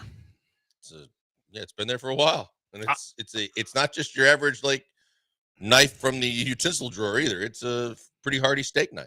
Yeah, I moved it because I didn't want you to get mad at me. Have that within arm's length. I think I'm safe. There's a bat over there. That could be problematic. It's normally the one you play with. A bat probably won't kill me. It could. A knife definitely would kill me. So I thought it was wise to move it away from us or you. I didn't put my prints on it, though. Did you notice that? I saw that you used the napkin. I used a napkin just in case. You never know what ESPN 97.5 personalities are doing outside of work. So moved it. Who would be the most likely to murder somebody on the ESPN 97.5 lineup? I know my answer. Me. No. That's a weird thing that you would admit to, though. That's not hard to admit it. That's a really weird thing to like. That was quick too. Yeah, like, you didn't waste any time. No. Me, I'm willing to kill. Yeah, look out. It kind of changes my mentality. Who you got, Mapes? I mean, probably the guy 12 to 3. Really? Oh, it's well. Like he is very temperamental. A crime of passion. That's what I'm saying. See, I was gonna go Granado because of his ties. He's got too much to lose. He ain't doing that. He's got a sweet life. He's got a guy. He ain't to do screwing that, all. too. Yeah, he'll find a guy. He definitely got a guy. Yeah, but probably like in his early days, like on his climb up. You know, Yeah. like you can't be a boss without in doing all Chicago, the other yeah. jobs first. Yeah. Now he's a made man. He's got a Yeah, great you're life. probably right. He's just gonna have someone whack. Yeah, you're right. Yeah. That is true. Yeah. All right. The asterisk would be bigger than Jose Altuve then. Yeah, it would. Trout said the guy was in the right, and he still apologized for what happened. Mike said he felt bad the fan and his kid were being removed. So that's why he did the nice thing for the fan. What a guy, Mike. But I Trout. think that they didn't have him leave the stadium. They just relocated Yeah, him. that's what That's they correct. said. They got That's good. relocated. Well, that's cool. Look, good on Trout. I don't think he's ever been a bad guy. No, he just always gets hurt. Yeah. He's just made of glass. John Candy, Chris Farley are his favorite fat people. Is Neither one of them Wisniewski- still with us, but hyper talented. They were their favorite Yeah. fat people. Farley's a Wisconsin guy. Is he? Yeah. Is Wisniewski related to the Dodge dealership? I have no idea. There's a Dodge dealership called Wisniewski. No clue. I wish I could tell you. We missed Google that. We missed Kikuchi by one start. That's good. I didn't want to face Kikuchi. Did you see that bizarre thing that like Fromber and others had like this unbelievable relationship and built this big friendship with his interpreter? Did they really? They were talking at the start of the series. Like the big thing was that Kikuchi's interpreter was one of the favorites of the team last year, and everybody couldn't wait to see him. They better be careful. Yeah, I was going to Better say, be careful. people love the Japanese interpreter. Yeah, we know what happened with Shohei's interpreter. Just don't go. Don't just don't be looking for that threat that advice. Don't like the interpreters too much. Yeah. Don't trust the interpreters too much. Don't You go with Lee Sterling. You don't go with see if that guy's got a DraftKings account. someone else's interpretation of a line and a spread. We're gonna get in trouble today. I feel like Irish, Scottish, British. Like we're putting interpreters. We're putting all those P's in the same pod. Japanese interpreters. Like I feel like Norm Macdonald's ESPY speech We have back in the day. So far, we haven't covered the one that did the most damage so far to another show on this station. What's that? Turkish. Oh yeah. Yeah. Don't go do. Don't do that. Was that an interpreter? No, just the fact that they went Yeah, it was the nation. anti. Yeah. The I think the Astros have a new Spanish interpreter. Like the other guy that was there last year, I haven't seen him this year. It's a different And dude. he was the interpreter for like all Latin players. Everybody. Yeah. Yeah. The ones that He's speak not there Spanish, I anymore? think, Blinkers. Okay, whatever. No, I don't think he's there anymore. Okay. Yeah, because whenever I watch the post game, and I always like fast forward. I always watch it the next day. If the game goes too long, I'm screwed. But I watch it the next day to see if like they say anything interesting. Hey, that sounds like something we should talk about. And it's a different guy. Is it just Isak Paredes's guy? No. Because that's where I noticed him first. And I was wondering if he just has a new guy. No, he was with him with Fromber. Okay. He was with him with Jordan. So I don't know if this Bigger guy's guy, like right? permanently gone or if he's just like gone for the moment. I don't know if it's temporary or permanent. I don't know where you would go to find that. It's not on the Astros website. I'm trying to remember. He doesn't have a team headshot. It's not on the roster page. Yeah. It's not on front office. Yeah, it's so we're lost. We're and good luck finding anything from that PR staff. No. We're just Yeah, kind of that's okay. You're not wrong. we're kind of screwed there. All right, what other goods do you have? I've got Christian Walker. I mean, Christian Walker only had 2 hits in the series. He had 6 walks. He kept getting on base. to where I know that, everybody protecting him early with, how hard he's hitting baseballs and barreling him up and exit velos, though he wasn't getting hits. But, he had 6 walks in the series and that scored some runs off of that. So I had the fact that at least that was a positive for him. Well, that's his name. It's in the name, Christian Walker. Good point. The played good defense too. Played really good defense. Pena's defense I thought was good. What other good you have? No, knock out mine. The middle of the bullpen. I mean, I thought that Okert, but King and even Sousa, that they did really well. I thought that they picked up the slack a lot from guys that I don't trust. So I'll give those guys some credit. What'd you think of Logan Van Wy? I don't like the way he spells his name. It's very confusing. W-E-Y and it's Y. Yeah. Yeah. Yeah. Way Y. I have to spell it out that way I can say it phonetically, kind of like what I do with Isak. It was tough. He gave up a bomb. He gave up 2 hits and a run. But he was good on Saturday. 2 no-hit innings. Yeah. So it was kind of like a tale of 2 different outings. Yeah. I thought he was I was more encouraged than discouraged with Van Wy. I would roll with him more than another week or 2 of Contreras. Oh, sure. Yeah. Yeah. He's up a pedestal. He's up a rung on Contreras. Offensive explosion Friday night for me. They scored 14 runs. A grand slam by Yiner. Homers by Isak, and then Cam Smith hitting his first home run. So that was obviously very, very good. Lance McCullers, 4 shutout innings in a rehab assignment. 1 hit, 1 walk, struck out 5. He generated 13 whiffs, according to Astros Future. And then my guy, Ari Alexander, caught up with Lance McCullers after his start, and Lance McCullers had this to say. Good, the 4 ups was a bit different, but overall, super happy with everything. Like I said, good, bad, a little bit, and not trying to be so result based in these, trying to make sure I'm executing things like that. All my stuff felt really good and where I needed to be. So, you're starting to plan for the game, starting to navigate, through a couple of times through the order and, all that kind of stuff. So it feels good to kind of be at that point. I've already told you I've fallen in love with Lance. I've re-fallen in love with a former Flame in Lance McCullers. I did in spring training. You've been a little hesitant. I have not. Are you in love with Lance McCullers yet? No, because I haven't seen him pitch in Major League Baseball games again. I know that spring training, I know that minor leagues, but I was very specific and very clear in the fact that I will not get enamored with Lance McCullers Jr. until he's able to pitch against Major League hitters in a Major League game and do it a couple of times. Okay. I'm there. I'm in love. I was in love in spring training. Now, word is he's going to start one of the games in Kansas City. Oh, right. Oh, because it's 30 days. Is Kansas City's not this weekend, but the weekend after. So the Astros have St. Louis for 3 beginning tonight. They have an off day Thursday. They're home for San Diego this weekend. Home for the Blue Jays Monday, Tuesday, Wednesday next week. Off day Thursday. They're at Kansas City the 25th, the 26th, and the 27th. So one more rehab start, and then up to the Astros for Lance McCullers. So he's going to start by the end of the month. I think that there's your answer then to how do they kind of bridge the gap and fill until Eric Getty comes back. And, we were wondering if they were going to try the stretch out gusto as much as possible and keep doing what they did, or they're going to go a different route. And Lance has been pitching enough now, and I think that the 30 days is up right about that time. It's going to be up like at the end of the month. Yeah. So there you go. Yeah. So let's go. I'm all for it. At a certain point, you just got to see what he can do. And we haven't seen him in so long that I think it's unfair to think that he'll have the stuff that he used to have. But if he can get guys out and he can do some of the things he did in spring training, then he's better than what most of the other options you got. I mean, he generated 13 whiffs. Let's go. 13 whiffs, Lance McCullers against. He was with the Spacers. Was he? Yeah. Was it the first one was, and then he's been bouncing around. The second one was AA. Yeah, I don't remember who the this one Hooks. was I think it was, and then I don't know where this one was either.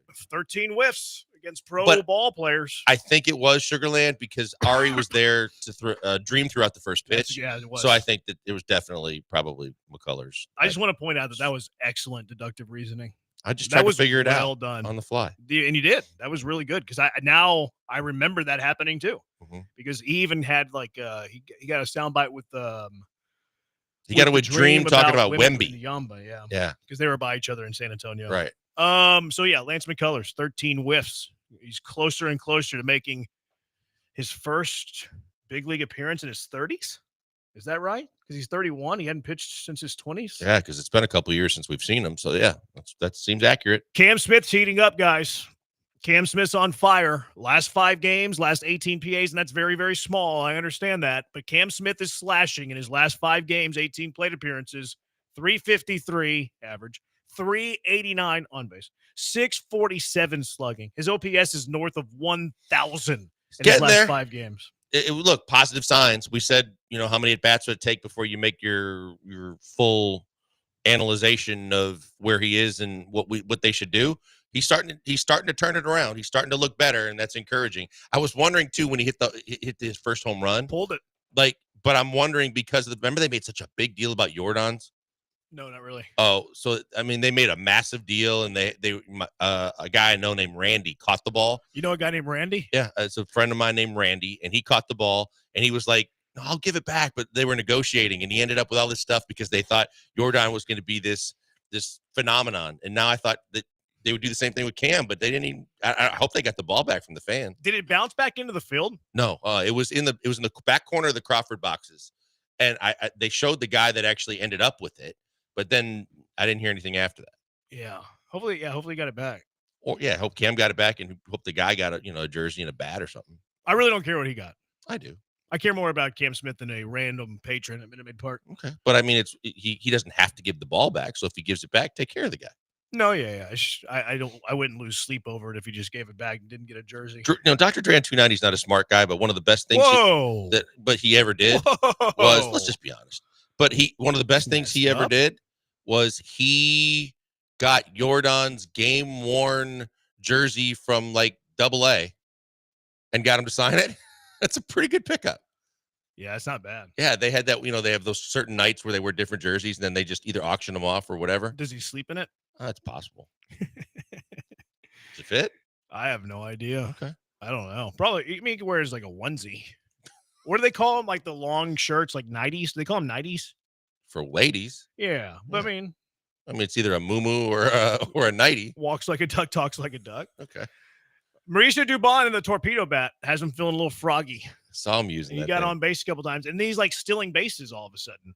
Like he's still in second, he's still in third, he's taking an extra 90 feet on a throw. Like Dubon was so excited to be using a torpedo bat that he's just running around the bases nonstop.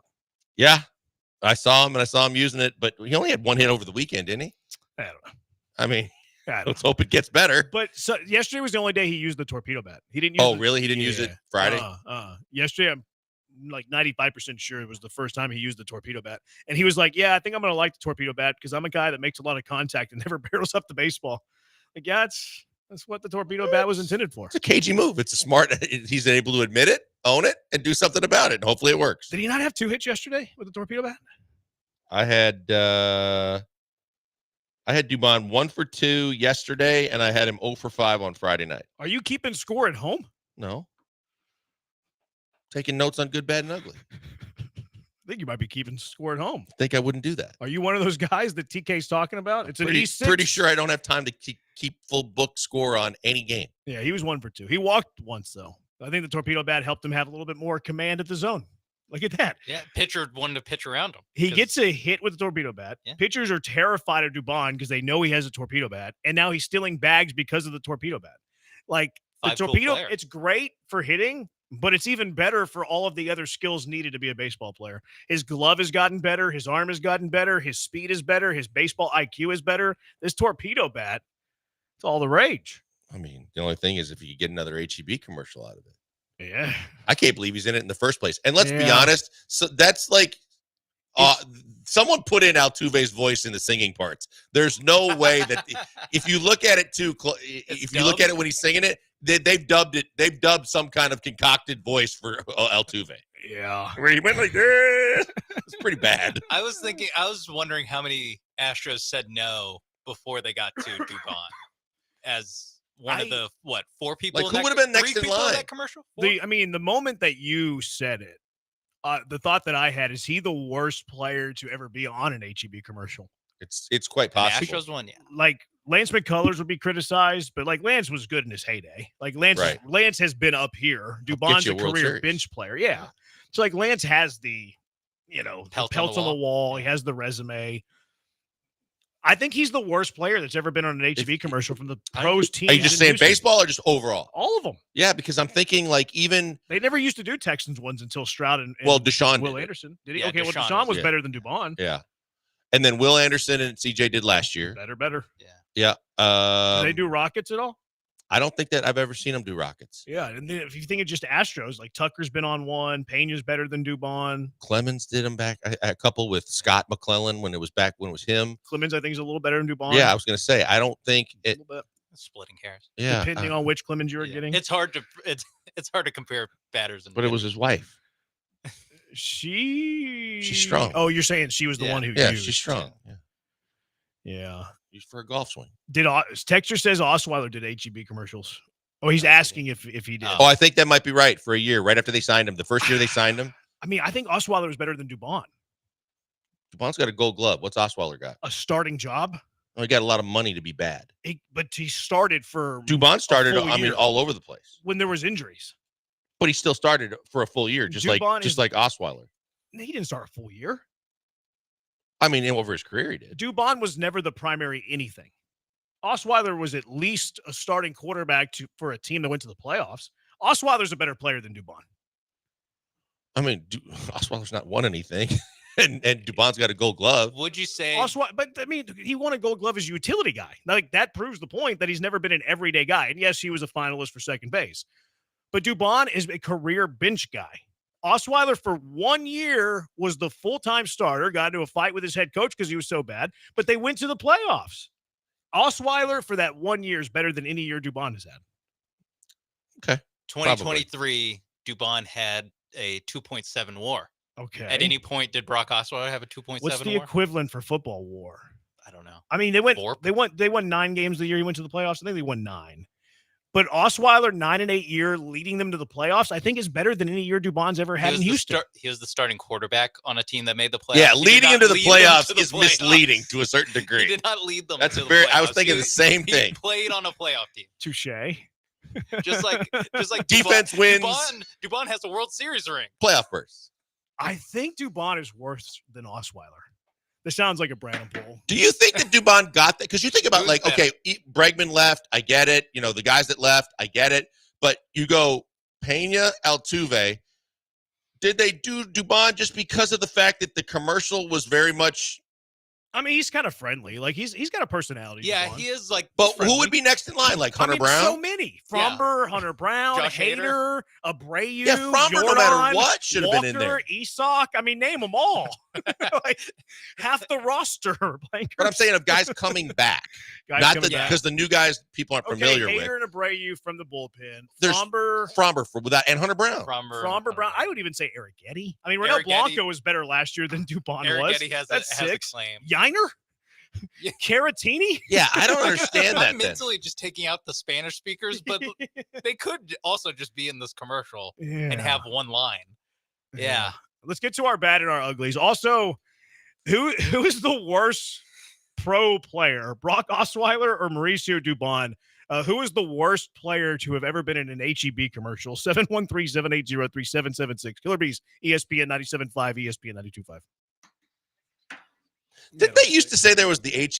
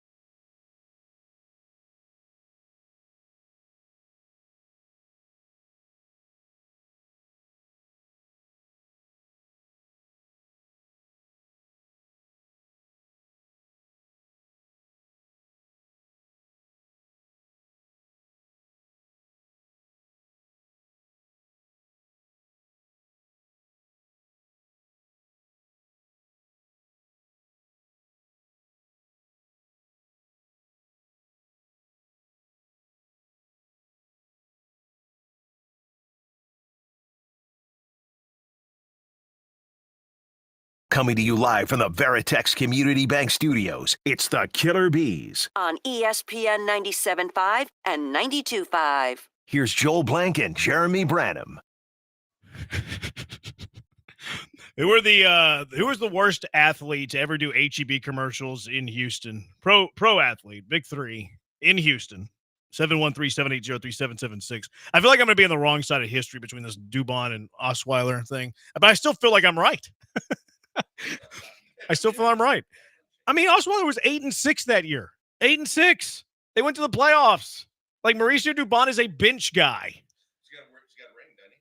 As a bench guy. So does Osweiler. Yeah, I was going to say Osweiler has a ring. Osweiler's a ring on in the Denver. On the Broncos. He's the backup for the You can't be a reserve and get bonus points because your team won a ring. I could be on the bench for a team who won a ring. Not You'd be taking up a roster spot. For sure. Long relief. For sure. Yeah. I mean, he hit big shots at least. But yeah, but I mean, he had big shots in big moments. Like, I agree with your premise 100%. I'm not disagreeing with you.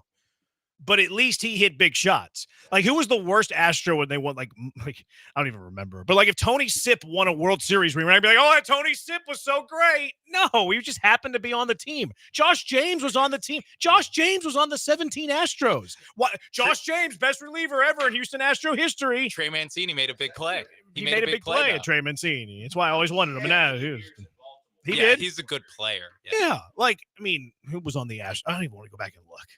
Jake Marisnik. No, Derek Fisher. Derek Fisher. Yeah, he scored the game-winning run. The Astros Derek Fisher. Yeah. So you don't get credit for your team winning a ring when you're a bench guy. If you're not part of the equation for helping your team win a ring, you can't be like, oh, yeah, I'm great because of this. No, you were just on a really good team. Yeah, I think as the utility guy, he's a bench player, so he won the Gold Glove.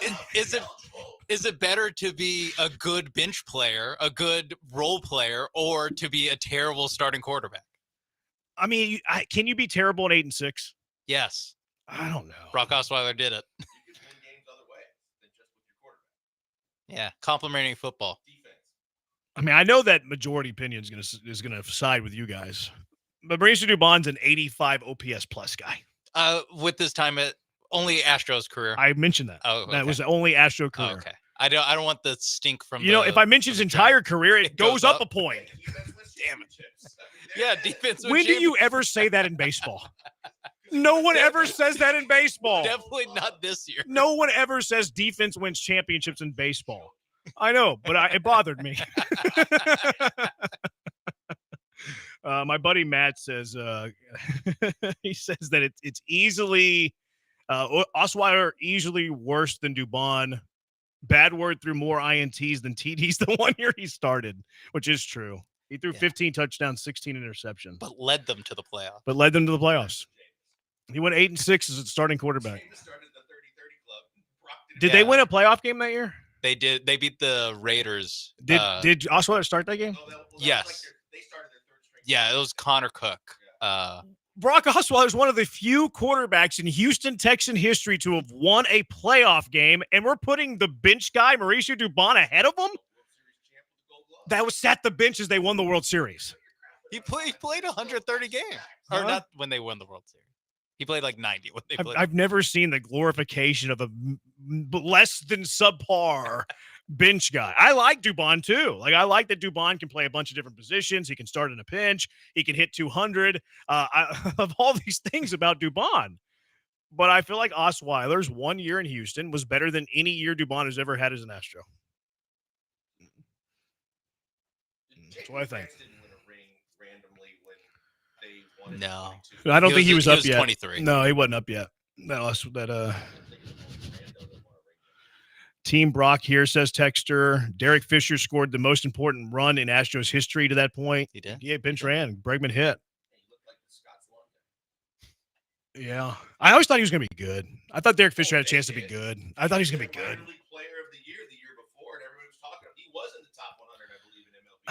Was he? Yeah, he was a pretty talked about prospect. I don't remember. It's like Jake Myers. But I did like Jake Fisher. Myers. Well, remember every year, especially the pitching prospects, every year the Astros had a top of the line pitching Yeah. prospect that everybody was looking at in the top 100, they'd get drilled for PEDs. Yeah. Oh, that's just Forrest Whitley. It was Forrest Whitley for most of those years. Yeah. Didn't think we'd be arguing Brock Osweiler and Mauricio Dubon today.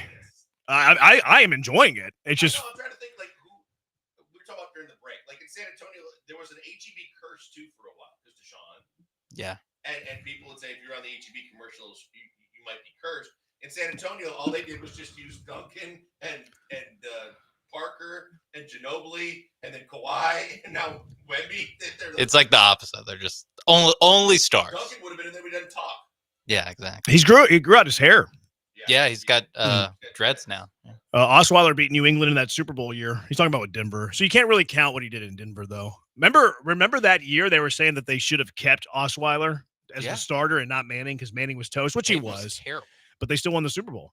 Wasn't Marwin on an HEB commercial? I don't remember if he was, but Marwin was better as an Astro than Dubon. Now, he might have had some help, but it was a career year.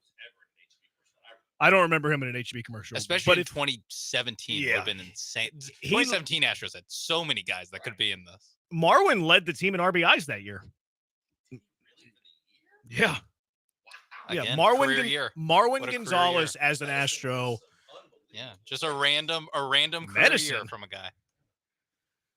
I think it was more of a trash can with Marwin.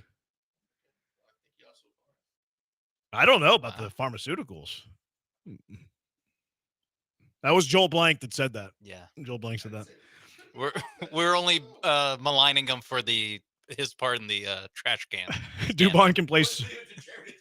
Yeah. I'm trying to turn the other cheek. Hey, that was Joel Blank, by the way. Write that down. Get that air check. You want to podcast that one? Put it out on Twitter, maybe. That'll be a short. That could be our. Dubon can play several positions well. Brock can't play any position well. That's fair. Yeah, he's doing ESPN college football. He does the late college football. I think he might have been a better quarterback than he is color analyst. No, he's not very good. I'd argue Dubon did more on winning his ring than Brock. Look, you can't put Brock's ring in Denver in this conversation because the whole argument is who was better in their Houston. best year in Houston, though. Because like Dubon's had multiple years, Brock had the one. So like, does any year from Mauricio Dubon surpass the 1 year of Brock? Probably speaks to how bad Brock Osweiler. I'm gonna get crushed in this poll though. Like, there's no doubt about it. Let's see what the early returns are. Yeah, Dubon. I just said who was better in Houston, Dubon or Osweiler, and Dubon's got 86% of the vote. Osweiler's got 14% of the vote. But hey, look, people thought Christopher Columbus was wrong. They thought he was wrong. What happened there? I mean, there is great debate if he actually was the leader of Western exploration, but he was he also thought he leader was going to India. He found land, dang it. A win's a win. Is Brandon Bielak the worst player on the 2022 Bielak? At least he ate some innings, and I actually like Bielak in his role. That year he only had 12 innings. I think I've made Chandler Rome so mad whenever I crushed Brandon Bielak. Like remember the Astros got rid of Brandon Bielak early last year? Yeah. And Rome went on like this high horse. Well, they're throwing him every day.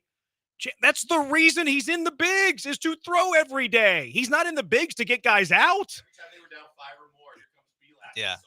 That's his value. His value isn't because he's the shutdown reliever. His value is because he can eat innings. So, yes, you need a guy on your staff that can throw 6 times a week. That's going to throw 200 pitches a week.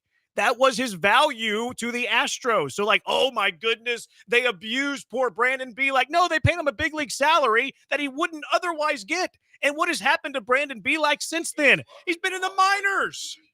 Yeah. Parker Mashinsky also on that team.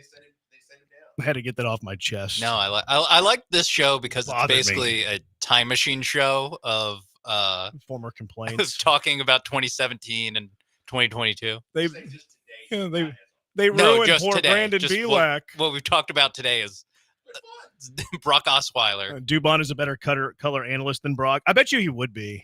Now he does, like, he has a little bit like his English is a second language like me. I'm ESL.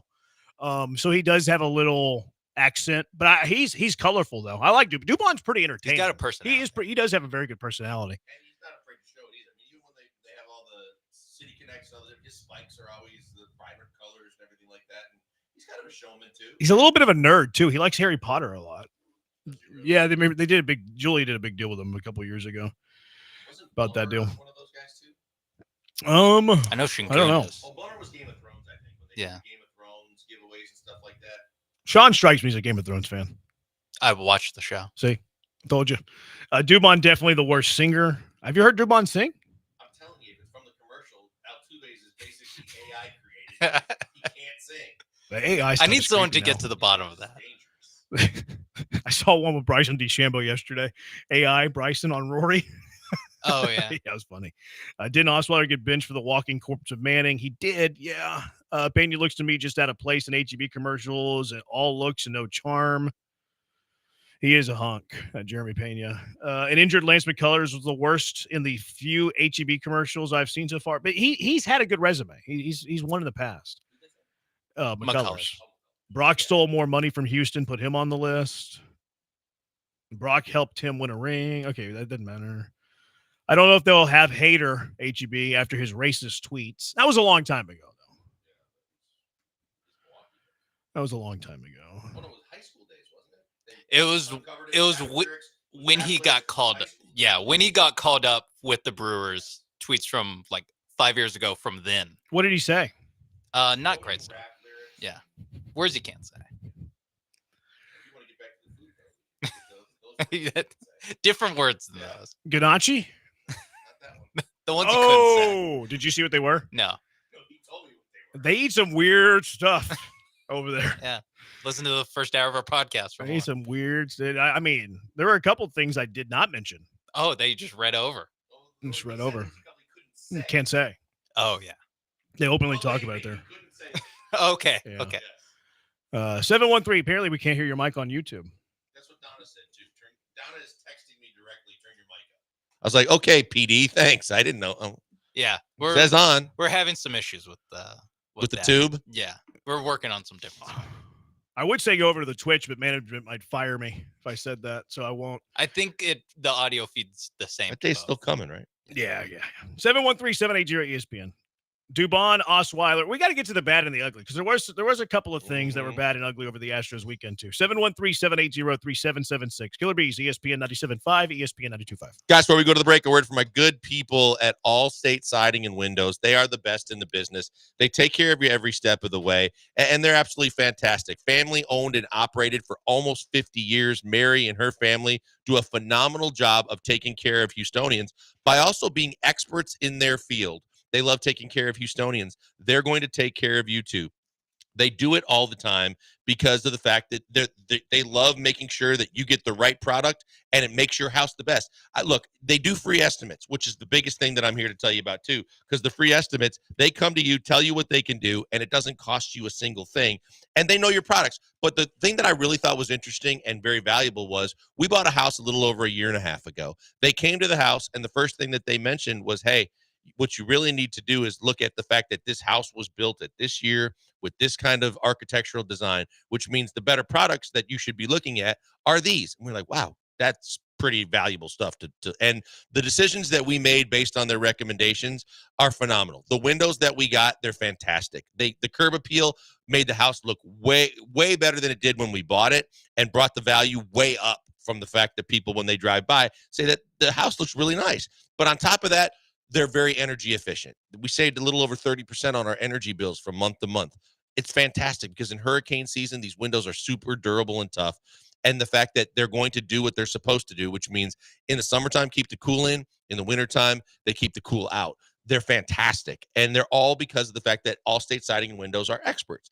Right now, they've got all kinds of deals going on. 30% off a window job, $2,500 off a complete siding job. And if you mention me and ESPN 97.5, they might even have a little extra discount for you because they love taking care of our listeners. Check them out right now, allstatesidingandwindows.com. Better yet, call them and get that free estimate. It costs you nothing, and it can help you a ton. 832-204-1936. That's 832-204-1936, allstatesidingandwindows.com.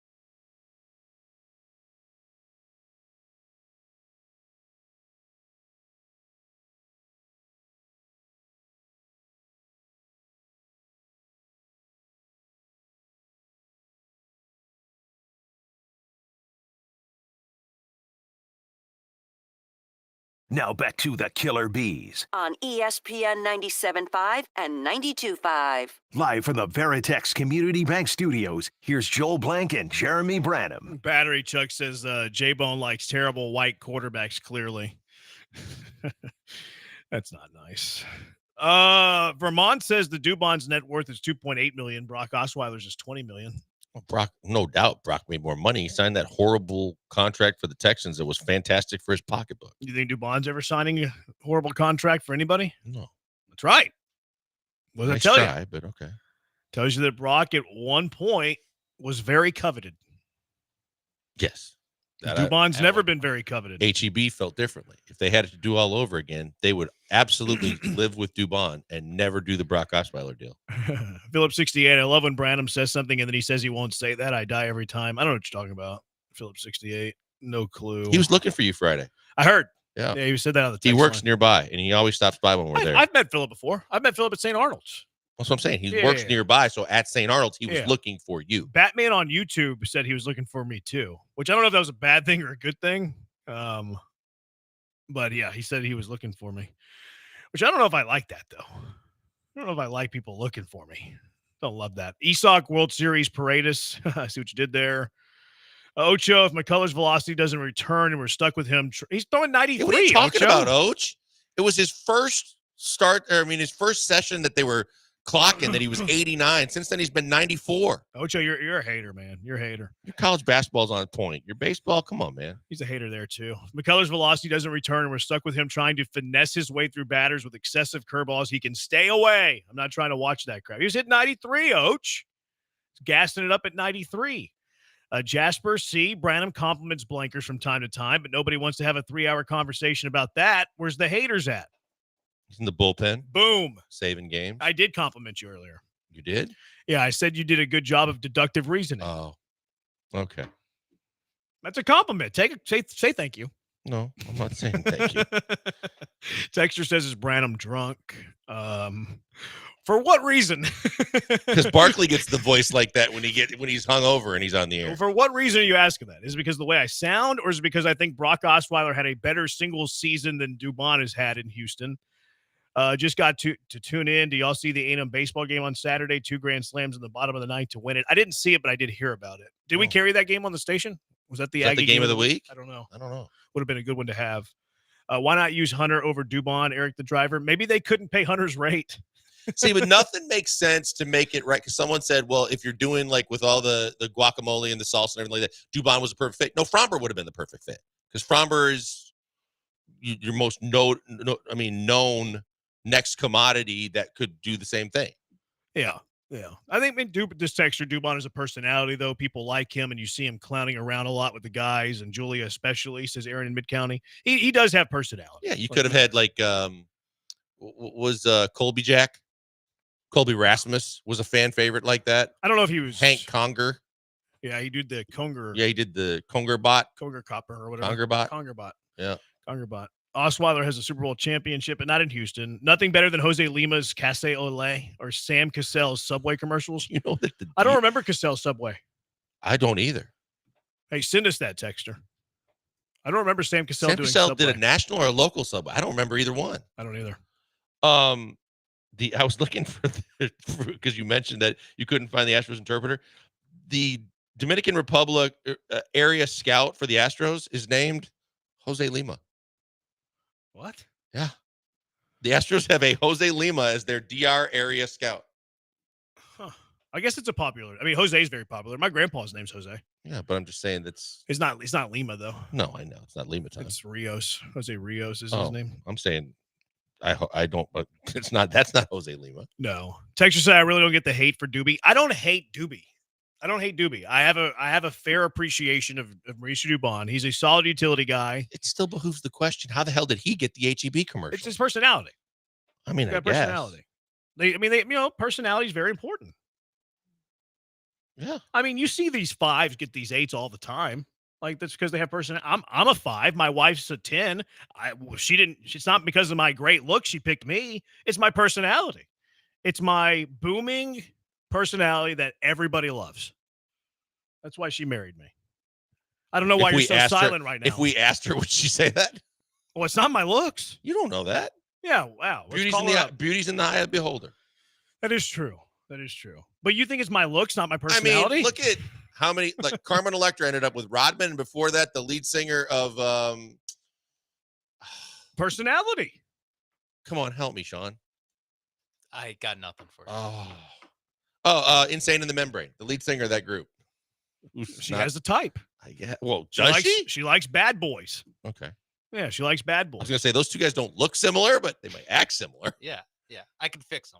Texture says, give them credit, 9-7, not 9-8. Still 16-game seasons at that time. Boom. Brock Osweiler won 9 games back in 16. Back when 9 wins meant something. Wasn't it 8-6 in games that he started? Yeah, he missed one. He missed 2. He missed 2. He missed 500 in games he No. didn't play. He was 8-6. Yeah. That's not 500. No, in Oh, games the he Texans. didn't. Okay. Yeah, Gotcha. in the games he didn't play. I was like, I was giving you credit. Yeah. Are you sipping too much cough syrup? I don't care what position or starting position Osweiler played. He is not better than anybody. He absolutely sucks. I don't care who you compare him to. Dang, Brock is hated in this city. Oh, there's no question. Looks terrible. Everybody hates him. Corey, I was at the Space Cowboys game Saturday and a good for the Astros weekend. McCullers looked good. A bad was Whitley got knocked around. Oh, okay. I didn't realize. I didn't know that, and I didn't probably need to know that one. I guess I need to know it, but I don't like hearing it. Yeah. That's not good. Philip 68 is Batman. Well, there you go. Wow. Now we got deductive reasoning. Oh. Dubon. Why would he do that? He's Philip on the text message and everything else. Why would he do that? That threw me off. I didn't realize that. Dubon, the Honduran legend, is way better than Brock. A wet blanket has more personality than Brock, says Chris Humble. Did you guys see the Godzilla Astros jerseys? He's calling the Astros jerseys Godzilla jerseys. What? The city connects? Yeah. That can't be right. There's got to be something we're missing.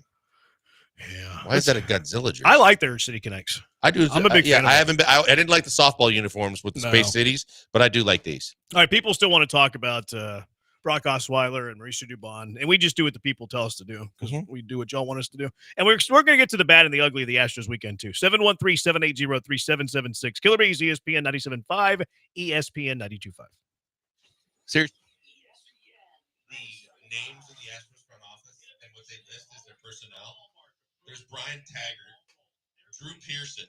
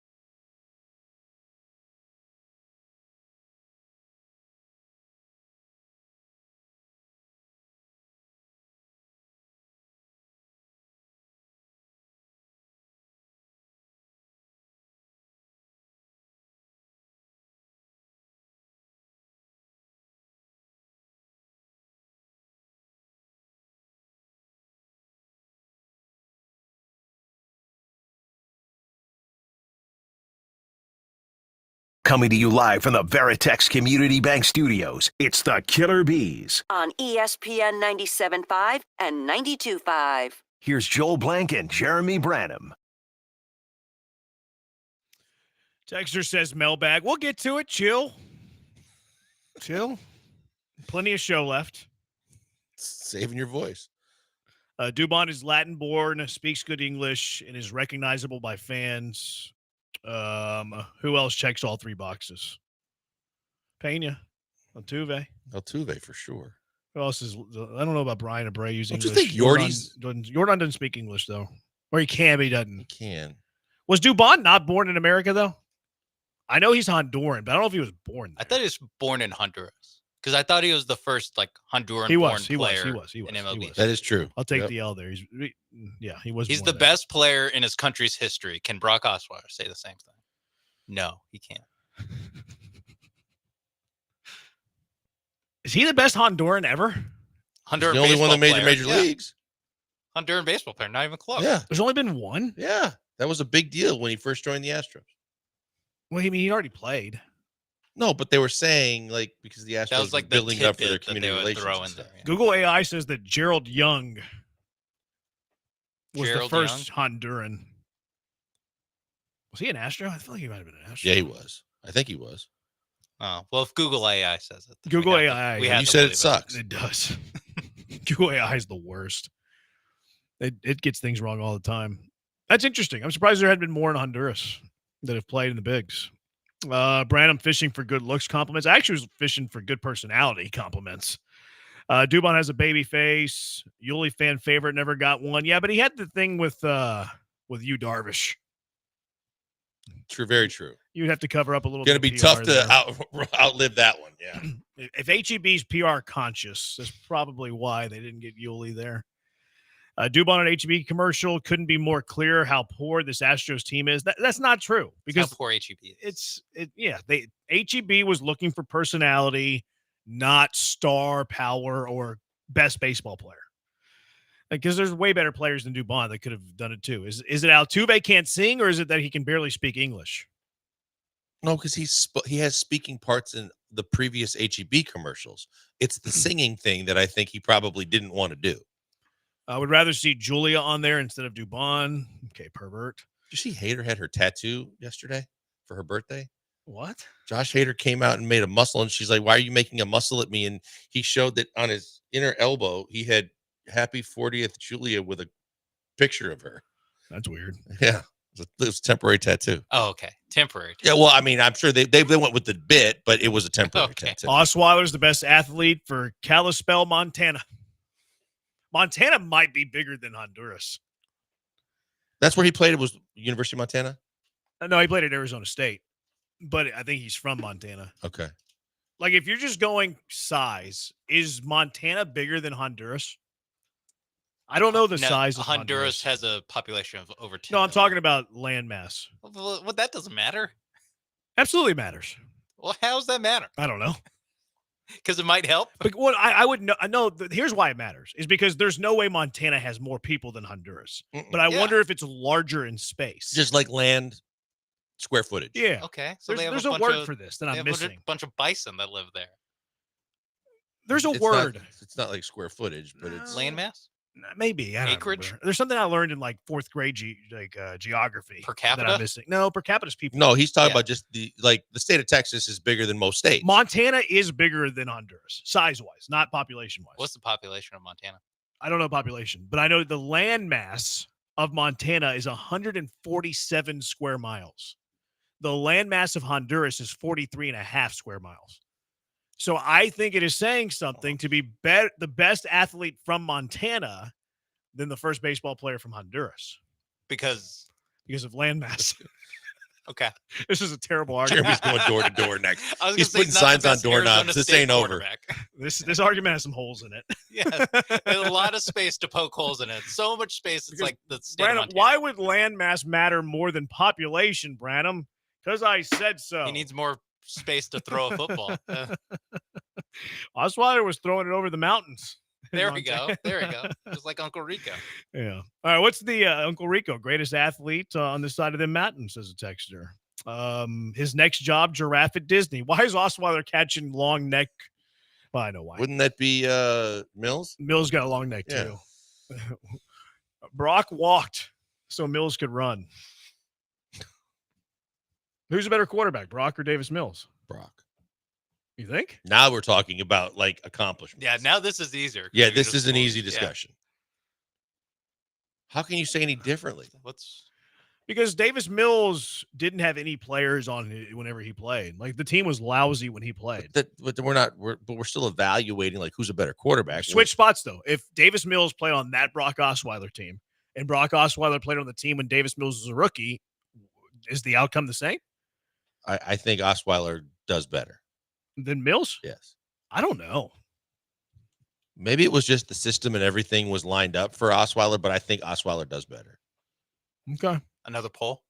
Yeah, maybe throw that one up there. Who's better? I'll do that one. I'll do that one tomorrow. I bet you people are going to vote Mills because Osweiler's so hated.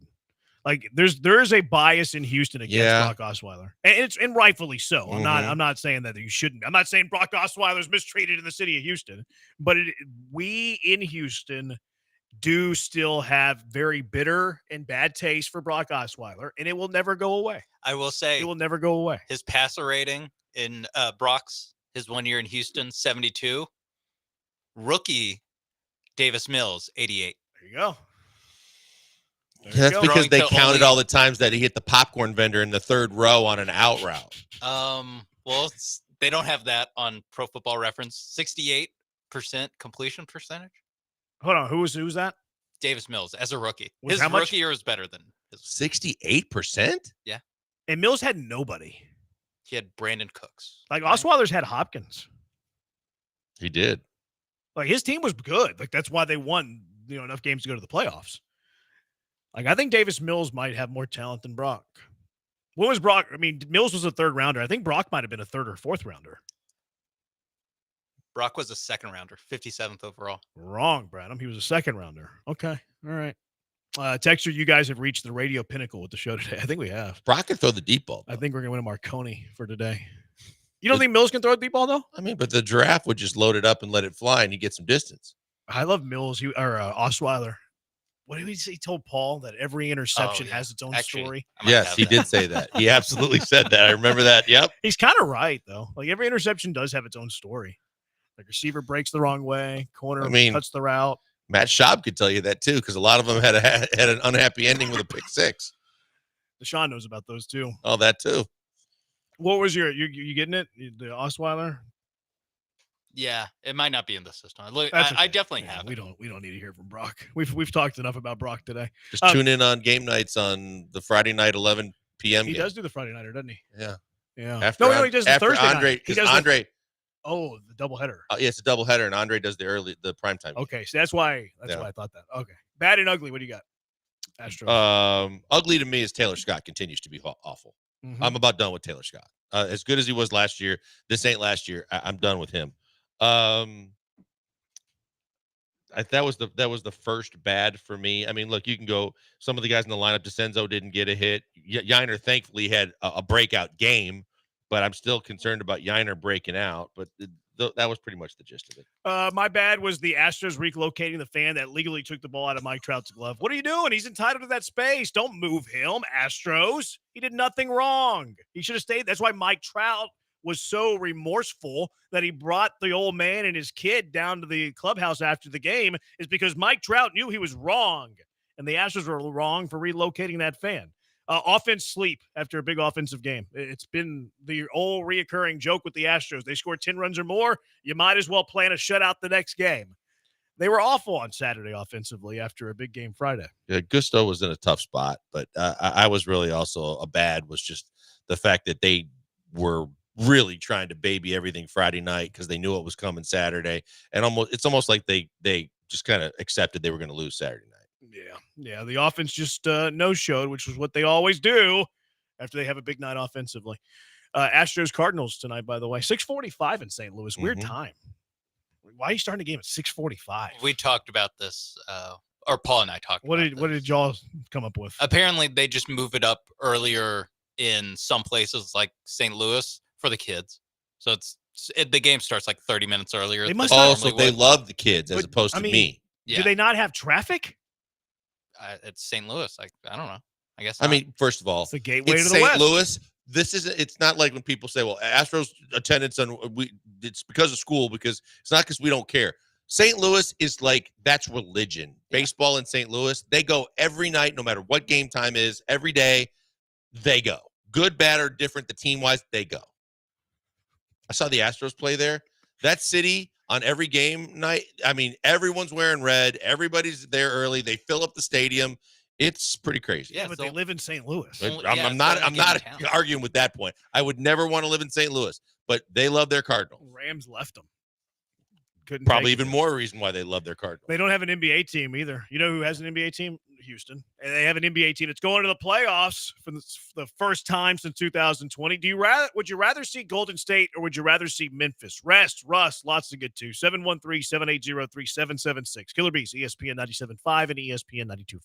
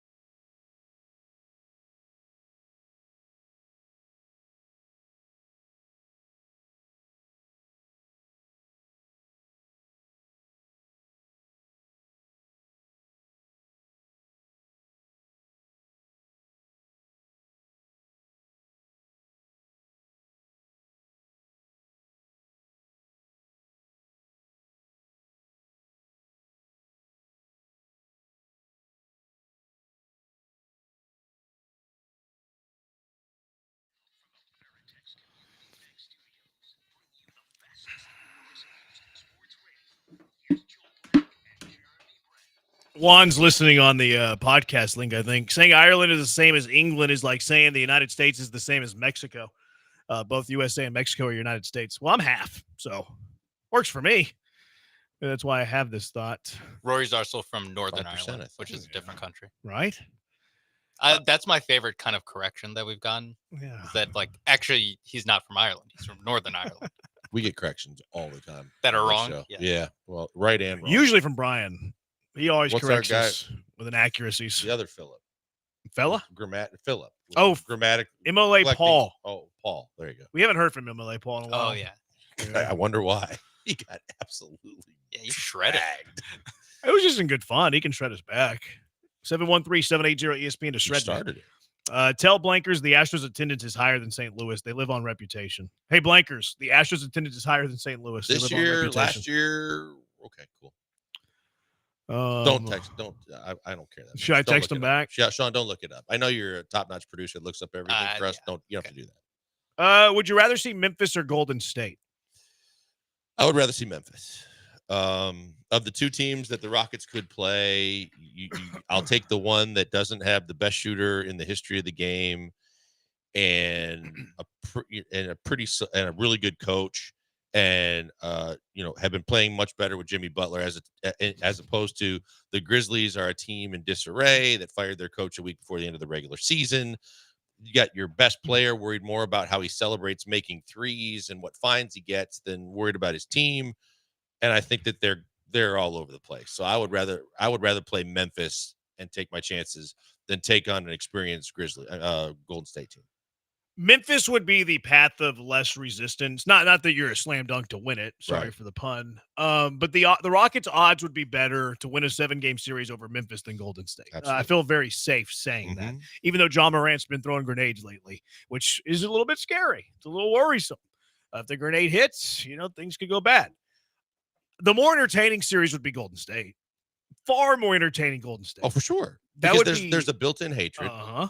And there's the whole, from Rockets fans' perspective, how much they will never forget the 27 missed threes and and then, the shin, we heard about it all year, that they hadn't won in Golden State they had lost 12 straight or 15 straight against the Warriors, hadn't won in the Bay Area and God knows how long.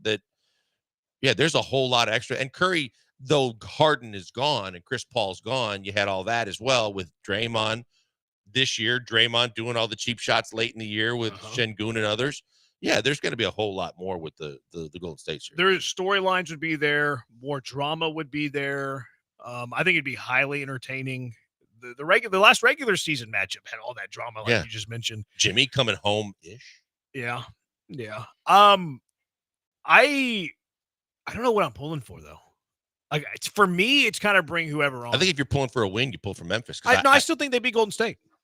I think they beat Golden State in a 7-game series. Now, again, I think they would have an easier time with Memphis. I think that they win either series. Can you imagine Game 7 in Houston all over again? Rockets Warriors. Oh, it's going 6. It's not going 7. Because if it goes 7, Rockets in 6. I'm saying, but if it goes 7, can you imagine? Yeah, no. That's why I want Memphis. I just can't. I can't do it. The scar tissue that I have from the 2010s. But does the redemption not feel good?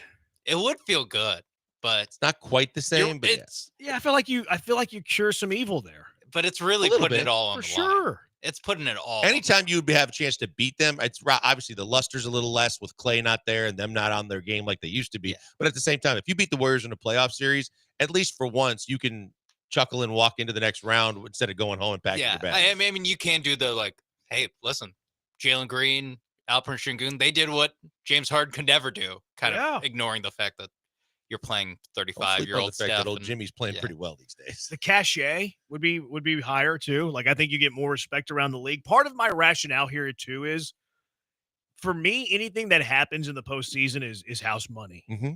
I think even if the Rockets lose in the first round, as long as they're competitive, don't get swept and lose by 30 every game. But it's going to be hard for me, no matter what happens in this playoff, for me to be sour about the Rockets. If they lose to Golden State or Memphis in a 6-7 game competitive series, even though they're the 2 seed playing either the 7 or the 8, whoever wins the play-in, I'm still going to feel very good about the season the Rockets had and very good about where the Rockets are going. So because I'm looking at it as a house money type of postseason for the Rockets, I don't really care who they play along the way. See, and I've been preaching this for a while now. Look, I think that no matter what happens the rest of the way, that this has been a successful year, and you can't measure it like you did when you won 22 games more than Silas the first year with Ime, because you're not going to win 22 more games. You won the division. You had the second best record in the West. Huge success. Now let's see what they do.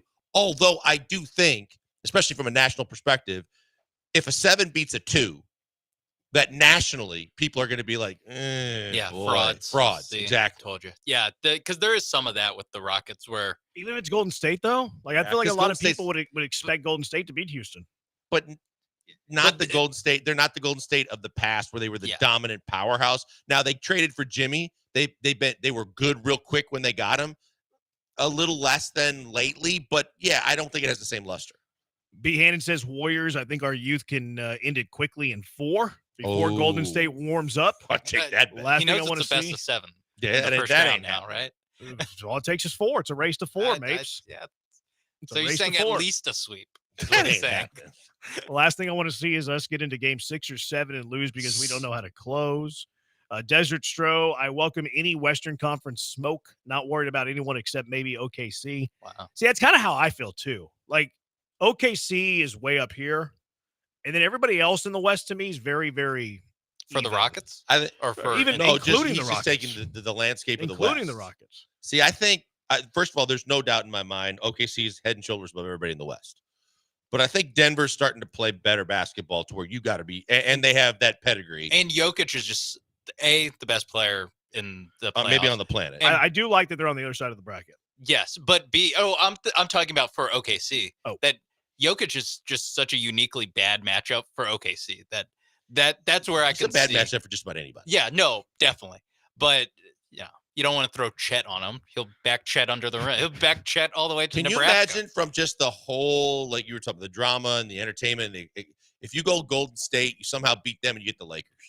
Oh yeah, give me that. Golden State Lakers. You play Golden State, then you play the Lakers. Oh yeah, that would be huge. Rockets are just going to retire everybody. They're going to retire Curry. They're going to retire LeBron. They're going to retire Chet. They're going to retire whoever gets out of the East. Yeah. It's going to be a retirement tour for the Rockets in the postseason. I mean, yeah, SGA. Yeah, go back to and Canada, the youngsters. pal. Yeah.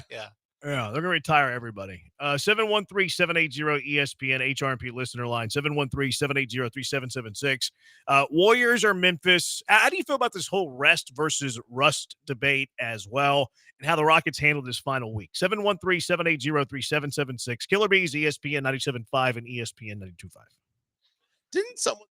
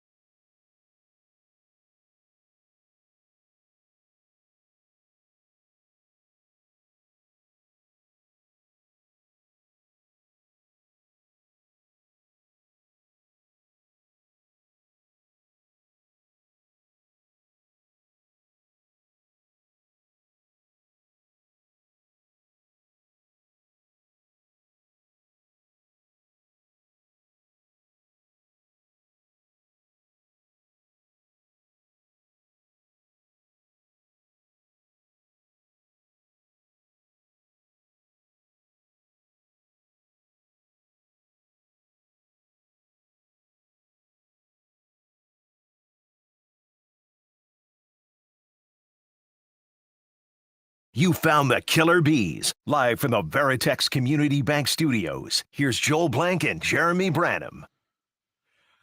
Warriors or Grizzlies? Who do you want in round one?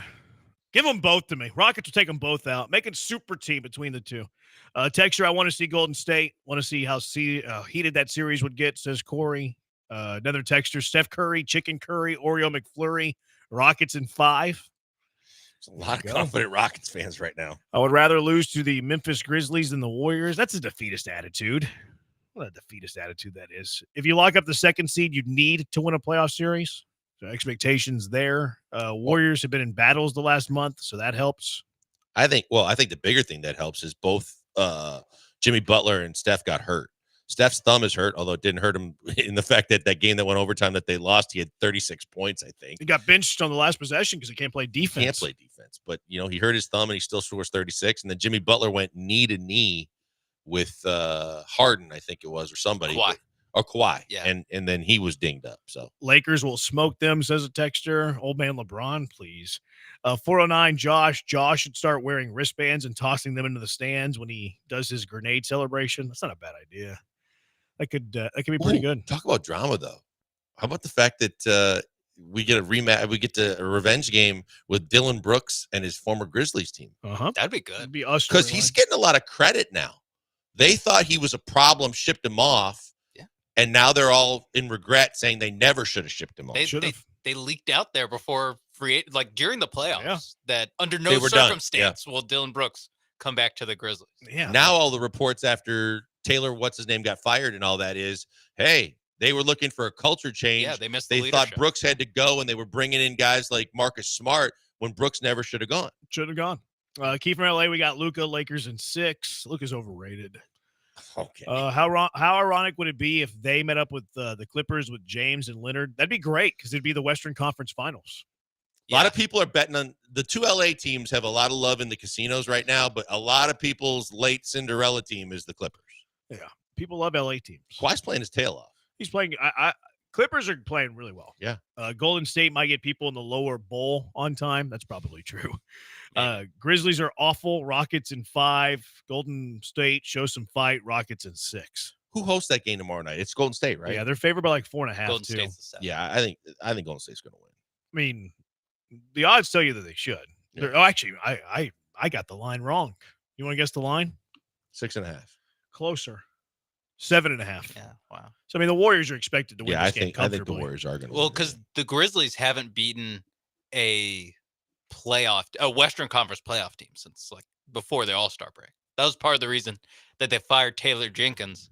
The only playoff teams that they've beaten is the Pistons, who solid team, but you're still looking at like 45 wins there. And in the East. And they beat the Heat, who are the 10th seed. There's no David Adelman coached Nuggets team. No. Who looks like he should be sitting on a comedian or ventriloquist lap. Gross. He just looks like one of those Son of a- ventriloquist dolls. Sounds like a Son of Rick terrible Adelman. time. How dare you? Who was that comedian that used to do that? Was it Jeff Dunham? Yes, Jeff Dunham. I used to hate that stuff. It was creepy to me. Well, I didn't like it at all. The way they were able to like literally not move their mouth. I don't like it. Yeah. Yeah. I don't appreciate that kind of humor. I was not in on that. I'm out. That kind of humor. No. Not the It's weird to me. caricatures that he was No, doing. it's creepy. Like this little dude on his lap, and he's like sitting there, like, yeah. Which That's one did not he do? Did funny. he do the crotchety old guy? And then there was also Triumph, the dog. I think He didn't do Triumph's a Triumph, different did it? one. I thought that was Conan. I thought. No, I'm asking. There's different Yeah, ventriloquists that have Triumph different is a different puppets or guy. whatever you call them. And I don't, I think don't that's- mind the puppet as much. Yeah, that's not ventriloquism. mind the That's- puppet as That's much. just a puppet. Yeah, what is it? How do you say that word? Ventriloquist. Ventriloquist. I don't like that. Don't like that at all. Wasn't there a guy that had the old guy, crotchety old guy dog puppet? Yeah. Yeah, that sounds right. But I don't think he did like where he would talk to the dog. I think it was just the dog would No, talk that's to Triumph. Conan. The old guy, I think he had conversations, and when he talked as the old guy, Yeah. his mouth didn't Yeah, move. Jeff Dunham did, Yeah, yeah. okay. He had multiple characters. Do not Okay. like Jeff Dunham. Do not like that at all. G says, love it when J-Bone repeats what he just said. I just want to make sure that you guys were listening and paying attention. Jeff Dunham, bad. He's really bad. That Jeff Dunham, he Does stinks. not like that. Bad at his job, Jeff Dunham. So bad. Cowboy Worst Joe in the West. world. Texter says Jeff Dunham is awesome. Texter, you can't text the rest of the show. You've lost texting privileges for the rest of the show. You can text us again tomorrow. Texter says Memphis 6-21 versus top 10 teams, kind of to May's point. Yeah. How do you think the Rockets handled the final week here? I mean, you and I talked about it. I was absolutely fine with it. I was fine with the fact that, especially guys like Fred and Amen, who have been hurt with injuries that could really debilitate you if they linger, they need all the rest that they can possibly get. And I thought that the scrimmages would be just fine for them to get kind of sharp and get chemistry back and get on the floor again. But I cringed at the thought that you got this far, you wrapped up the 2 seed, and then you were just going to keep playing the way you've been playing with the guys you've been going with, and then Houston's going to Houston, and somebody would get hurt, and you'd be like, what the hell were they even playing for? I thought they handled everything just fine. Yeah, plus they have another week. Like, even if you would have finished strong, right? Like, okay, well, now you're going to go not play a game for a week. Yeah, the rust is still there regardless. That's right. That's right. Because, so, they won't, the series won't start till the weekend. So it's Sunday. Yeah. So even if you were in good form, like let's say, they play all their starters and they risk injury and then they play really well. They win, 4 of their last 5. They win 3 in a row. You're now off for another week. So like all the form you just built, I think is now meaningless because you have a week off. So I thought that they handled it right. If anything, maybe they played their starters too much against Denver, but even then they pulled the reins back. I think that's because that game meant something for Denver. And they were trying to save face that they didn't just completely lay down, but they still kind of completely laid down. No, whenever we talked about it, I was like, let's just sit the starters, play first half against Denver, sit them in the second half. And it kind of worked out that way. So I'm good with it. Any sort of form that you have would have been gone by Sunday anyways. You have a week to try to find your form in practices to be sharp or whatever. So I have no issue with that. No. And we understood Jalen wanted to start all 82 games. Which, by the way. And he wanted his streak to continue. I think that's selfish. Charlotte just did it. I would have never guessed in a million years who had the longest consecutive game streak. But Charlotte, who's the power forward? Bridges. I think it was Bridges. Yeah. The jump ball went up. He immediately fouled and went and sat down and didn't play again. But it was just to keep his consecutive game streak. Was it Mikal Bridges on New York? No, not on the Nets. Okay. I think it was a Hornets player. Okay. Then yeah, it would have been Miles Bridges. Miles Bridges. Yeah. I was like, man, that's a hell of a way. Bridges also has a crazy streak. I think it's selfish of Jalen Green. What Jalen Green trying to chase this little Iron Man streak, sprains his ankle in the first 2 minutes of the game. Go sit the bench with the rest of the starters. Too is his stats for the year go way down because he did this essentially for the last 3 games. He did. He played 21 minutes. That's too many. But he went 0 for 7. Look, I appreciate that he's chasing the Iron Man streak and he's trying to play in every game. I appreciate that more than if he was chasing some points record. Yeah. So I do like the stat that he's chasing. Heart's in the right place. Yeah. I like that that's the stat you're picking to chase. I don't like you chasing stats whenever everybody else is sitting though. I'm uncomfortable with that. I have to be consistent with that because I'm always consistent with that. Whenever the team is going in a different direction, when the team's thinking bigger picture, you cannot have individuals that are chasing their own numbers. I like that your number is games played and not points per game or something like that, but I still think it's selfish. He's putting himself and his streak ahead of the goal of the team to make sure they get to the playoffs healthy. So I don't like it. I don't like it from Jalen Green. Yeah, it was Mikal Bridges. Okay. And it's 556 games. He played six seconds. Yeah, and he did the same thing last year. 6 seconds. He did the same thing last year. Yeah, that's Bush League. I think you have to put because the rule for All NBA and the games played limit is 65 games, but you have to have 63 of those games you play over 20 minutes. That's the other better thing. Yes. What's his name? Dunn from the Clippers. Dunn and one of the bench guys for the Cavs who would have won 6-man. Ty Jerome. Yeah, Ty Jerome, who, by the way, was a Rocket acquired in a trade, and Stone said he never wanted him, so he just cut him, right? He never even put the uniform on.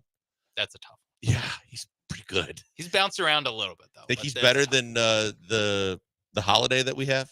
Yes. Aaron? Yeah. He is better than Aaron. I think Ty Jerome's better than him. The best ventriloquist will always be Will Ferrell. I don't remember if Will Ferrell Will Ferrell's a ventriloquist? I didn't know that. I didn't know that he did it. Brandon, this whole time I thought you were a ventriloquist puppet, says Jasper. Good one, Jasper. You don't text in for the next 33 minutes. Dunham also had the super racist terrorist puppet. Yeah. Yeah. Jeff Dunham is awesome. You can't hate Jeff. He's super funny. My bad. You just did. I don't really hate Jeff. I hate the puppet. You hate the It art. creeps you out? I do. I hate the art. It creeps you out. I wouldn't say. How do you feel about Chucky? That's different. Okay. I don't know if it creeps me out. I just don't find humor in it. Like if Jeff Dunham's so funny, Jeff, just do funny stuff. Just be good at stand up. Gimmick. You're saying Yeah, it's a gimmick. Yeah, I don't like bit gimmicks. is Like the conversation of one I don't guy like with gimmicks. 2 characters. I don't like gimmicks. He hit it. He hit it. Because like Carrot Top, the worst. The worst. He's got to pull out all these props to be funny. You're not funny then. You're not funny. You need a puppet to be funny. You're not funny. You like pharmaceuticals. Go do some stand-up routine. Make me laugh, and I think you're a funny guy. Not puppets. Not gimmicks. Gallagher? Not stupid stuff. What's that? Gallagher. What's that? Gallagher was He's he's a another funny comedian, but prop he used comic. to smash watermelons and everything on stage with a I sledgehammer. would not like that. I've never heard of Gallagher. You never heard of Gallagher? Huh. How old is this guy? He's old. He passed away recently, but I mean, he was pretty popular for a long time. Okay, he looks a little familiar. But He was just probably known for before my smashing time. everything with a sledgehammer. Yeah, that's not funny to me. But he also had How's that comedic funny? stuff in This between. little slapstick humor is not for me. Oh, I bang this stuff. Ah, ha, ha, ha. That's not funny. That's not funny. George Carlin. He was funny. Okay, but he had his gimmick of the 7 That's not a gimmick. deadly words. That gimmicks his tongue. He's razor sharp. Oh, That's George not Carlin. a gimmick. My dad loved George. How is Carlin. that a gimmick? Yeah, no, that's just a bit. That's a bit that yes, he had. It was yeah. just a different bit. I watched that Andrew Schultz comedy special on Netflix the other Oh, yeah, day. this is the guy that everybody's interviewing. That guy's great. He doesn't need gimmicks and He was doesn't on need the puppets. Club Shay Shay, or he did the Shannon Sharp podcast, and then He did, yeah. and he got into it, and he's gotten into it recently with Ryan from ESPN. Clark Clark I didn't called see him, that. took shots at him, and they were going back and forth. Hey, Andrew Schultz is funny. He's a funny guy. If Dave Chappelle, funny guy. Wow. You don't need puppets and smashing watermelons to make me laugh. Do it with your wit. Wit over puppets. Right? How am I alone on this? No, you're not No, alone. you're not alone, but Brock is the Jeff Dunham of Houston sports athletes. He just sucks. Kristen Umble. Thanks for jinxing Jalen Green in the playoffs. How'd you jinx him? I don't know. Because you can't talk about the streak. Laughs in Cal Ripken Jr. Cal Ripken used to play like 2 or 3 innings, like late in his streak. And then he turned it over to, was it Manny Alexander? No, who did I just see that they said is the most famous? It was one of the Astros trivia questions. Ron Washington. I don't think Ron Washington was subbing in for Cal Ripken. I think they said that I thought they said that Ron Washington was the guy that replaced for the first time Cal Ripken did not play in a game. Oh, he took over the active streak. He took over. There was no way Ron Washington was taking over for Cal Ripken Jr. It was on the Astros, whatever they do that. Who am I? Yeah, like he had the active streak after Cal's ended, is what you're saying, right? I think that's what they said. It's possible. I don't think Ron Washington was taking over for Cal Ripken Jr. He's older. Okay. I just know I He saw would've it on been the I saw it on 50. the telecast. He'd be 50 years old filling in for Cal Ripken. Did he have the streak before Cal? I'm pretty sure it was Manny Alexander that was filling in for Cal Ripken at shortstop with Baltimore. Well, no, what you're saying are two different things. You're saying who subbed in for Cal Ripken. He's saying Ron Washington had the active streak after Cal Ripken's ended. That's not what I heard. I don't. That's what I'm trying to remember what I saw on the Astros telecast this weekend, and the clue, one of the clues was like took over for Cal Ripken or something like that, it was something with the street. I don't know. Smashing fruit on stage is way better than a puppet. Oh, maybe, but they both are lousy. It worked and made them a lot of money. Good for them. I'm not mad at them for making money. I'm just saying it's not for me. Branham, Jeremy hates the Three Stooges. I do. I think the Three Stooges are highly overrated. Oh, poke in the eye, pull the hair. Like, what's funny about that? Did Blank just insult Carlin? I don't think he insulted Carlin. No, not at all. George Carlin was a comedic genius. Yeah, I think he's Theo Vaughn. Do you find Theo Vaughn funny? I do, actually. I think Theo Vaughn's very funny. Do you think Theo Vaughn's funny? I don't know who that is. He's like a influencer type of guy. He does a podcast. You know what's funny about Theo Vaughn, though? I actually tried to watch his stand-up. Not good. I was going to say, I have no opinion about his stand-up because I've never seen it. It was not good. There's one on Netflix. Okay. I watched a Joe Rogan stand-up the other day. Also very bad. Very bad. But I find Joe Rogan's podcast to be highly entertaining. I find Theo Vaughn on his clips to be highly entertaining. Yeah, it's like there's almost a different lane now. Totally different. Yeah. Like Rogan and Theo Vaughn's stand-up were below par. Not good at all. But them, like in their little clips or on the podcast, are very, very funny. It's weird. Stand-up's not their best, I guess, profession or whatever.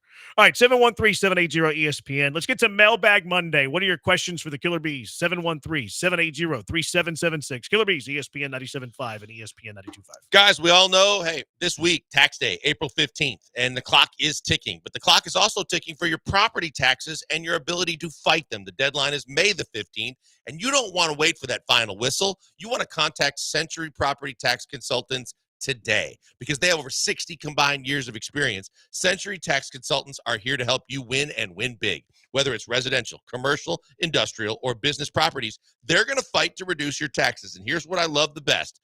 No savings, no charge. Why wouldn't you fight your property taxes if you know that you have nothing to lose and only to gain by winning, by having a company like this fight for you?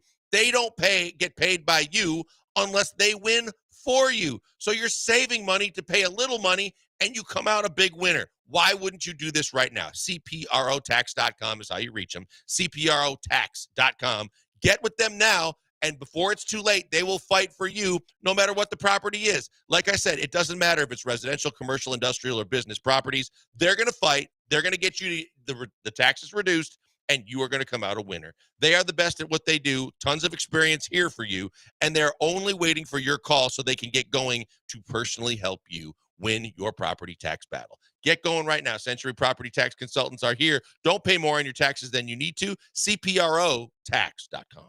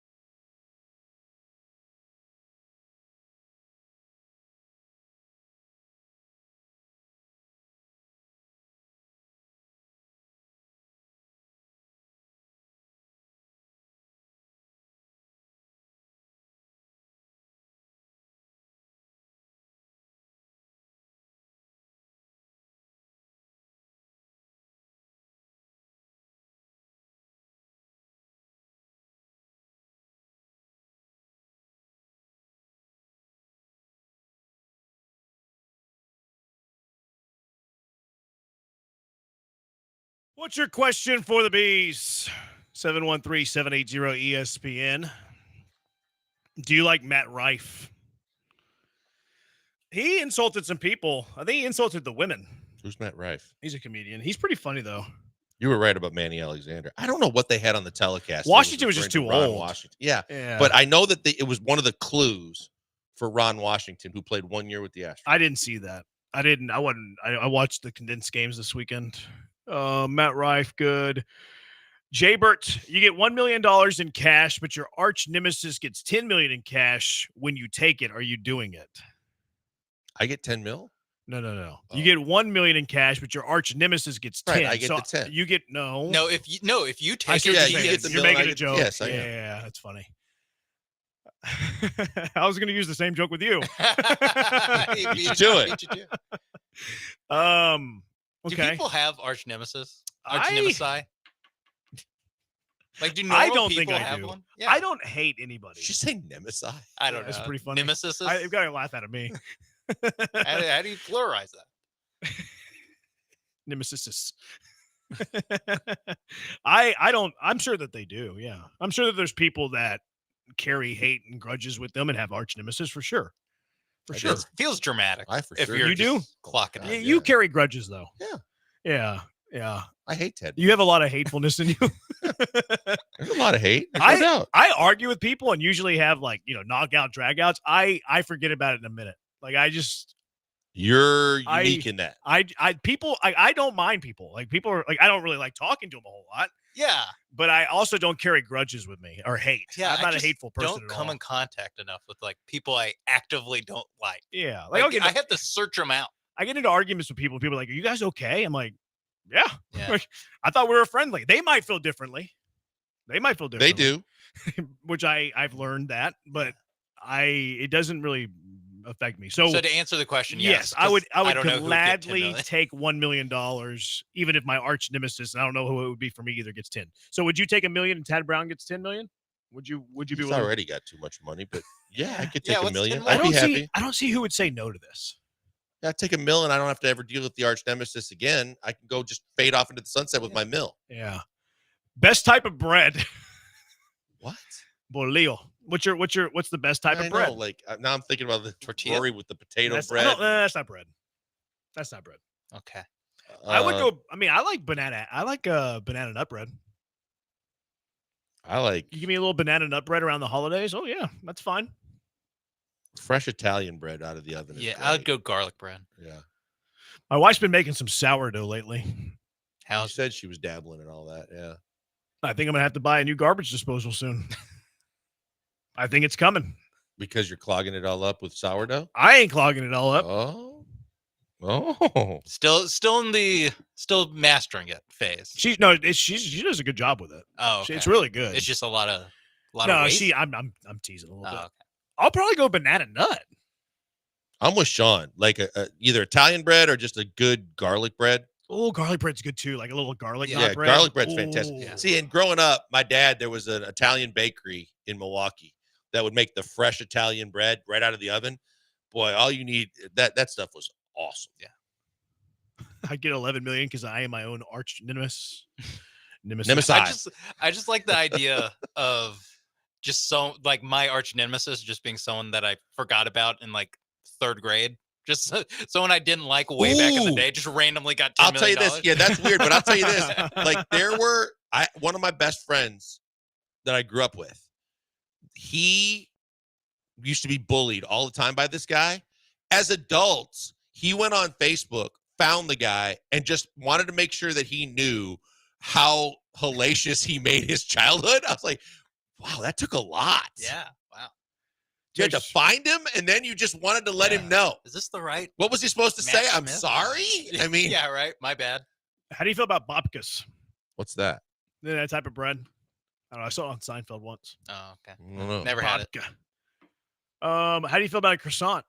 I'm not a fan. I thought Ooh, croissant. I love croissants. Croissant came to mind, but I've never been a fan of croissants. I love croissants. Buttery, soft, flaky. Yeah. Ooh. God, you got a Good. little, I you got a know, little no. excited there. I like croissants. With a high pitched ooh. I'm a big croissant guy. I don't like them whenever they're flavored though. Like some people have like the chocolate croissants. yeah, Give me a good tasting croissant. croissant original all the way. Absolutely. Alex says, how is tortillas not bread? I just don't think that they are. I wouldn't qualify it as bread. Maybe flour tortilla. Maybe you could qualify it as it, but I wouldn't. I think wouldn't either. garlic bread ahead. I was just trying to not go like You might be able to lawyer me Wonder on this bread. one. You do like the but I don't cheesy think it's bread too, Cheesy bread's not bad. yeah with the baked Stuffed- cheese on the top. stuffed crust. So it actually No. says garlic No, that's Garlic. crust. Pizza Hut stuffed crust. It's bread. garlic non bread. That's good too. Really That's good. good too. Really good. That might be the answer. Texas naan Roadhouse bread? rolls. It's like the Indian bread. It's like the flat bread. It's flatter bread. Garlic naan is very good. That's a great call. There's a lot of The cheese bread at La Grilla and Tillman's restaurants is fantastic. They give it to you like in your when they bring out the bread before you order, and you can just keep bringing it to me. I didn't realize I love bread this much. Yeah, would the Red Lobster those rolls. Would that count? Cheddar Or is that- rolls? Are you adding the too cheddar much? biscuits. Yeah. Cheddar Bay biscuits. No, I think that's bread. Okay. The might go Black with Eyed Pea used to bring out the fresh hot Yeah. biscuits and rolls and you get the brown gravy. You're dating yourself a little bit with Black Eyed Pea. I know they're not open anymore, but when I worked for the Rockets, they had Black Eyed Pea. We'd go there for lunch at least once a week. I like Black Eyed Pea because of the biscuits. Yeah, a lot of the new Mapes doesn't know about Black Eyed Pea. Have you ever heard of Black Eyed Pea? I thought you were talking about Will.i.am and Fergie. Yeah. Yeah, I no. bet Skylar. Yell at Skylar. Skylar, do you know what Black Eyed Pea is? Okay. She'll have no idea. No, you're right. Like, how old do you have to be to know? I might be one of the youngest. Like, I Maybe. would say nobody younger than 36. When did they close? Early 2000s? I don't remember. But I would say that nobody 35 or younger knows what Black Eyed Peas is. No chance on Skylar. No from Skylar. No. I would say that the line of demarcation here when is they closed. 35 years and younger have no idea what Black Eyed I've Pea never is. heard of it. Yeah, there used to be one in Humble in 1960 by that movie theater that's no longer there. I think now it's like a work place. It's a fair comparison of Cheddar's. No. No. I don't know what a fair comparison would be.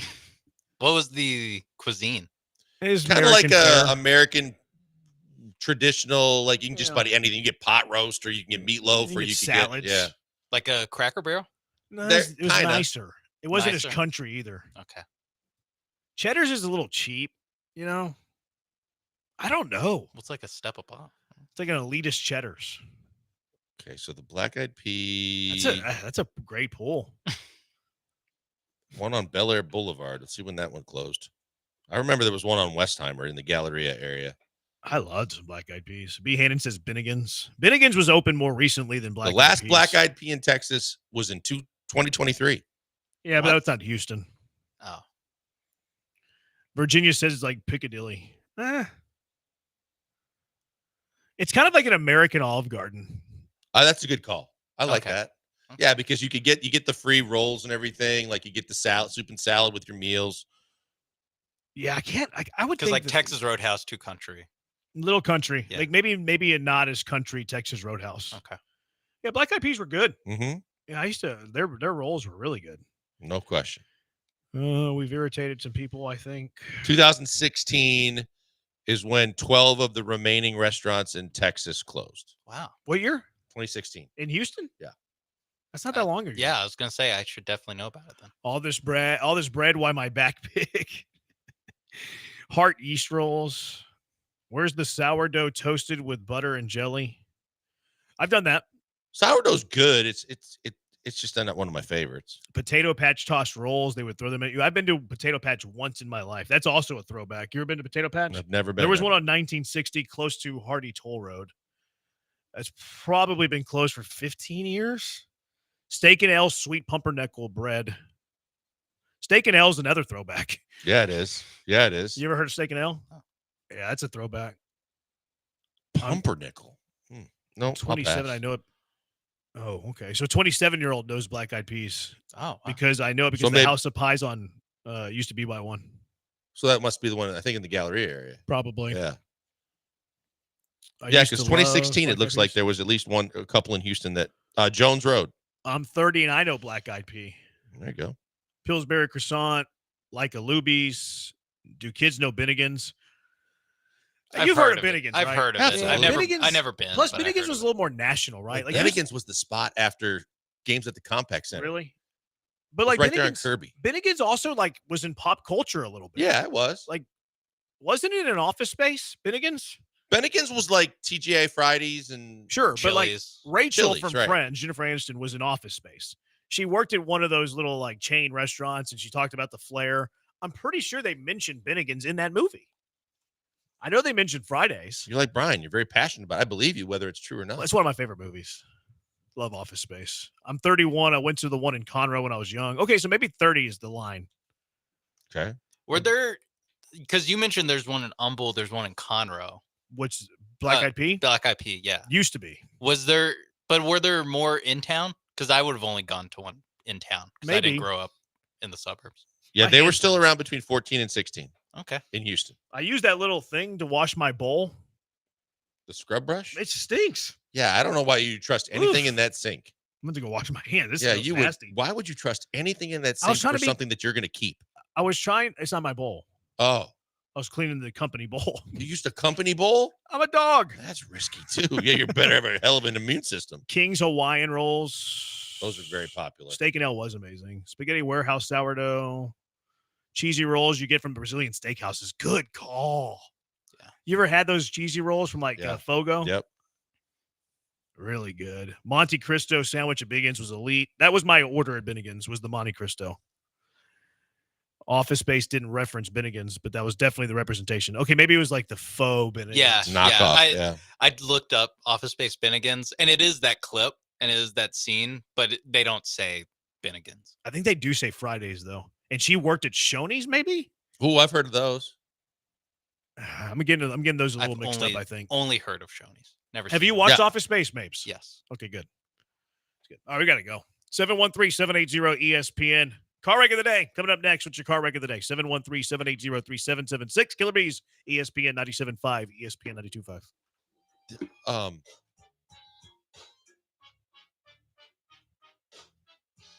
In junior was Ryan Miner. Houston's only He played basketball. At Oklahoma. He played third. That's right, played for Samson. He died of cancer.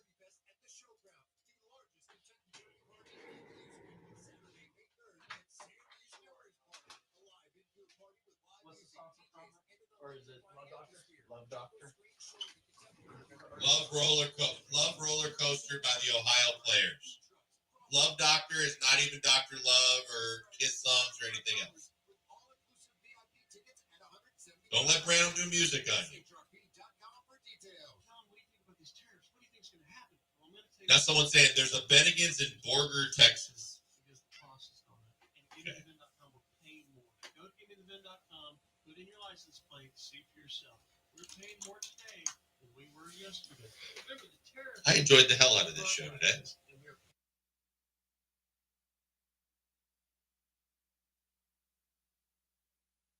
It should be in there.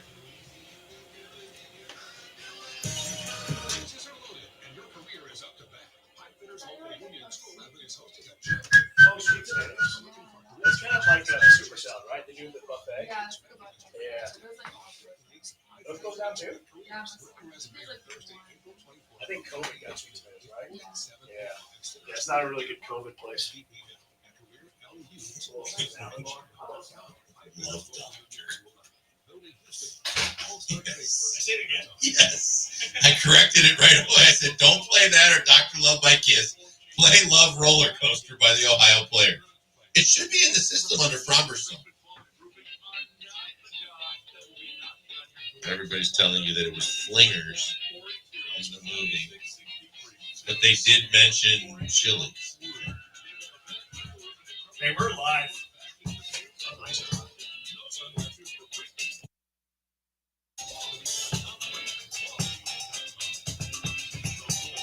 Saturdays at noon on ESPN 97.5 and 92.5.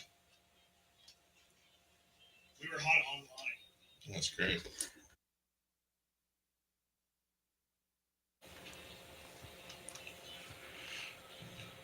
Coming to you live from the Veritex Community Bank Studios, it's the Killer Bees. On ESPN 97.5 and 92.5. Here's Joel Blank and Jeremy Branham. She worked at Flingers. Flingers. She wore the snare. She worked at Chachi's, says Nick. No, I think Chachi's was the rival. Because they would be like, oh, you can go work for Chachi's or something like that. What a good movie. This is Fromber Valdez's music. He pitches tonight against the Cards.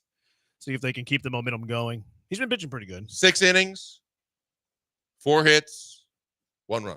Yeah, I'll take that. Why not? Everybody would take that, I think. Yeah, not a great lineup that they're facing. Sonny Gray on the bump for the Cardinals. We'll see The what guy happens. who didn't want you. Game 1. He didn't want Wade. He went, what? The guy who didn't want you, you're playing against. What do you mean? Nolan Arenado. Eh, He vetoed the trade. I think he would have done it if the Astros did it later in the offseason. I think He he'd rather said be in that. Houston than St. Louis. Yeah, subsequently, he said that. He never said no. He said just not right now. He Story of said my he life. was concerned if they were, because the Bregman deal was still, negotiation was still going on and other things, that he kind of soft sold it after the fact when people said he didn't want to play. I think it. he wanted to be a Dodger, and then the Dodgers didn't do it. He's like, "Oh, Astros, you're still around?" And they're like, "No, we're done." We're not going to be your. I would think he'd want to be an safety Angel. school. Okay, people are saying now that she worked at Tchotchkes. Where did Jennifer Aniston work? Jennifer Aniston's been in a lot of good stuff. Yeah. I really like the morning show. Oh, my, yeah. Everybody said I should watch that. No, she did work at Tchotchkes. They're right. I Googled it. Tchotchkes. So all these people saying flingers. Comes in to fix a restaurant to find the waitress. Okay, flingers is where the guy was trying to take her out to a date, but she worked at Tchotchkes. Flingers was where the date was supposed to be, but she worked at Tchotchkes. There you go. That is settled. I started a new show on Apple TV yesterday with Rogan. It's called I forget what it's called. Joe Rogan? No, not Rogan. Josh Rogan. Am I butchering the name? Seth Rogen? Seth Rogen. Seth Rogen. There you go. 4-letter name. The studio? Yes. Have you seen it? No. I just know that's what he's doing. It's like not very funny Curb / Entourage-y is how it was okay. Okay. So it's not a pure comedy. No. You're not saying more not comedic. funny. It's more comedic, but Curb's the best comedy ever. So like saying it's not as funny as Curb is not insulting. Okay. But it's I'd give it like a 6.4. Okay. It's worth watching. It's worth watching the studio. It's kind of got some Entourage vibes. The Curve vibes is that he's always finds himself in a predicament. Mm-hmm. You know how Larry David would do that? He'd always get Always himself in in a trouble. Like Seth Rogen's getting himself in a little bit of trouble from time to time. He finds himself in these awkward spots. All right, let's get to car wreck of the day.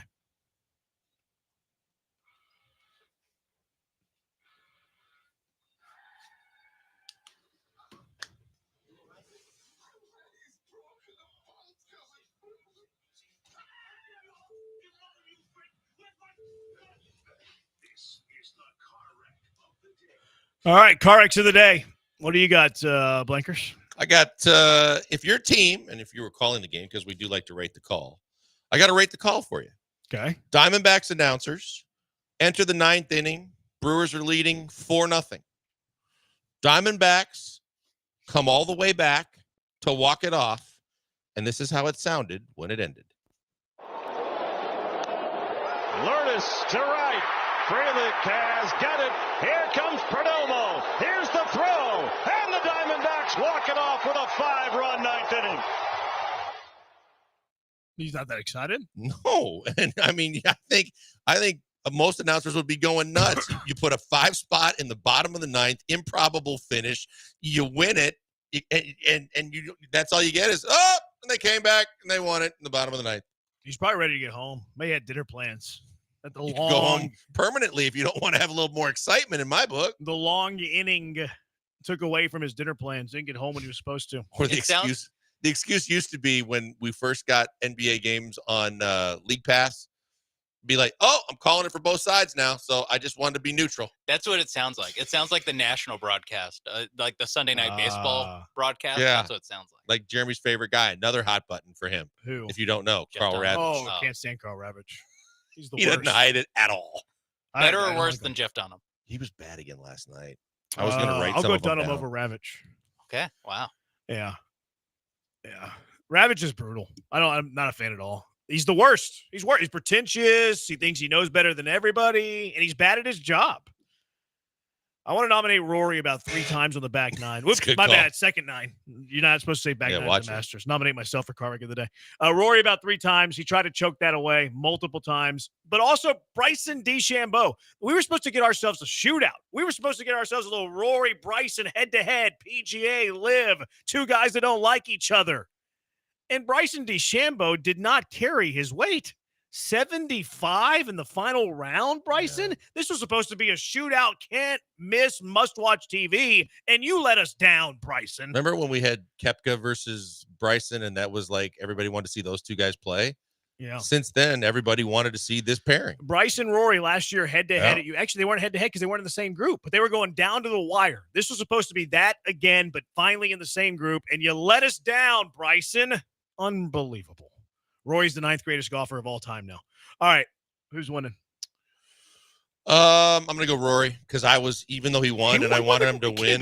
I was gonna say he won the career Grand Slam. It's on the fence. I'll go Bryson because Rory actually did win the event. I didn't like the fact that Bryson in the post game said, "Yeah, I got to work on my side hill lies." I felt very uncomfortable in side hill lies. You're a pro golfer. That's all you work on is every possible bad lie. Uncle Barney says Rory, especially with that 86-yard sand wedge. He's going to be remembered as much as he won it and did what he did. People will remember how bad he screwed up as much as they will remember any of his great shots. I think he'll get forgotten. God, the short putts, the dumping it in the creek. Dubon was better than Osweiler, 87-13. Davis Mills better than Osweiler, 88-12. So it is a lot of Houston hate. All right, so Rory, I guess, wins car wreck and the career Grand Slam and the green jacket. A lot of winning for Rory McIlroy. Does it for us. Thanks to Mapes Double Duty, real producer back behind the glass. He's Blank on Branham. Hope to talk to you tomorrow. ESPN National coming up next on ESPN 97.5 and ESPN 92.5.